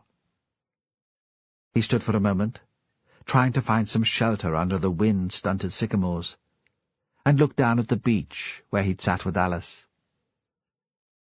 He'd been convinced that he loved her, and couldn't understand why she didn't reply to his letters once she got home. It was Saturday. No school, but no rest. Usually on Saturday, Sally went into Lerwick for youth orchestra practice. Her father often gave her a lift and stayed in town to do some work in his office. At least, that's what he said. Sally wasn't sure. Saturday was Margaret's day for cleaning and laundry, and nobody wanted to be around when she was in the middle of that. This morning Sally woke up feeling light-headed and strange. She'd had a disturbed night, too much dreaming. Sometimes she worried that was all her life consisted of. Dreams. Nothing in it was real. The family life her mother had created, kirk on Sunday, sitting down to tea together every night, everything placid and ordered and calm, all that was a sham. Sally went along with it for a quiet life. She pretended to be a dutiful daughter. Yet there were times when she wished her mother was dead. Even her friendship with Catherine hadn't been what it seemed, and it had been a real effort to keep the resentment and jealousy from floating to the surface. Sometimes the effort of all that acting made her feel weird, cut off, like she was looking down at herself. She tried to explain it once to Catherine, who hadn't understood it at all. At breakfast, Sally still didn't feel like eating. She could tell her parents were anxious, and she quite enjoyed the idea that they were worried about her. It made a change. All that time when the kids at school had been picking on her, she tried to explain to them what was going on, but they hadn't really taken it in. "Take no notice," her mother had said. "Sticks and stones. Why don't you give orchestra a miss today?" Margaret was putting the pans to soak in soapy water. Even at the weekend she didn't believe in a leisurely breakfast, and the plates were snatched away as soon as you'd finished. "It's delayed shock, I expect. Maybe we should ask the doctor to take a look at you. Have a day at home." But that was the last thing Sally wanted. "I'll probably feel better if I'm out." Her father poured himself a last mug of tea from the pot. "Why don't you come with me? It's my day for the beached bird survey. Fresh air and a bit of exercise, that might do the trick." She couldn't come up with any reason to refuse him. She could tell he really wanted her to go, and like her mother she found it hard to stand up to him. She went into the bedroom and changed into jeans and an old sweater, then stood in the porch to pull on her Wellingtons. He was already waiting for her. Margaret came out with a flask and a packet of sandwiches and stood to wave them off. Sally could tell she was eager to have the house to herself. They only made it untidy. The rain had cleared overnight, and it was a little warmer, a false promise of spring. Sitting high up in the front seat of the Land Rover, there was a view across the fields to where Catherine had been lying. One of the pieces of police tape had come loose. The ravens were sky-dancing in the thermals at the top of the cliff. "What did she look like?" Sally asked. He knew what she was talking about, but there was a moment's silence while he considered. She thought he was going to tell her not to think about Catherine, that she should put all thoughts of the murder from her mind. At last he said, "She looked dead. I'd never seen a dead body before. You think it'll just look like someone sleeping, but it doesn't. You mustn't worry about what happened to her out there. The birds, all the rumours that are flying around. Whatever made her Catherine had gone by then, long gone." He paused. "Do you understand what I mean?" "Yes, I think so." Every month, Alex walked a stretch of the coast looking for birds which had been washed up dead. He wasn't the only one. All around the islands there were people walking their own patch. Pete, from the RSPB, Paul, Roger, all the volunteers. It was a census, a snapshot of the health of the island's bird population. He explained this to Sally as he manoeuvred the Land Rover down a narrow track towards a small farm. She listened, glad of the distraction. There was something comforting about her father's obsessions. They were always the same. The house at the end of the track was freshly whitewashed, and a line of nappies blew behind it. As they approached, a young woman came out and scattered grain to the chickens which pecked around the garden. She waved at Alex before disappearing inside. "A young couple's just taken it over," he said. "Incomers. At least they're living there. It was a holiday let for a few years." She was surprised that he knew about the new family. She'd thought he didn't notice much about people. He led her past the house onto a pebble beach. It shelved steeply into the water, and there was a line of seaweed piled up which marked the high tide. She could smell it from where they were standing. "We might find a few oiled birds," he said. "There was some pollution further north." He was talking to himself. She scrambled down the beach after him, almost tripping when the shingle shifted underneath her boot. He turned and caught her elbow just in time to stop her falling. His grip was strong, and the physical contact shocked her. Even when she was young, she couldn't remember him touching her. He'd never been one for giving a cuddle.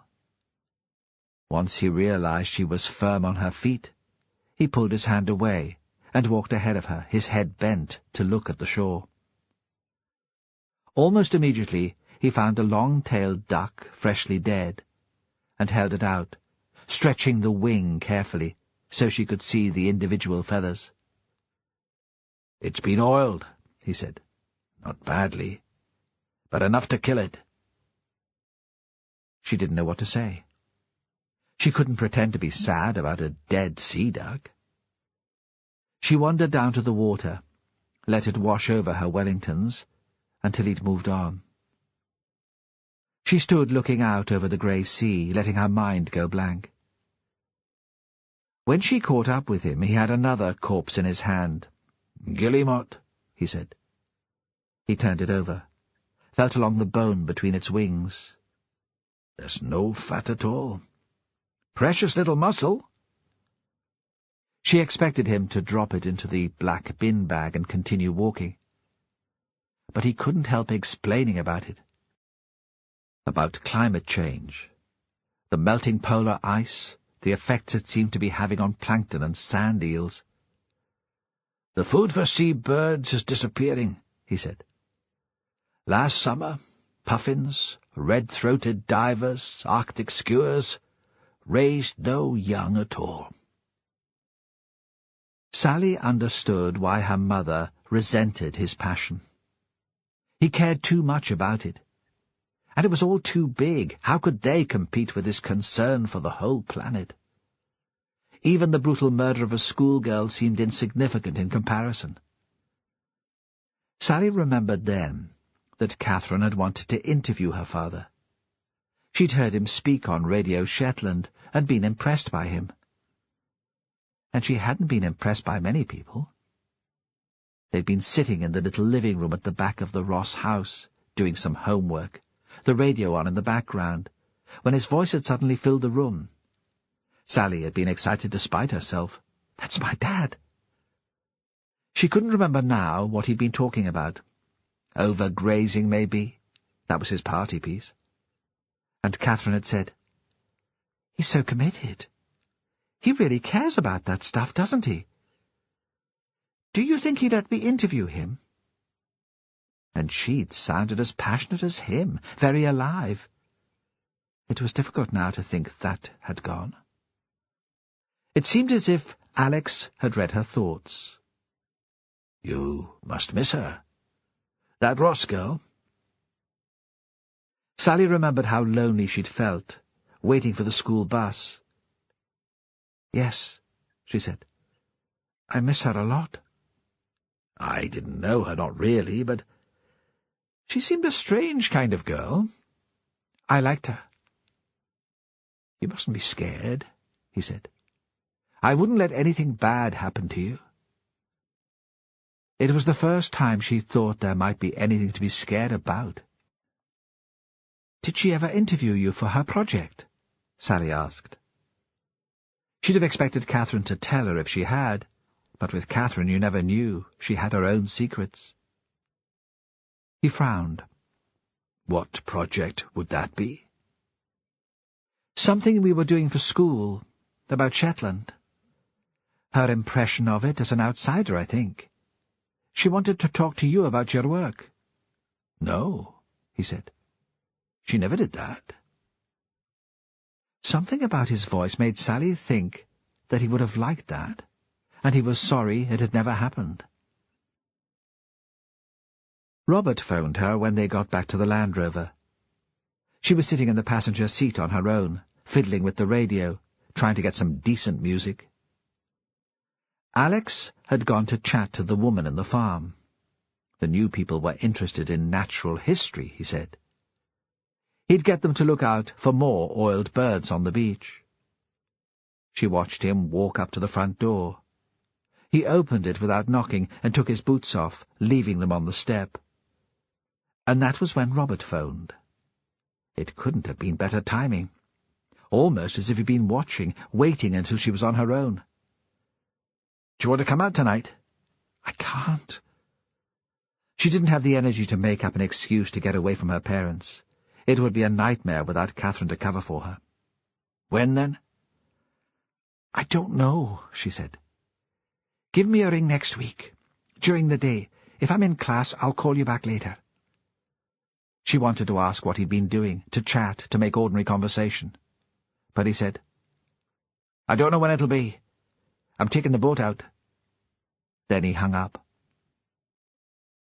It was a quarter of an hour later when her father got back, and by then she was very cold. She wondered what he could have been up to in the house with the young woman. She was proud of herself for not falling in straight away with Robert's plans, but she wished she had something more definite to look forward to. The following morning she went to the kirk with her parents, because she didn't have the energy to make a fuss. While they were praying for peace in the world, she was thinking about Robert Isbister. Of course, he was always there, distracting her, worming his way into her head. Why hadn't she gone with him when he asked her? Why hadn't she fixed a definite date for later in the week? The familiar words washed over her, and she joined in the responses, but she didn't hear a thing.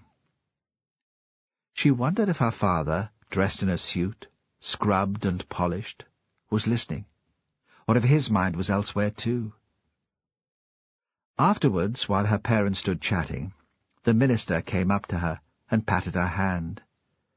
He was an obese man, so fat that the effort of walking made him wheeze. "If you need anyone to talk to, you know where I am.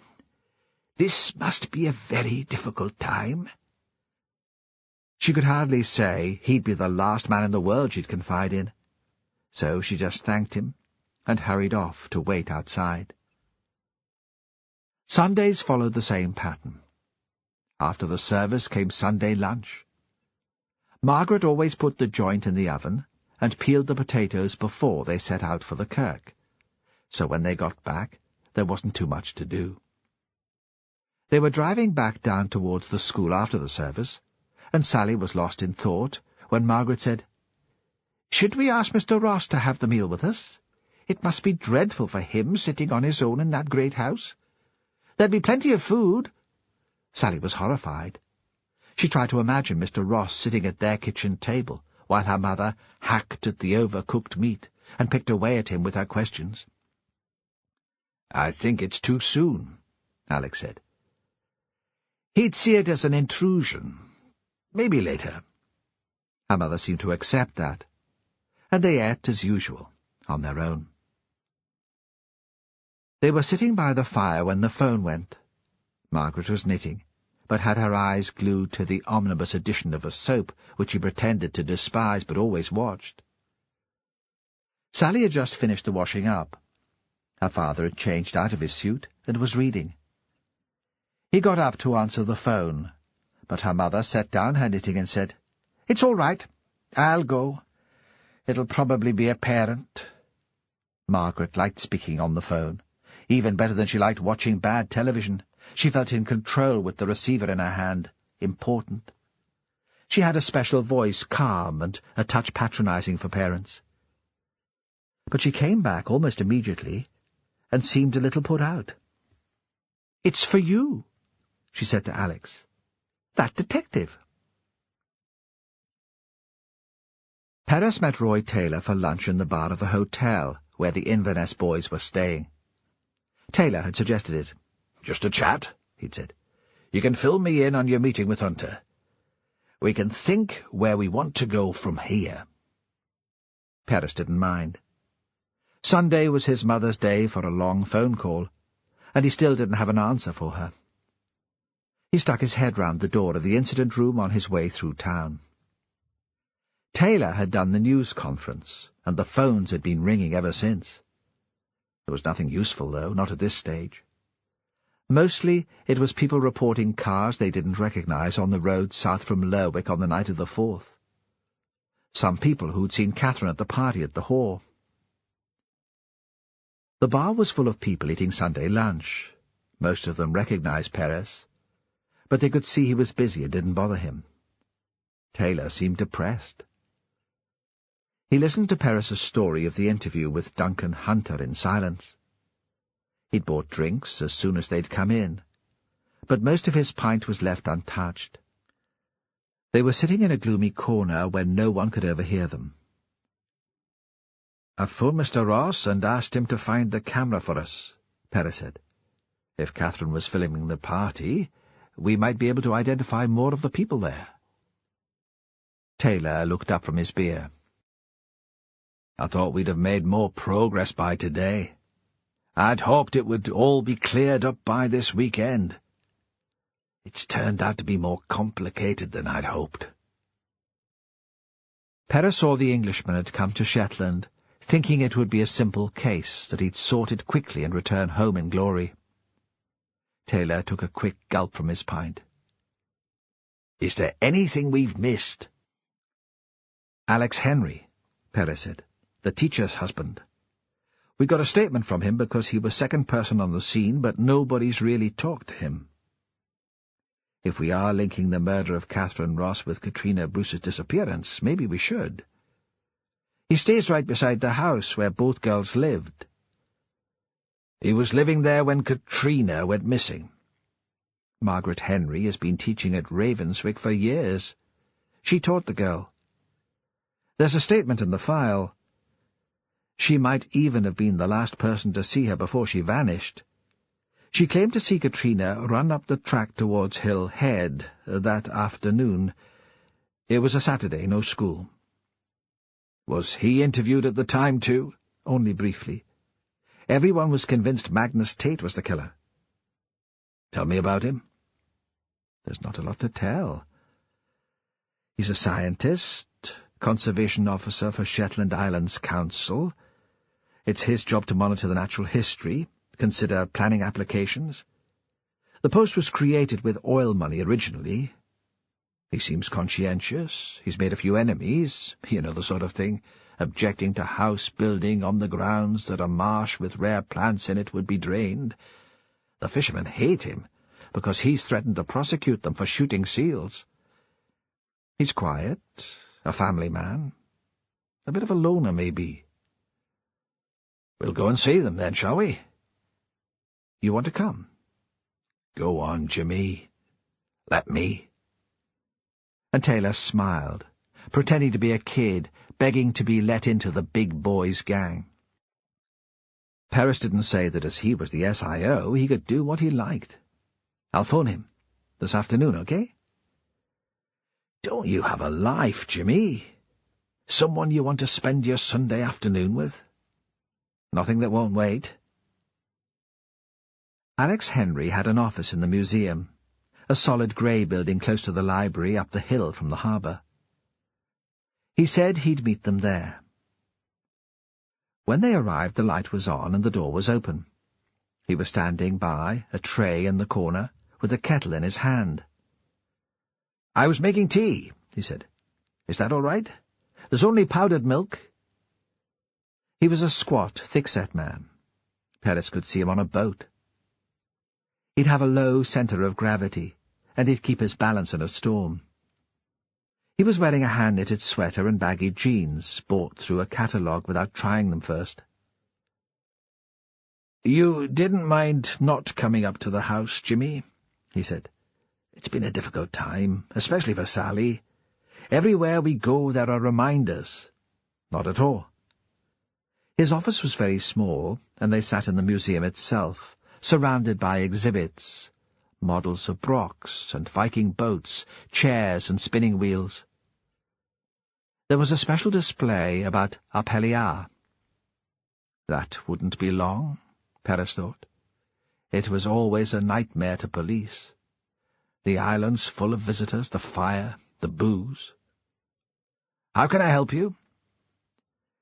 "It's possible that Catherine's death is linked to the Bruce girl," Paris said. "We're talking to every man who lives in the Ravenswick area. You know we have to cover all the angles." "Of course." "Can you tell us what you remember of Katrina?" "Now, after all this time, very little. Then it was such a terrible thing, so shocking. We had Sally by then, though she was only little. and I couldn't imagine what the Bruces could be going through. When it happened, you thought it was impossible you'd ever forget. It was all people talked about. Paris was surprised that the man was so forthcoming. He didn't know him well, but Alex had never been one for volunteering information. When the Henrys went out as a couple, it was Margaret who did the talking. The only time you couldn't shut him up was when he got started on the island's wildlife. What did people say? That Magnus had killed her? His father had died. It was just him and his mother. It was Mary, the old lady, that kept the croft together. She was gone 80 when she died, tiny but strong as an ox, formidable. He did most of the work around the place, but just what she told him. She wouldn't hear a word spoken against him. I remember one day there were people gathered outside the house, calling for Magnus to give himself up and tell where the girl's body lay. The old lady came out. She screamed at them, "My Magnus is a good boy. He hasn't hurt anyone." They admired her for sticking up for him. But it did no good. They still thought him guilty. And you? What did you think? I find it hard to have firm views on anything unless I'm given proof. Too much the scientist, I suppose. I didn't think there was the evidence to convict him. I thought if he had killed her in a moment of rage, maybe, or more likely by accident, then he'd have admitted it. I couldn't see him lying. But I have no other explanation about what happened to the girl. Did Katrina ever come into your house? Aye, occasionally. We were friendly with her parents. Not in and out of each other's houses every day. Margaret and I don't live like that, but special times they used to come in for Boxing Day tea. We'd go to them New Year's Eve, take Sally with us, put her to bed upstairs, then carry her out still asleep when we went home. You know how it is.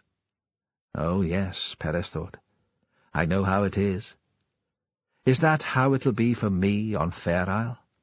Everything planned and the same for years to come? What were they like, the parents? Quiet people? Kind? Kenneth's father had farmed that land, and that was all he'd wanted to do since he was a lad. But after Katrina went, he couldn't face it. They sold off the house and the land separately, and they moved south. There were no problems. You never suspected that the parents might be involved. Never once. It always crosses your mind, doesn't it, when you see fathers on the television, and there's a child gone missing? I wonder if it could be you, if this is all an act. That's what we've come to. We can't trust anyone. But with Kenneth and Sandra, no. We never thought like that, not once. Were there any other children? Harris knew, of course. He'd read the file over and over. But he was getting more of a feel for the family by listening to Alex than he had from pages of witness statements.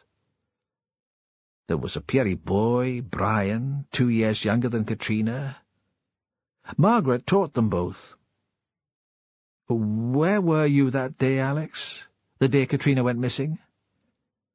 I was working here, preparing papers for a planning committee. I didn't go home.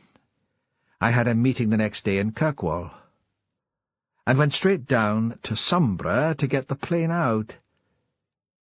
I didn't hear that Katrina was gone until I phoned Margaret that night. She said everyone was out searching. I was sure they'd find the girl either dead at the bottom of Raven's Head or alive on the hill, lost and scared. I never thought she'd just vanish. Could the tide have taken her? If she'd fallen from the cliff? Taylor spoke for the first time. Only on a high spring tide with a strong wind behind it. There's a shelf of rock and a shingle beach which only gets covered twice a year. The weather was bad, and it was a neap tide, and the wind was offshore, If she'd have fallen, she'd still have been there when the cliff rescue team looked the next day. What sort of child was Katrina? Perez asked. Margaret must have talked about her. Was she the sort who might wander off? Perhaps that's why I wasn't too worried when I heard she was missing. She was a minx by all accounts. A bit precocious, anyway. Always showing off in class, Margaret said. She thought Sandra spoiled her. But they were an older couple, her and Kenneth. They'd had to wait a while for the kids to come along. Katrina wasn't easy then. Lively, Alex concluded. She was certainly that. Had she run away before? Not run away. But she caused a bit of a stir the week before she vanished. Nobody could find her. Kenneth was down at the schoolhouse looking for her. They discovered her in Hillhead. Mary Tate was baking, and Katrina wanted to wait until the scones came out of the oven. Mary said she insisted, just refused to leave. That's why everyone assumed she was there when it happened again. Where do the family live now? I don't know. Margaret might remember. We had a Christmas card the first year, but nothing after. And what did you make of Catherine Ross? There was a long pause. She was a young woman, Alex said. Not a child. Only the same age as your daughter. Well, maybe she's a young woman too. Only we don't want to see it. Margaret doesn't, at least. Sally's never had much confidence. She's a pretty lass, just not skinny like some of those stars they all read about. She's always been worried about putting on weight. Catherine was different, though. More sure of herself, more sophisticated. Margaret didn't like it. She thought Sal was overpowered by her, that she was leading Sal astray. And what did you think? I was pleased that Sally had a friend of her own age living so close. At first we both were. It can't have been easy for Sally, being the teacher's daughter. It sets you apart right from the beginning. She found it hard to make friends with other children. I was worried about her. Thought at one time she was being bullied. Margaret didn't think there was too much to worry about, and we let it go. We hoped it would be better when she moved to Anderson. But she never seemed happy there either. It was worse, if anything. Sally didn't seem to have any friends at all, not until Catherine arrived. Perhaps she just tried too hard to belong, and that put the other kids off. And Catherine made a difference? Sally wasn't on her own so much. I'm not sure how close they were. He paused again. Perhaps Margaret was right, and Catherine was only using her. But I didn't see it that way. I thought she was unhappy. She wasn't good at making friends either. And she was a teacher's kid.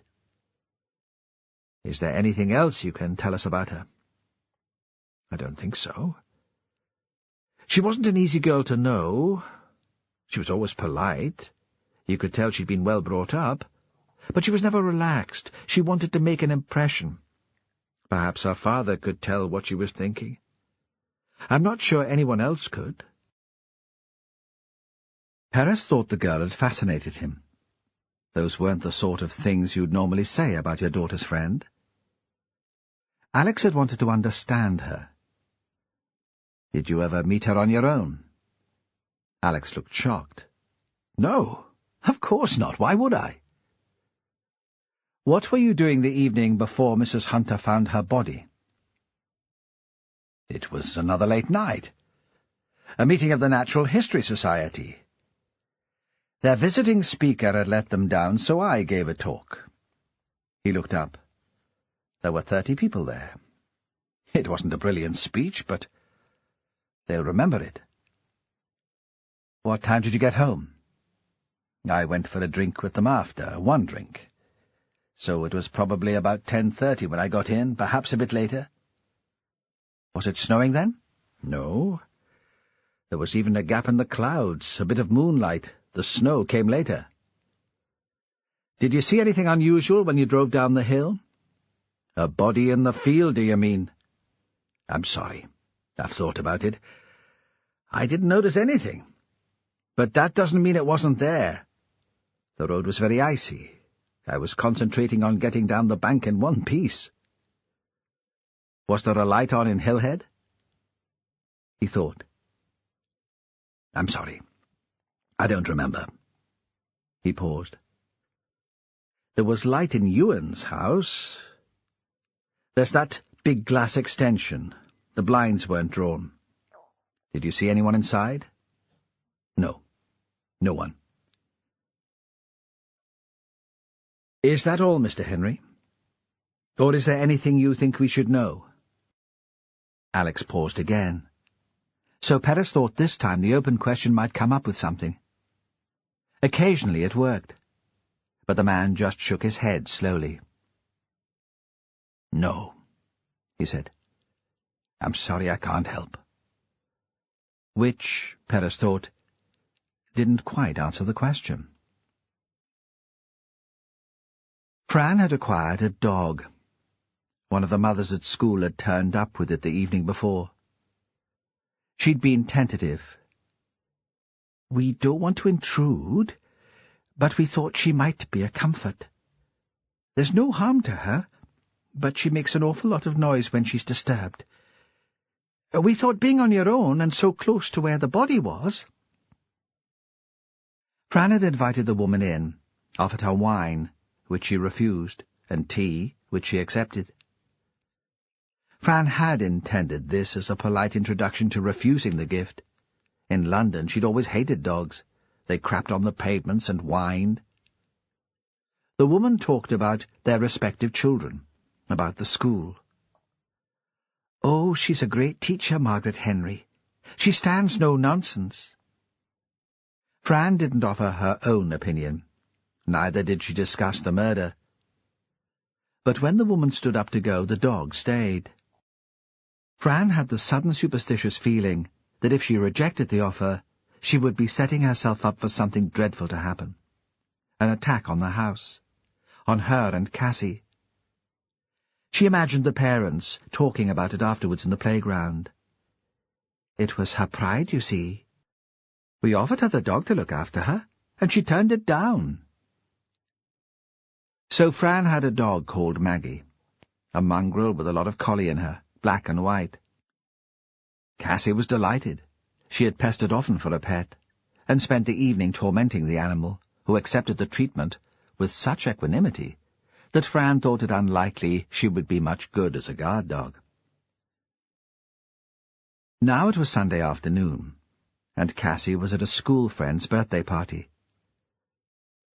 She dressed in her favourite dress, all pink frills and glitter, working herself almost into tears when her hair wouldn't stay up as she'd wanted it. What will the others think of me, looking like this? Other people's mothers have straighteners and curling tongs. By implication, Fran was a terrible parent. Fran tried to understand the tantrums. It would be Cassie's first proper sleepover, a rite of passage. She'd been given a lift to the party, and Fran had stood at the door waving her off. But Cassie didn't notice. She was already giggling and gossiping with the other girls in the car. Maggie was lying asleep in front of the range.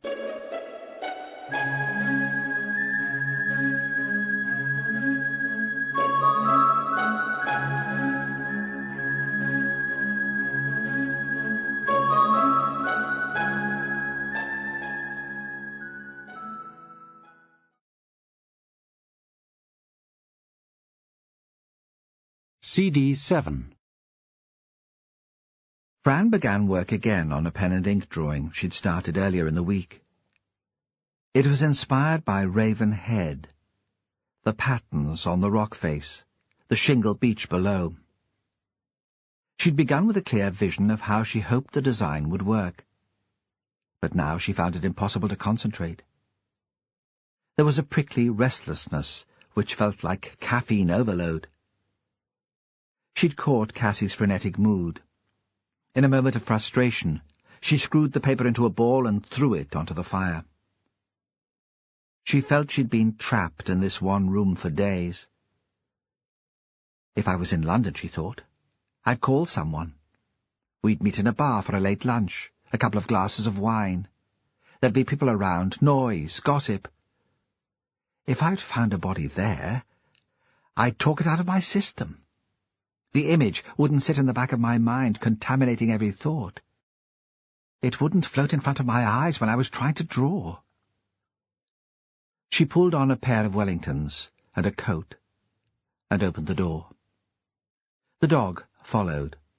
An astonishing change in temperature had occurred outside overnight. It was as if Ravenswick had become a different place, softer, less hostile. The police were still on the road down by Hillhead, but there weren't so many of them on the hill now. From this distance, the men looked like children's stick drawings, like the drawing Cassie had made in the sand on the beach at the Haw. She could see Ewan's house, too. His car still stood outside. She thought on impulse she should visit. If she was feeling stifled, how much more difficult must it be for him? She walked down the hill with the dog yapping at her ankles. When she knocked at the door, Ewan opened it immediately and glared out at her. She took a step back in surprise. "I'm sorry," he said. "I thought you were a reporter. The police stopped them at the top of the bank, but one or two have got through. It's not the locals. The nationals must have got wind of the case now, too." "I wasn't sure if you'd want to visit her." "I'm quite happy to go, if you like." "No. I should be looking through Catherine's things. The police have asked to see her video recorder, but I'm not sure I can face it yet. Let's have some tea, shall we?" She left the dog in the garden and followed him. When he took her into the space-age kitchen, she saw what an effort it was for him to hold it all together. His hand shook as he held the kettle under the tap. "I want to know about the other girl," he said, his back still towards her. "What other girl?" "Katrina Bruce. The other girl who lived here. The other girl who disappeared." He turned and lifted 2 mugs from a shelf. At first it didn't matter who'd killed Catherine. Not really. It was being without her. Her absence. Very selfish, I'm sure, but that was all that mattered. Then you told me about the other girl, and I realized it makes things different." "How?" "If Catherine's death is part of a pattern, it could have been avoided. You do see what I mean?" Fran wasn't sure she understood at all, but she nodded slowly. "So I have to know what happened to the girl 8 years ago. It's a way of making sense of things, a way of understanding why Catherine died." "Katrina's body was never found. I know that." The electric kettle had boiled, but he ignored it. His tone was impatient, and the anger had returned. "Of course I know that." He walked past Fran. "Come here," he said. "Come here." He seemed about to grab her arm, but stopped himself. He led her through into a small utility room, with a sink, washing machine and dryer. It was a dark little room, which had escaped the improvements in the rest of the house. It smelled damp. "This must have been the old kitchen," he said, "and this must have been the larder." He opened a cupboard door. "Look!" His voice had risen to a shrill squeal. "Look!" The inside of the larder door hadn't been painted for years. He pushed it wide open, so she could see the marks in felt-tip pen drawn inside, showing the height of the children who'd lived there. By each mark there was an initial and a date. He pointed to the lower mark. "B," he said.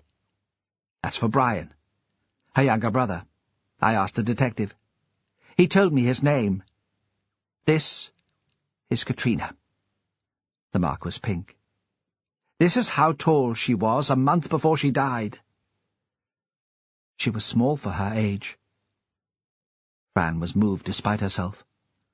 Cassie would only be a couple of centimetres shorter. Ewan seemed to have forgotten that he'd offered her tea. He wandered back to the kitchen and sat on a stool with his head in his hands. She stood for a moment helplessly, but realized there was nothing she could do for him. When she said she should go, he seemed not to notice. Fran set off up the bank. She needed to walk away from the vision of the educated man crumbling in front of her, looking for an explanation in patterns and old pen marks on a wall, becoming obsessed with another child. Was it guilt which drove him? The guilt of knowing he'd not been much of a father. The dog danced beside her, then ran on.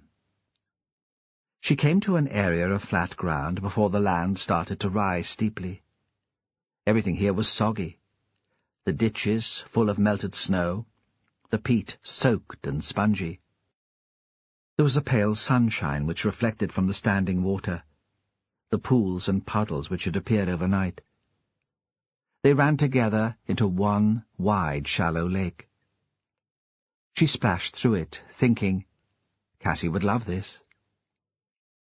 I don't think I can handle this on my own, she thought.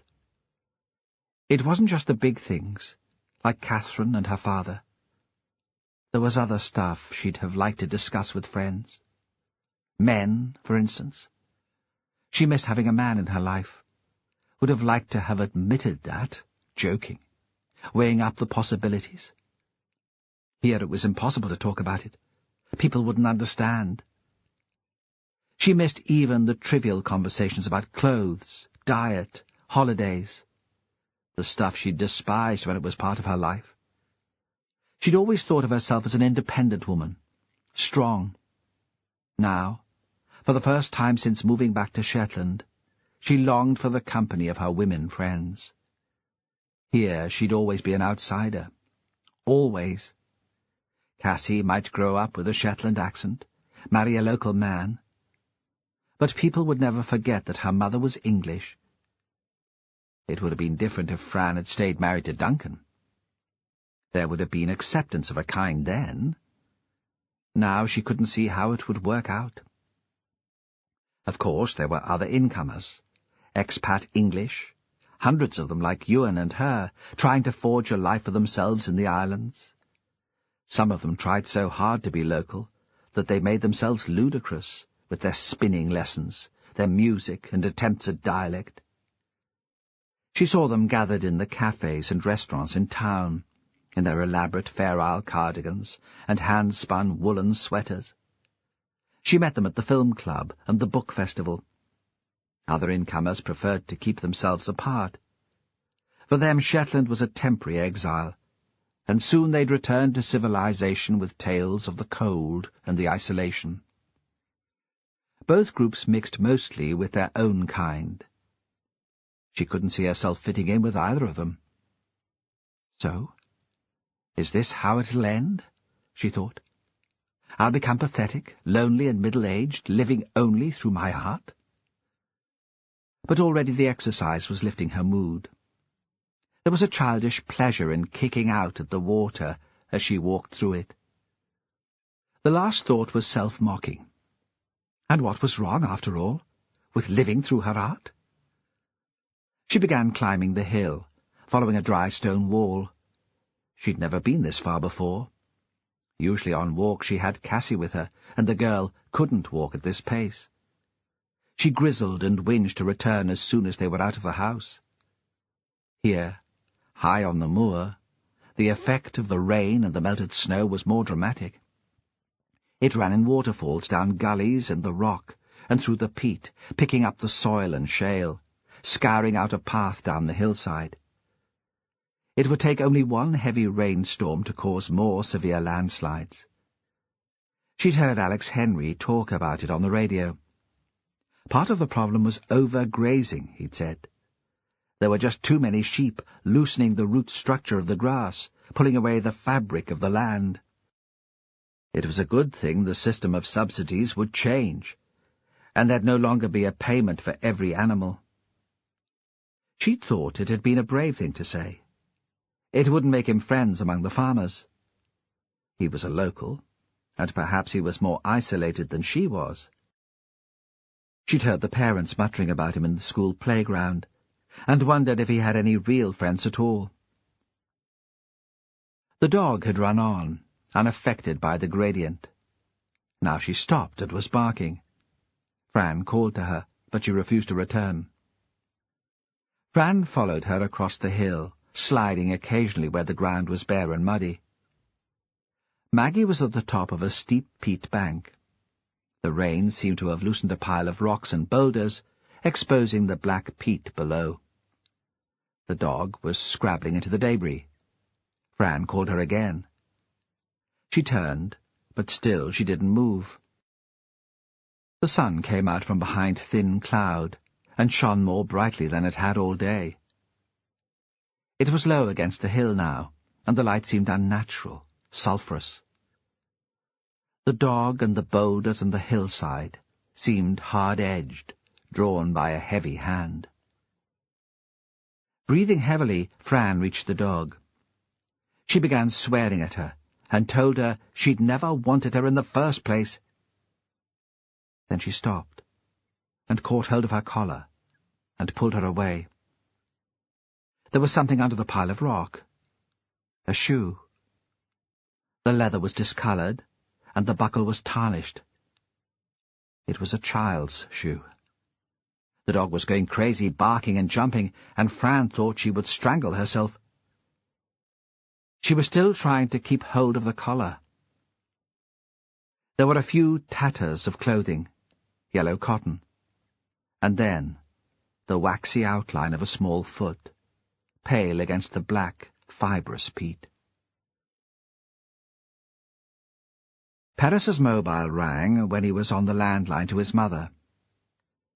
He'd just got in from talking to Alex Henry, and decided he couldn't put it off any longer. He didn't know what he'd say to her, but she deserved a call. He poured himself a beer and dialed the number. "Well?" she said, not asking first about the case, though she must surely know all about it, at least have heard about it on Radio Shetland.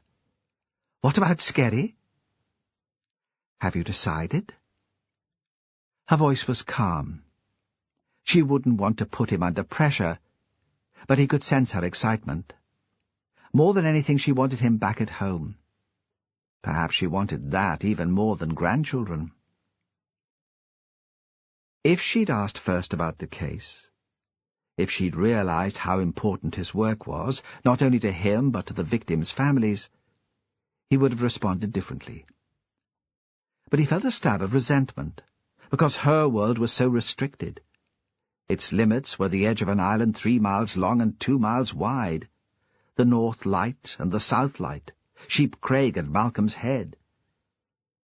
So when the mobile rang, and he saw Fran Hunter's number come up on the display, he said, "Look, I'm sorry, Mum.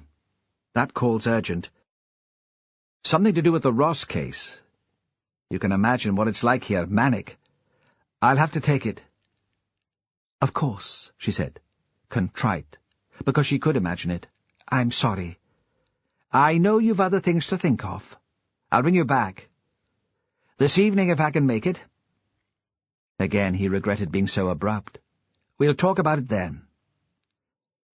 "There's someone else interested," she said quickly, fitting the words in while his mobile played its ludicrous tune in the background. "In Skerry. Willie's grandson, the one who went away to agricultural college. He wants to come home." Then she put down the phone. She took a starring role in the panto every Christmas. She knew how to do dramatic endings.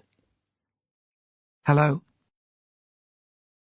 Automatically he'd pressed the answer button, and he could hear Fran Hunter, but his mind was elsewhere, and it took a couple of seconds of her shouting, "Hello? Hello?" like a passenger on a train as it hits a tunnel, before he answered her. "I found the other girl," she said.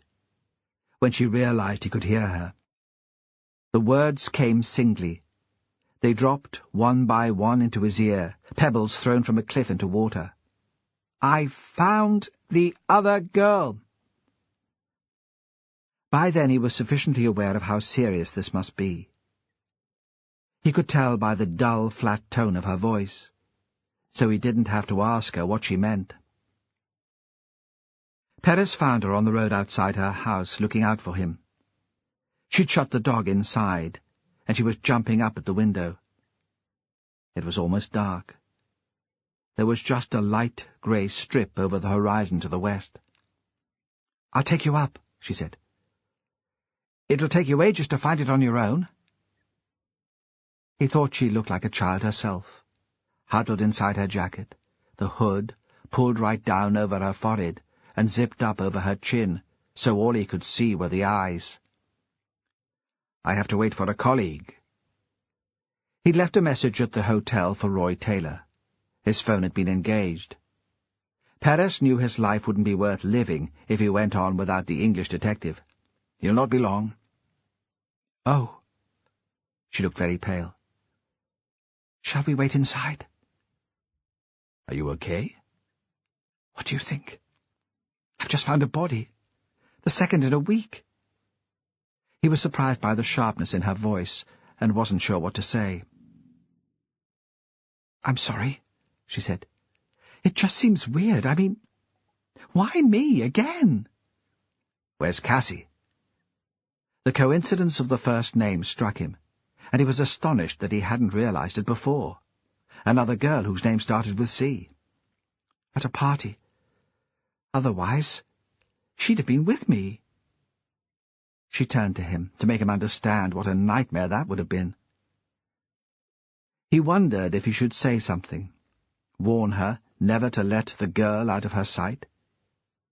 But then Taylor turned up, driving the car so hard that they could hear it long before it came into view. Perez found himself disappointed by the arrival. He liked the inside of Fran's house. He wouldn't have minded waiting there with her, by the fire in the warm. Taylor's first concern when he jumped from the car was for Fran. He bounded towards her, very solicitous in an eager, clumsy way, which was patently sincere. He took one of her hands in two of his. "How dreadful," he said. "What a terrible shock all over again." There was no trace of suspicion. Nothing to indicate he thought finding two bodies in less than a week was more than an unfortunate coincidence. Perez realized that he was looking at his boss almost as a rival. Perez wanted Fran to like him best, to think him most considerate. Did Taylor have a partner? He had never mentioned a wife or a regular girlfriend. But perhaps there was someone. He had been talking on the phone for a long time, while Perez was trying to get through to him. Perez thought his own response to Fran must have seemed mean and uncaring in contrast, and tried now to put that right. "Mrs. Hunter has offered to show us the place on the hill," he said. "I don't think that's necessary, do you? We'll put in some other men, cover the hill ourselves." By now it was completely dark, but the sky had cleared, and there was a moon. Taylor seemed to consider the matter very seriously. He turned to Fran. "If you really don't mind," he said, "it would be a tremendous help." Even in the dark, Perez could tell she was smiling. A child was lying dead on the hill, and Roy Taylor could make her feel good about herself. The expedition across the hill was an experience at once bizarre and strangely companionable. Later, he would remember it as a series of scenes. Fran led the way, and the men followed one after the other. He was at the rear. At one point he looked up and saw that all three of them must be silhouetted against the moonlit sky. From the road they would look like characters from a children's cartoon. Something strange produced in Eastern Europe when he was a boy, he thought. Three eccentrics in search of hidden gold. Those films always had a quest at the heart of them. The next moment to stick in Paris's memory was when Taylor stood in the Gilly Burn. He must have seen it, milky in the moonlight, but there was no way round. He wasn't wearing Wellingtons, and the cold water seeped almost immediately over the top of his boots, oozing through the thick woolen socks to the skin. He didn't swear, though. Of course, he would have done if Fran hadn't been there. Paris took a delight in his discomfort, then thought that was childish. He was no better than the boys from Fula. Then, as they reached the landslip which had exposed the girl's body, the moon went behind a cloud, and the hill was suddenly dark.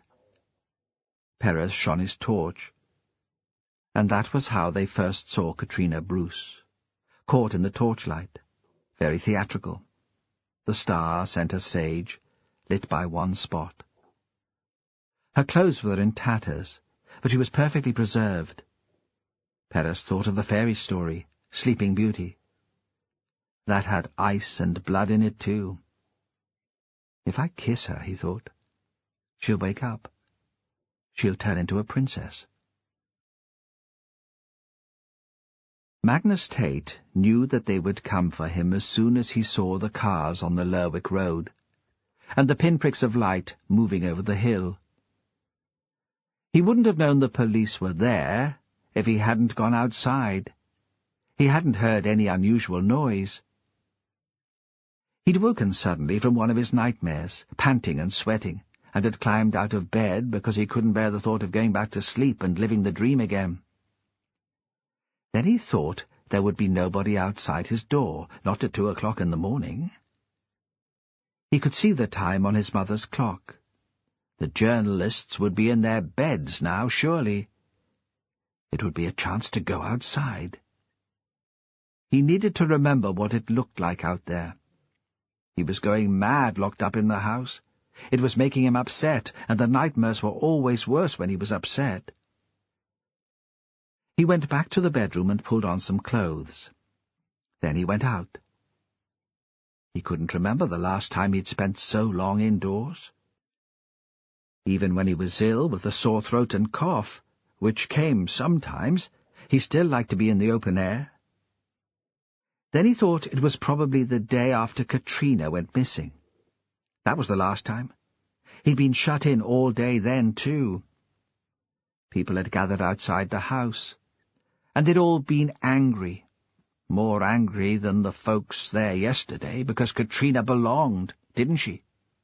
Kenneth was a Ravenswick man. His family had always been in the valley. It wasn't like Ross, who'd only moved in 6 months before. That day they'd been crowded around the windows, banging on the panes, until his mother had gone out and shouted at them to leave him alone. "He's a good man!" That was what she'd said. She'd shouted it very loud, and even cowering in the bedroom, he'd heard the words. He wondered if she'd say the same thing now. He opened the door slowly, just a crack at first. So if there were people there, he'd be able to shut it very quickly and put the bolt across. There was a car parked on the track below his house, but he took no notice of that at first. He filled a tin bucket with peats and thought how clever he was to remember that. If the people came back at daylight, he'd still have fuel. He put the bucket into the porch, then stood outside just enjoying the air, thinking how mild it was. He didn't even have a jacket on, and he hardly felt the cold. That was when he saw there was a man in the car. He was in the driver's seat. Magnus could see the shadow of his head. He must be watching me. He's been sat there all night just watching me. And despite himself, that made him feel important, that a man had been kept up all night to look out for him. Were they scared of what he might do? Were they frightened of him? Were they? He walked a little way down towards the track. Not so far that he couldn't run back into the house if he needed to. perhaps halfway to the car where the watcher was sitting.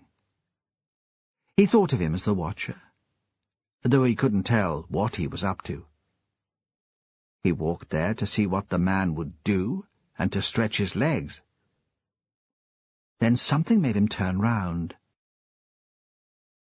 He looked up to the hill beyond the Lerwick road and saw the cars outside the hunter-wife's house, which had lights on in all the windows.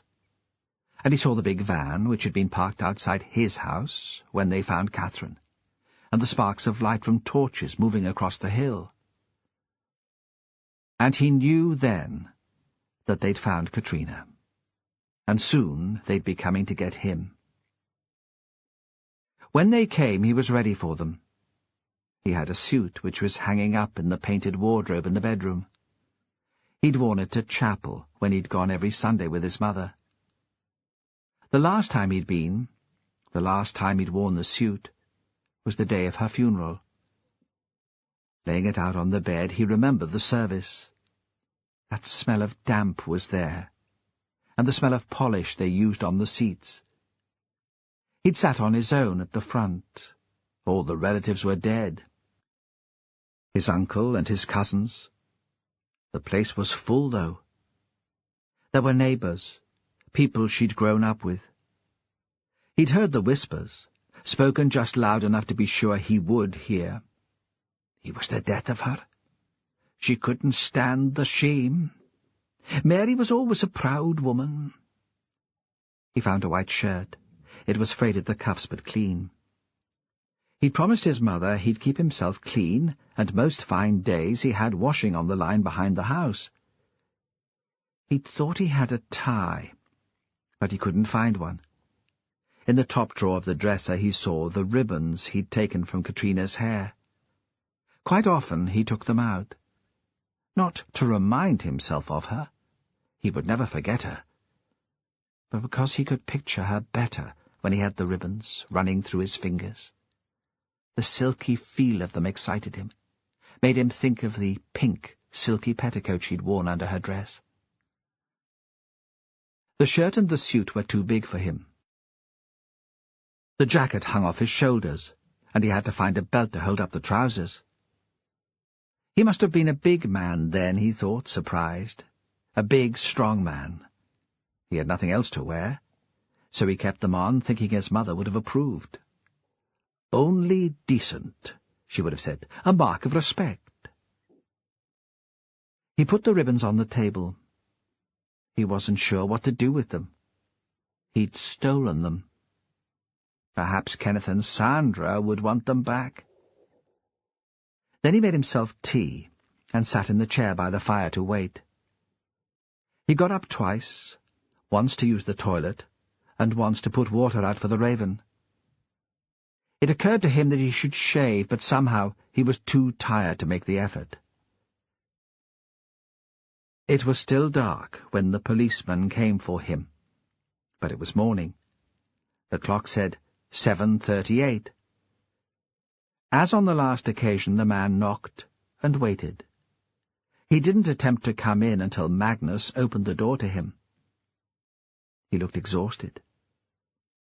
Magnus was reminded of men who used to go out all night for the fishing, and come back with their hair stiff with salt and their hands red and cracked. When they got home, all they wanted was their bed.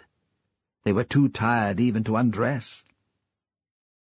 "Come in," he said, "and warm yourself through. You'll be chilled out there on the hill all night, even though it's not freezing any more." A thought came to him. "Did you go fishing around Fair Isle? It would be good there for fish." "Not bad," the policeman said. "We had a few pots for lobsters. You can get a good price." "Are we in a rush?" Magnus asked. "Will I make some tea?"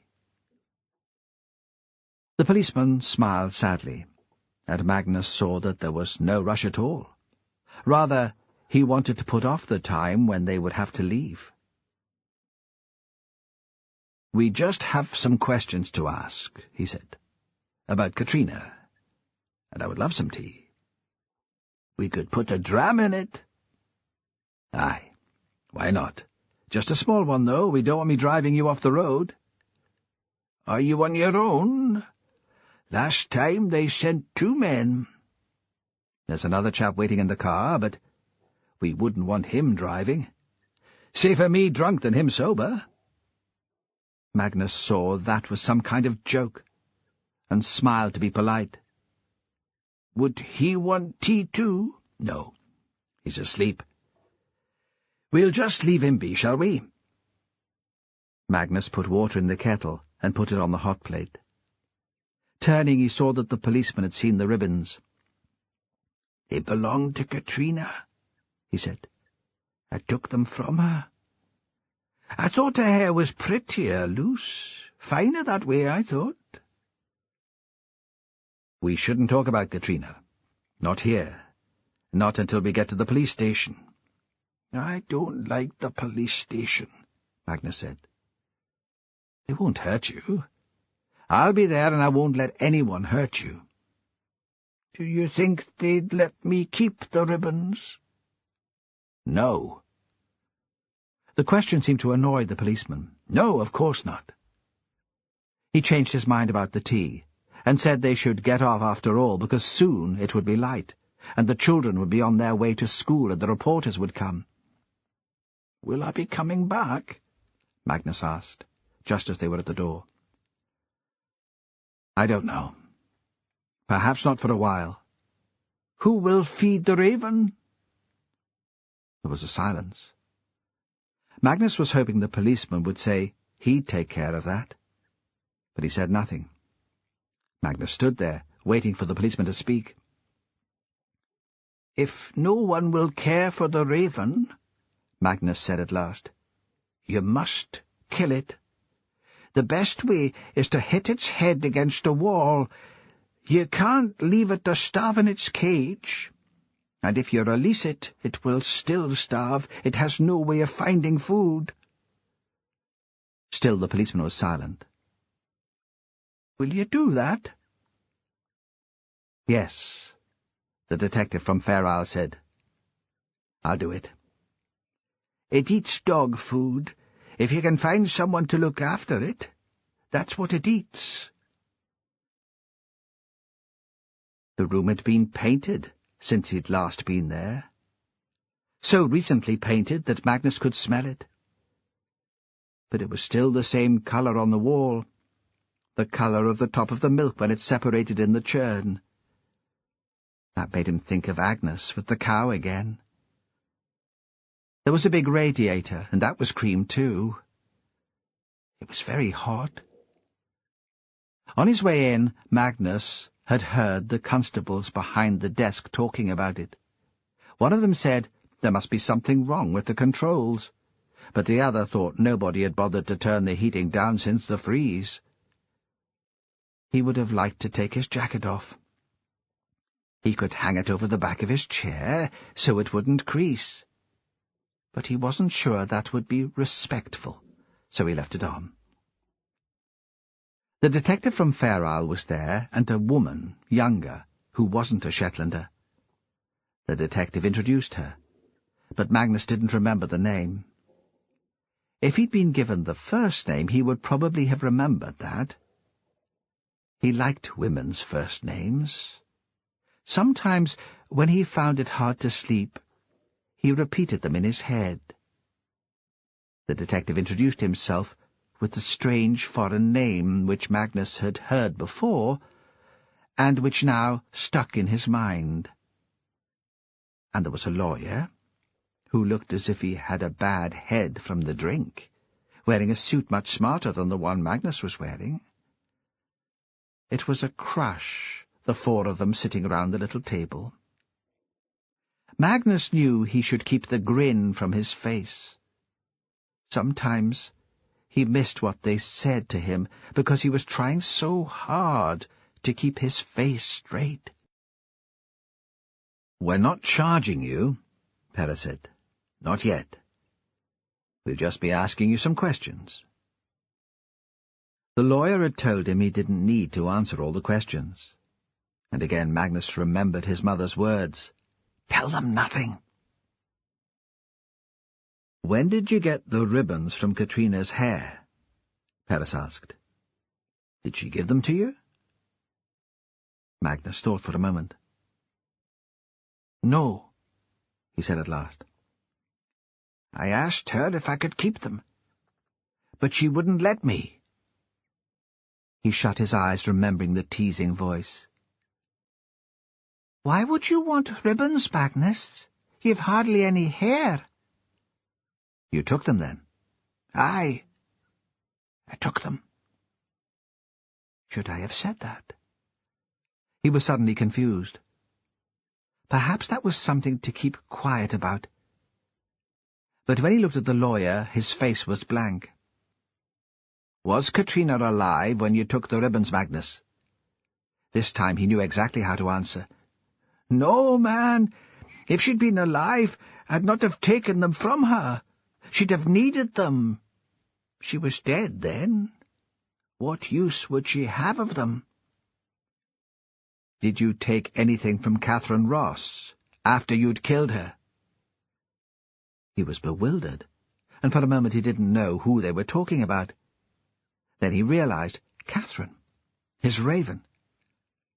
"I didn't kill her," he said, rising in his seat to make them believe him. The idea was so shocking that he stopped thinking about his face, and he could feel the grin sliding back. "She was my friend. Why would I kill her?"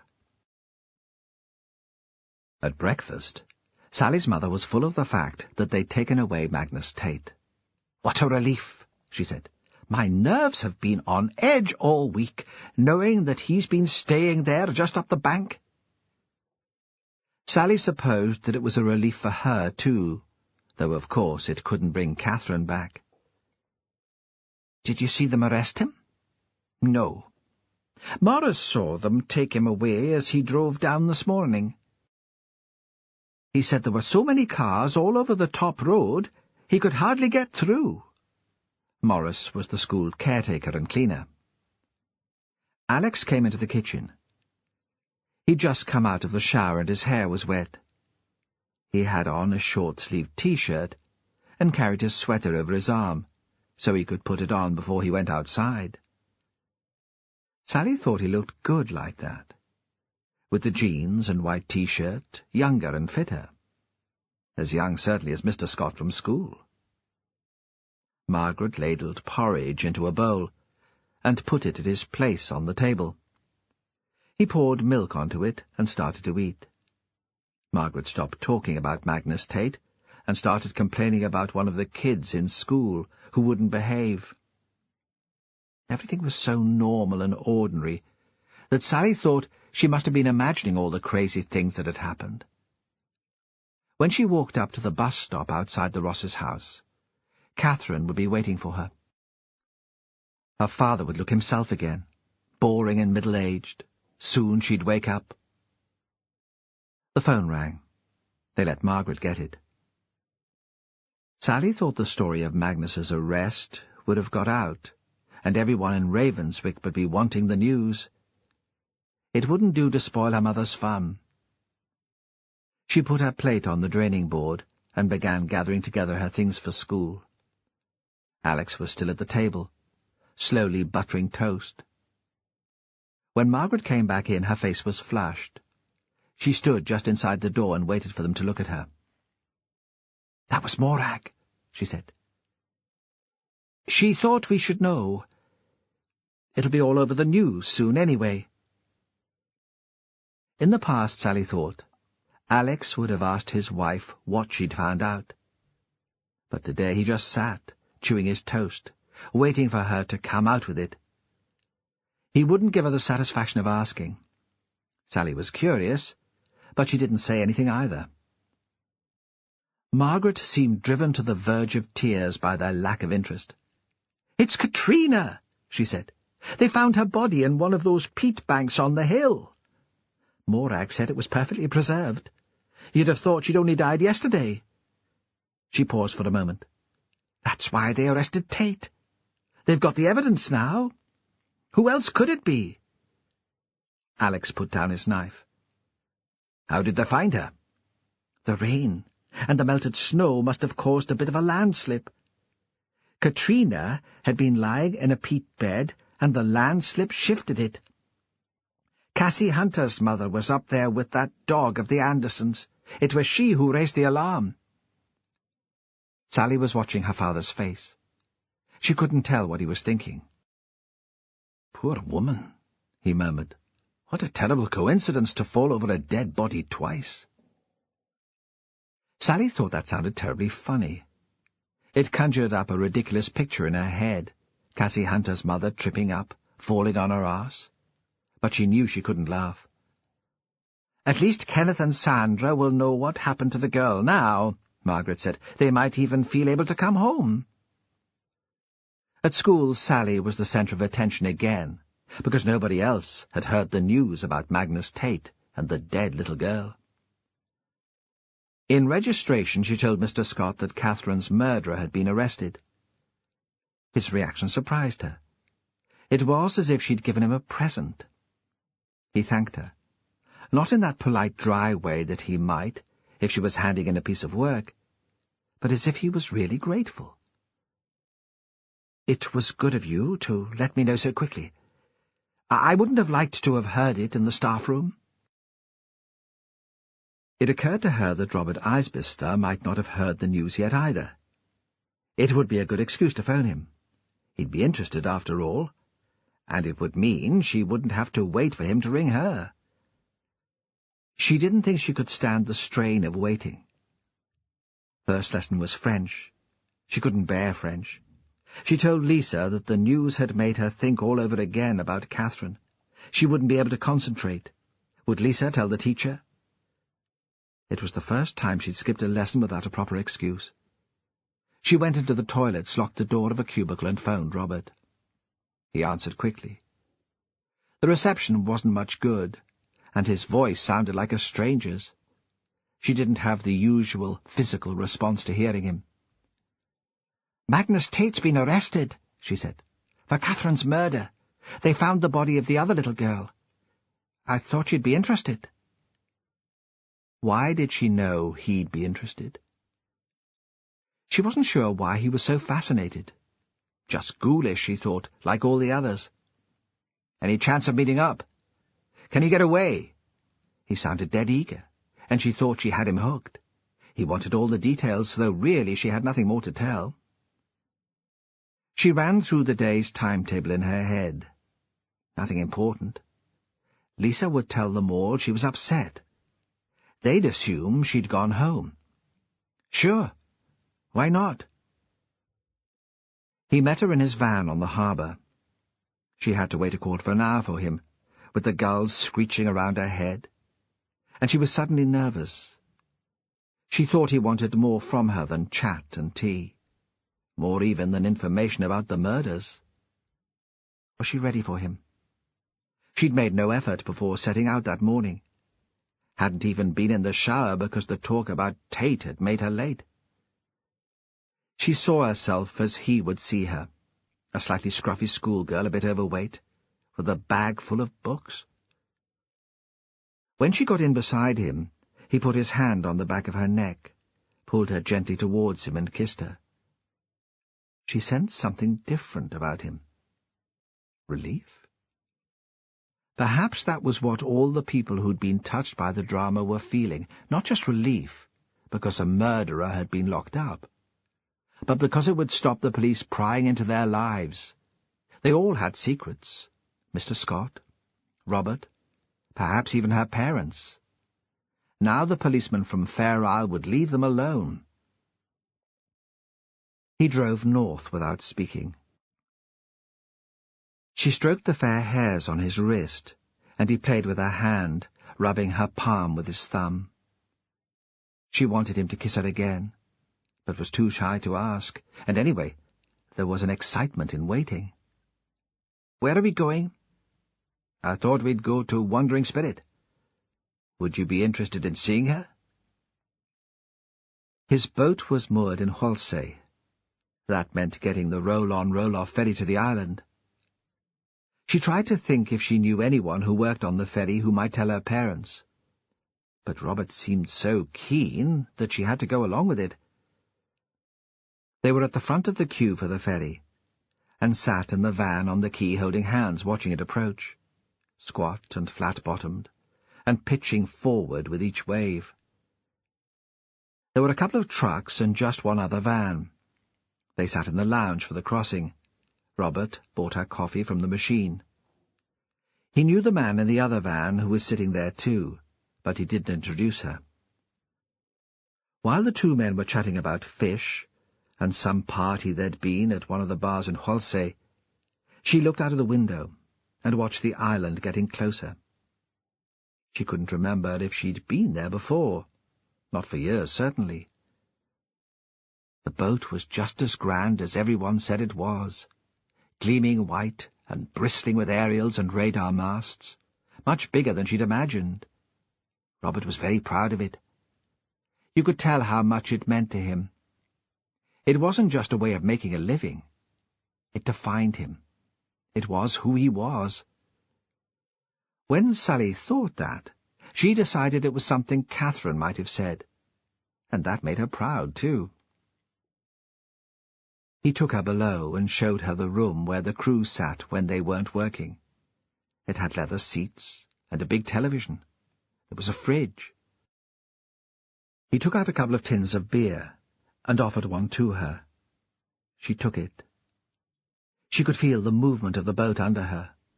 It sat low in the water, and the grey sea was very close through the glass.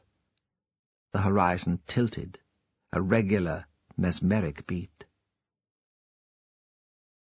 "Did you fancy Catherine?" she asked suddenly. "I mean, I can understand why you would. She was stunning to look at." "No," he said. "Honestly, I wouldn't have wished that sort of death on her, of course not, but I thought she was a stuck-up cow. All that stuff about films and art, all that talking." "Will you take me to one of the parties at the hall one day?" "I didn't take her," he said quickly. "She was there, we were chatting, that was all." "But will you take me?" "Aye, why not?" She drank the lager quickly, and it was stronger than she was used to. The movement of the boat disorientated her. He fetched her another can. They talked about his work, his family. Later she would remember him describing his mother. "People don't understand her. It's all Hunter's fault. She's so soft she can't say no to him." And his father, though that wasn't like hearing about a real man. More like some hero you'd read about in a book. But her mind wasn't engaged. She was aware of her body under her clothes, her tongue against her teeth, the skin of her feet against the undersole in her trainers. Everything held in, tied up. She bent down and unlaced the shoes. She kicked one off and prized off the other by pushing down its heel with her foot. She pulled off her socks and rolled them into a ball. There was a carpet on the floor with a rough texture, almost as hard as coconut matting. She flexed her feet against it. Robert, who had still been talking, about a gale which had blown up out of nothing when they were off Stavanger, fell silent. "Sorry," she said. "It's a bit hot in here."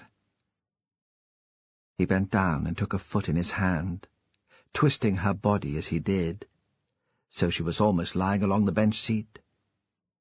He rubbed the sole of her foot with his thumb, as he'd been playing with her hand in the car. She thought she might faint. Later she thought, is this how it is for everyone? Is it the same for old people? She wondered about her father and mother, if they did occasionally get it together. Part of her thought it might be better for them, not so hurried and scrabbled. Her father would be more patient, not quite so rough or demanding. But she dismissed that idea as disloyal and ridiculous. What could she expect for her first time? Robert was lying back and smoking a cigarette. Now she would have liked him to speak, but he seemed lost somehow in his own thoughts. Perhaps all men were like that afterwards. She would have liked to ask, "Was that all right? Did I do the right things?" But she knew it was wiser to stay quiet. At last she said, "I should go back, or I'll miss the bus." She had plenty of time, but she was starving. Now she wasn't dreaming of sex, but Kit Kats and crisps, maybe a bacon sandwich. He roused himself slowly, and she saw again what she'd found attractive in him.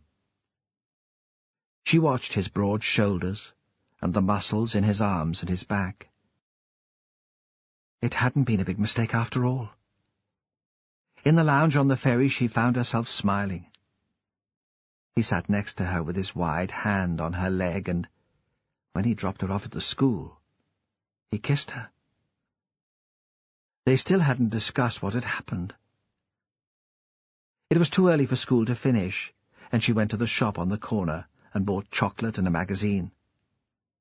She turned straight to the problem page, but none of the letters there could help her. On the bus on the way home, her phone rang. She answered it immediately, certain that it would be Robert. He would say something sweet and reassuring. He would tell her how much he'd enjoyed being with her. But it was a woman's voice, unfamiliar at first. "Sally? Is that you? Your mother gave me your number. I'm so sorry to disturb you. This is Fran Hunter. You know, from the house by the chapel?"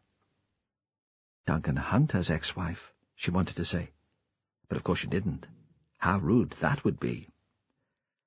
"I wondered if you'd be able to babysit. I've been asked to teach a couple of evening classes at the college.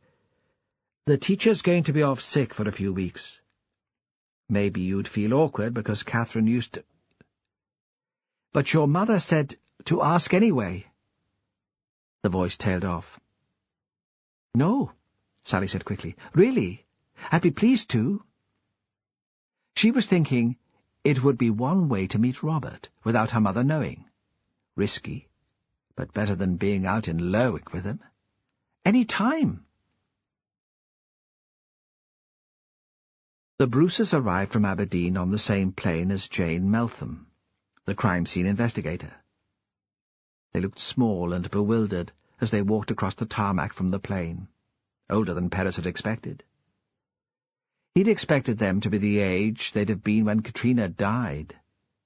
That's how they were in his head. But of course, they hadn't been preserved in the peat like her. You would never have thought they were coming home. They were more like refugees arriving in a strange country.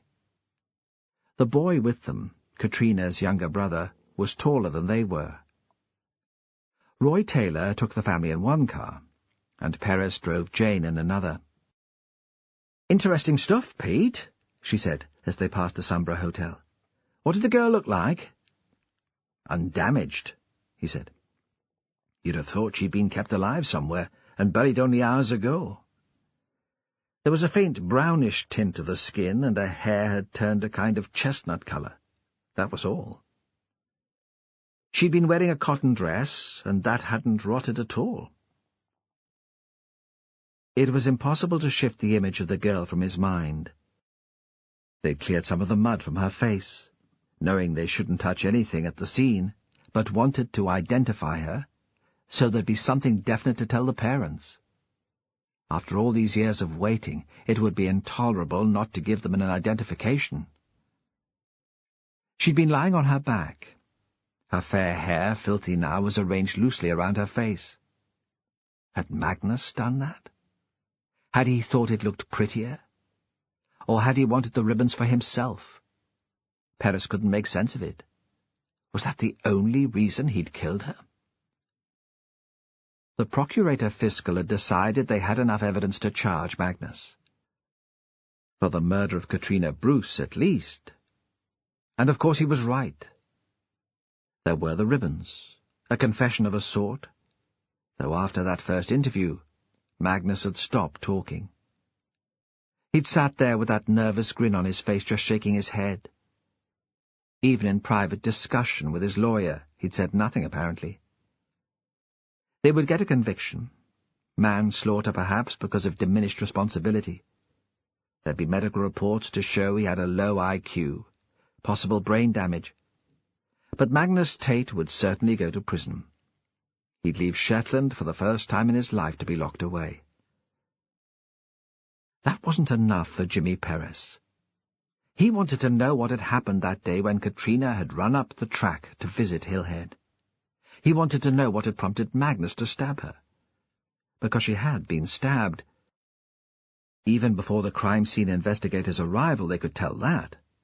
The body was so well preserved that you could see the wound in the girl's chest, the fabric of the dress marked with rust-coloured stains. And more than anything, Perez wanted to know why, after 8 years, Magnus had decided to kill again. Why Catherine Ross? Just because she'd wandered, quite by chance, into his house on New Year's Eve, and he'd taken a fancy to her? Was it because of her name? If she'd been called Ruth or Rosemary, would he have left her alone? And why this time had he strangled? Jane was talking about the bog bodies found by archaeologists. They were thousands of years old and still intact, she said. It's hardly surprising you get the same result after 8 years. Fascinating. He could tell she was itching to get to the scene and have a look. She hardly gave a glance at the magnificent coastal landscape passing the window. He left her with the team on the hill and went back into Lerwick. He couldn't face the incident room. Sandy with his I-told-you-so smirk. The jubilation. They'd already be drinking, probably, celebrating the arrest, and the Inverness boys' imminent return to civilization. Both camps would be celebrating that. He needed a sleep and a shower. At home, his answer phone was flashing. His mother, of course.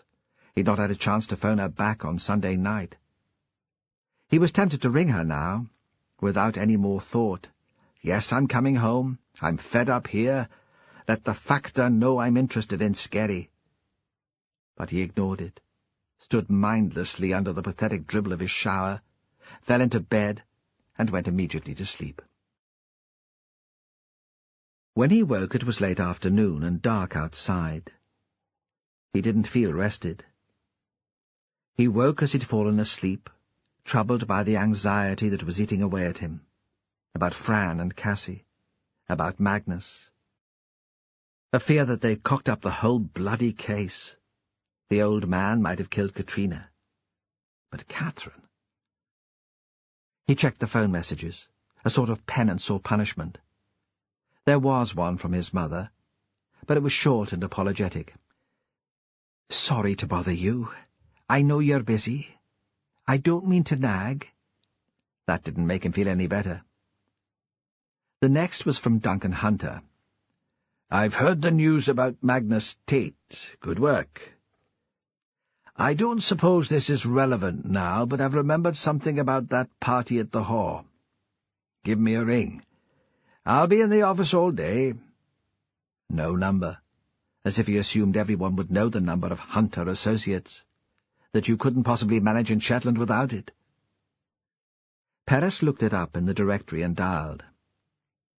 A young woman said Mr. Hunter was in a meeting and unavailable. Could she take a message? Perez could picture her. She'd be young and skinny, long red nails and thin red lips, a tiny skirt hardly covering her bum. I'm returning Mr. Hunter's call, he said. Inspector Perez. He did say it was urgent. Just 1 minute. There was a blast of music. Not the usual bland electronic noise for Hunter Associates. This was something contemporary, with the sort of beat young people bounce to in nightclubs. Duncan had probably paid for it to be composed specially. It stopped as suddenly as it had started, mid-phrase. Jimmy! Thanks for getting back to me. Look, maybe you're not interested anymore. I'm interested. I can't talk now. Let's meet later. Monty's, I'll buy you dinner. It'll be quiet on a Monday night. Around 8? The line went dead before Perez had a chance to reply. Monty's was probably the best place to eat in Lerwick. It was where the tourists went every evening once they found it, along with the expat English, who raved about the local produce to their friends. It was a bit pricey for the locals, if it wasn't a special occasion. The room was small, and the tables were close together, but, as Duncan had said, a Monday night in January, it was quiet. He was already there when Perris arrived. He'd ordered a bottle of red, and was one big glass in.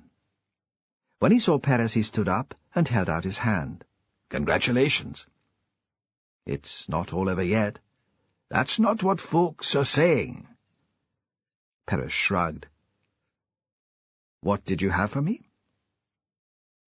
Duncan was looking better than the last time they'd met, but not a whole lot better. He was shaved and smartly dressed, and he'd had a haircut. But Perris thought he wasn't getting much sleep. He'd lost the old hunter arrogance. "I've been thinking about that party at the Hall." "The one Catherine Ross came to?" "Yes." There was a pause while the waitress took their order. "Look, I was out of it, okay? But you've remembered something?" "You were asking about Robert. He didn't come with Catherine. He'd been there earlier, talking to Celia, before anyone else turned up. I'm not sure what it was about. Family stuff, I suppose. Pretty intense, at least." He broke off suddenly. "Perhaps he was persuading her to go home with him. He never liked me, and he could always twist her round his little finger." Perris looked at him, wondering what this was really all about. It had nothing to do with helping the police with their inquiries, that was for sure.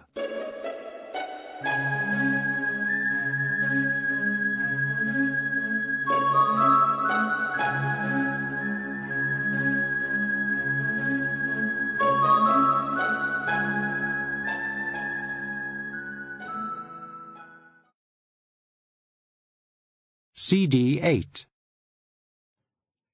Duncan wouldn't see the point. With him, there was always a hidden agenda. He could manipulate for Shetland. "Catherine and Robert knew each other," Duncan said. "I mean, when she walked in, you could tell." "How?" Perris was losing patience. "He was talking to Celia in the kitchen.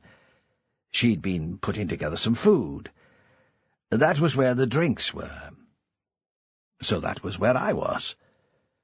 Catherine came in with a group of other people, and Robert saw her. It was a shock. He wasn't expecting it. He broke off his conversation with his mother and just stared at her, like thunderstruck, like there was no way she should have been there."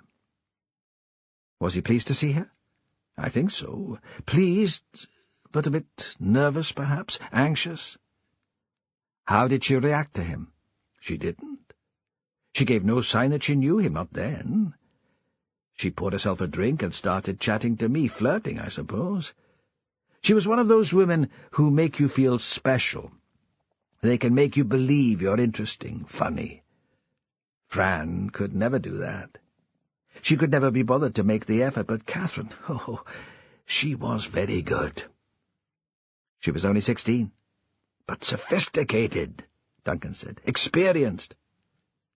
And a virgin." "Is that all you have to tell me?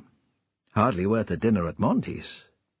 While she was flirting with me, she had one eye on Robert. I don't know why. I mean, I can't imagine for a minute that she fancied him. But at one point they disappeared together, at least I think so. I mean, I'm pretty sure. It was before Celia hit me with the news that she was leaving. But you know how it is with parties, good parties at least. You get into an interesting conversation and everything around you fades into the background. You hear the music, but you're not really listening. You know there are other people there, but you're not aware of what they're doing. They're just bodies moving, dancing. Throwing up? Not that early in the evening," Duncan said crossly. He paused. "No need to take the piss, man. I'm trying to help, honestly." there was one point when I noticed neither of them was there. I'd enjoyed the girl's company. Okay, I was looking for her. I looked all over for her. She'd got to me somehow. She had style, and when I've thought about it since, I've realized Robert wasn't there either. I told you it might not be important. The waitress came with their food. Perez didn't recognize her, although she was about his age and she sounded local. He was preoccupied for a moment, trying to place her. Duncan started eating immediately, sulking because Perez wasn't more grateful for the information. Where did they go? I'm not sure. I didn't search the whole place, it wasn't that important. But they were in the house. For fuck's sake, I don't know. Maybe they went for a drive, had wild and passionate sex in the back of Robert's van. Only I don't see it. Like I said before, she was an attractive young woman. Robert's a thug, a spoilt mummy's boy. Good-looking, I suppose, if you like the blonde Viking type. But she was too bright to be taken in by that. And what are you, Perez thought? You're a bully. It wasn't such a big deal. The event which had made him see Duncan in a different light. It might have happened anywhere. Here, where the web of relationships caught you and held you and wouldn't let you go. It was the sort of thing you had to deal with every day. Duncan had been speeding. Crazy speeds down the road from the north. Sandy Wilson had stopped him. He'd realized he'd been drinking and said he'd have to test him. But Sandy Wilson's dad worked for Duncan's company. He was a joiner who could turn his hand to anything, and he worked on the renovations of the buildings Duncan bought. Duncan threatened to sack the father if Sandy did him for drink driving. Perez wasn't sure he would have done it. Good craftsmen were hard to come by. But Sandy believed him, and Duncan got away with just a spot fine for speeding. Blackmail. Perez found out about it later. Sandy got drunk one night and blurted out the whole story. Perez kept it to himself. Sandy was a pea-brained bigot, but he didn't deserve to be dumped on. And anyway, Perez owed Duncan, didn't he? He'd saved his life when they were at school. Saved him from the Fooler boys at least. But the debt was paid, and he felt he didn't owe him any more. That was why he hated Duncan. Not because he was a bully, but because he'd forced Perez to see him as one. Because when he was 14, he'd been Perez's best friend. How long were Robert and Catherine away? Perez asked. Duncan shrugged. An hour? No more than that. Less, maybe. It wasn't that late. Before Celia said she'd had enough, at least. I was still sober enough to stand, and I remember Catherine coming back. Maybe they'd been outside. She looked flushed, red-cheeked, as if she'd been in the cold, and she seemed elated. I told you. That was when she told me she wanted to go into film. She had so many dreams, she said, so many projects in her head she wasn't sure she'd have time to work on them all. He broke off, and for a moment Perez could believe that he was sad. For the girl, not just sorry for himself. How was Robert Isbister? Perez asked. I don't know. I didn't see him again. He didn't come back. After the meal, they stood together outside the restaurant, in a narrow alley at the bottom of steep steps. "Why don't we go on somewhere?" Duncan said. "Have a few drinks, like the old days." Perez was tempted. It would have been good to get very drunk with someone who didn't work for the police. But Duncan was too eager, and Perez wondered again what the evening was all about. It couldn't be surely that Duncan was lonely too, that at school he'd needed the shy boy from Fair Isle as much as Paris had needed him. He watched Duncan walk away down the lane towards the Market Cross and his car. It was early, and Paris wasn't ready to go home. Word of Tate's arrest would be all over the islands by now. The people would feel safe again, settle back into the knowledge that this had been a crazy aberration and violent crime only happened elsewhere. They'd sleep, except for the families of the victims. The Bruces were staying with relatives in Sandwich. He supposed you and Ross would be alone in the big house close to the shore. Paris had sent a constable to inform him that Tate had been taken into custody, but thought now he should go himself. Ross had been bitter that Tate had been released after Katrina's disappearance. It seemed cowardly not to face him and answer his questions. The police owed him that much at least. Driving past Hill Head, he remembered the Raven.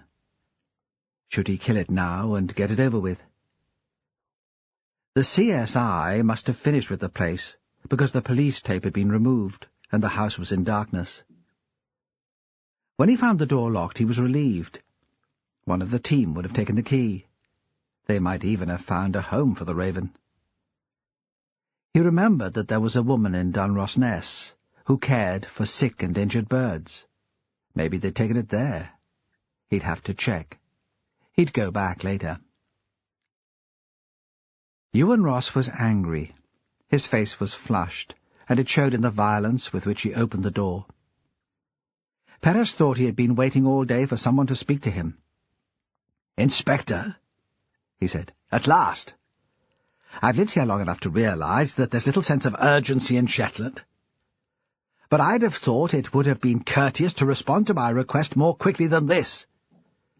It was your phone call which started it all off after all." He turned and walked away into the house, leaving Paris to shut the door behind him and follow. He sat in the big room with the glass wall, looking out towards Raven's Head. Ewan hadn't turned on the central light. The space was lit by a couple of spots attached to the wall. There were big areas of shadow. At some point over the winter he must have collected driftwood, because there was a chunk of pitch pine on the fire. The smell of it must be covering the last trace of Catherine's perfume. For a moment Paris was confused. He couldn't think what the man was talking about. "I'm sorry. No one told me that you'd asked to see me. What are you doing here, then?" "I thought you might have questions after the old man's arrest. I didn't want you to hear all the details from the press. They quite often get things wrong." He was going to add that he considered it would be courteous to visit, but stopped himself. This was a bereaved father. He was entitled to be angry and rude. There was a moment of silence. Ewan Ross struggled to regain his composure. "They should have passed on your message," Paris said quietly. "Perhaps you could explain why you wanted to see me." "You asked me to look for Catherine's camcorder." "I did." "You found it, then?" Ewan didn't answer directly. "Do you have proof that Tate killed my daughter?" "Not yet. There is evidence to connect him with the death of Katrina Bruce. At this point, he's just been charged with the first murder. Of course, we'll do all we can to get a conviction on both counts." "I hadn't thought it mattered," Ewan said. "But I don't think I could bear it if I never found out what happened to her. It isn't anything to do with revenge. It's just about not knowing." He paused. "And something about justice for Catherine, perhaps? Doing right by her at last?" "Can I see the camcorder, Mr. Ross?" But still he seemed reluctant to come to the point. He said he would make tea. Inspector Paris had time for some tea, didn't he? He disappeared into the kitchen, leaving Paris looking out into the night. At last he came back with 2 mugs on a tray, and immediately he started talking. They sat facing each other in armchairs close to the big window, but Ewan didn't look at Paris. He had his face turned to the dark space outside. She wasn't an easy child. One of those babies who hardly seemed to need sleep. Liz found it very difficult. I tried to take my turn, but I was working all the hours there were, marking, planning, out-of-school activities, generally making myself indispensable. I was ambitious in those days. It seems ridiculous now. Liz couldn't face having any more children. I said we'd get a placid one next time, but she wasn't willing to take the risk. It wasn't a big deal, we didn't argue about it. I adored Liz. I'd have gone along with anything she said. Now, I wish we had considered it. When Catherine was a bit older, perhaps. Not for me, but for Catherine. She missed out when Liz died, and I went to pieces. It would have been company for her. Perez said nothing. He drank his tea and listened. He thought Ross had forgotten all about the camera. He just needed to talk. Catherine was very like me, Ross went on, very driven. Perhaps because she was an only child, she didn't find it easy to make friends of her own age. She was too honest, too direct. She didn't realize she might be hurting the other children's feelings. She loved projects. Even when she was very young, she'd become completely absorbed in her work and rather competitive in it.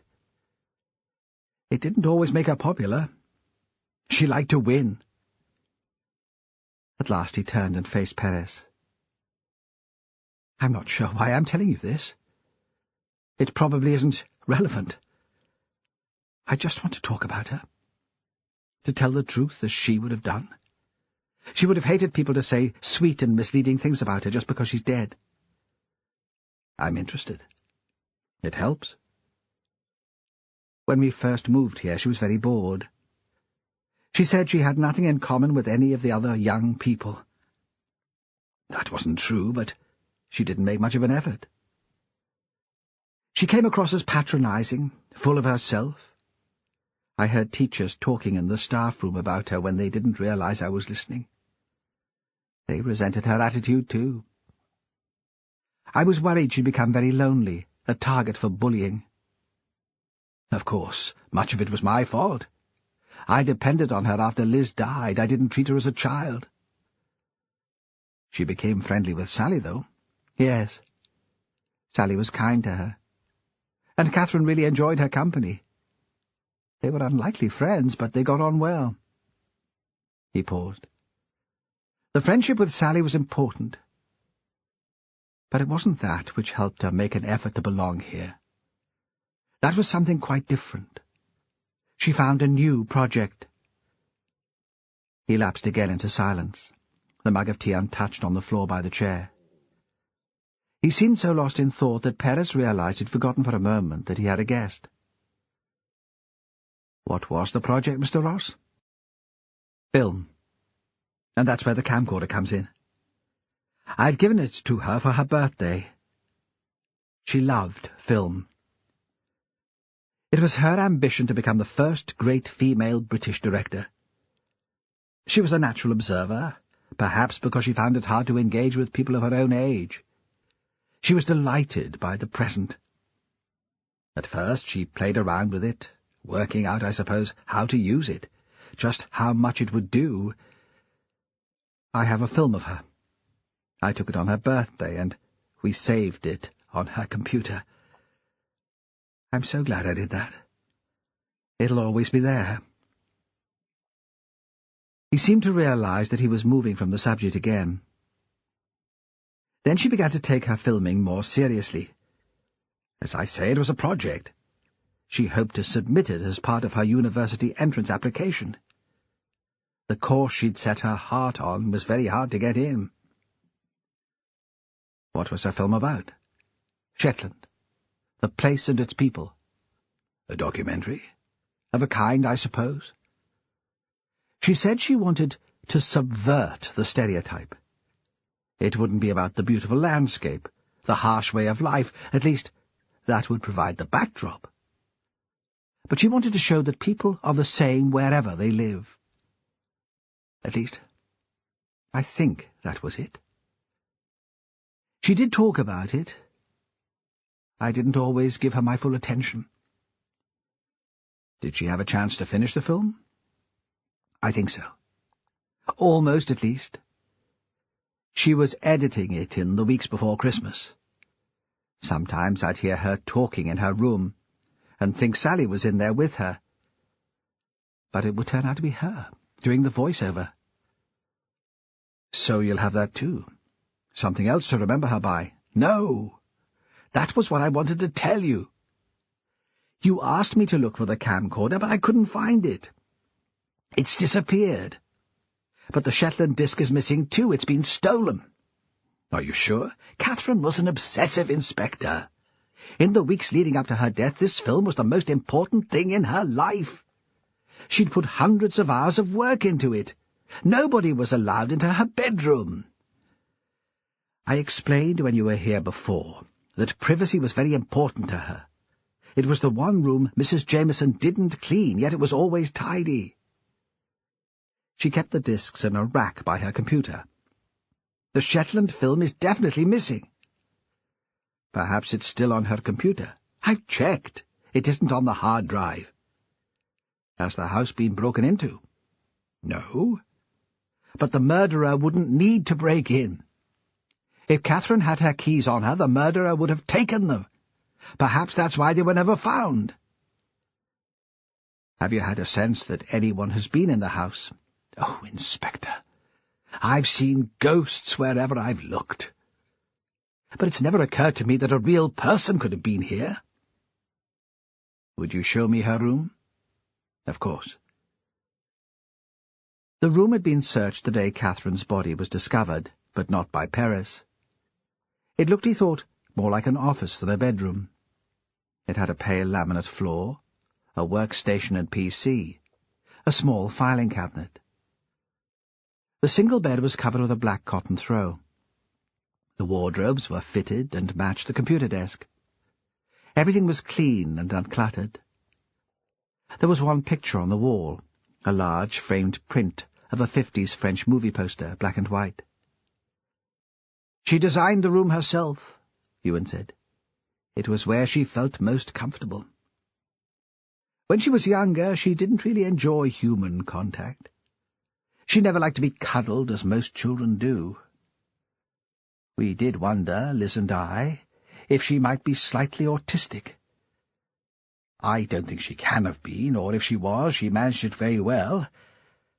But she needed to be alone for long periods before she could go out and face the world again. What did she keep in the filing cabinet? Schoolwork, mostly. Look for yourself. Perez pulled out one drawer. The files were labelled according to subject. It was very different from his own jumbled desk at work. You talked about her reading a voiceover, he said.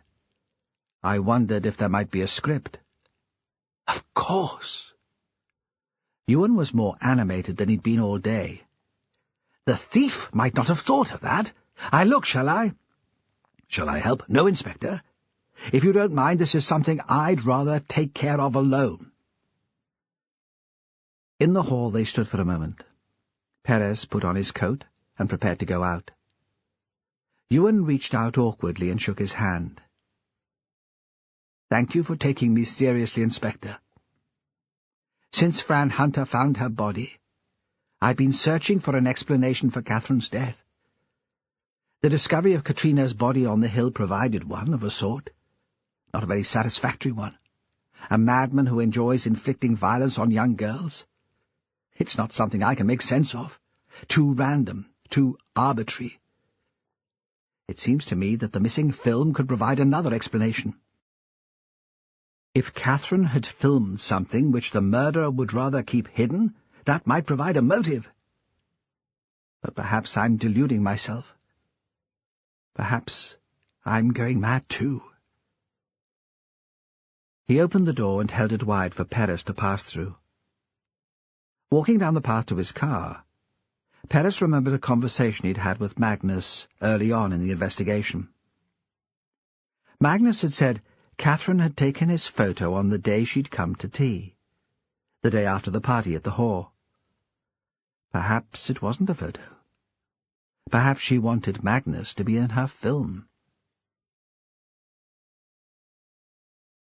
When Jimmy Perez got to the police station the next day, he saw most of the Inverness boys had gone, but Taylor was still there. Perez could hear him as he walked up the stairs.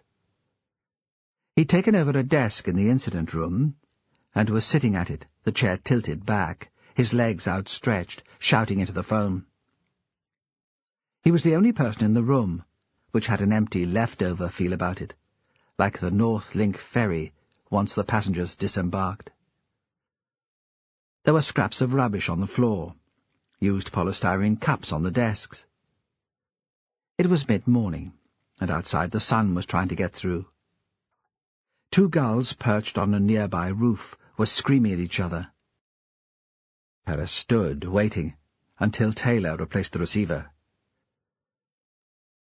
They want me to sign off the case and go back to Inverness.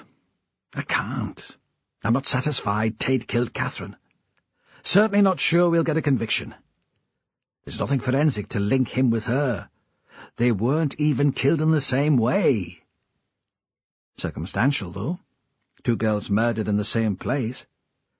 I've told them I'm staying. If they push it, I'll take a few days' leave. He looked up, grinned. I've always wanted to be here for Up Heliar. It's a show for the tourists, Perez said. An excuse to get drunk. It's an excuse not to go south just yet. Perez wondered again if Taylor had anyone to go home to. Maybe after a couple of beers he'd pluck the courage to ask. There is something else. He began explaining about his visit to Ewan's house, the missing film, and immediately he sensed Taylor's skepticism. It could be a motive, Perez said, wondering why it mattered to him so much. Perhaps the girl filmed something she wasn't supposed to see. Is the guy sure it's not there? Taylor rocked forward so the chair was firm on the ground. I mean, he must be upset. It'd be easy to overlook. Perez shrugged. He seemed pretty positive. The camcorder's gone too. Magnus and Catherine took a picture of him the day before her body was found. Perhaps he talked to her about Katrina. It might be worth getting her computer south to the experts, see if there's some way of retrieving the deleted material. There was a silence. Then Taylor looked up suddenly from his desk.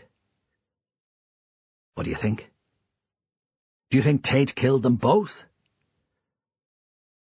Perez wanted to say it didn't matter what he thought. All that mattered was getting a conviction. But Taylor was still looking at him. I don't know, he said at last. Really, I don't know. He could tell he disappointed Taylor with his answer and went on, feeling for the right words. I think I understand Catherine better now. After talking to her father, she was lonely. She saw life through film. That was how she survived here. That was how she got her pleasure, her kicks. A female voyeur? An observer. A commentator. Perez paused, remembering what Duncan had said to her. A director. Doesn't a director make things happen? That's being more than an observer, surely. Perhaps she tried to make things happen. Perhaps that's why she was killed. Celia Eisbister lived in the house her husband Michael had built, once he started making money. It was on the edge of Lerwick, with a view of the town and down to the sea. At the time of the wedding, gossip had it that he was a lucky man. He was marrying money. Certainly, she'd carried with her an air of affluence. She'd been sent south to an expensive school. There was a big house on Unst. But the school had been paid for by a rich aunt, and when their parents died, the big house went to her elder brother. There was nothing else to share out but debt. If Michael had been disappointed by his new wife's poverty, he hadn't blamed her for it. He'd carried through his life in astonishment that she'd ever agreed to marry him, and took on the task of making himself worthy of her. He developed a transport and haulage business. When the oil came, his lorries carried cement and pipes and beer to the terminal at Salamvo, and his taxis collected executives from Sombra Airport. If he knew of Celia's affair with Duncan, and surely he must have known, he never challenged her about it. She always stood at his side at civic functions. When he introduced her to visitors, to the ministers and civil servants who came occasionally from London and Edinburgh, he glowed with pride. Celia had let Michael have his own way with the house. Perhaps it was a penance. Certainly it couldn't have been to her taste. It was a sprawling ranch-style bungalow with an open-plan lounge. She only drew the line at gold taps for the ensuite bathrooms. Jimmy Perris wondered again what Robert had made of his parents' marriage. He moved in both their worlds. He was the youngest man on the Up-Heliar committee, and he went to the parties at the Hall. He must know that Celia's affair with Duncan was public knowledge. In Shetland, information about other people's lives was assimilated subconsciously, a form of osmosis. For as long as Perris could remember, people had been expecting Celia to leave Michael and to move into the Hall with Duncan Hunter. But she still lived in the bungalow with her husband and Robert. Running these facts in his head, Perris thought he was stupid to believe that Catherine had been killed because she'd filmed some secret. So little in Shetland was secret. It was simply unacknowledged. There was something Victorian in this need to put on a good show. He'd phoned beforehand to check that Celia would be in. She'd said she would be all day. She didn't ask what he wanted from her. Perhaps she assumed he was there to speak on Duncan's behalf. Celia was on her own in the bungalow. "Michael not about?" Perris asked. He'd have liked to talk to Michael too.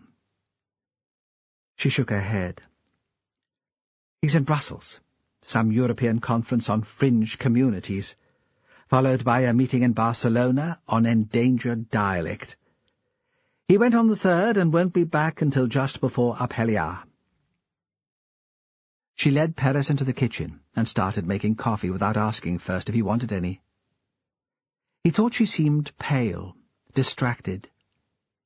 She was a handsome woman approaching 50, with fine cheekbones, a generous mouth. He understood what Duncan found attractive about her, caught himself watching her as she stretched to reach mugs from a high shelf.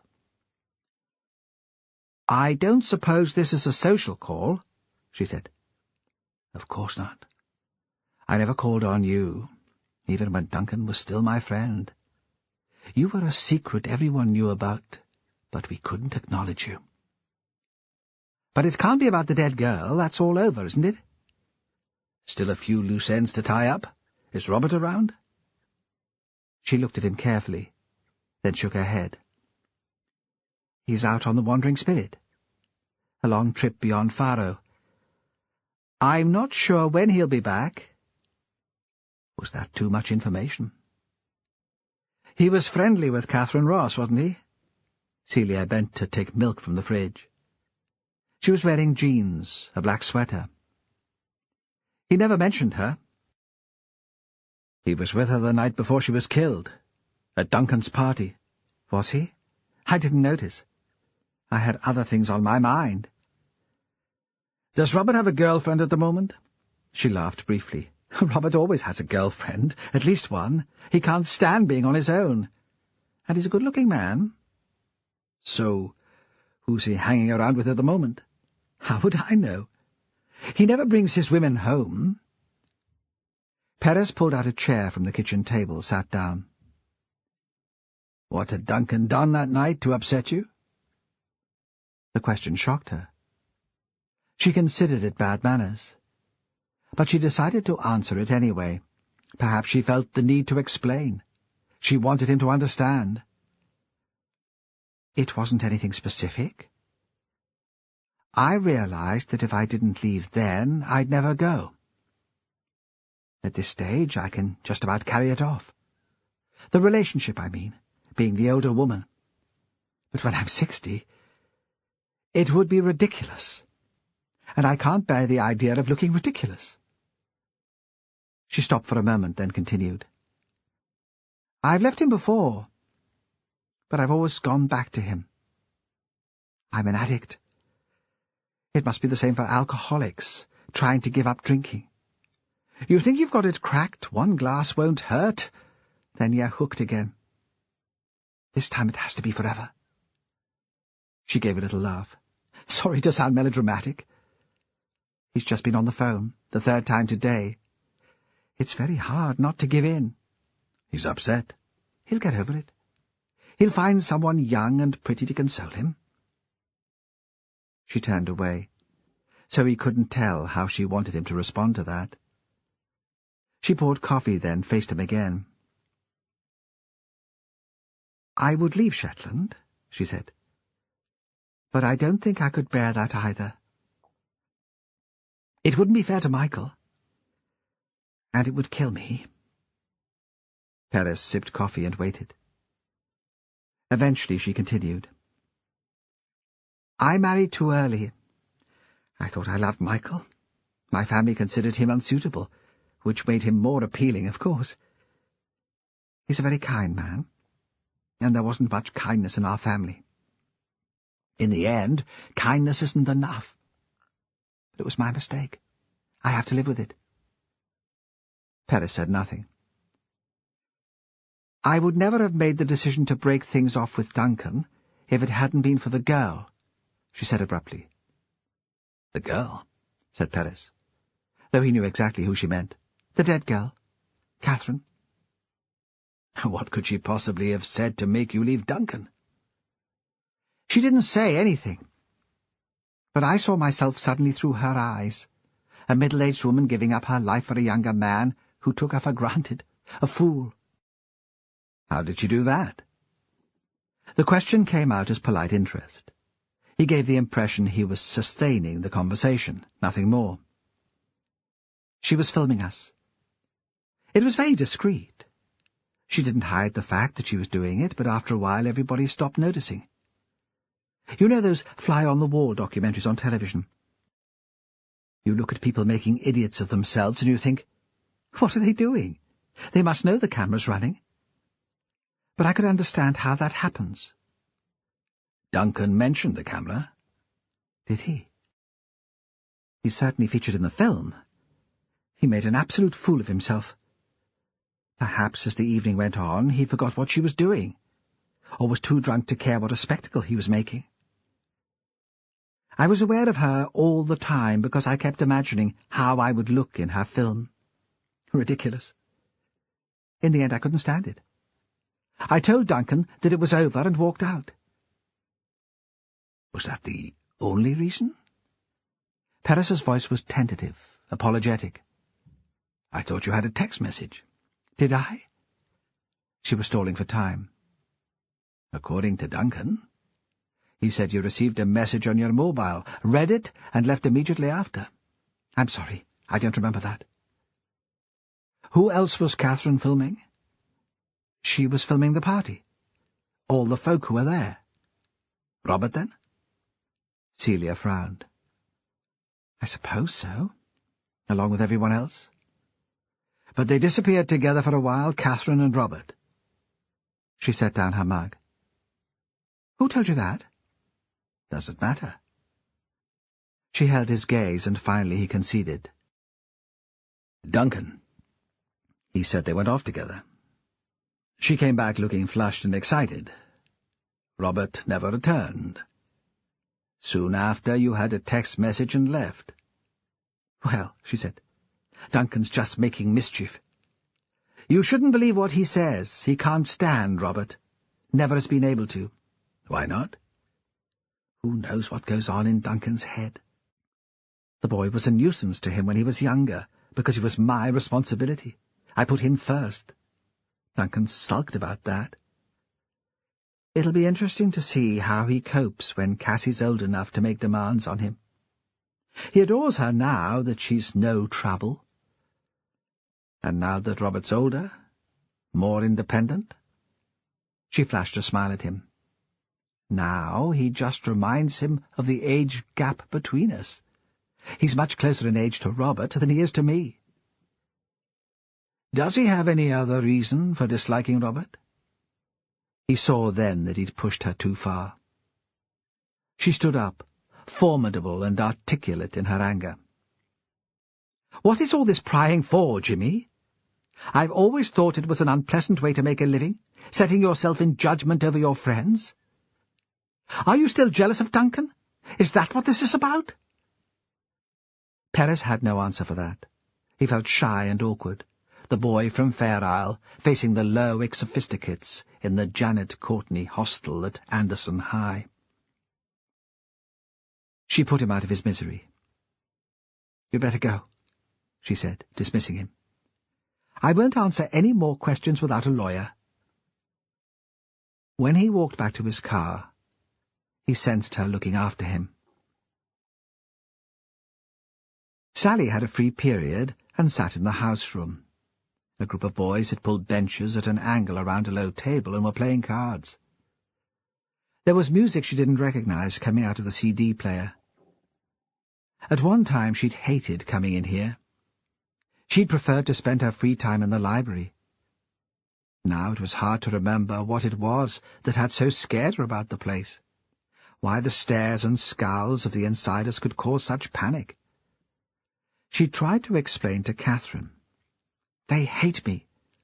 "Of course they don't hate you," Catherine had said. "They need you. They wouldn't feel superior without someone to despise. They're inadequate." Catherine hadn't cared.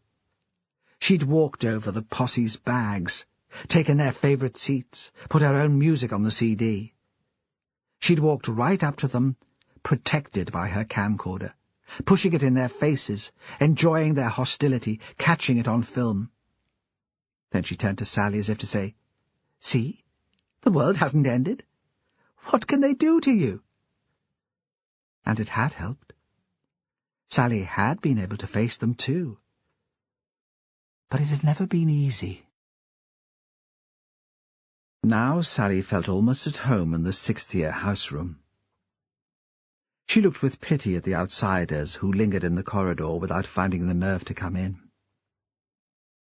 She bitched to Lisa about them. Lisa was an easier friend than Catherine. She told Sally what she wanted to hear. Sally was tempted to tell her about Robert. They were sitting on their own in the corner of the house room, Lisa big and comfortable and sympathetic, lying back in the battered armchair. She'd been out the night before, and was moaning about her hangover. It was on the tip of Sally's tongue. "Guess who I'm going out with?" She knew Lisa would be dead impressed, longed to see her face when she heard. But whatever Lisa was, she wasn't discreet. It'd be all over the school in minutes. Sally couldn't risk it. She'd tell her parents in her own time, when she was ready. Instead, she rooted in her bag and switched on her phone. There was a text message. Robert was back from the fishing and wanted to meet. She turned away from Lisa and hit the buttons. "Babysitting for Fran Hunter tonight. See me there?" She felt a sudden thrill. It made it even more exciting, agreeing to meet Robert at Fran's house. "Anything interesting?" Lisa asked. She had her eyes shut to show how rough she was feeling. "No, just about babysitting tonight." She supposed she should feel guilty about arranging to meet Robert like that. Her mother would be horrified. She didn't think Fran would mind, though, or her father.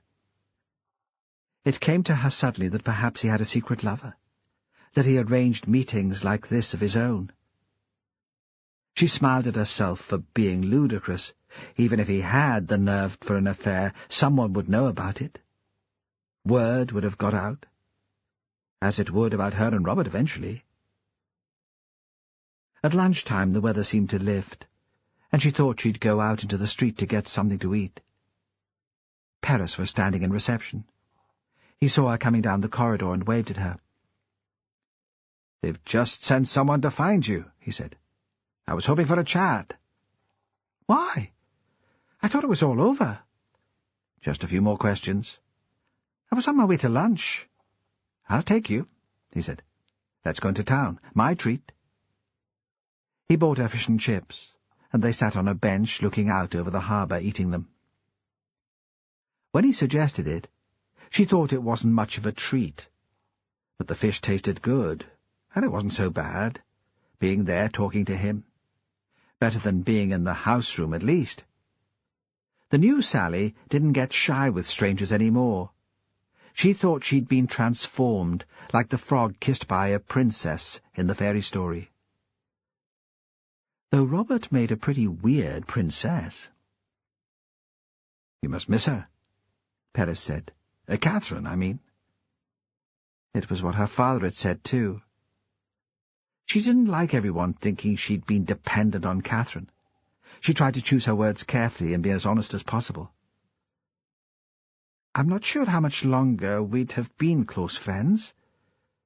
I felt a bit overshadowed by her. She was too intense for me. In what way intense? She questioned everything people said or did, dug around for the meaning behind it. She shrugged. At first I was impressed by that. After a bit it gets tedious. You just want to get on with your life.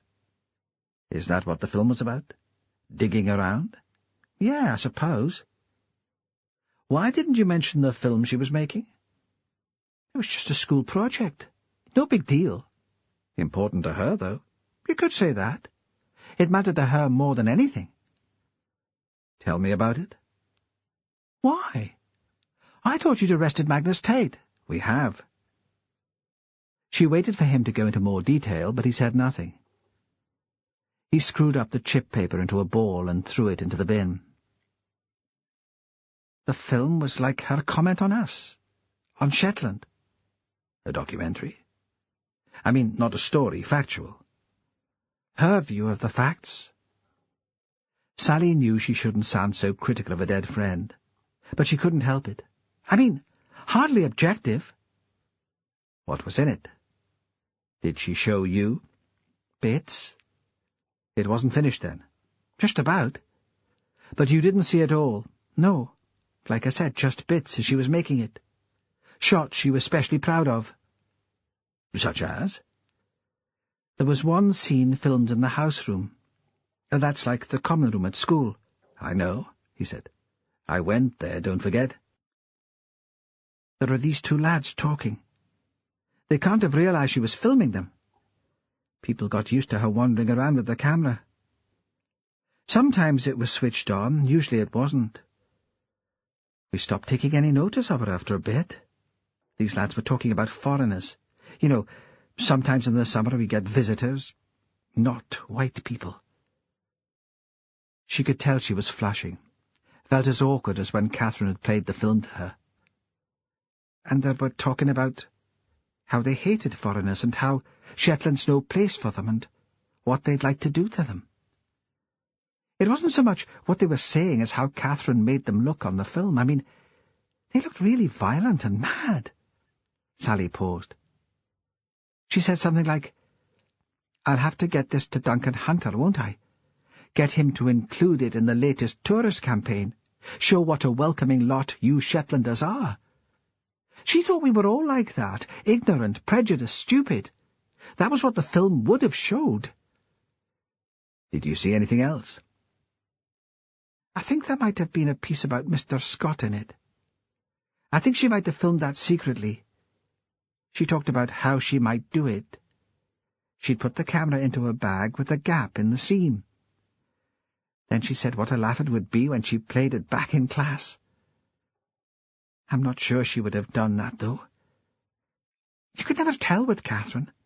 Sometimes she spoke in that really cruel way. But she didn't mean it. It was a weird kind of humour. I don't think she deliberately set out to hurt people.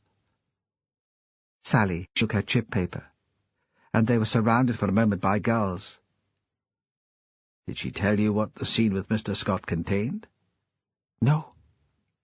She said she didn't want to spoil the surprise. Paris stood up to show that the meeting was almost at an end. Sally wondered what the conversation had really been about. At the car he paused. "We can't find the camera or the disc. Do you know where they might be?" Sally thought back to the last time she'd been in the big house in Ravenswick. She always kept the disc in a metal pencil box in her bedroom. She said if the house caught fire, it would have a chance of surviving. If it's not there, I don't know what she would have done with it. When Sally got off the bus that evening, her mother was still in the school. She saw Sally walking across the yard and waved her to come in. Inside, there was the familiar smell of plasticine, floor polish and powder paint. Sally hadn't enjoyed her time in the little school. From the moment she started, a couple of the older lads had made fun of her. They'd made her cry, and she'd gone to her mother, who told her not to be a baby, but had shouted at the boys all the same. After that, every time her mother made an unpopular decision, somehow it was her fault. Snitcher Sally, they'd called her. Her work got trashed when she wasn't looking, and they tripped her up in the playground.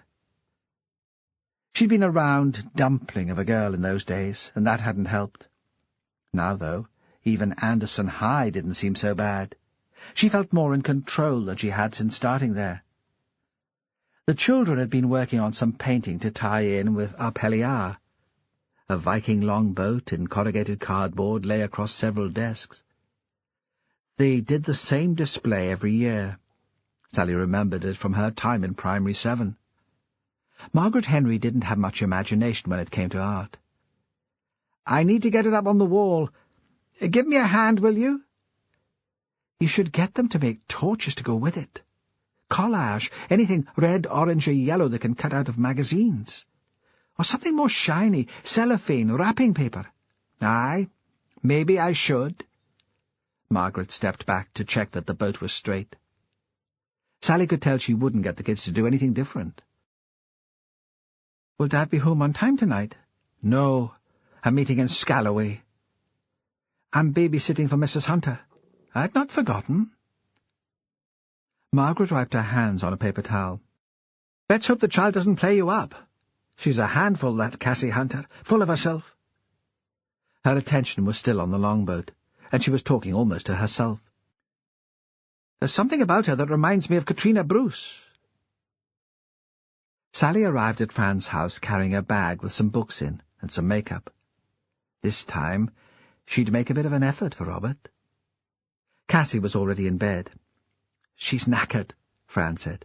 "Sometimes she gets a bit restless at night, but that's usually later. You shouldn't have any bother." Although Fran was only wearing jeans, you could tell she'd made an effort of her own before going out.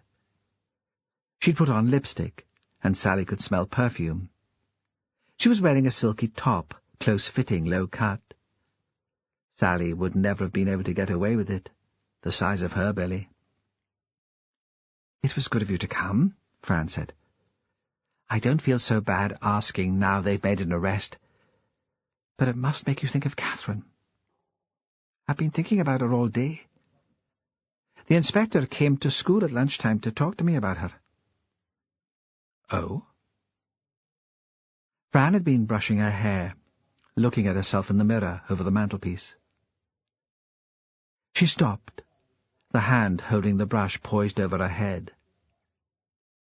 Sally could tell she was dying to ask what he'd wanted, but didn't want to appear too nosy. "Something about the film she was making. Apparently it's gone missing," Sally said. Fran pushed the brush into a drawer and straightened her collar. "She talked about the film. A project, wasn't it? A shame it's lost. It would be something to remember her by." "Aye." "There's a bottle of wine open in the fridge," Fran said at the door. She appeared suddenly reluctant to go. "Help yourself. And to something to eat." Then she seemed to convince herself that it would be safe to leave her child, grabbed hold of her bag and was gone. The house was quiet. Sally was seldom alone in her own home at night. Margaret didn't have any real social life, and if she was out, it was usually at a meeting in the school, so close that Sally could hear the raised voices or polite clapping through the walls. The school seemed to insinuate itself into everything they did. She'd spent time in Catherine's house, but had never imagined herself living there. It was too big, too grand. This place was different. She prowled around the room, looking at the photographs and the sketches, checking out the music, imagining what it must be like to have your own place, imagining what it would be like to live here with Robert. In the fridge there was fancy French cheese, a plastic tub of black olives, a bag of salad. She poured herself a glass of wine from the bottle in the door. If her mother noticed drink on her breath, she'd say Fran had insisted. She drank it very quickly, and the glass was almost empty, when there was a gentle rap on the window. She turned in her chair, and she saw him. His face, squashed up to the glass, pulling a ridiculous face so he looked like a cartoon monster. She opened the door. He stood, filling the space between the door frame, holding the plastic tie round 4 beer cans. "Where have you parked?" "Don't worry. Round the back. There's a pull-in between the hill and the house. No one will see."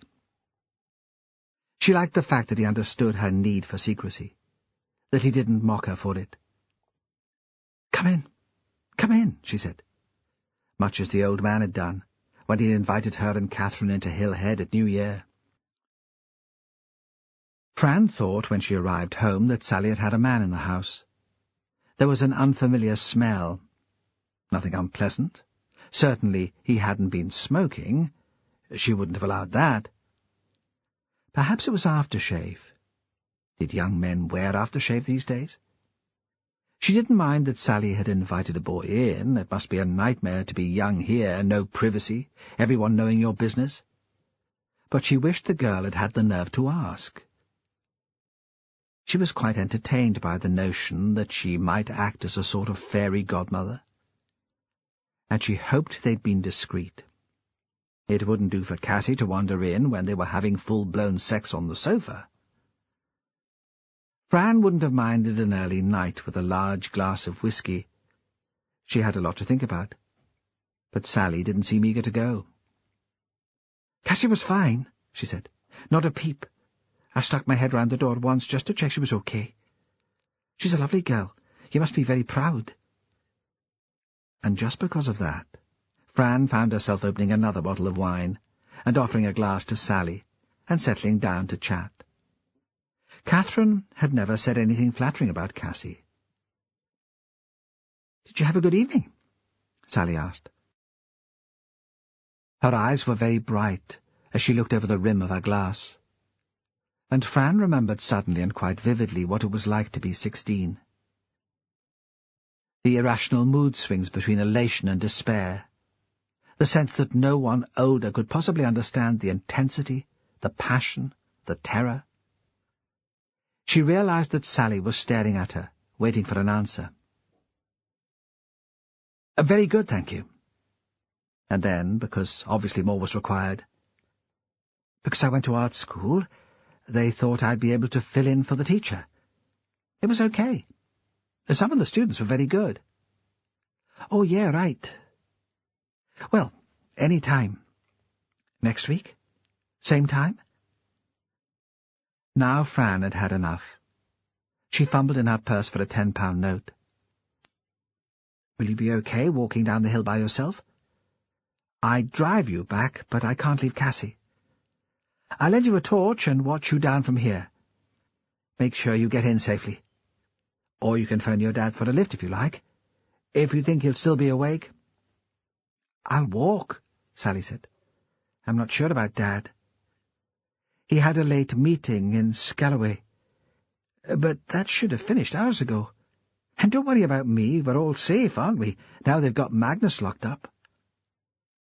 But Fran stood in the porch and watched her down the hill. She had never worried about Catherine, and wondered why she was bothering now. As Sally had said, Magnus was locked up. She told herself that she had a right to be nervous. She discovered 2 bodies. Here in Shetland, where she'd believed that nothing bad could happen. Anyone would be nervous. It was a clear night, and although the moon was thin, she could see Sally's silhouette until it was lost behind Hillhead. Then she followed the spark of the torch all the way down the bank, saw it swinging around the bend in the road in front of Ewan's house, and disappear into the school. She saw a light go on in the schoolhouse kitchen window, and at last she turned to go back inside. Cassie was standing in the doorway to her room. She was white and shaking, still half asleep. Fran put her arm around her and led her back to bed. "It's all right," she said, over and over. "Just a nightmare. It's all right." She lay beside her daughter on the bed and waited until her breathing was easy and regular again. The next morning Cassie showed no sign that the nightmare had upset her. When Fran mentioned it casually, she seemed not to know what she was talking about.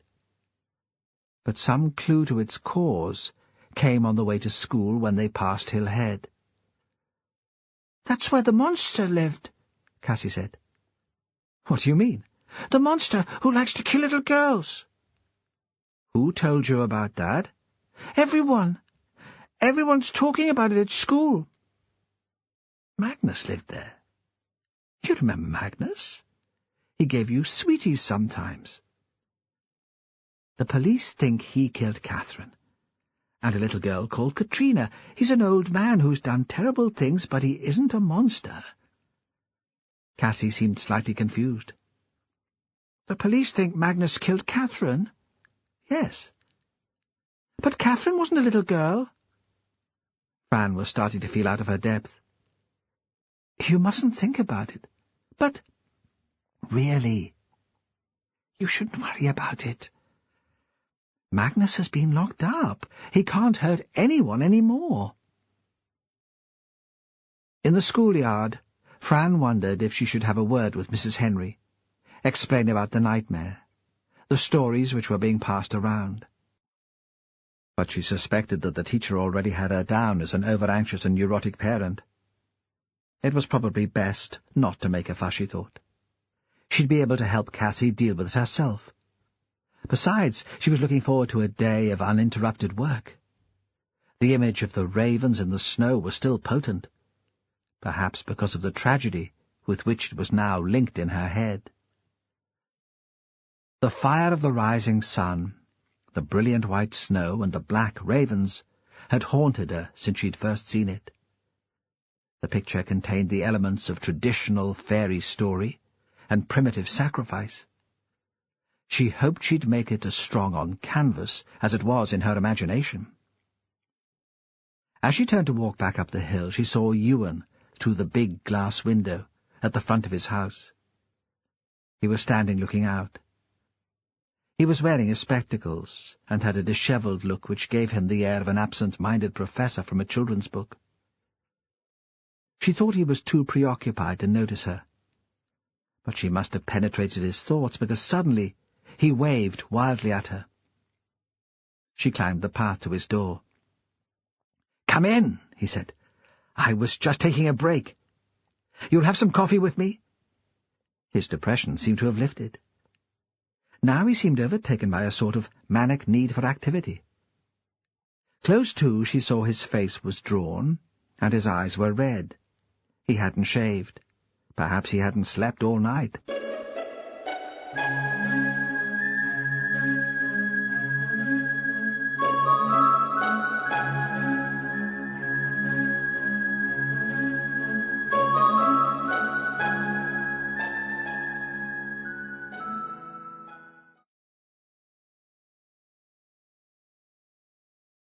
CD 9. Taking a break? Are you working? I'm going through Catherine's things. Oh, Ewan, do you need to do that now? Absolutely, he said. It's vital. I've only stopped because I felt I was losing concentration. Besides, I promised Inspector Perris that I would. Come along, I'll pour you some coffee, then we'll go upstairs. He led Fran along a corridor at the top of the house to the room where Catherine must have slept. It was square, unnaturally tidy, except for files arranged in heaps on the bed. One of the drawers of a small filing cabinet was open and empty. A plain white blind covered the window, and he was working in the light of an angle-poised desk lamp. Fran felt uncomfortable there. It made her think of a room in a private hospital, a mental hospital perhaps, where the doors would be locked. "Do you mind?" She pulled up the blind and let in the cold morning light. There was a view down to the school and beyond to the bay. She could make out Mrs. Henry through the schoolroom window, but the children were out of her line of sight. She'd expected that he'd be going through the girls' clothes. This systematic search of her papers made no sense. What did her schoolwork matter now? "What are you looking for?" "The script to Catherine's film. At least, that was what I started looking for. It soon became clear that was missing too. She would have kept it with the disc, I think. She was a very organized young woman. Perhaps that was something I was able to teach her, the need for order. So anyone stealing the film would have taken the script too. But there might have been notes, the scrap of an idea or a theme, something which would point us in the right direction." "I'm sorry," Fran said. "I don't quite understand." "Catherine was making a film. A sort of project for school, a documentary."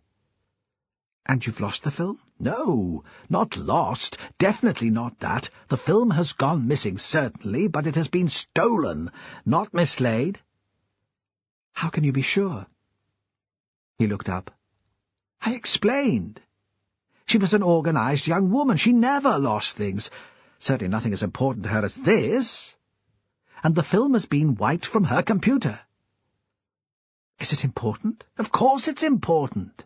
It provides a motive for her murder. It gives some sense to her death."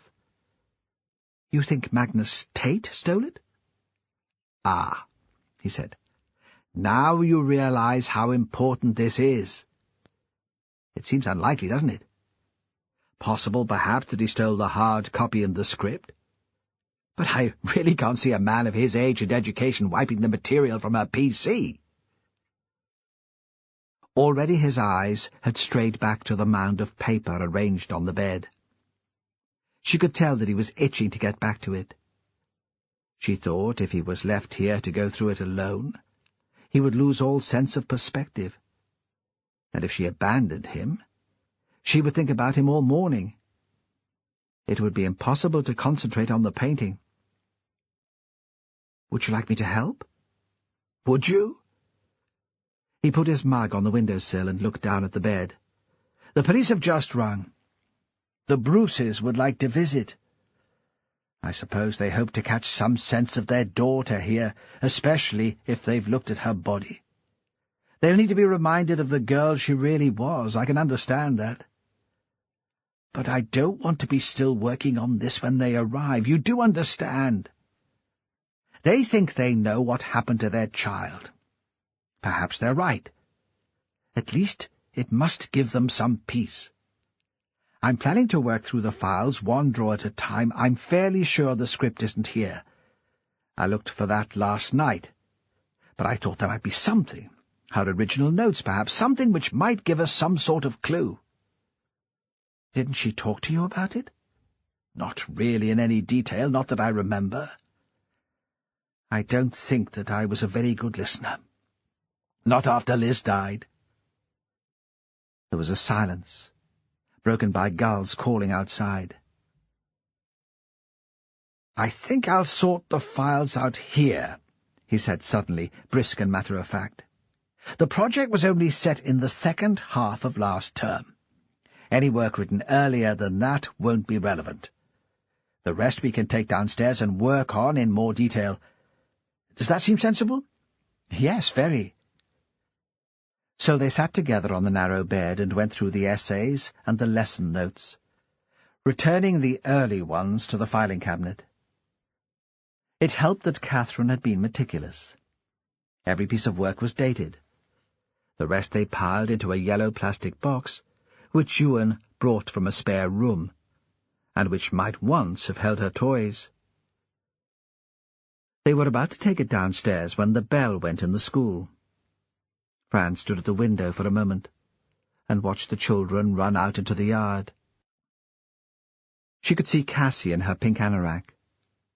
She seemed to stand alone looking around her, then chased up to a pair of girls who were holding hands and began to join in their game. The yellow box stood in the centre of the kitchen table. Ewan was filling the kettle, waiting for her to join him before he began the search. She thought it would be a complete waste of time, but didn't know how to tell him. In the brief glimpse she'd seen of the essays upstairs, there'd been nothing relating to a film. Did Catherine have a school bag? The thought had come to her suddenly. I mean, kids don't have satchels anymore. But there must have been something she'd carry all her books in. Wouldn't the stuff she'd been working on most recently be in there? It must be somewhere. Just a moment, I'll look. He disappeared. He was gone for so long that Fran wondered if she should go to find him. At last he returned with a leather bag, which looked very like an old-fashioned child's satchel, but which had been painted green, with a huge yellow flower stenciled on the flap. "I'm sorry about that. I couldn't find it. In the end I phoned Mrs. Jameson. She'd tied it away in one of the cloakroom cupboards." He sat for a moment looking at it. "I remember when Catherine bought it. Before we moved. It was from one of the little second-hand shops in the Corn Exchange in Leeds. I thought it was a bit of tatty nonsense. But she spent nearly a day painting it up." He unbuckled the flap and began taking out the contents an item at a time. There was a plastic Simpson's pencil case, 3 envelope files, a shorthand pad, a box of tampons, and a few scraps of paper. His breathing was very laboured. Fran looked at him, was about to ask if he was feeling ill, but she could tell from his face that he probably wouldn't even hear her. He opened the pencil case. He tipped out a fountain pen, a couple of biros, and some coloured pencils, a fine pen for drawing. Then he laid the shorthand pad in front of him and lifted the cardboard front cover. At the top of the page was written in Catherine's fine hand, "English assignment. Non-fiction documentary. Film? Check that would be okay." Below, in spiky letters large enough to cover the rest of the page, "Fire and Ice." That was what she was going to call it, Ewan said. Of course. "Isn't it a poem? From Robert Frost." "Just a minute." He disappeared from the room, but this time came back much more quickly. The book was on the table in her room downstairs. I'd seen it there. He riffled through the pages until he found what he was looking for. "It's a good title," Fran said. She thought it would be a brilliant title for a painting as well as a film. Had in her head again the ravens in the snow, with the big red ball of sun behind them. "What else is there in it?" She reached out to take the notebook from him, but he set it back on the table out of her reach. "Perhaps we could go through it together later," he said. "The idea that there might be something important in there is an incentive. A reward for going through the rest of her files. We can't afford to miss something. You do understand?" She wasn't sure she did understand such control, but she nodded and lifted a pile of paper from the yellow box. She could tell how hard he was finding it to hold himself together, and she didn't want to push him over the edge. She started with detailed notes, and 3 essays on Macbeth. It would be, she supposed, a sort of education. An hour later she had read everything in front of her. Besides Macbeth, she had struggled through Catherine's history notes on the Counter-Reformation and psychology essays about gender, stereotyping and peer pressure. A Shetland film was mentioned nowhere. Only an obscure visual reference showed that she was thinking about it all the time. In the margin of a set of notes and an essay plan, there was the same recurring doodle. The first time Fran had dismissed it as an attractive pattern, with no representational significance. When it was repeated, she looked more closely. The design was so similar to the first that it looked like a logo. It showed an 8-sided crystal, superimposed on a tongue of flame. Fire and ice. Fran showed the logo to Ewan. He scrabbled back through his own pile of papers and came up with 3 more examples of the same design. "I'd missed them altogether," he said. "I don't have your visual imagination, obviously. I was concentrating on the words." "Did you find anything?" "No," he said slowly, reluctant to admit defeat. "Nothing." Wouldn't anything she was working on recently be in her bag? In the notebook, which had the title, or one of the envelope files? She was starting to lose patience with him. Why didn't he just look in the more obvious places? Was he waiting for her to go, so he could look at them by himself? "Perhaps," he said. He looked up from the table. "Or perhaps I'm deluding myself, and we'll never find out why she died." She stretched out and scooped up the scraps of paper which had been crumpled in the bottom of the bag. The first was a ferry ticket. She gave it to him. She took the roll-on, roll-off to Hualsey just before Christmas. Did she have a friend there? "I think I remember that. There was a party. Some lad from school, she said. I can't see that it has any significance." "Then there's this. A supermarket till receipt." She stretched it out on the table, stroked it with her thumb to flatten it. "Safeways in Lerwick, dated the day before her body was found. Did she do any shopping that day?" "Not for me." He took it from her, frowning. "None of those items turned up in the house. She wouldn't have bought sausages or the pie. She was practically a vegetarian, and certainly never ate processed meat." He turned the paper over. Fran saw writing on the back, but from where she was sitting couldn't make out what it said. He slid it back along the table to her. "Look what's scribbled on the back. It's Catherine's writing." Fran read, "Katrina Bruce, desire or hate." "What does it mean?" "It's a reference to the same poem." He picked up the anthology again and read out loud, his voice shaking, as if he'd suddenly aged. "From what I've tasted of desire, I hold with those who favour fire. But if it had to perish twice, I think I know enough of hate to say that for destruction ice is also great." What is Catherine saying, then? Fran had forgotten her irritation with him. She was hooked by the puzzle. Suddenly, this had little to do with the reality of 2 dead girls. That Katrina was killed because someone desired her or hated her? Those 2 emotions must lie at the root of most violence. And what does it have to do with the film? Surely there's a more fundamental question. He sat upright in his chair. His voice was clipped, almost academic. Why was she interested in Katrina Bruce at all? I'd never heard of the girl until Catherine died. I think I knew that a family called Bruce lived here once, but not that the daughter had gone missing. Had Catherine discovered something about the girl's disappearance? If so, that might provide a powerful motive for her murder. Fran sat looking at him, trying to grasp the enormity of what he was saying. It seemed absurd to read so much from a scribbled note, but he was right. "Can we look at the rest of the notebook now? The other files from her bag?" She realized too late that she must sound very eager. He mustn't think she was treating his daughter's death as a game.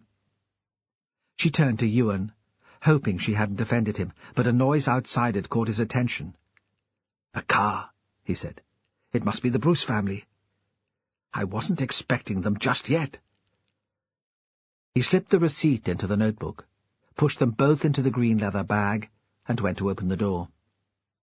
She put Catherine's books and essays back into the plastic box, and stuck it under the table.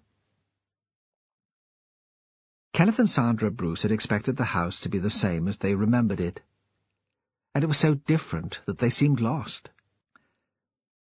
They wandered into the big room, looking around them like unsophisticated visitors to an art gallery, not sure exactly what response was expected of them. "It's very nice," Sandra said. "Yes, very nice." Fran could tell that Ewan's mind wasn't really on the encounter. He was still thinking about the receipt from Safeways, the unread notebook. Perhaps that was his way of feeling close to the daughter he had lost. It was as if he thought Catherine was still trying to communicate with him. But, to the visitors, he must have appeared aloof, rather arrogant. Fran found herself playing the part of host, offering coffee, taking coats. There was a woman with them, the police officer in plain clothes. Perhaps they'd known her when they lived in Shetland, because they called her by her first name, Morag. "Why don't you just look around by yourselves?" Fran said at last. "That would be all right, Ewan, won't it?" He looked up startled. Yes. Yes, of course." The son Brian had followed his parents in, and had answered Fran's questions about coffee, or a soft drink, in monosyllables. He was a tall, ungainly boy, who seemed embarrassed by his size, the uncertain pitch of his voice. Now, when they went off to look upstairs, he stayed where he was, sitting by the fire, cradling his can of Coke in his huge hands, looking at his feet. Ewan, standing by the big window and staring down to Ravenhead, seemed not to realize that he was still there. Fran couldn't bear the silence. "I don't suppose you remember much of this," she said. "You must have been quite young when you left." He looked up at her. His chin was spattered with acne. "I remember some of it very well," he said. "The day Cat went missing. I remember that." She waited for him to continue, but he tipped back his head and took a swig from the can. "It's the small details you remember, isn't it?" she said. "Like what you had for tea and what you were wearing." He smiled, and she saw that one day he might be good-looking. "I was wearing a Celtic shirt. I don't know why, but I've always supported Celtic. It was the summer holidays, wasn't it? No school. I hated school." "Did you?" She would have liked to ask why, but didn't want to frighten him back into silence. "Maybe that was down to Cat. She really hated it. Put me off before I started." "Why did she have such a bad time there?" He shuddered. "Mrs. Henry didn't take to her. That's what my parents said. You know, they talk about stuff and they think you're not listening, or you're too young to understand. My dad wanted to move her to a different school. He said she'd never get on at Ravenswick, with Mrs. Henry on her back all the time. Mum said it would be awkward. How would they explain it to her?" He looked up at Fran. They weren't like friends. Not really, but neighbours, you know, calling in on each other. You can see it would have been difficult, moving Cat. Like saying, "We think you're a crap teacher." After, when Cat ran off, Mum blamed herself. She thought if she'd found a different school, Cat would still be here. Dad said she was daft. It was the holidays. The last thing she'd be thinking of would be school. Why didn't Mrs. Henry take to her? And what happens if she takes against Cassie? Dunno. Cat was always kind of fidgety. Like she'd never sit still or do as she was told. She always wanted people to look at her. That must have been a bit difficult for you. Not really.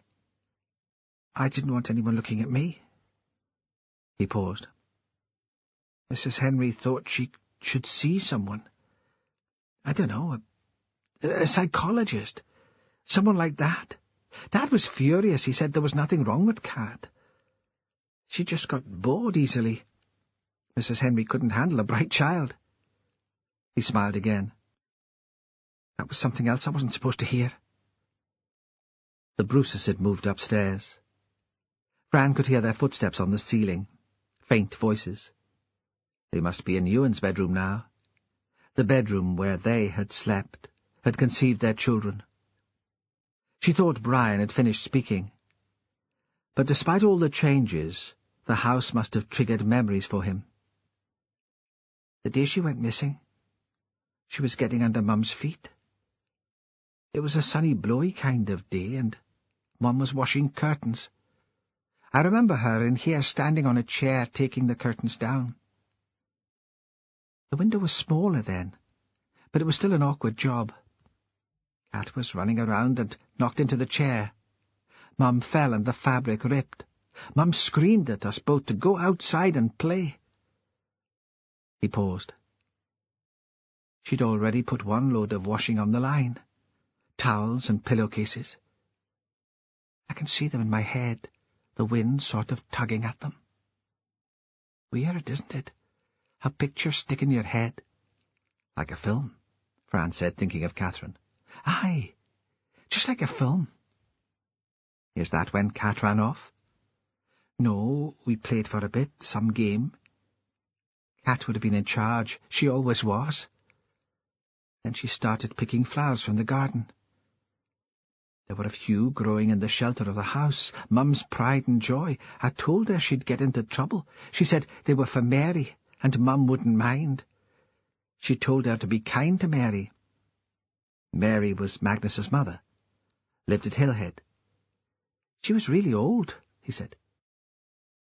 I thought she must be like 100 years old, because Magnus was old and she was his mother, but I guess he was about 60 and she would have been in her 80s. Then Cat tied one of her ribbons in a bow round the flowers and ran up the hill with them. I went down to the beach. There were some other kids there. Mum must have thought Cat was with me because she came down to call us up for a tea. He paused. The rest of it is all a blur.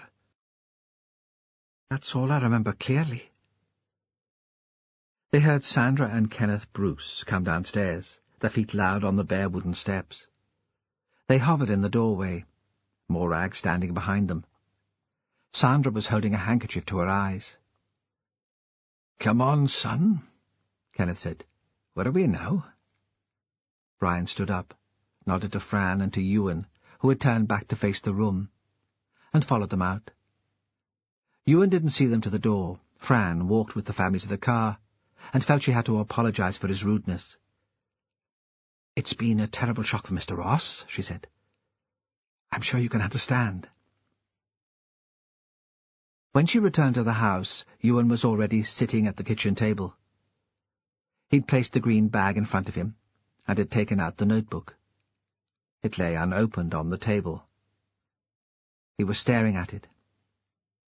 He waited until she joined him, then reached out to open it. His hand was trembling.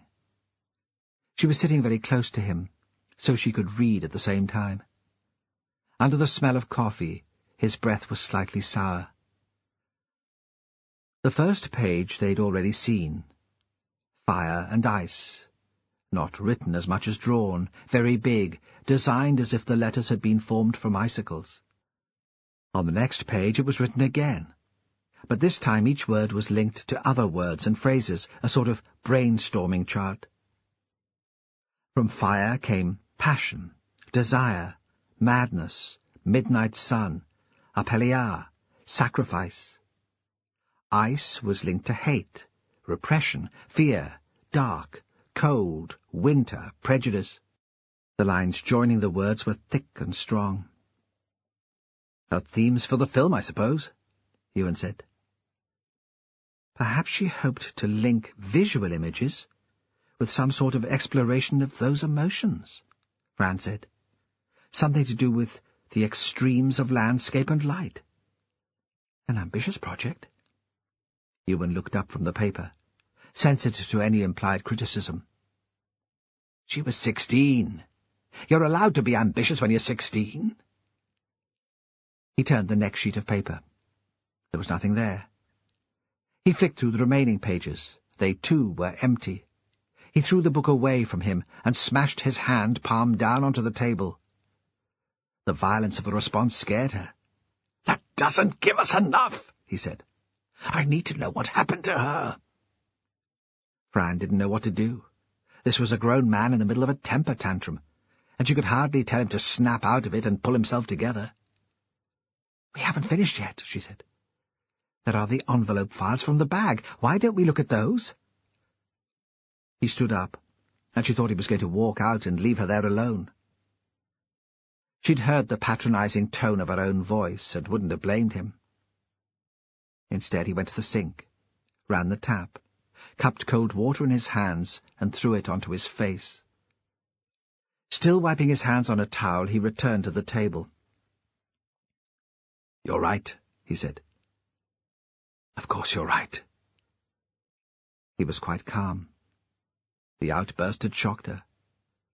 But now it was hard to believe it had happened. "Let's look in the files." There were 3 of them. One was labelled History, one Psychology, and one English. Fran let Ewan make the choice. He flicked through the first 2 and discarded them quickly. They were recent lesson notes, handwritten. The English file was very thin. She was worried that it would be empty. Then she saw on the outside of the cardboard a series of the Fire and Ice doodles. He opened the envelope file and pulled out a single sheet of paper. It was A3 size, folded in 2, so it fitted in the file. He spread it out and stood beside her, so they could look at it together. At first Fran could make nothing of it. She thought this must just have been a first attempt to capture random thoughts and ideas on paper. The sheet was divided up into small boxes. Each rectangle had a series of sketches in black ink. There were scribbled words. It seemed unlike Catherine's usual organized way of working. The writing was cramped and almost unintelligible. "What do you think?" Ewan said. Then, becoming more desperate, "This is all there is.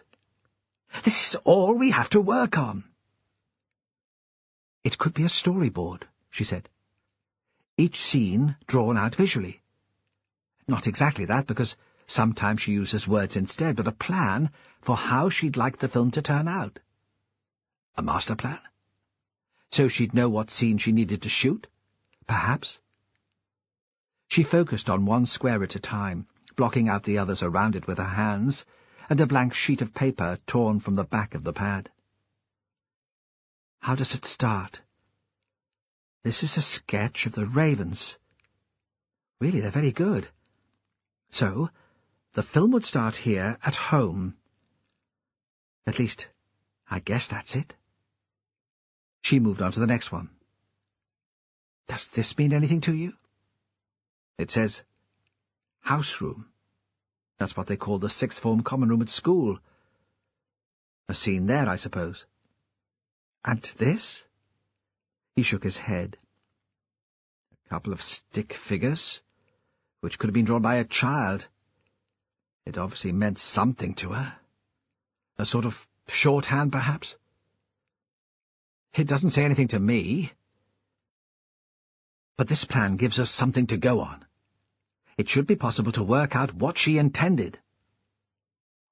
Fran thought it unlikely they'd ever be certain what Catherine had in mind, but didn't say so. She was pleased that Ewan's mood seemed to have lifted. She moved slowly on. In one square they made out representations of sheep, in another seals. Perhaps those images were to provide a background for her voiceover. She couldn't see how they fitted with her themes of ice and fire. There were initials scattered throughout the grid.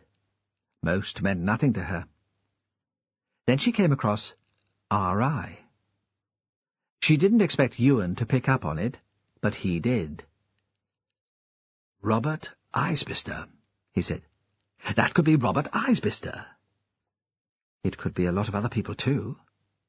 But Inspector Perris asked me about him.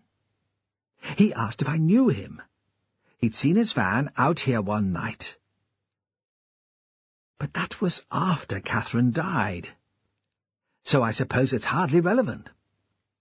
Unless he'd come here to steal the film and the script, Fran thought. That could have happened after the murder. Ewan didn't start looking for the film until several days after that. But she kept her thoughts to herself. She didn't want to explain how she knew Robert. What would she say? He's the grown-up son of my husband's middle-aged lover? In the same box as the initials, something else had been scribbled. What do you think this is? In the storyboard, Catherine's writing was much less clear. It was as if she'd wanted to get down her ideas very quickly, before she lost track of them. Ewan turned the page so he could see it more clearly. A date. January the 3rd. It looks as if it's been added. Isn't it in different ink? He straightened, stretched. We must be missing something. I can't see anything here which would lead someone to murder her. Perhaps there is nothing. It sounded brutal, but she didn't know how else to say it. Perhaps Magnus Tate was responsible all the time. Perhaps the film and the script aren't in the house because she'd finished it. She took it into school at the end of last term and left it there. Perhaps we should have checked before putting you through all this. No, he said. I can't accept that. If the film was edited and complete in the middle of December, why the date, the 3rd of January? Why the reference to Abheliar in the notebook? That doesn't happen until the middle of January. He picked up the receipt with its own message. Why the interest in Katrina Bruce? This isn't for us to decide. Fran thought he would go quite mad if he kept on with it. Imagined him sitting up for another night, reading conspiracies and hidden messages into words which had been thrown down almost carelessly. You have to show this to Jimmy Perris. He'll know what to do with it. His reaction shocked her again. He stood up so suddenly that his chair tipped behind him. No, he said. This is my business. It has nothing to do with the police. Then he must have realized that he'd frightened her. He picked up the chair, sat down, and became again the courteous and controlled teacher. I'm sorry. Of course you're right. But I'll have to take a copy before I give it to them. It seems so intimate, this writing. I can't bear the thought of people going through it. It's another sort of violation.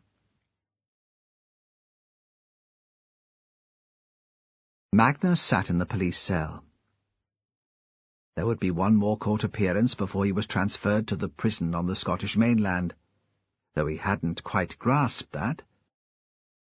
He knew sometime he would be moved, and every time an officer approached, the keys rattling on his belt, boots firm on the tiled floor, Magnus thought the time had come for him to leave Shetland. Sometimes he thought the future was like an enormous black wave waiting to drown him. But it was worse than that. A wave he could understand. He couldn't swim, so he would never survive. But he could understand it. This was unknowable, blank. He was so terrified about moving that when the door opened for his food to arrive or for his lawyer to visit, he began to shake. No one could get any sense out of him, and they'd given up talking to him. Outside it was raining. He could hear the rain on the window, but it was too high for him to see outside. In his head it was summer, and he was cutting hay, using a scythe in the old way, because they had so little land that it wasn't worth the fuss of asking a neighbour with a machine for help. He stopped to catch his breath, and wiped the sweat from his forehead with his sleeve. There was a stiff westerly blowing the waves beyond Raven's Head into White Peaks, and the effort of bending and cutting it made him hot. He could see a small child dancing up the hill. She was carrying flowers tied with a ribbon, which streamed out behind her. He leaned the scythe carefully against the wall. He'd been working since breakfast. He thought he'd get the field done before he stopped, but now he decided he'd take a short break, have a cup of tea and one of those griddle scones his mother had baked the day before. Outside in the passage there were shouts. He couldn't make out the words. He'd been lost in his daydream. 2 constables calling to each other. He held his breath, grew dizzy with panic. But it must just have been a bit of fun. There was a sudden burst of laughter, and he heard them move away into the office. He began to breathe again. He talked to Catherine about Katrina, that last time she'd come to visit, the day he'd gone to Safeway's, and he'd seen her on the bus. He hadn't meant to. He'd just asked her in for tea. She'd wanted tea, not a dram. It had been too early for that, she'd said. But she was dying for a cup of tea. She'd taken his picture, first outside with him standing by the house and looking down towards the school. Then in the house, swinging the camera all around, and stopping for a while next to the raven, pointing it very close to the bars of the cage. Since they'd locked him up, Magnus had thought every now and then about the raven, and about how maybe it would have been better to kill it as soon as he'd found it injured. Maybe that would have been kinder than keeping it shut in. Catherine had shown him the pictures she'd taken, pointing to them on a little screen. "Look, Magnus, you're on television."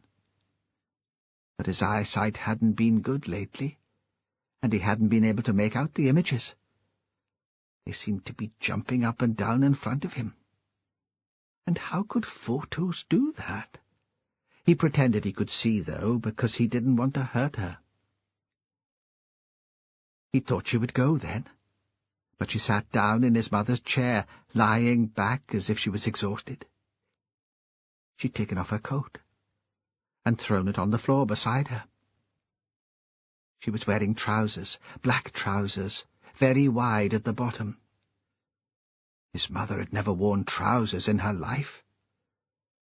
But in the warm there, as the light started to go outside, it was almost like talking to his mother. Why had he started talking about Katrina? Because the girl had been in his mind a lot since New Year, when Sally and Catherine had tumbled into his house. They were older than Katrina, more like women than girls, with their shiny lips and the black lines around their eyes. But they made him feel the same. It was the giggling and the fast way of talking and the way they played with their hair. Catherine's tiny feet and skinny wrists, Sally's soft plump arms, their bangles and beads. But now Catherine sat in his mother's chair, with her legs crossed and her stockinged feet stretched towards the fire. And she didn't giggle. She asked gentle questions and listened to his answers. He forgot his mother's words, "Tell them nothing," and he described what happened that day after Katrina came to call. Later, of course, he regretted it. Later, he knew he'd done wrong. They sat in Jimmy Perris's house. Somehow Taylor was still in Shetland. Perez wasn't sure how he'd managed to get out of returning to Inverness. He'd avoided phone calls, talked vaguely about taking a few days' leave, said his back was playing up, made excuses about details of the case. Still some loose ends to tie up. The same excuses Perez made when he tried to explain what he was doing, still looking into Catherine Ross's murder. Because that was all over, wasn't it? The old man was in custody. Any day now he'd be sent south, and they could forget all about it until the case came to court. Only Perez couldn't forget it, and neither could Taylor, which was why they were sitting here in Perez's house and not at the police station, where Taylor might be caught lying down the phone to his superiors in Inverness. And it was why any resentment Perez might have had about an outsider coming in and taking over the case had evaporated. Rank didn't matter any more. They were allies. Outside the weather had changed again, brightened up a bit. The rain had stopped and the wind had eased. The forecast for January the 25th was for high pressure and frost. That would be fine for Apelliar.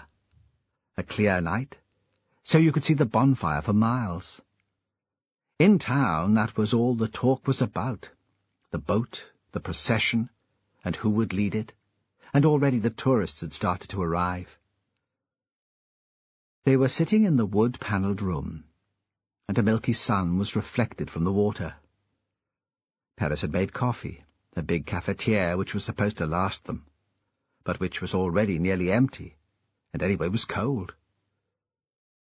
The cafetiere and 2 mugs stood on a tray on the floor.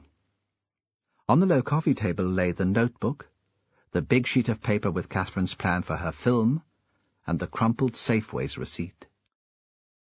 Ewan Ross had brought them in the night before. He'd come straight from the library where he'd taken copies. "I know her writing better than you do. Something might suddenly make sense to me."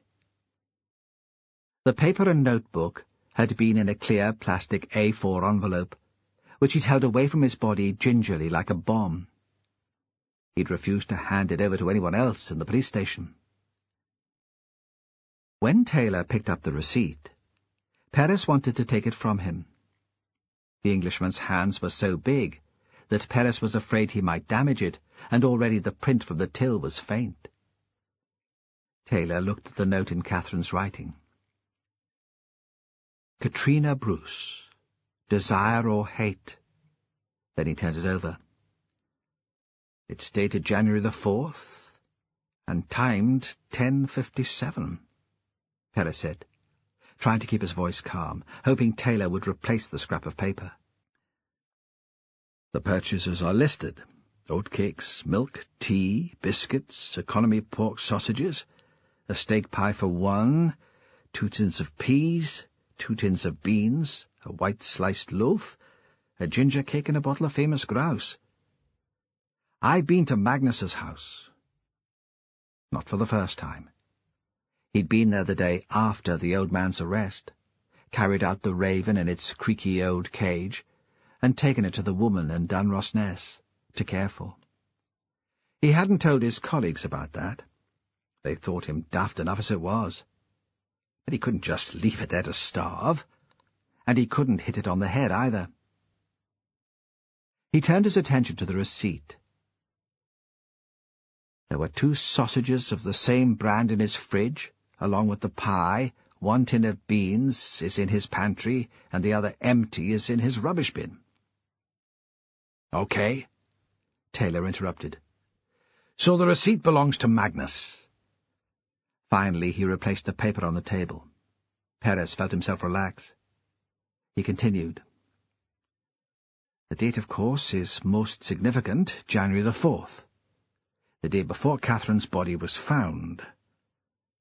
The day they met up on the bus. Catherine scribbled a note on the receipt when she was in Magnus's house. Something she wanted to remember. We'll come back to that. She took it with her. Must have done, because Ewan found it in her room. That means she must have been alive when she left Hillhead. "It doesn't mean Magnus didn't kill her," Taylor said. He could have followed her to the Ross house, or arranged to meet her outside. We always thought it was most likely she was killed where she was found. Almost certain, the pathologist said.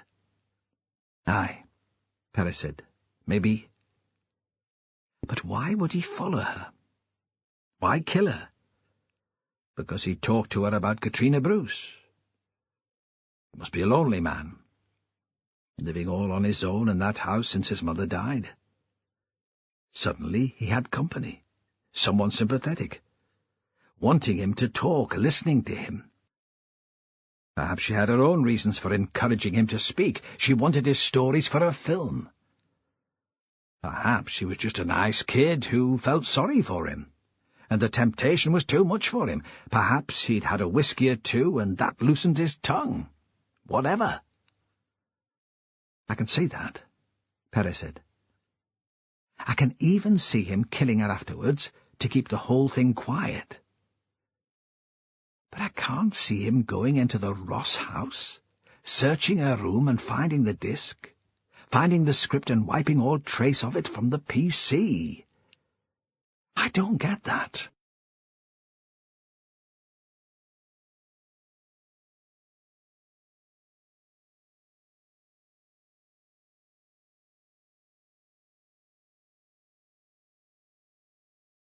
They sat looking at each other for a moment in silence.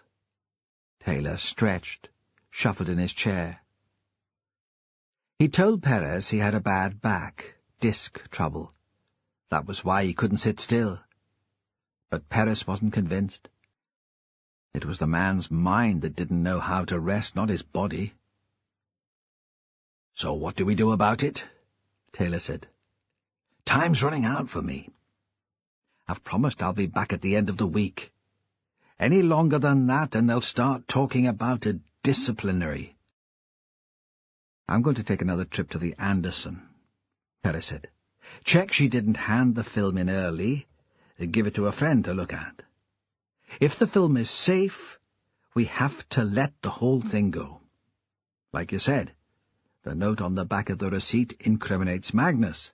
It shows he talked to her about Katrina. Ewan says there's no other way she could have known about the girl. Taylor stood up, lifting the plan with both hands on his way. He carried it to the window, where the light was better. This is crazy, he said. I mean, submit this as evidence, and they'll think she was psychotic. What does it mean? Some sort of secret code? It's like that writing the Egyptians used, hieroglyphics. Ewan thinks it was a way of planning the film, of laying out the scenes in the right order. Can you make anything of it? They think she was using the Robert Frost poem Fire and Ice as a framework for the film. They? Taylor frowned. Mrs. Hunter was with Ewan when he went through it. For Christ's sake! She found both bodies. If the case was more open, she'd be a fucking suspect. He prowled away from the window. Perez knew he was right to be disturbed, but couldn't see Fran killing anyone. He thought of her sometimes late at night, when the wind blew rain against his window. He imagined her curled up by the fire, Cassie on her knee, reading stories. Perez got to his feet and went to the bookshelf. There was a collection of verse he'd had since school. It was stolen, still had the Anderson High stamp inside. He hadn't meant to steal it. He just hadn't got round to taking it back when he left. It had been packed into boxes with all his other books when he left home. Would it get packed again, and sit on a shelf in Skerry, in the room with the big window looking south over Fair Isle? He looked at the index and found Fire and Ice, handed it to Taylor. Well, what do you think? Taylor was unusually still for several minutes. He stood by the window, hunched over the book, ferocious in his concentration on the poem.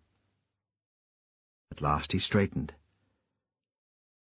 I don't know which is more destructive, he said, but ice is worse. What do you mean? I can understand violence coming out of fire. Passion, lack of control. I'm not saying I condone it, but it makes sense to me.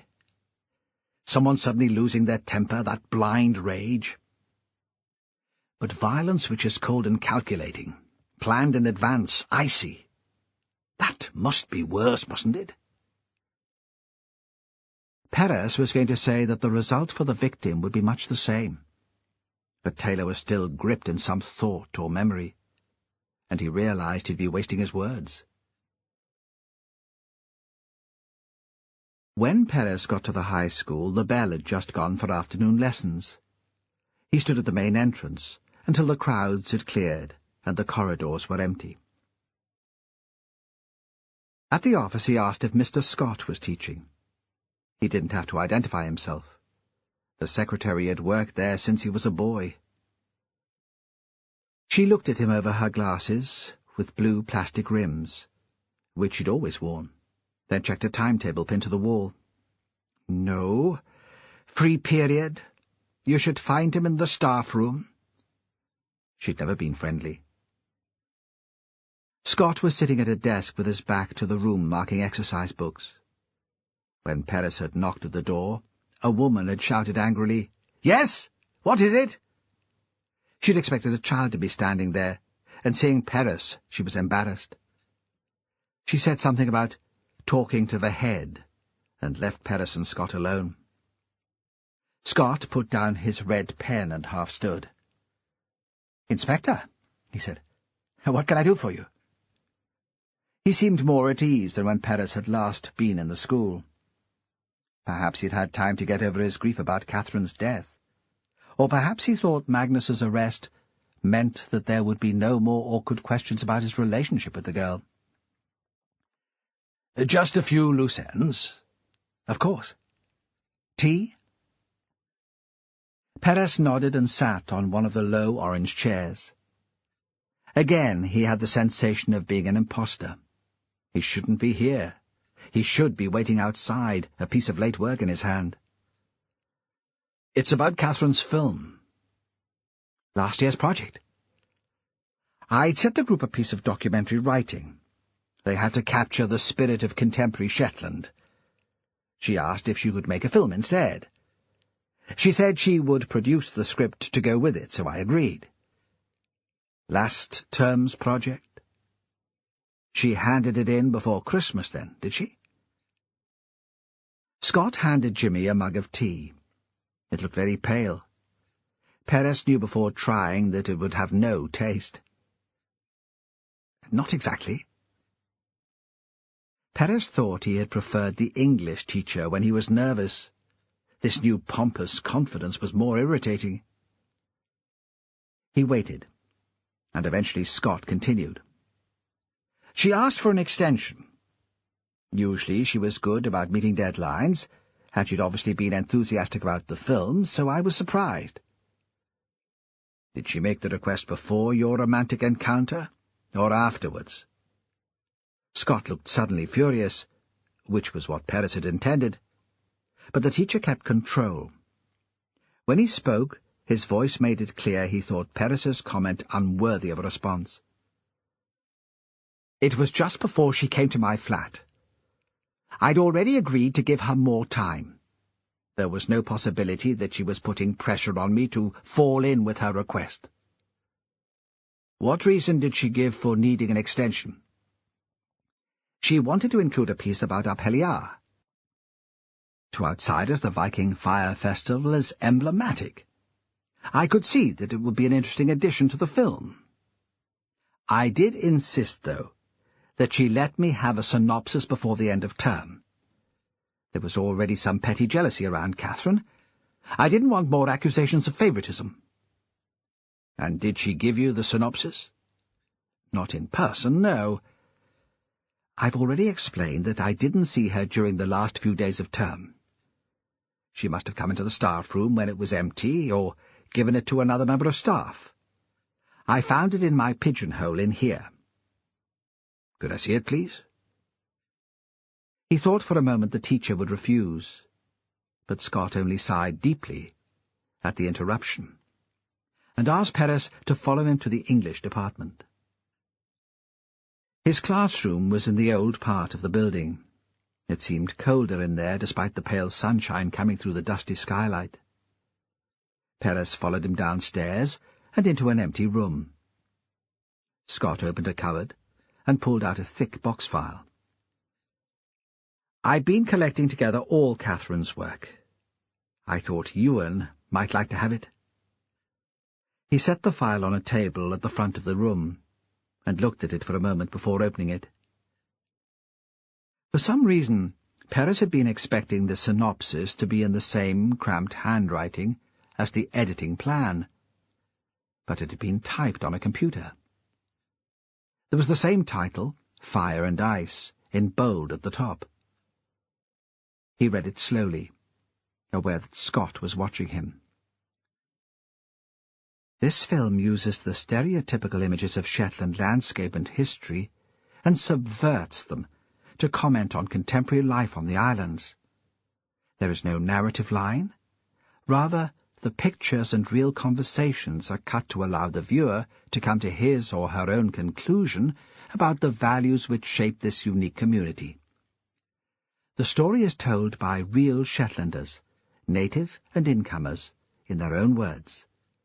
My voiceover sets the scene and the tone. It makes no moral judgment." "Is this all there is?" Perez said. "Not much of a synopsis, is it? I mean, there's not much detail." "Quite," Scott said. "A point I intended to make to Catherine when I saw her. Unfortunately, I didn't have the opportunity." Walking out of the main gate, Perez caught a glimpse of Jonathan Gale, the lad who'd given Catherine and Sally a lift on New Year's Eve. He increased his pace and caught him up. "Hi. How are things?" The boy shrugged. "I'll be glad to leave. University next year. I've got a place at Bristol. I can't wait." "You're bound to be upset about Catherine. Losing someone you cared about." "I don't know why. She just set out to make a fool of me." Perez thought suddenly he knew what Jonathan meant. New Year's Eve. Was Catherine with Robert Isbister? He thought she'd been flaunting herself with Robert to make a point. Jonathan gave a bitter laugh. "No, it was nothing like that. Robert was all over Sally in the car, not Catherine. It was horrible, actually. I didn't know where to look." So then Perez wondered if it had been Robert who'd been making the point.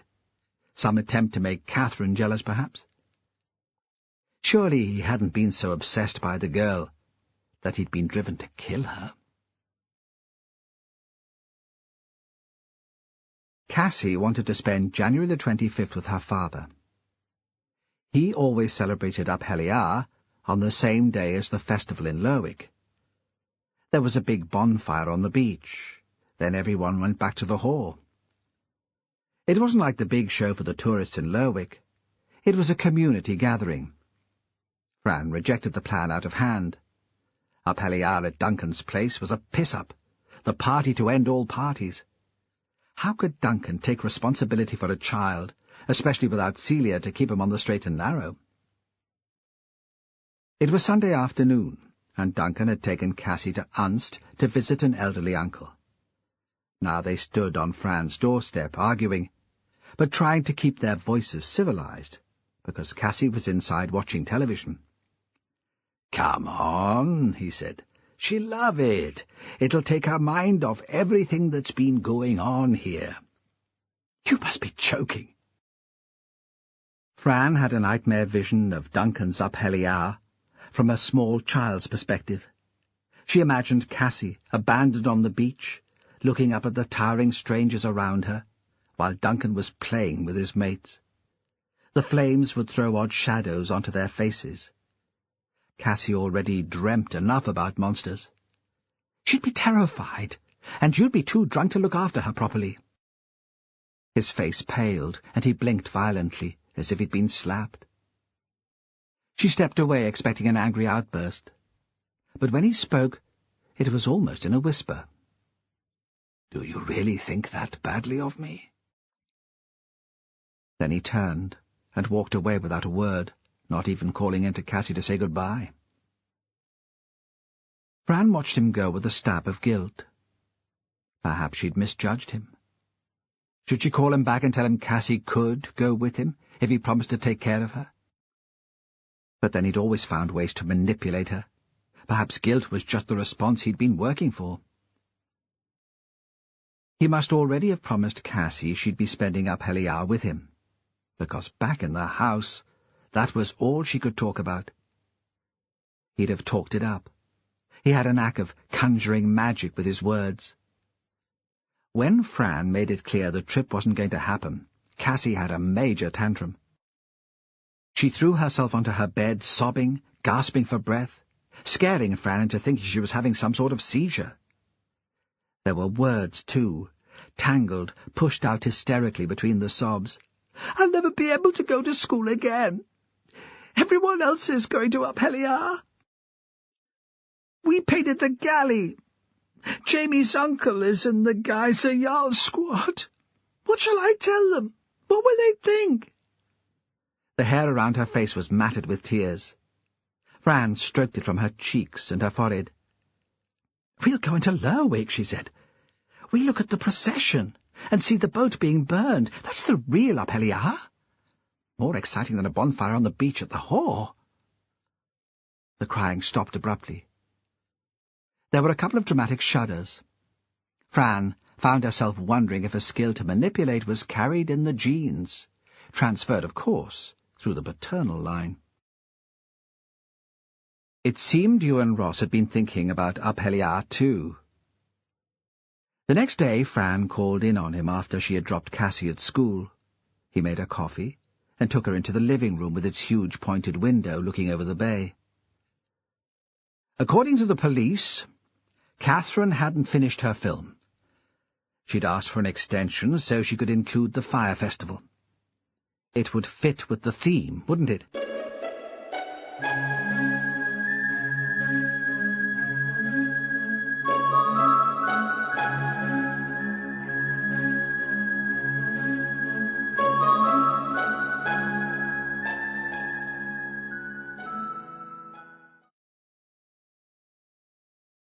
CD 10.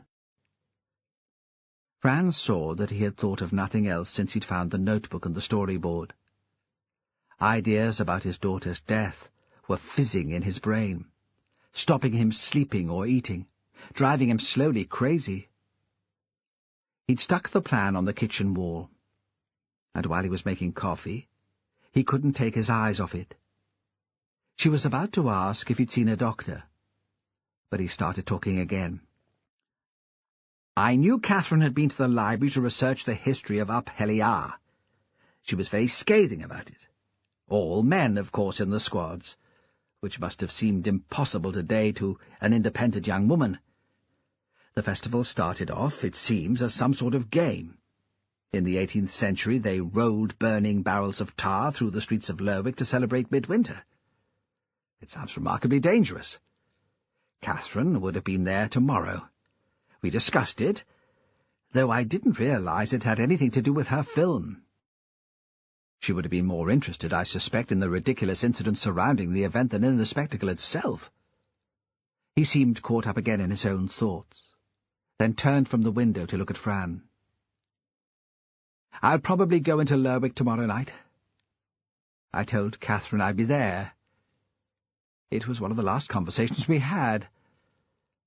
It must sound foolish, but I feel as if I made some sort of commitment. It wouldn't have mattered to her either way, but I said that I'd be there. So I think I should. You're welcome to come with us. I've promised Cassie I'll take her. The other kids at school are so excited about it. She'd feel left out if she wasn't there." "No," he said slowly. "That's very kind, but I don't think I'd be good company." There was an awkward silence. She thought he was in a mood when he'd prefer to be alone. but she didn't think it would be good for him to be left with his obsession. Besides, she still had half a mug of coffee left, and wasn't sure how she could leave without embarrassing them both. "What are your plans?" she asked at last. "For the future, I mean. Will you stay here? Or will you sell up and move south?" "I can't think that far ahead." His attention seemed caught by a small boat crossing the bay.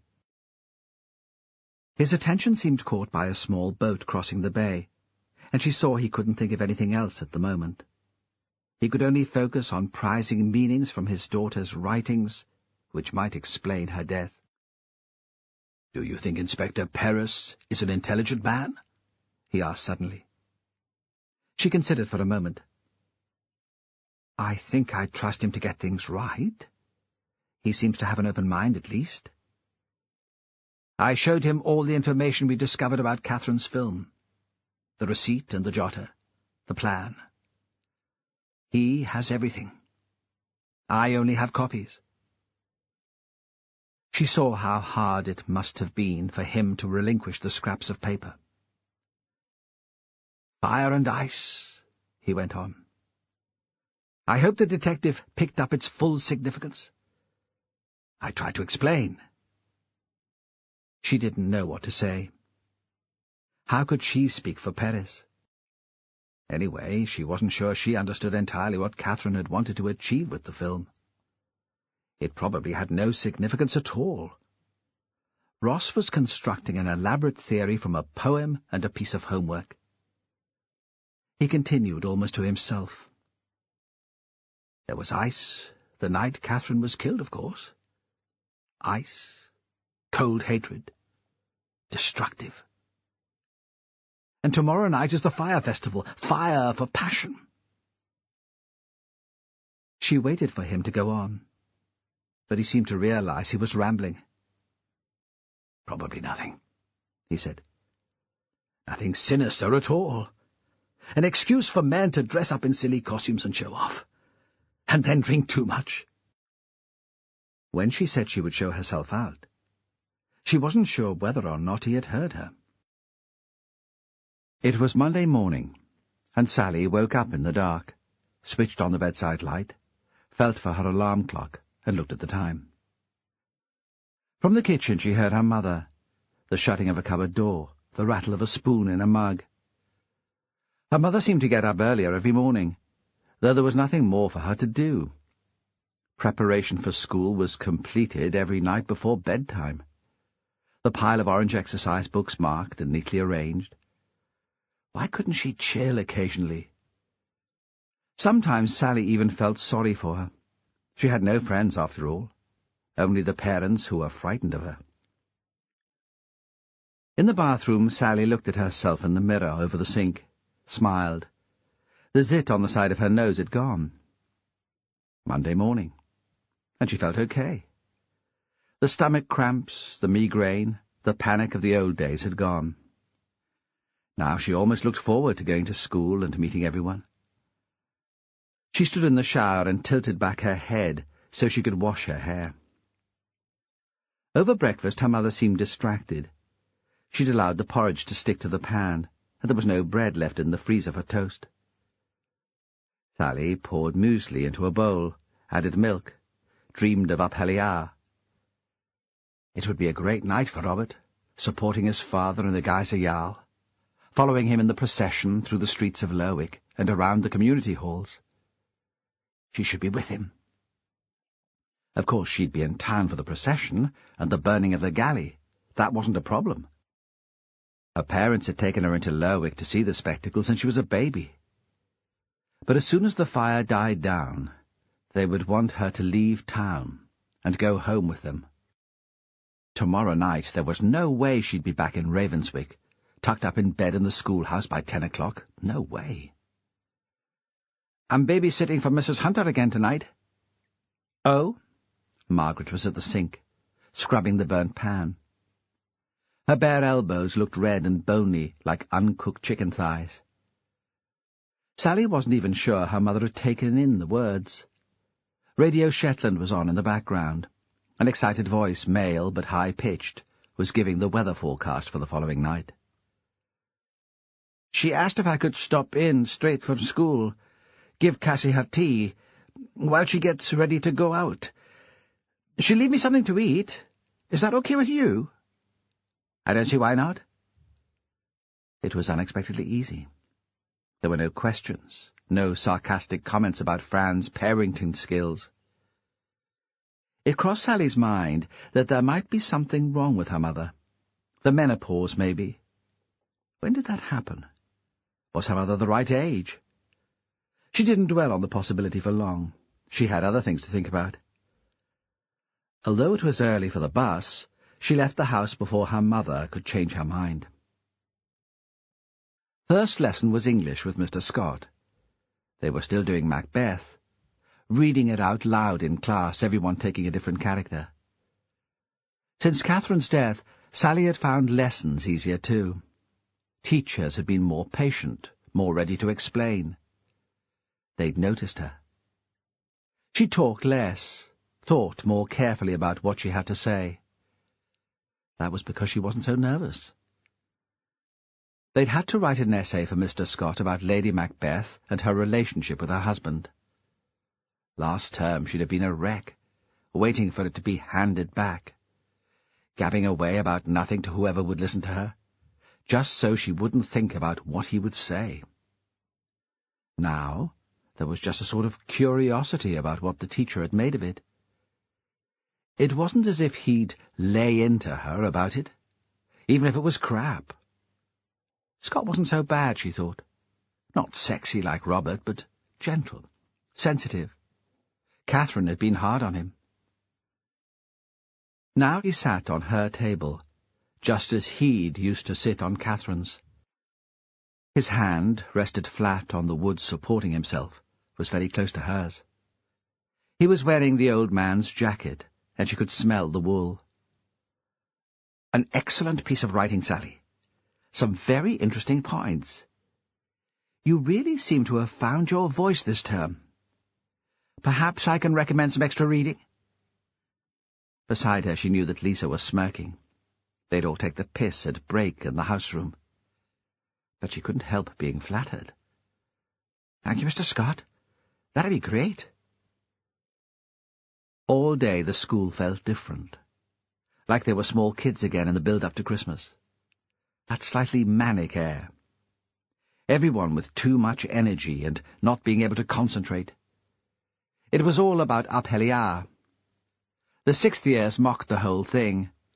But even in their house room there was a suppressed excitement, a collective silliness. At lunchtime they had a go at her as she'd expected. "Scotty really fancies you," Lisa said. "You can tell." Then someone said, "You want to watch it? He really fancied Catherine, and look what happened to her." And the room went quiet for a moment, until James Sinclair threw the remains of his sandwich at Simon Fletcher, and chaos broke out again. Sally didn't have a lesson last thing, and walked into town, to the hall where they were putting the final touches to the galley. Robert was already there. He looked as if he'd been there all day. He had splashes of varnish in his hair. Although they had arranged to meet, he seemed briefly shocked to see her, and she wondered what was the matter with the people she knew at the moment. Her mother, Robert, even her father.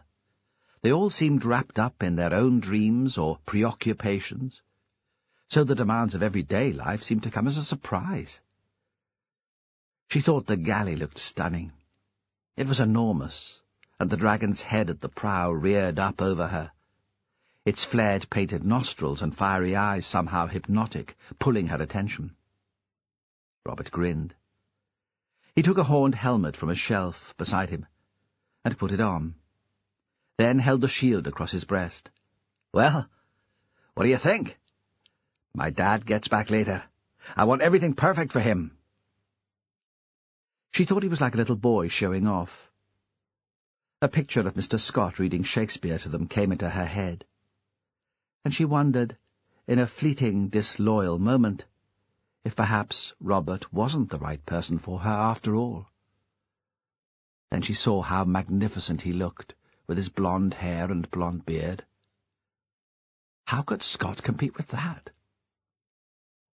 He held the shield high above his head, and she thought how strong he was. He'd be able to lift her aloft just as easily, snap her wrist with one of his hands. "I'm babysitting again tonight. Will you be able to make it? I told you, remember?"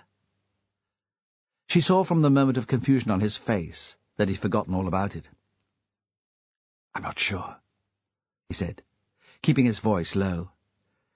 "There's a last-minute meeting of the squad, the official photograph. My dad will need me. He trusted me to look after things while he was away. But we can be together tomorrow. I've got you a ticket for one of the halls. But tonight, you know how it is. I have to be there." "No," she thought. "I don't know how it is." "Please?" She reached up and touched his face, then kissed him quickly on the mouth, pushing the front of her tongue between his lips. She saw him look over her shoulder at the two men working on the galley.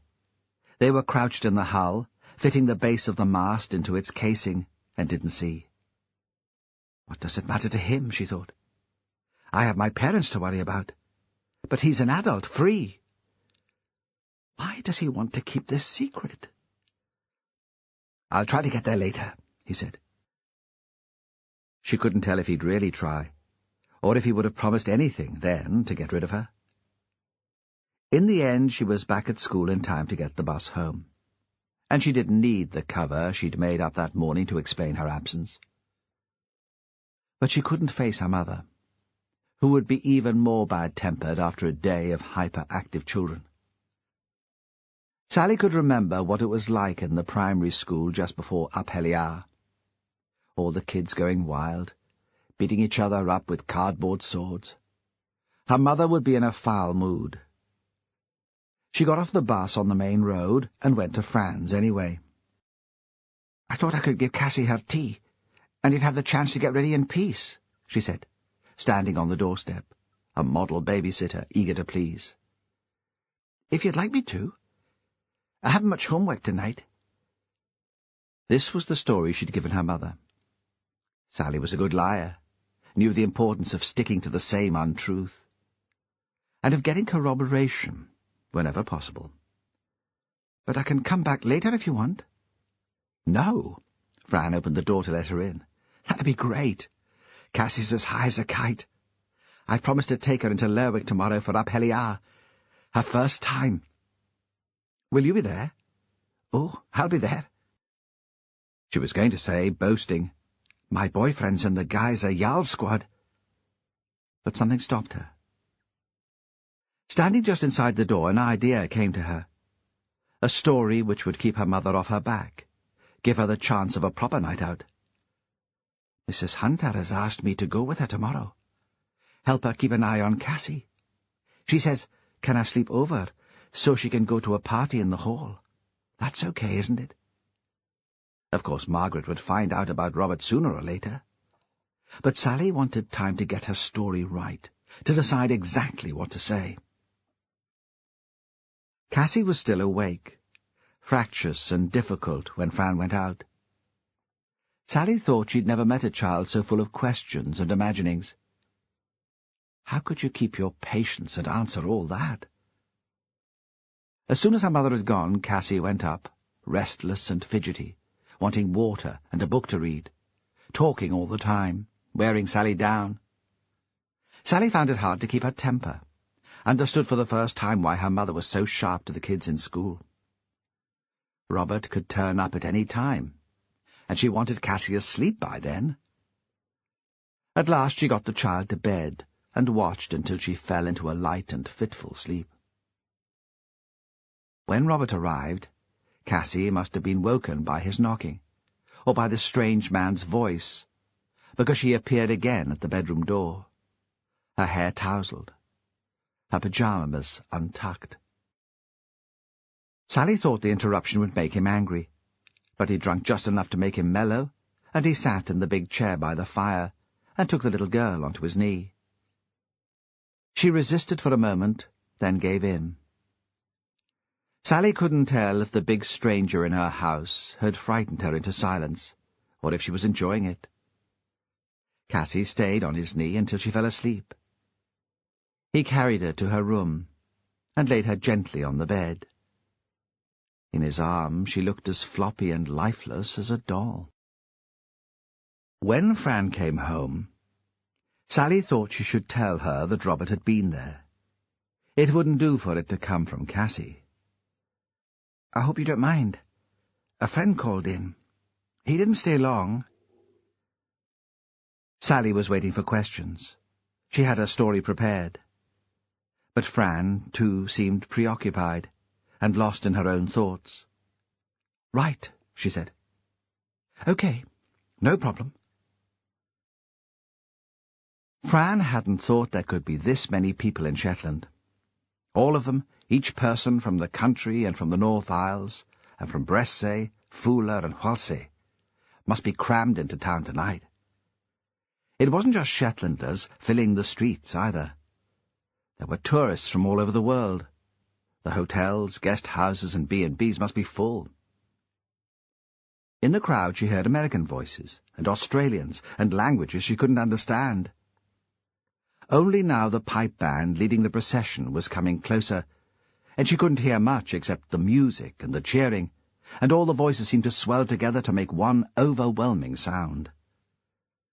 Cassie stood beside her, fidgeting because she couldn't see. Some of the children had squeezed through to the front of the crowd, but Fran was afraid that if Cassie let go her hand, they would never find each other again.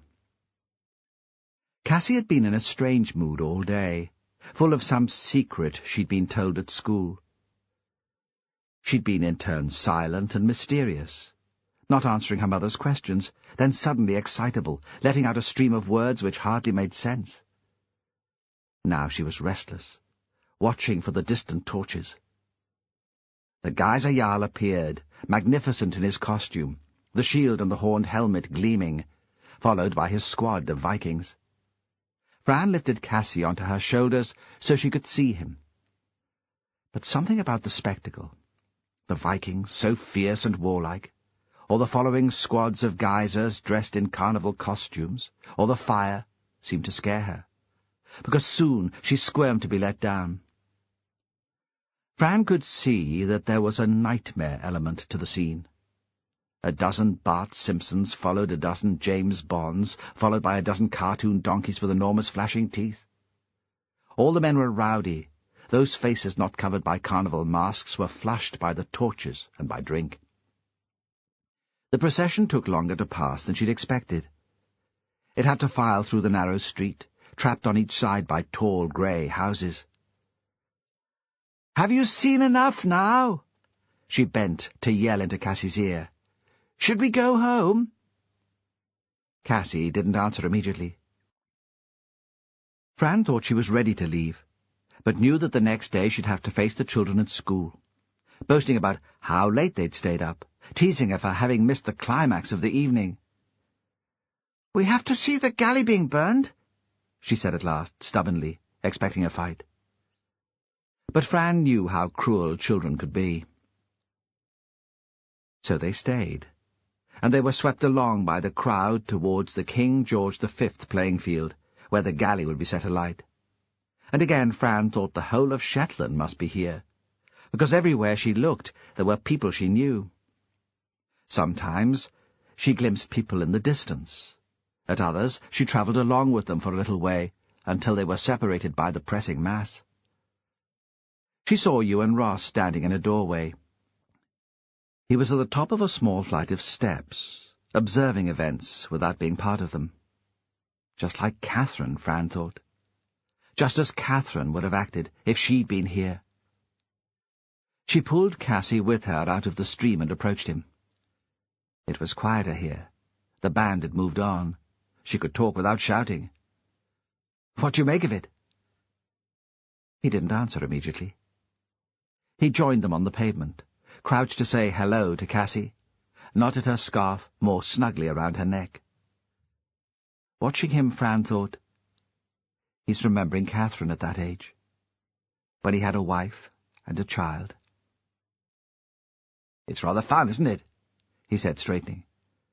"One knows it's a Victorian invention, but so much time and effort have gone into making it a success that it would be churlish to criticize. It brings people together, after all. I hope Catherine would have recognized that in her film." "Will you come to watch the galley being burned?" "Of course," he said.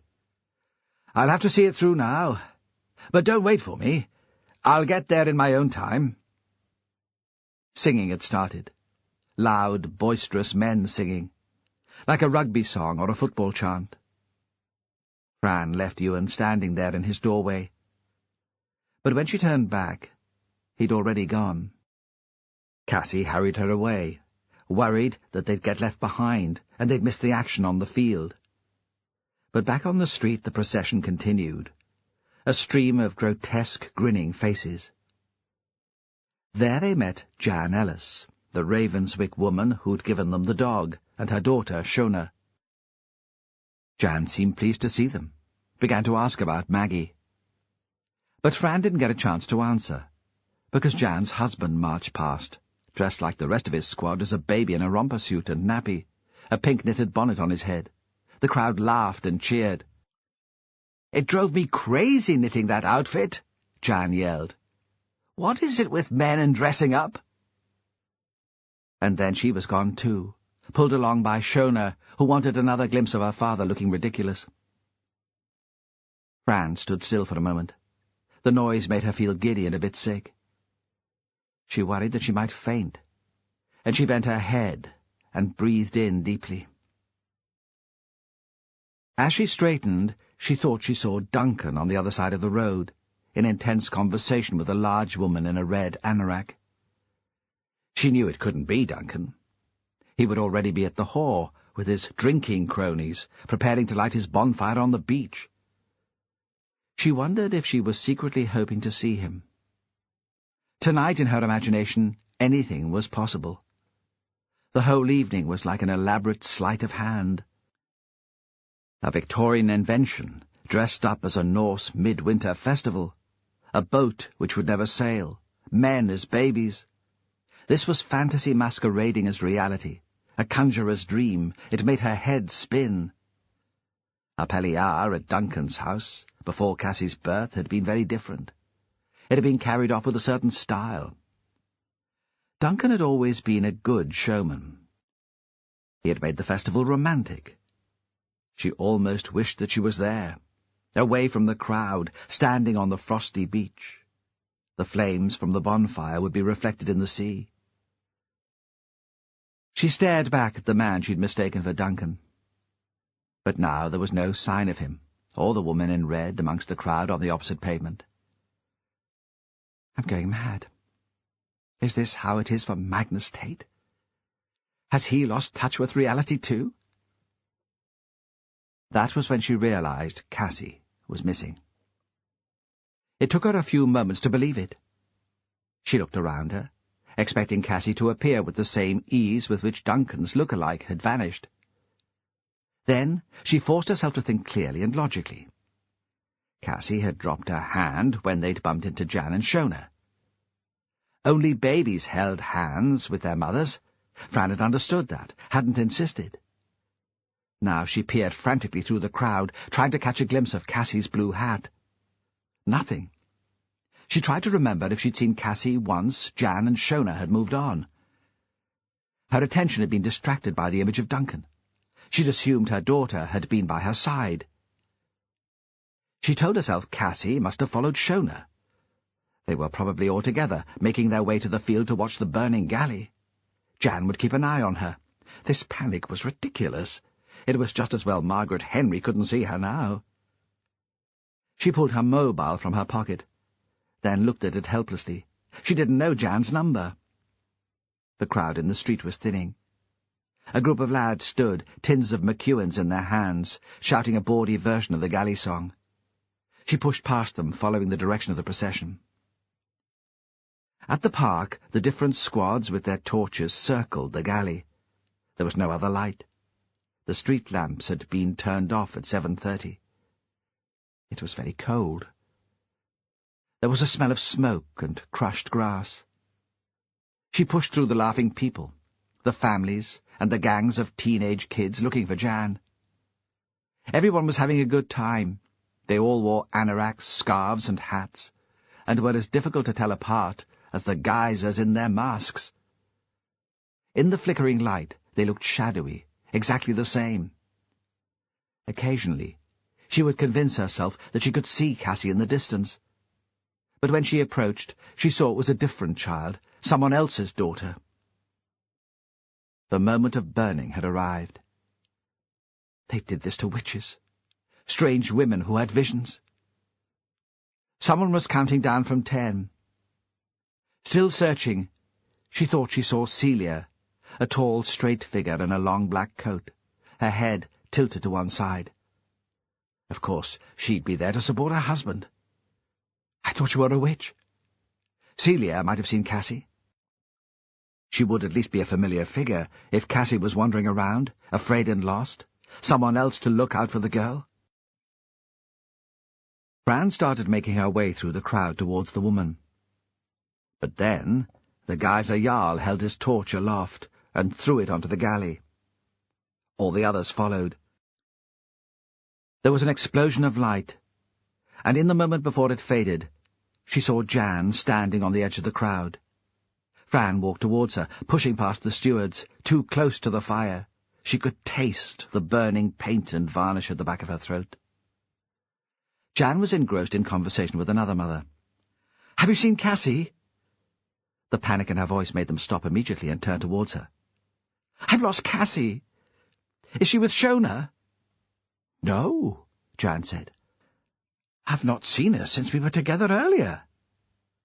The galley collapsed in on itself. The long planks bowed and cracked, and were engulfed in flames. All that remained was the dragon's head, held by its rib cage of charred timber, rearing high above the crowd. "Another girl missing." They were out on the street, walking away from the market cross towards the pier, where it was a bit quieter. On the water, the ferry was on its way south to Aberdeen, a moving frame of light. They'd watched the procession like ordinary tourists until the call came through on Jimmy Perris's mobile. It should have been Taylor's last night, and they'd had a few beers, not celebrating.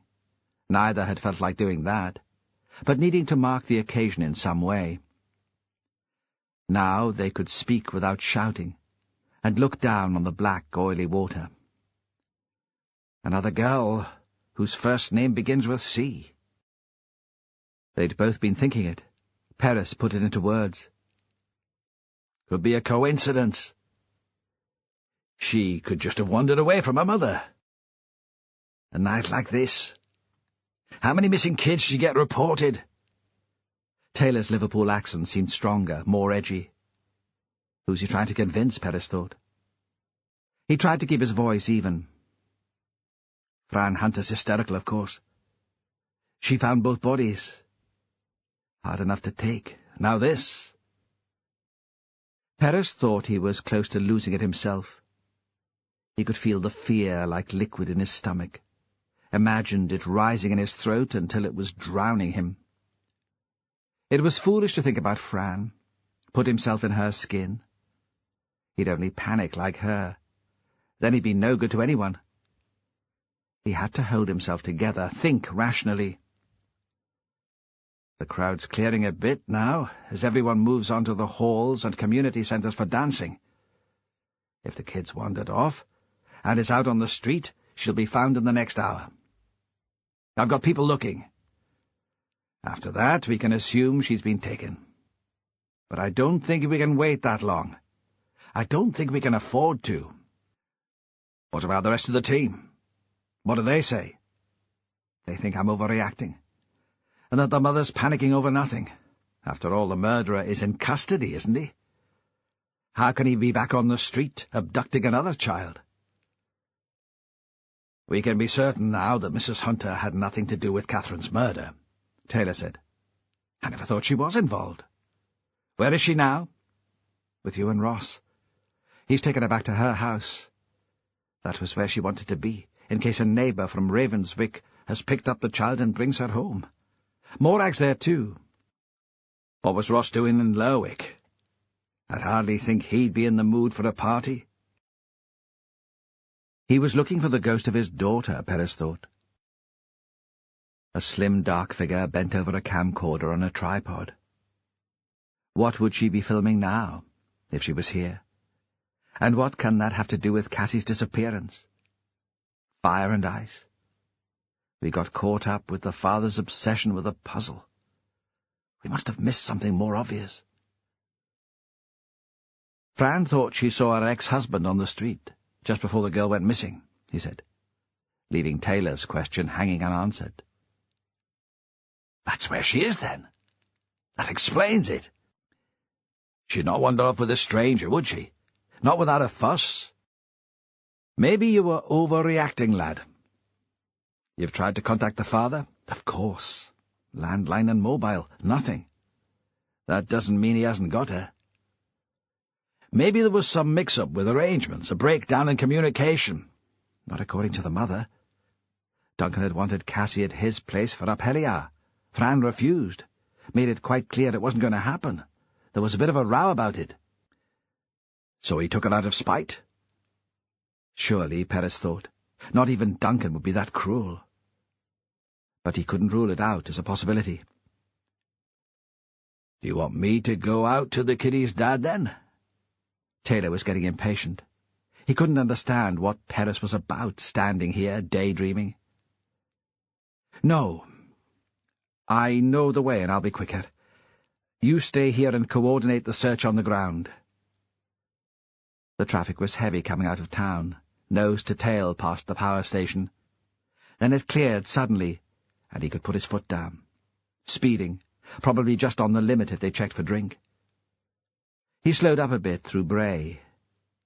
Then he was on his way down the hill, and he could see the bonfire already lit on the beach, and the black figures silhouetted against the flames. If Duncan was out there, he wouldn't answer his phone. That part of the coast was a black hole for mobiles. There was no reception at all. There seemed to be lights in all the downstairs windows of the house. He was reminded of the old days before Duncan was married, when everyone young and bright wanted to be here for Aphelia, leaving Lerwick to the tourists and the old folk. Perez had been glad enough of an invitation then. He'd brought Sarah with him from Aberdeen, her first visit to Shetland, and she'd been impressed. Duncan had flirted with her, of course, and she'd responded in a polite, friendly way, flattered but not taken in by him. She had always been a woman of sound judgment. She divorced Jimmy Perez, hadn't she? That showed some sense. He drove into the walled courtyard and parked the car. Despite all the lights, there was no sound from the house. He could see into the kitchen from the courtyard, the stack of cans and bottles on the table. But the room was empty. Everyone must be on the beach. Perez tried to rehearse what he'd say to Duncan if Cassie was there. If Duncan had taken her from a busy street to make a point, to suggest that Fran wasn't a vigilant mother, or, as Taylor had said, just out of spite, because Fran hadn't wanted him to have the girl at the whore. Perez knew it would be important to keep his temper. He was involved with the family, but he couldn't let it show. He might even have to let Cassie stay here. He'd just call Fran and let her know the girl was safe, leave it up to her to decide what to do next. But even while he was running through the scenarios in his head, he couldn't allow himself to believe that Cassie was really here, safe and well. That would be tempting Providence. He wanted it so much, he couldn't let himself believe it was true. The first person he saw on the beach was Celia. What was she doing there? The addiction to Duncan must have been too much in the end. She was standing apart from the others, drinking beer straight from the bottle. Her head was tipped back, and she emptied the last quarter in one go, then threw the bottle onto the fire.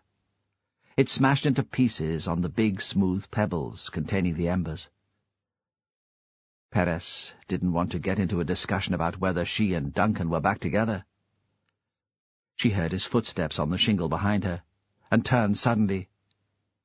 When she saw who it was, she seemed disappointed. Nobody else, amid the drinking and laughing, noticed his presence.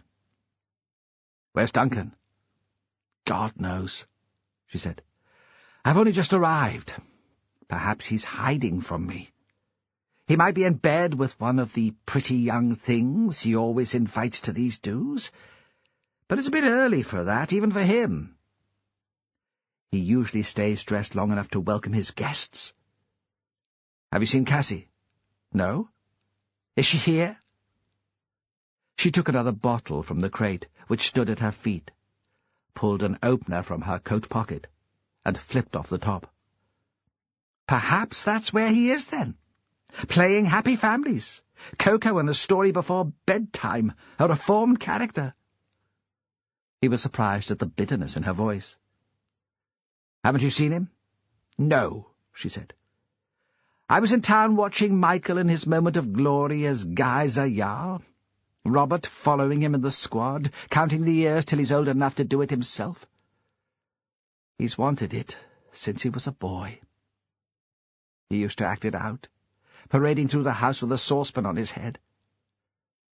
She was talking to herself, the drink making her reflective, sentimental.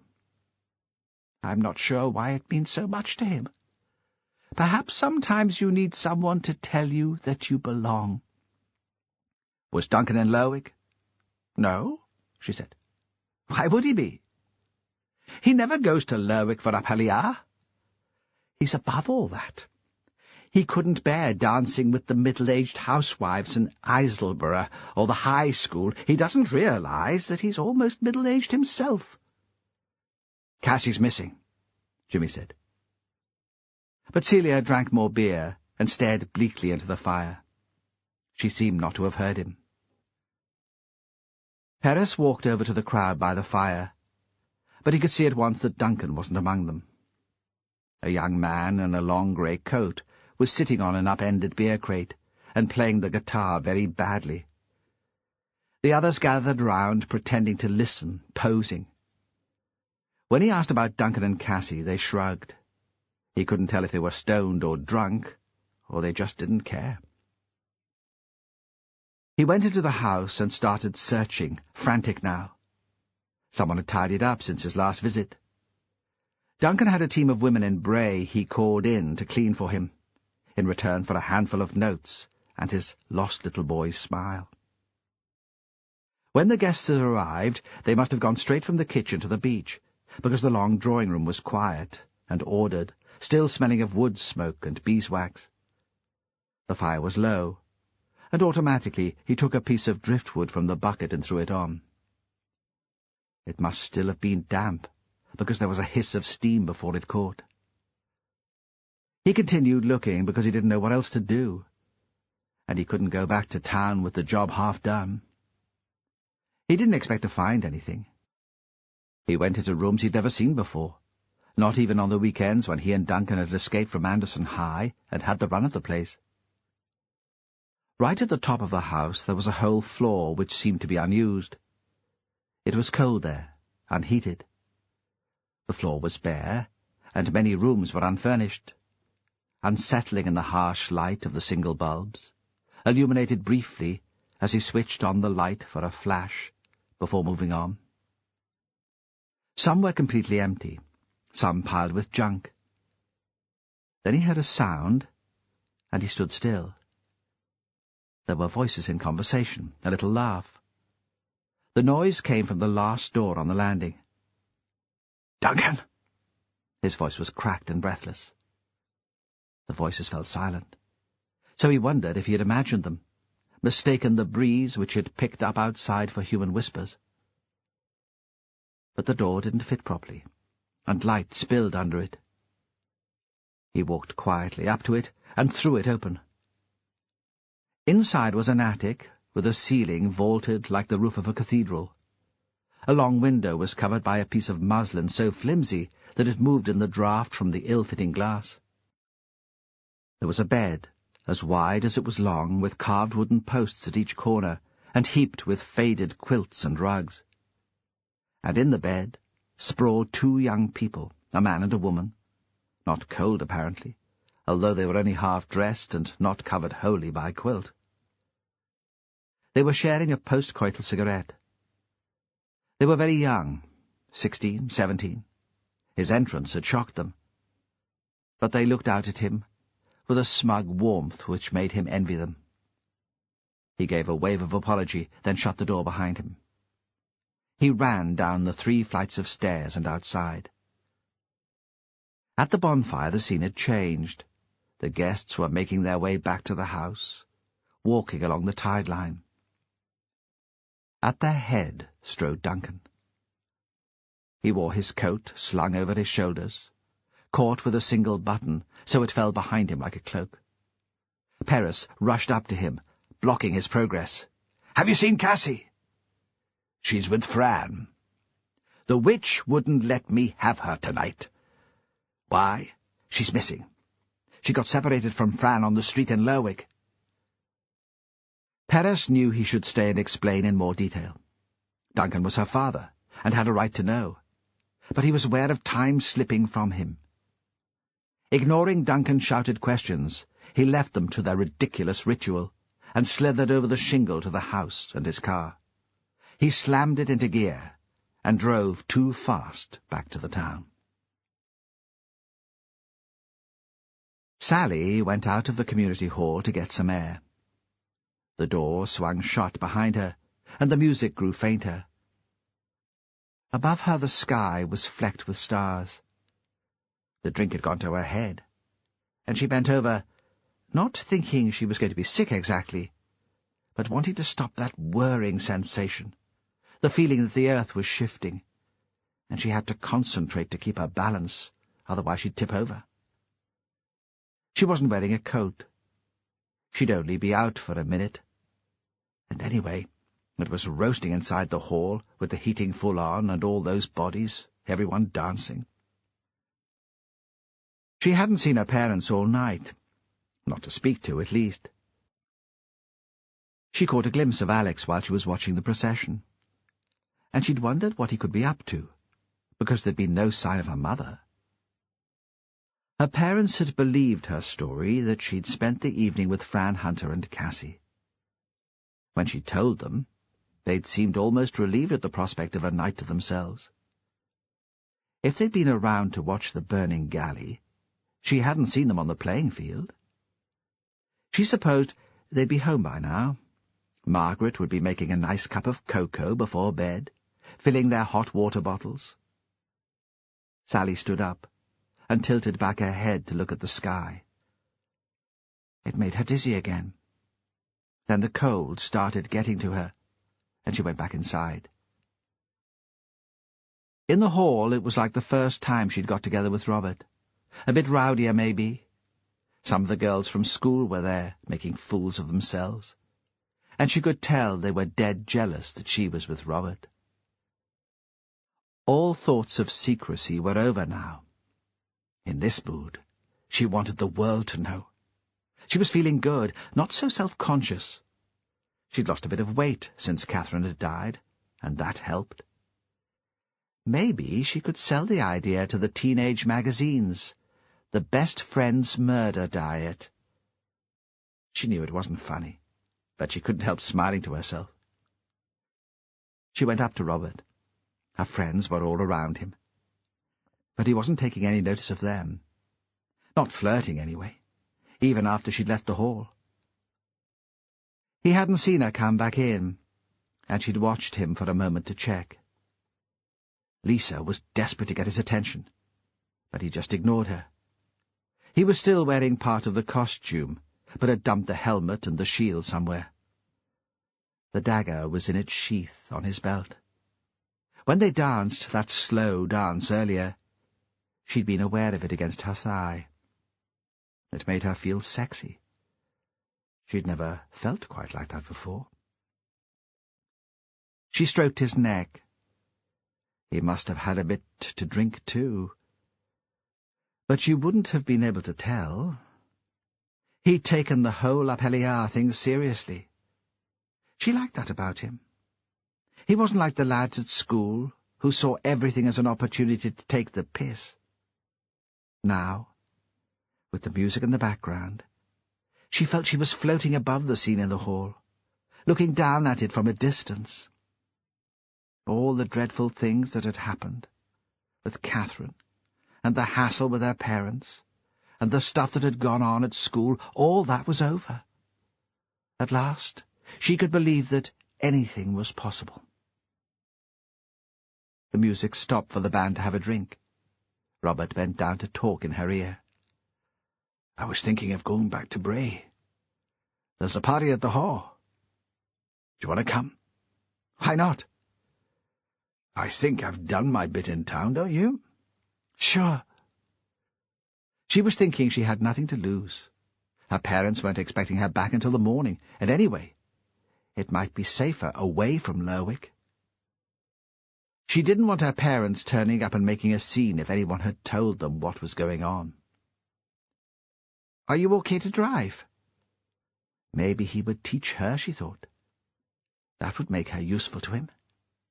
She could stay off the drink and drive him home after parties. He wouldn't dump her then. No problem, he said. Though when they went out to the van, he forgot that he hadn't locked it, and dropped his keys and started swearing. She wondered why he was so edgy. The whole evening had gone well, and she knew he'd been looking forward to it. He hadn't admitted it, of course, but he was like one of the kids in her mother's school, taking the starring role in the Christmas show. Perhaps, now it was over, it was an anticlimax. For the first time, she thought she was the strong one in the relationship. When it came down to it, she'd be the one to look after him. Driving north, he didn't say much. He was driving very fast, and on one of the bends nearly lost control. The gritting lorries had been out earlier in the day, but now the roads were slippery. She was tempted to tell him to slow down, but the last thing she wanted was to end up like her mother, always nagging and carping. And anyway, there was something exhilarating about driving so fast in the dark along an empty road. He pushed a CD into the player, and really loud rock music was playing. It gave her the same sensation as staring up at the sky. She wasn't timid Sally anymore. Everything had changed. She reached out and put her hand on his knee, rubbed her thumb along the inside of his thigh. In Bray, there were still lights in some of the houses, but the place was quiet. Sally had heard about the whore. Catherine had told her about a party there, though Sally had never understood how she'd managed to get herself an invitation. She was thinking about that, trying not to drag up the old resentments, when Robert braked sharply to turn off the main road. The van skidded and spun. Sally had her eyes shut, imagined it sliding off the road or crashing into the wall in the corner. The boot smashed in, one or both of them dead. But somehow Robert managed to keep it upright. It was just facing in the wrong direction. "Shit," he said. "That would be all I'd need. The cops sniffing round, taking breath tests." He gave a nervous little giggle, which made her realize he'd been a bit frightened himself. Again she thought she was probably stronger than he was. He reversed slowly until he was facing the right way, and took the hill down towards the beach more slowly. As they approached the house, they could see the bonfire on the beach was still smouldering. He introduced Sally to his mother. Perhaps that was why he'd brought her. He'd known Celia would be here, and he'd wanted them to meet. Sally hoped that was how it was. It made her feel like a real girlfriend, Robert wanting her to get to know his family. Now, though she wasn't sure it was going to work, she didn't think she'd get on with Celia. It was like she was in some sort of fancy dress, with the long black dress, and the slash of lipstick on her white face. She'd been the first person they'd seen when they got to the Hall, and Sally had been shocked. She'd heard of Celia Eisbister, but never met her before. She'd expected her to look more like a real mother. She couldn't let Robert know what she was thinking, though. She could tell he'd been keen to see Celia. It was as if he was caught somewhere between his mother and his father, desperate to please them both. That was why he'd driven out here like a madman. It seemed a weird relationship to her. Not like mother and son at all. More like they were lovers or something. He seemed so pleased to see the woman when they went into the house, and she appeared at the doorway as if she owned the place. He put his arm around Celia and pulled her to him. Sally never had that sort of physical contact with her parents. She wouldn't have wanted it. She didn't think it was healthy. Before she followed him inside, she waited for a moment in the courtyard. Everything was quiet outside, though she imagined she could hear waves breaking on the beach. The tide would have turned. Looking up, she saw a man's face at an upstairs window staring down at her. He must have heard the van. She recognized him as Duncan Hunter. Everyone was inside now. The bonfire was still alight, because someone had put a huge bit of driftwood on it. But even that was nearly burnt away, so there was nothing much left but embers and ash. Celia took them through to a long living room, which was almost empty, to show the fire to them through French doors. Everyone else was in the kitchen. A baking tray with blackened sausages stood on the top of the stove, with some baked potatoes, cold now, their skins wrinkled, brown like a tortoise's neck. Nobody was eating. It wasn't like a party. They were still there, still drinking, but the music was turned very low, and there was a quiet, subdued air. "Duncan's daughter's missing," Celia said. "The police came earlier. We haven't got any details. Duncan phoned Fran, but she couldn't tell him much. It's probably nothing.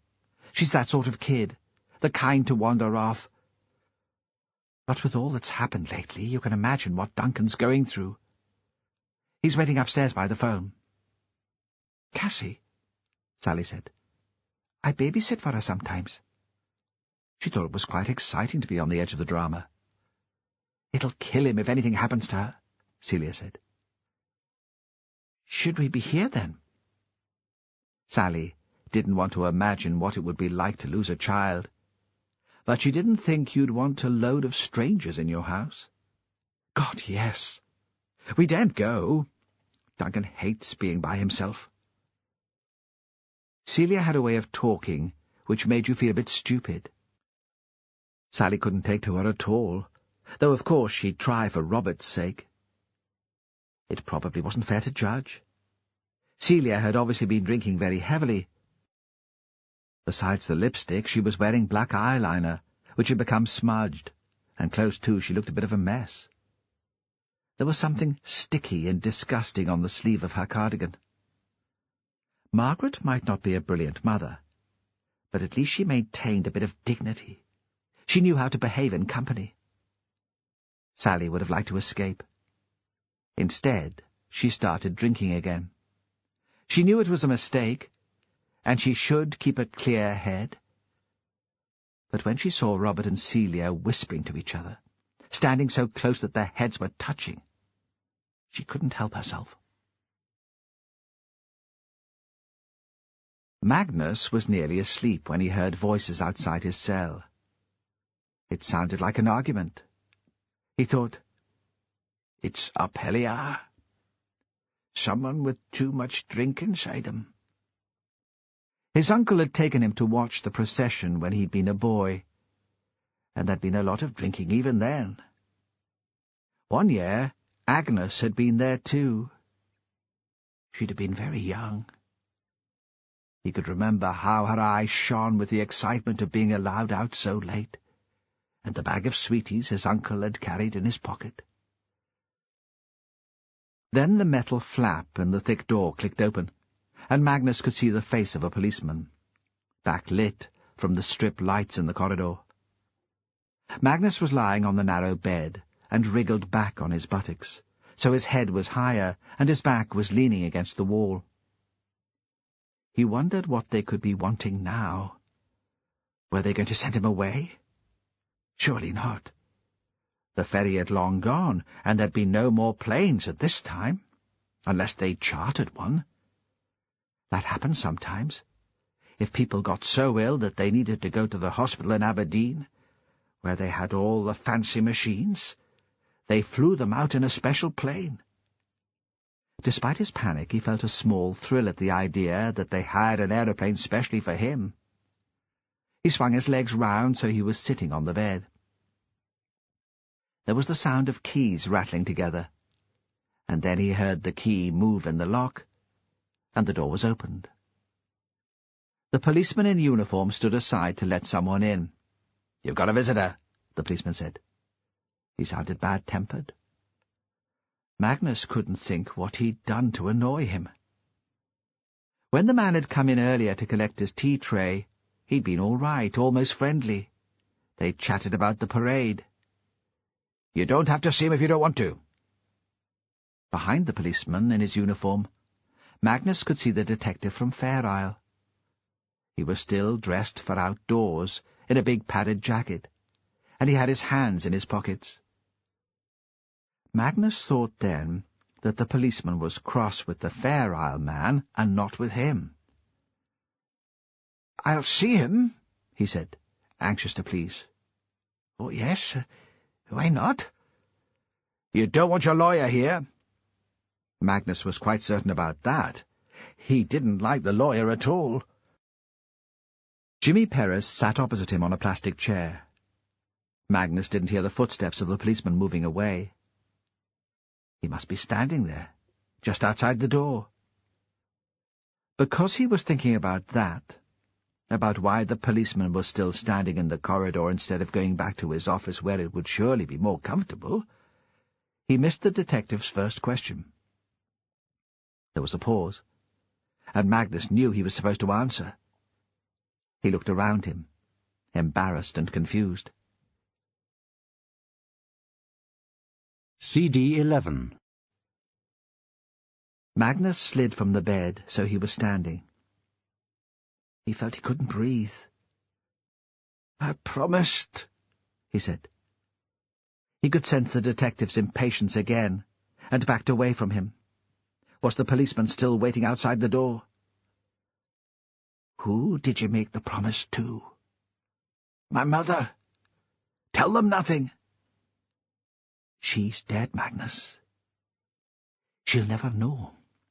Besides, she loved children, didn't she? She'd want you to help Cassie." "She loved Agnes," he said, and added, though he knew he shouldn't, because you shouldn't speak against your mother, "I'm not sure she loved me." "Tell me what happened that day, when Katrina ran up the hill." It was the school holidays, wasn't it?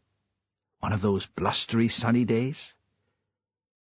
"I was working in the field," Magnus said, "cutting hay. I had nearly finished, and then I was going to do some gardening. We had a garden in those days at the side of the house, where there was a bit of shelter. I don't bother so much now. I only keep up with a few tatties and neeps. Then I had greens in the spring, cabbage later, carrots and onions." He paused, sensed that the man from Fair Isle was getting impatient, though nothing about his face had changed. "I saw the girl running up the hill. She had a bunch of flowers in her hand. I always liked it when she came to visit, and I thought I'd take a break, have a cup of coffee in the house." He looked up defensively. "There was nothing wrong with that, was there? To take a break and talk to the girl?" "Of course not. If that was all you did." He said nothing. "Will you tell me?" Jimmy Perez said. His voice was very quiet. So quiet, Magnus had to strain to hear it, and his hearing was very good, not like some old folks, not like his mother, who'd gone deaf in the end. Thoughts were racing round in his head, pictures of Katrina and of Agnes when she was ill, and his mother braced in her chair by the fire, the knitting pin trapped under one arm, clicking away in that sad, unforgiving way she had. And of sitting in Sunday school as a boy, the rough wooden chair full of splinters that rubbed in the back of your knees, looking up at the dust caught in the light coming from the long window, listening to the things they were taught by the minister. That the only way to find happiness was through the forgiveness of God. Not really understanding the words, not all the words, but glimpsing the meaning of it occasionally, like shapes in the fog, and later not believing any of it. He decided not to tell the detective, but when he opened his mouth, it all came out. She danced up the bank with the flowers in her hand, and I knew she was coming to see us. She would never have thought that she might not be welcome. She had her hair tied up with 2 ribbons. He held his hands at the top of his head to show what he meant. Like horns, maybe. I was in the kitchen by then, my hands washed, ready for some coffee. She came right in. She never bothered to knock. And you could tell she was full of mischief that day. Could it be the wind? When it's windy, you see the children rushing round the playground, and so noisy sometimes you can hear them from my house. My mother was knitting. I could tell she didn't want Katrina there. Some nights she didn't sleep so well. I think she just wanted to be left alone that day. She'd had a bad night, and she wanted to sit and knit in peace. But you wanted to see the child. I liked to see her, he said. I gave her a glass of milk and a biscuit. But she said she didn't want milk. She wanted juice. We had no juice in the house. She wouldn't settle. Some days when she visited, she would sit and draw a picture, or when Mother was in the mood, they would bake together. That day she was all over the place, opening drawers and looking into cupboards. I suppose she was bored. She said she was bored. He spoke in a puzzled voice. Boredom was an idea he found hard to understand. Here in the police station, he hated being locked in, and he worried about what was going on with his land at Hillhead. But he wasn't bored. So she left, Perez said. Is that what you're telling me? She was bored, so she left. Where did she go? Who did she see? There was a silence. Magnus? She didn't leave, he said. She went into my room and started looking in there for things to play with. He remembered the girl pushing open the door, bouncing on his bed, her head thrown back, laughing, the horns of hair flying. His confusion as he watched her, watching the small brown body, glimpsing her knickers as her skirt rode up. She shouldn't have done that. Not without asking first. No, the detective agreed. Magnus expected him to ask another question then, but he didn't. He sat looking at Magnus, just waiting for him to go on with the story. I'd kept some things which had belonged to Agnes, Magnus said. You remember, I told you about Agnes? She was my sister. She died when she was still a girl. She caught the whooping cough. My mother had asked me to get rid of them. She didn't want them in the house, but I couldn't bear to. They were in a box which I kept under my bed. Except when Mother did the spring cleaning. Then I had to move them. He didn't tell the detective those details. He didn't think he'd understand what it was to have just one secret, one thing only for yourself. Katrina found them. There wasn't much. A soft toy, a rabbit, and a doll with long hair. That was all Agnes had. It wasn't like these days when the children have so many toys. You didn't want her to play with them, Perez said, because they belonged to Agnes. No.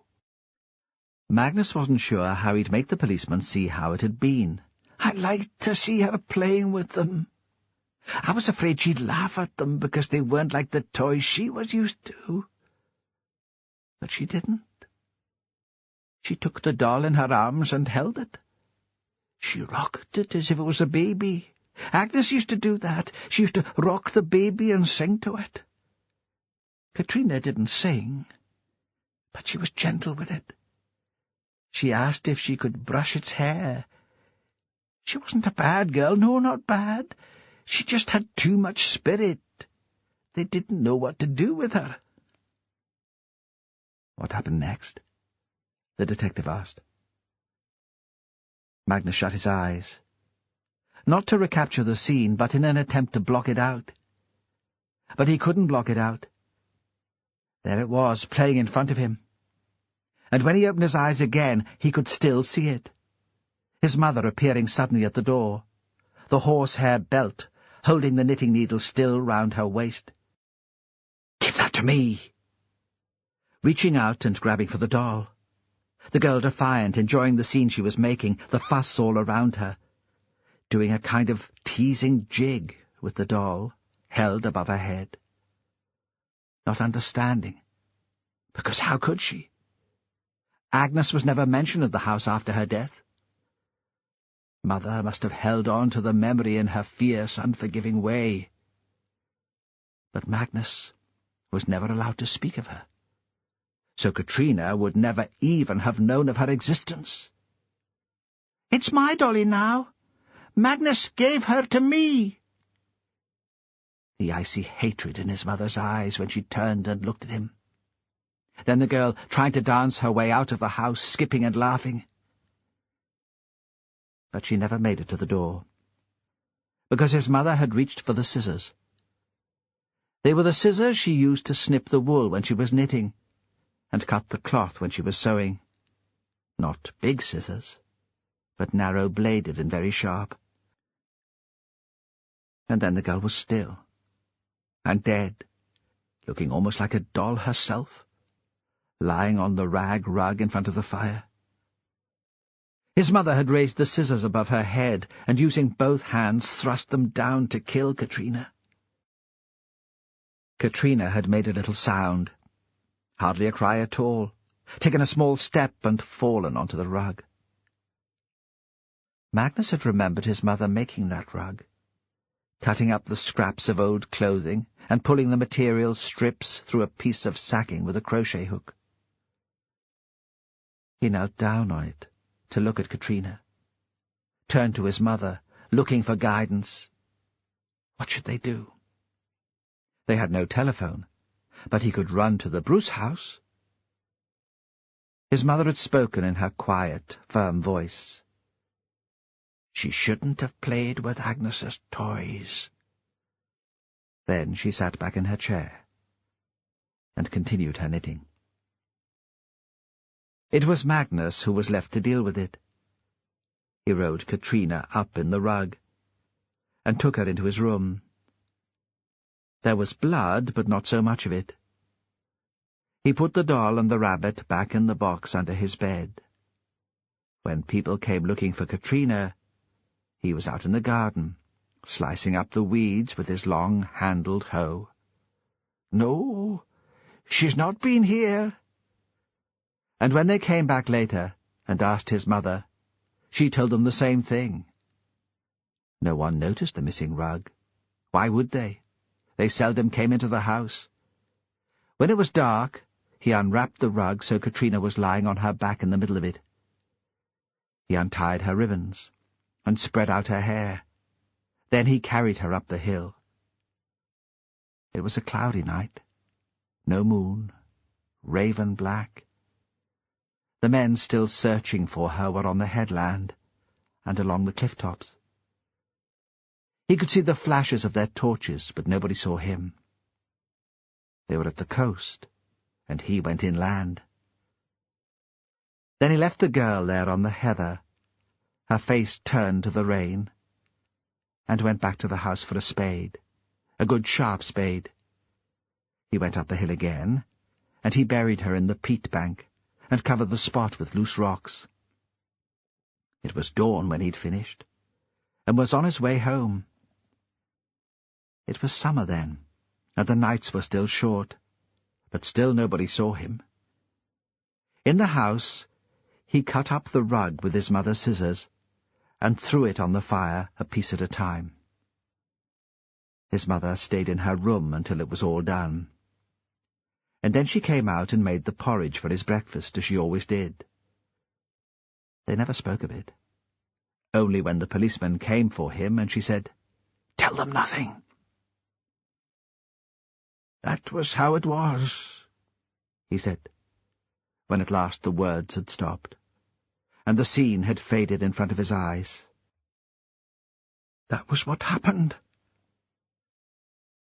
He could see that the detective was disappointed. It wasn't what he'd hoped to hear. "That was how it was," he said again. "I'm sorry." Then, because he'd got into the habit somehow of speaking, after having such a long time of having no one to speak to, he was starting to get used to it. He opened his mouth again, and he started telling the detective from Fair Isle about the last time he'd seen Catherine Ross. Somehow, he didn't care any more about his mother's instructions to tell them nothing. All that evening Fran was aware of the time passing. With each minute it became less plausible that Cassie had wandered away, and was safely caught up with a family who was looking after her. Now it was nearly midnight, and in Lerwick the community halls up Heliar celebrations were in full swing. In every part of the town people were dancing and laughing and listening to music. The men were rowdy with drink. This wasn't a time for children. All the children would be long in bed. She'd concentrated on making the minutes move slowly. She'd never wanted to reach this point. She watched the clock, the two hands coming together, couldn't bear to see them meet, and turned away. Outside it was freezing, the sort of cold which penetrates clothing and goes straight to the bones. Sitting in the house at Ravenswick, Fran was aware of the cold, even though her fire kept the room hot. She had the curtains open to watch for headlights coming down the road.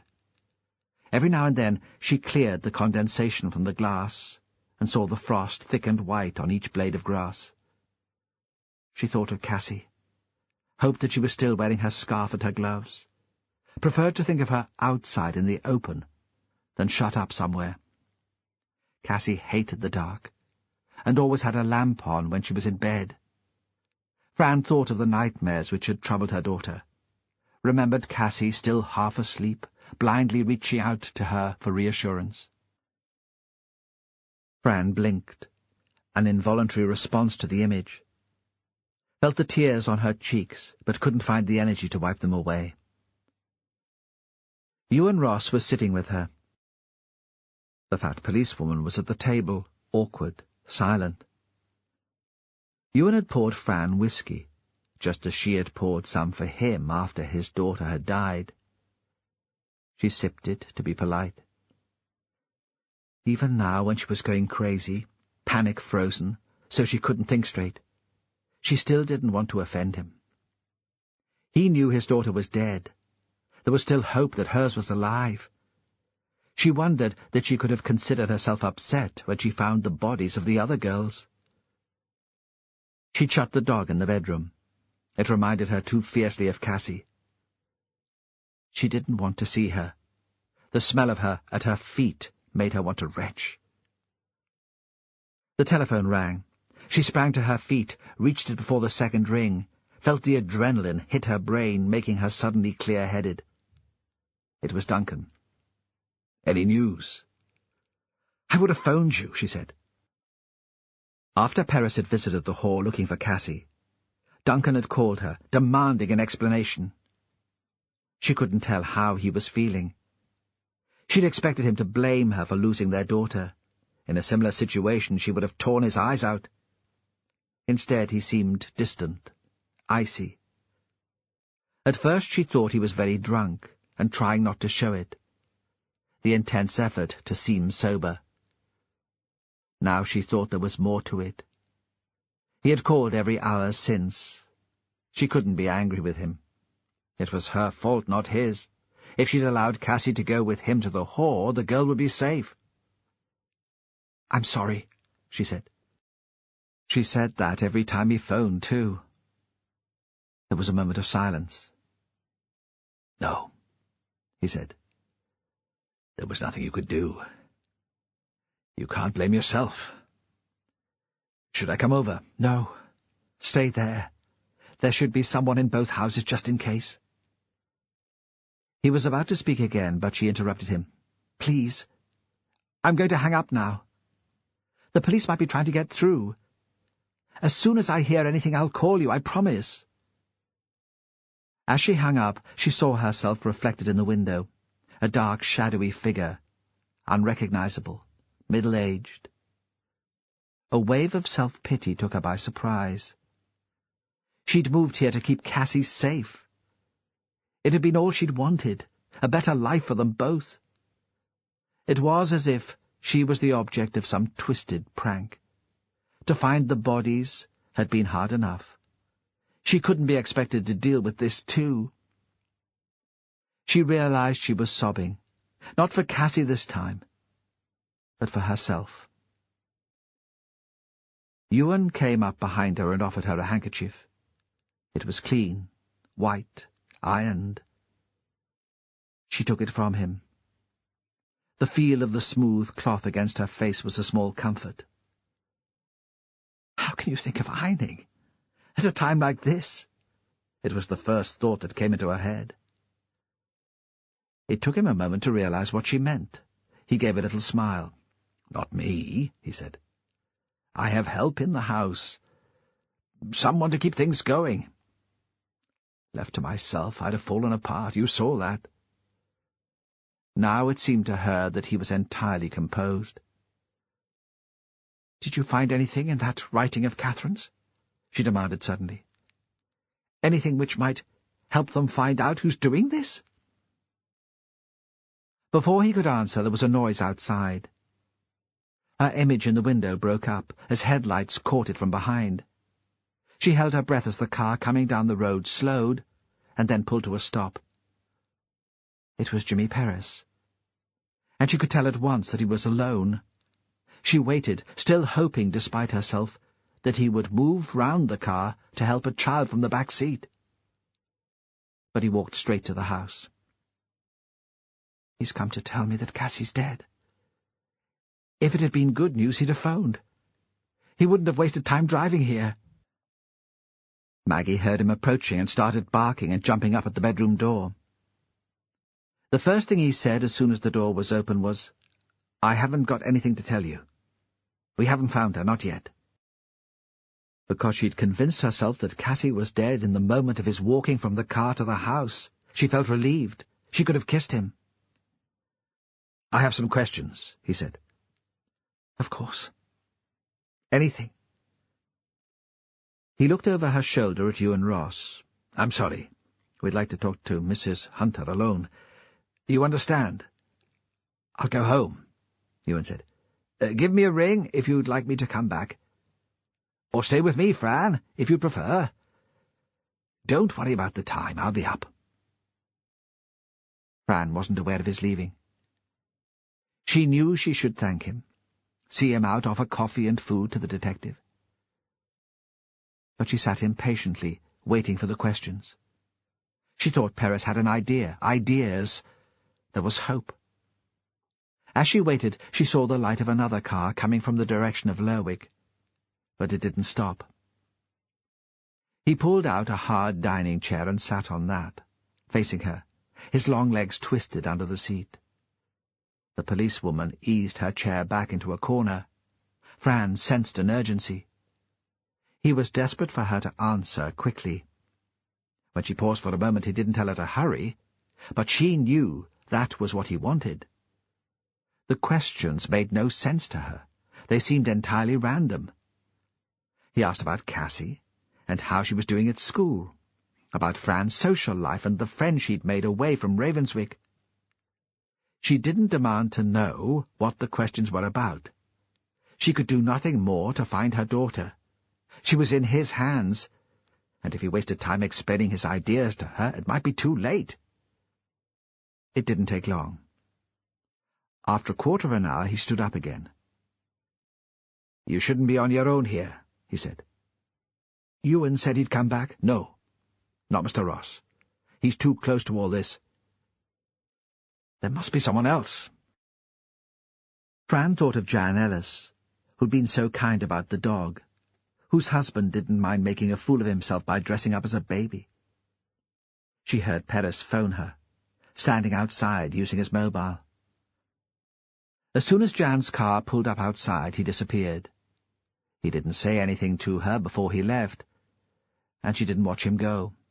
She understood he didn't want to tell her that everything would be okay, to make promises he wouldn't be able to keep. Jimmy Perez pulled away from Fran Hunter's house and turned down the bank towards Hill Head. He stopped outside the old man's place and wiped the condensation from the windscreen. At the bottom of the hill there were still lights on in the schoolhouse and at Ewan's, but no sign of the activity going on inside. Roy Taylor understood the need for discretion. The cars had been parked out of sight from the road. It was tempting to drive down and join them. There would be something reassuring in the detail of a search. It would help him forget the panic. He could concentrate on sifting through objects and belongings, proving a theory which had already convinced him. But it wouldn't bring Cassie back. He was certain she wasn't in Ravenswick. Perez forced himself to breathe slowly, to think rationally about what he should do next. His thoughts chased one after the other, and he struggled to bring an order to them. They were strange thoughts, which had little to do with the matter in hand. Distractions. The ravens. Every time he'd been here in daylight, they'd been flying over these fields. Where would they go in the dark? Looking out over the frozen headland, he found it hard to imagine them sheltering on ledges of the cliff. But where else was there for them to go? Did they roost close together to keep out the cold? He didn't know how they could survive a winter like this. Magnus's raven was already dead. Perez had taken it to the woman who cared for injured birds and animals, and she'd fed it, as Magnus had instructed. But something about the change of home had disturbed it.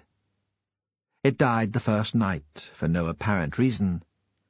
Sometimes it happened like that, the woman said. Then he thought about Duncan, who had once been a friend and had become an enemy. How would Perez talk to him if his daughter was dead? And that brought him to the murderer. He knew what he should do. He started the engine and backed into the gateway opposite Magnus's house to turn round. He drove north again. In Lerwick he made a phone call to Taylor. "Anything?" "You were right. We found them. Well hidden, though, easy to miss." But you didn't miss them, Perez thought. He could hear the triumph in Taylor's voice, subdued because he'd feel guilty for feeling that way, but they're just the same.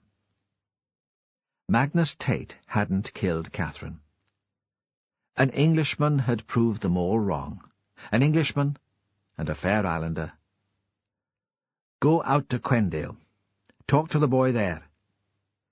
There was something I missed." He shouldn't be the one to be giving orders, but he didn't care. Perez hung up, and contacted the rest of the team who were already searching the halls. By this time the dancers were breaking up. People were drifting home. Those with more stamina had moved on to private parties. Any sign of him? No one's seen him for a while. You've checked the house. All quiet. The door was open, and we had to look round. No one's there. He drove slowly around the streets, stopping occasionally to talk to groups of revellers on their way home. No one had seen Robert, not for hours. On the phone again he said, "Talk to taxis, and rouse the folks working on the Huolse ferry." He could have gone to the boat. He thought that would be an efficient way to dispose of a small child. Tip her overboard. This temperature, she'd only survive for seconds, even if she could swim. For some reason the image of the raven flashed into his head for a moment. It wouldn't take any depth, he thought. Depending on the state of the tide, there was a chance her body would never be found, even if she was thrown over where the boat was moored. Paris was thinking of friends who had boats and lived close to Vidlin. Someone he could persuade to take him across to Huolse. Then he had another idea. Celia was at the Hall. Had been, at least, when he'd tried there earlier. It was worth looking there first. For the second time that night, Paris drove north across the bare wastes of heather moorland. At the Bray Junction, he saw skid marks on the road, and he changed gear to go down the bank to the house. There were two figures on the beach, silhouetted in the embers of the fire, but he couldn't make out who they were. He hadn't known what to expect in the house. He couldn't tell how Duncan would react to his daughter's disappearance. He wouldn't have been surprised by a riotous party in full swing. Duncan, the exhibitionist, pissed, trying to pretend that nothing was wrong. But it was very quiet there. Even when he switched off his engine, he couldn't hear music. The faint breeze that had come with the change of the tide had dropped again. The smoke rose in a straight line from the tall chimney. He could see it in the moonlight, and he could smell the wood in it. He opened the door without knocking. In the kitchen, someone he didn't know was asleep in the Orkney chair. It was a young woman, with her legs curled under her. Two men sat at the table eating toast. They were dressed in suits and ties. Could have been having a breakfast meeting in the city. They looked up when they saw him. Took him for one of Duncan's friends. "Hi," one said, not surprised that a guest should be turning up at 2 a.m. "He's upstairs. Not really in a party mood." He had an English accent, and Paris put them down as business acquaintances. He didn't answer and went on to the drawing-room. The young couple he'd found in bed were there, on one of the sofas, arms entwined, not quite asleep, but in a glazed, self-absorbed stupor. Celia was sitting on the floor, staring at the fire, prodding it with a wrought-iron poker, making the sparks fly. He thought she'd been crying. "Is Robert here?" She looked up at him. "He was," she said. "I don't know now." "Is his van still here?" She didn't ask why he wanted to know, or if there was news of Cassie. He felt the urge to scream very loudly, anything to rouse them. What right did they all have to laze about half-conscious while the girl was missing? He said nothing and walked quickly outside. He should have thought of the van when he'd first arrived. He saw it immediately. Before approaching it, he moved his own car, so the van was blocked in. He didn't want the embarrassment of Robert driving away. He tried the driver's door. It was locked. He peered through the window, shone his torch inside. There was salt on the glass, and the light was reflected, so it was hard to make out anything inside. He stooped, so he was closer. There was a pink glove on the passenger seat, but it was too big to be Cassie's. He couldn't see to the back. The business end was separated from the seats by a sheet metal casing. He tried the handle on the back doors. The handle moved, released a rod and bolt, and when he pulled, the door opened. There was a soft bundle lying inside. He wouldn't let himself think what it might be. He shone his torch, and caught a pair of eyes, wide and panicky. They blinked, hurt by the light. Alive. Cassie couldn't move. Her hands had been tied by twine, expertly knotted. A gag, made of a strip of oily rag, was in her mouth. Paris took his penknife from his pocket. He cut the ropes and pulled the gag from her mouth. Then he carried her out and held her in his arms as if she was a baby. She began to shiver. He ran with her into the house, shouting for Duncan as soon as he was inside. The man loped down the stairs towards them. Sally found herself on the beach. She couldn't remember getting there. It was cold, but now the cold seemed a long way away. Robert had taken off his jacket and put it around her shoulders. The fire was still giving off some heat. She thought suddenly that she'd had enough, and it would be quite good to be at home. Her parents would be asleep, and she could let herself in very quietly, make herself tea. She was tired, and she could lie in the single bed she'd slept in since she'd grown out of her cot. The duvet would be warm, and she'd sleep. More than anything now she wanted to sleep. But sleep, it seemed, was impossible. Robert wanted to talk. "Did Catherine tell you what happened the last time we were here?" "I don't want to hear," she said. What was it with her? "Look," she said, "I don't care. Not now." She leant back against him and felt her eyes begin to close. The knife on his belt was in the small of her back, not uncomfortable, and she was too tired to move. Was it just the drink? Was that what drink did to you, made you want to sleep and forget? "Ma'am was right about it all along," he said. The words seemed to bounce off her skull. What was he trying to say? She saw she couldn't sleep. She had to listen.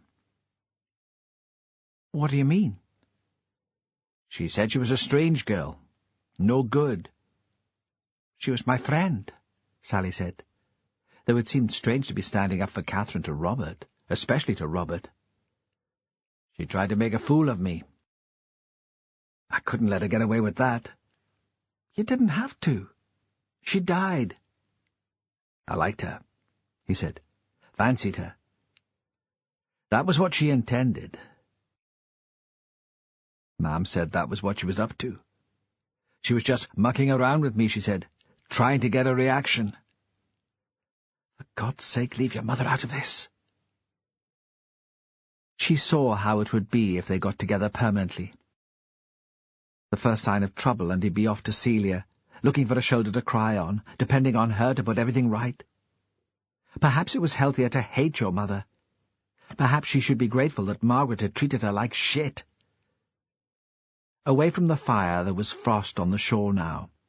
The waves, when they retreated, left streamers of ice, pale reflections in the moonlight. Oh God, she thought. What a mess. "She filmed me," he said. "She filmed everyone." "She filmed me hitting her. That night. She got me so wound up that I ended up hitting her. Slapped her across the face so there was a red mark. It was what she wanted. It made good film, that's what she said. She had a camera set up on a tripod and provoked me so I forgot it was there. Like I was some performing seal." Sally didn't answer. "Did you hear me?" he demanded. Sally tried to pull away from him, but he held onto her shoulders. "Are you going to hit me?"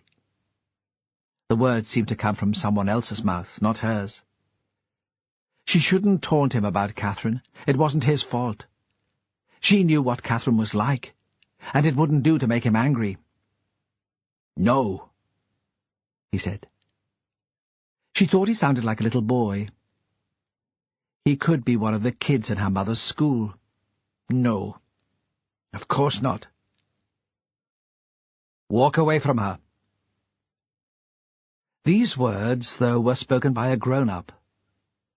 They'd been facing the fire and beyond it the water, so they hadn't heard Jimmy Perez coming up behind them. Sally thought he must have moved very quietly over the shingle. He was a quiet man. Even the words, when he repeated them, weren't spoken loudly. They turned together to look at him. "Your mother wants to speak to you, Robert. Come along." Robert began to move, and she thought, "That's it, then. Celia has won. Every time Celia shouts for him, he goes running." And she knew she'd probably never see him again. She watched Robert scramble away until he disappeared into the darkness. Further up the beach there were voices, something of a scuffle. She couldn't work out what that was about. She thought Robert wasn't a very elegant mover. He had rather short legs, his bum was too near the ground. She wondered how she could have thought him worth bothering about. He'd left her his coat, but she shivered and turned back to the fire, feeling it hot and fierce on that side of her face. There'd be a red mark like a slap, she thought. In her hand she held the knife she'd taken from Robert's belt when he tried to hold on to her. "Would you have killed him too?" the policeman asked. She didn't answer. She angled the knife so the blade reflected the embers. The blade looked scarlet in the strange red light, as if it was covered in blood already. "We found Cassie," he said. "She's all right." "It was nothing to do with Robert," she said. "He'd left the back of the van open. Cassie had wandered away from her mam. I said I'd help her find Mrs. Hunter. There was rope in the van. I was in the girls' brigade. I'm good at knots." She paused. When they'd skidded at the Bray Junction, she'd heard Cassie bounce around in the back. Robert hadn't noticed. "Why did you take her?" the detective said. "You don't have to answer. I shouldn't be talking to you at all without a lawyer. But I wondered, a kid like that, what could she have done to hurt you?" "She saw me that night with Catherine. She'd woken up, some nightmare, saw me through her bedroom window in the moonlight. I convinced her it must have been a dream. Then, when I found her this evening in Lerwick, lost, all upset, I thought I couldn't take a chance. Stupid. But it wasn't only that. It was the girl. You could tell she'd turn out just like Catherine, confident, full of herself. She wouldn't be the sort of child to be bullied, to feel sick every morning before setting off for school. She'd be the one making the clever comments which would turn some other poor kid's stomach, cocky. Her mother had been right about that. "Why didn't you kill her straight away?" he asked. She shrugged. "I had to wait until it was quiet, didn't I? Quiet. Like the night I killed Catherine. A night like this." "Was that what the knife was for?" She shrugged again. "You've no use for it now," he said. "Best to give it to me." She didn't answer. She sat down on the sand and held the knife on her knee. In the distance she heard the sound of cars driving away from the hall. The party was over. Robert would go home with Celia. They deserved each other. "Sally, give the knife to me." She thought she might reach him with it before he could stop her. Weighed up the possibility in her head, the thrill of doing it. Would there be the same buzz as when she'd killed Catherine? Perhaps it would be more exciting. She imagined bone shattering and blood, the power of standing and watching his life seeping into the icy sand. There'd be no chance of getting away now, of course. She'd never thought she would get away with killing Catherine, not even when they locked up the old man. This was Shetland, where you couldn't fart without the whole place knowing. Anyway, she'd have been disappointed if it had stayed a secret forever. Imagine her friends at school, their faces when they found out. She'd give anything to be in the house room when the news broke. When her face was on the front of the papers and on the television, she'd be a celebrity. Sally, give it to me.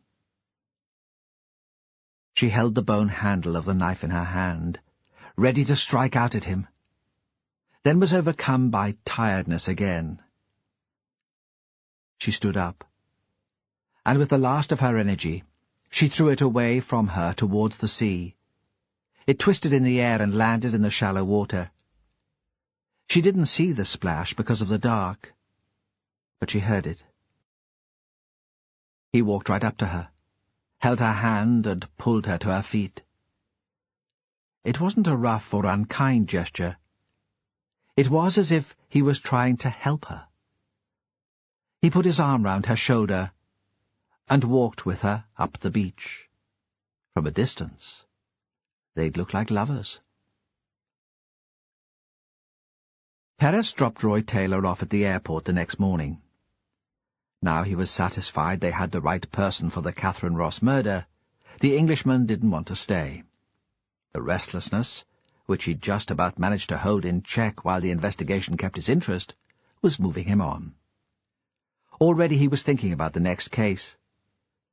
He shook Perez's hand warmly before leaving the lounge, but didn't look back as he walked over the tarmac to the Aberdeen plane.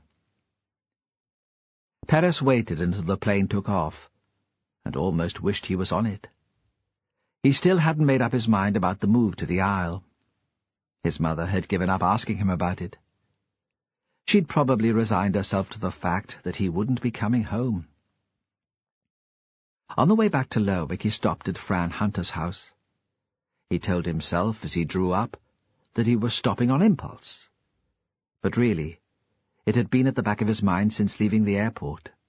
Even before that, he'd considered it as an option when he'd set out from home. She was pulling sheets from the washing machine into a plastic basket. Didn't stop when she called for him to come in. "I wanted to know how Cassie was feeling," he said. "She's still asleep. By the time we got in this morning, it was almost light." The doctor looked her over. "Just a few bruises," he said, "from being banged around in the back of the van." He didn't know what to say. They both knew it wasn't the physical effects which would last. She'd straightened up now. "I don't suppose I can ask you questions about what happened? I don't suppose that's allowed." "Ask me whatever you like," he said. "You're not the sort to go to the press. And if anyone has a right to know, it's you." "Did you ever think I was involved?" "No," he said without hesitation. "Never." Without asking if he wanted a drink, she moved the kettle onto the hot plate, rinsed out the cafetiere which stood on the draining board, and spooned in coffee. "Why did she do it?" "I've been trying to think. I fell out with people when I was a teenager. You do, don't you, at that age? One minute you think you're soulmates, the next you wonder how they can be so cruel. But I never put a scarf round their necks and strangled them." "It wasn't just a matter of friends falling out," he said. She poured his coffee, remembered that he took it black. She'd had a hard time at school, since she'd been in primary. "I was bullied a bit too, know what it's like. And it can't have been easy, I suppose, to have your mother as teacher." "God, no. Especially someone like Margaret Henry. That would be a nightmare." "It got worse when she moved to the high school. A sort of routine bullying. Never physical, not really. people knocking into her in a way which could have been accidental, tripping her up. But a sort of cold indifference. She was never included, never wanted. Everyone made it clear she wasn't worth bothering with. Maybe it turned into a sort of paranoia. Wherever she went at school, she thought people were whispering about her. But Catherine bothered with her. Catherine didn't care what the other kids thought. She had her own agenda. Sally was jealous of that. "How do you know all this?" Sally told us. She wants us to know everything. It's as if she's enjoying the attention. Fran was sitting next to the fire with her back against the hearth. Did they both fancy him? Is that what they fought over? I don't really see him as Catherine's type. He couldn't help smiling. He wasn't. No, not that. Sally was besotted with him. You can see that she might be, can't you? Big, handsome, in charge of that monster of a boat. A reputation which her parents would hate, and her first boyfriend. Catherine's interest was more... He paused. More academic. What do you mean? She had this project at school, a film. Of course, Fran said. Fire and Ice. As I understand it, it was a sort of anthropological study of the islands, almost a critique. But she didn't just record what she saw. She was a director. She made things happen. A teacher at school who invited her into his home and came on to her. She pretended to be shocked, but it was what she wanted. She filmed him in secret. A young lad at Quendale who poured out his heart to her. She set him up for rejection, for humiliation, and caught that on film too. He was the boy who drove the girls home on New Year's Eve. Sally claimed not to recognize him, but of course she must have done. She just wanted to create more of a mystery around Catherine. He paused again, drank the coffee, which was very good. After all, there was no hurry now, and he could think of nowhere he'd rather be than in this small, warm house with this woman. Catherine knew Robert's father was Geyser Jarl. Knew Robert was desperate to take a leading role in Apeliar. Knew he was sensitive about his father's reputation. Robert was always one for the young girls, probably felt safer with them. He'd never really grown up. I'm not saying she set him up, not quite. But she gave him the opportunity to behave badly, and he jumped at it. He felt suddenly embarrassed.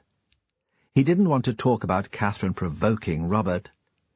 His reaction when she laughed at him. He didn't want to imply that Catherine had asked for the violence. How would that sound? Fran was a liberated young woman from the south. What would she think of him? But in fact, Catherine had got just what she'd wanted.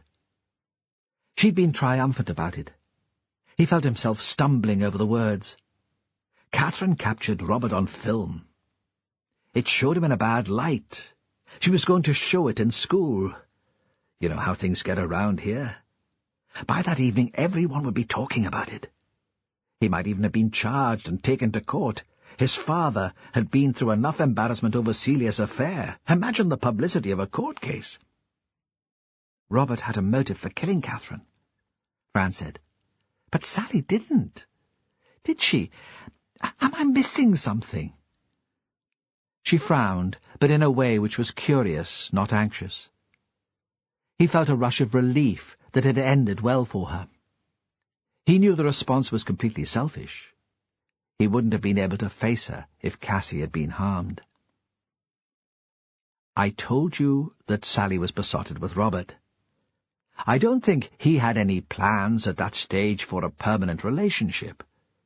He'd been drunk at the Market Cross on New Year's Eve, and they'd ended up together. That was all. But Sally was full of romantic notions. To hear her talk, you'd think she'd been designing her wedding dress, almost. That afternoon, the day she died, Catherine spent some time with Magnus Tate. He talked to her about Katrina Bruce. He didn't give away his mother's secret, not quite. But he talked about the girl, and Catherine filmed him. Later that evening she met up with Sally. He set down his mug and tried to picture the scene in his head. They were in Catherine's house. Her father was out. Catherine knew he'd be going out for a meal with colleagues after the meeting at school. Sally's mother thought she was in her room, finishing homework. Margaret didn't like her to go out in the evenings, even when it was only to go up the road to Catherine's. And it wouldn't be the first time Sally'd slipped out without her realizing. Catherine was full of her film, of the great material she'd got. Robert Isbister behaving like an animal, and Magnus Tate talking about the disappearance of a young girl, and about how the whole community had shunned him for years. Not the sort of picture the Shetland Tourist Board would want to portray. She showed the film to Sally. They'd been drinking. Not a lot. They'd shared a bottle of wine, but it would be enough for them to talk more freely. Catherine would say what she really thought of Robert. You can imagine the taunting. How could you bear to go out with someone like that? I couldn't stand to have him touch me. It would be like the bullying all over again. Somehow they ended up outside. A notion of Catherine's, probably. She liked the dramatic, another scene for her film. It hadn't started to snow again yet. There was a full moon, everything very icy. Cassie woke up and looked down the hill from her bedroom window. She saw the girls together, silhouetted against the white field. Catherine couldn't let the matter of Robert Isbister go. Perhaps she had Sally's best interests at heart, and knew he'd only hurt her later. More likely, I think, that she hoped to provoke another outburst to catch on the camcorder. She certainly did that. Sally lost it. When we took a statement this morning, she said she just wanted to stop Catherine's taunting. She pulled her scarf tight around her neck. At last there was silence. She left her there in the snow. Cassie saw her walk alone back to the Ross house. She was half asleep, didn't realize then the importance of what she'd seen. It was only when Sally came to babysit for you, turned up wearing the same coat she'd been wearing that night, that it triggered a memory. Cassie still wouldn't have thought it significant, but it troubled her. She must have said something to Sally. "I left her alone with Cassie in the house," Fran said. "Twice." She thought of the drawing Cassie had made on the beach at the Haw. She'd known then that Catherine was dead. "I should have realized." "You couldn't have known. None of us had any idea then." He wanted to reach out and stroke the nape of her neck, where some hair had become unfastened from its clip, to tell her that everything was all right, but knew this time he couldn't let emotion run away with him.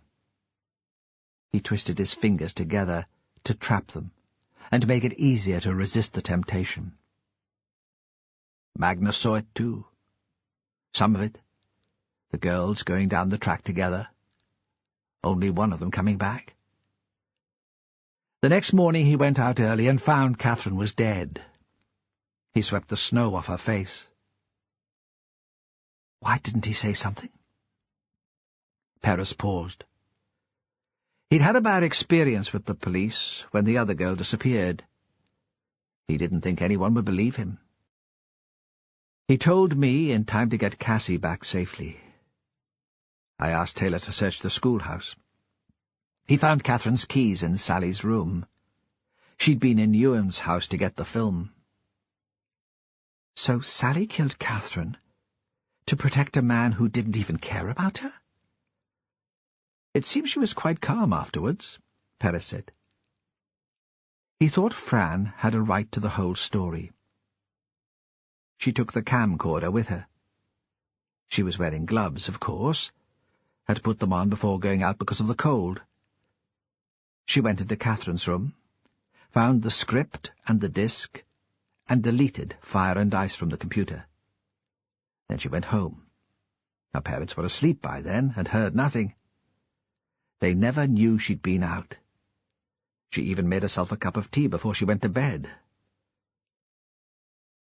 There was a moment of silence. He knew he should go. There was all the work which followed an arrest, and he couldn't trust Sandy to get it right. At last, reluctantly, he got to his feet. She stood up too. "Thank you," she said. He was going to say it was nothing. He was only doing his job. But before he could speak, she came up to him and kissed him on the cheek. A light, dry kiss of gratitude. "Thank you," she said again, as she shut the door behind him. He drove back to Lerwick. Before going to his office, he called at his house and phoned his mother.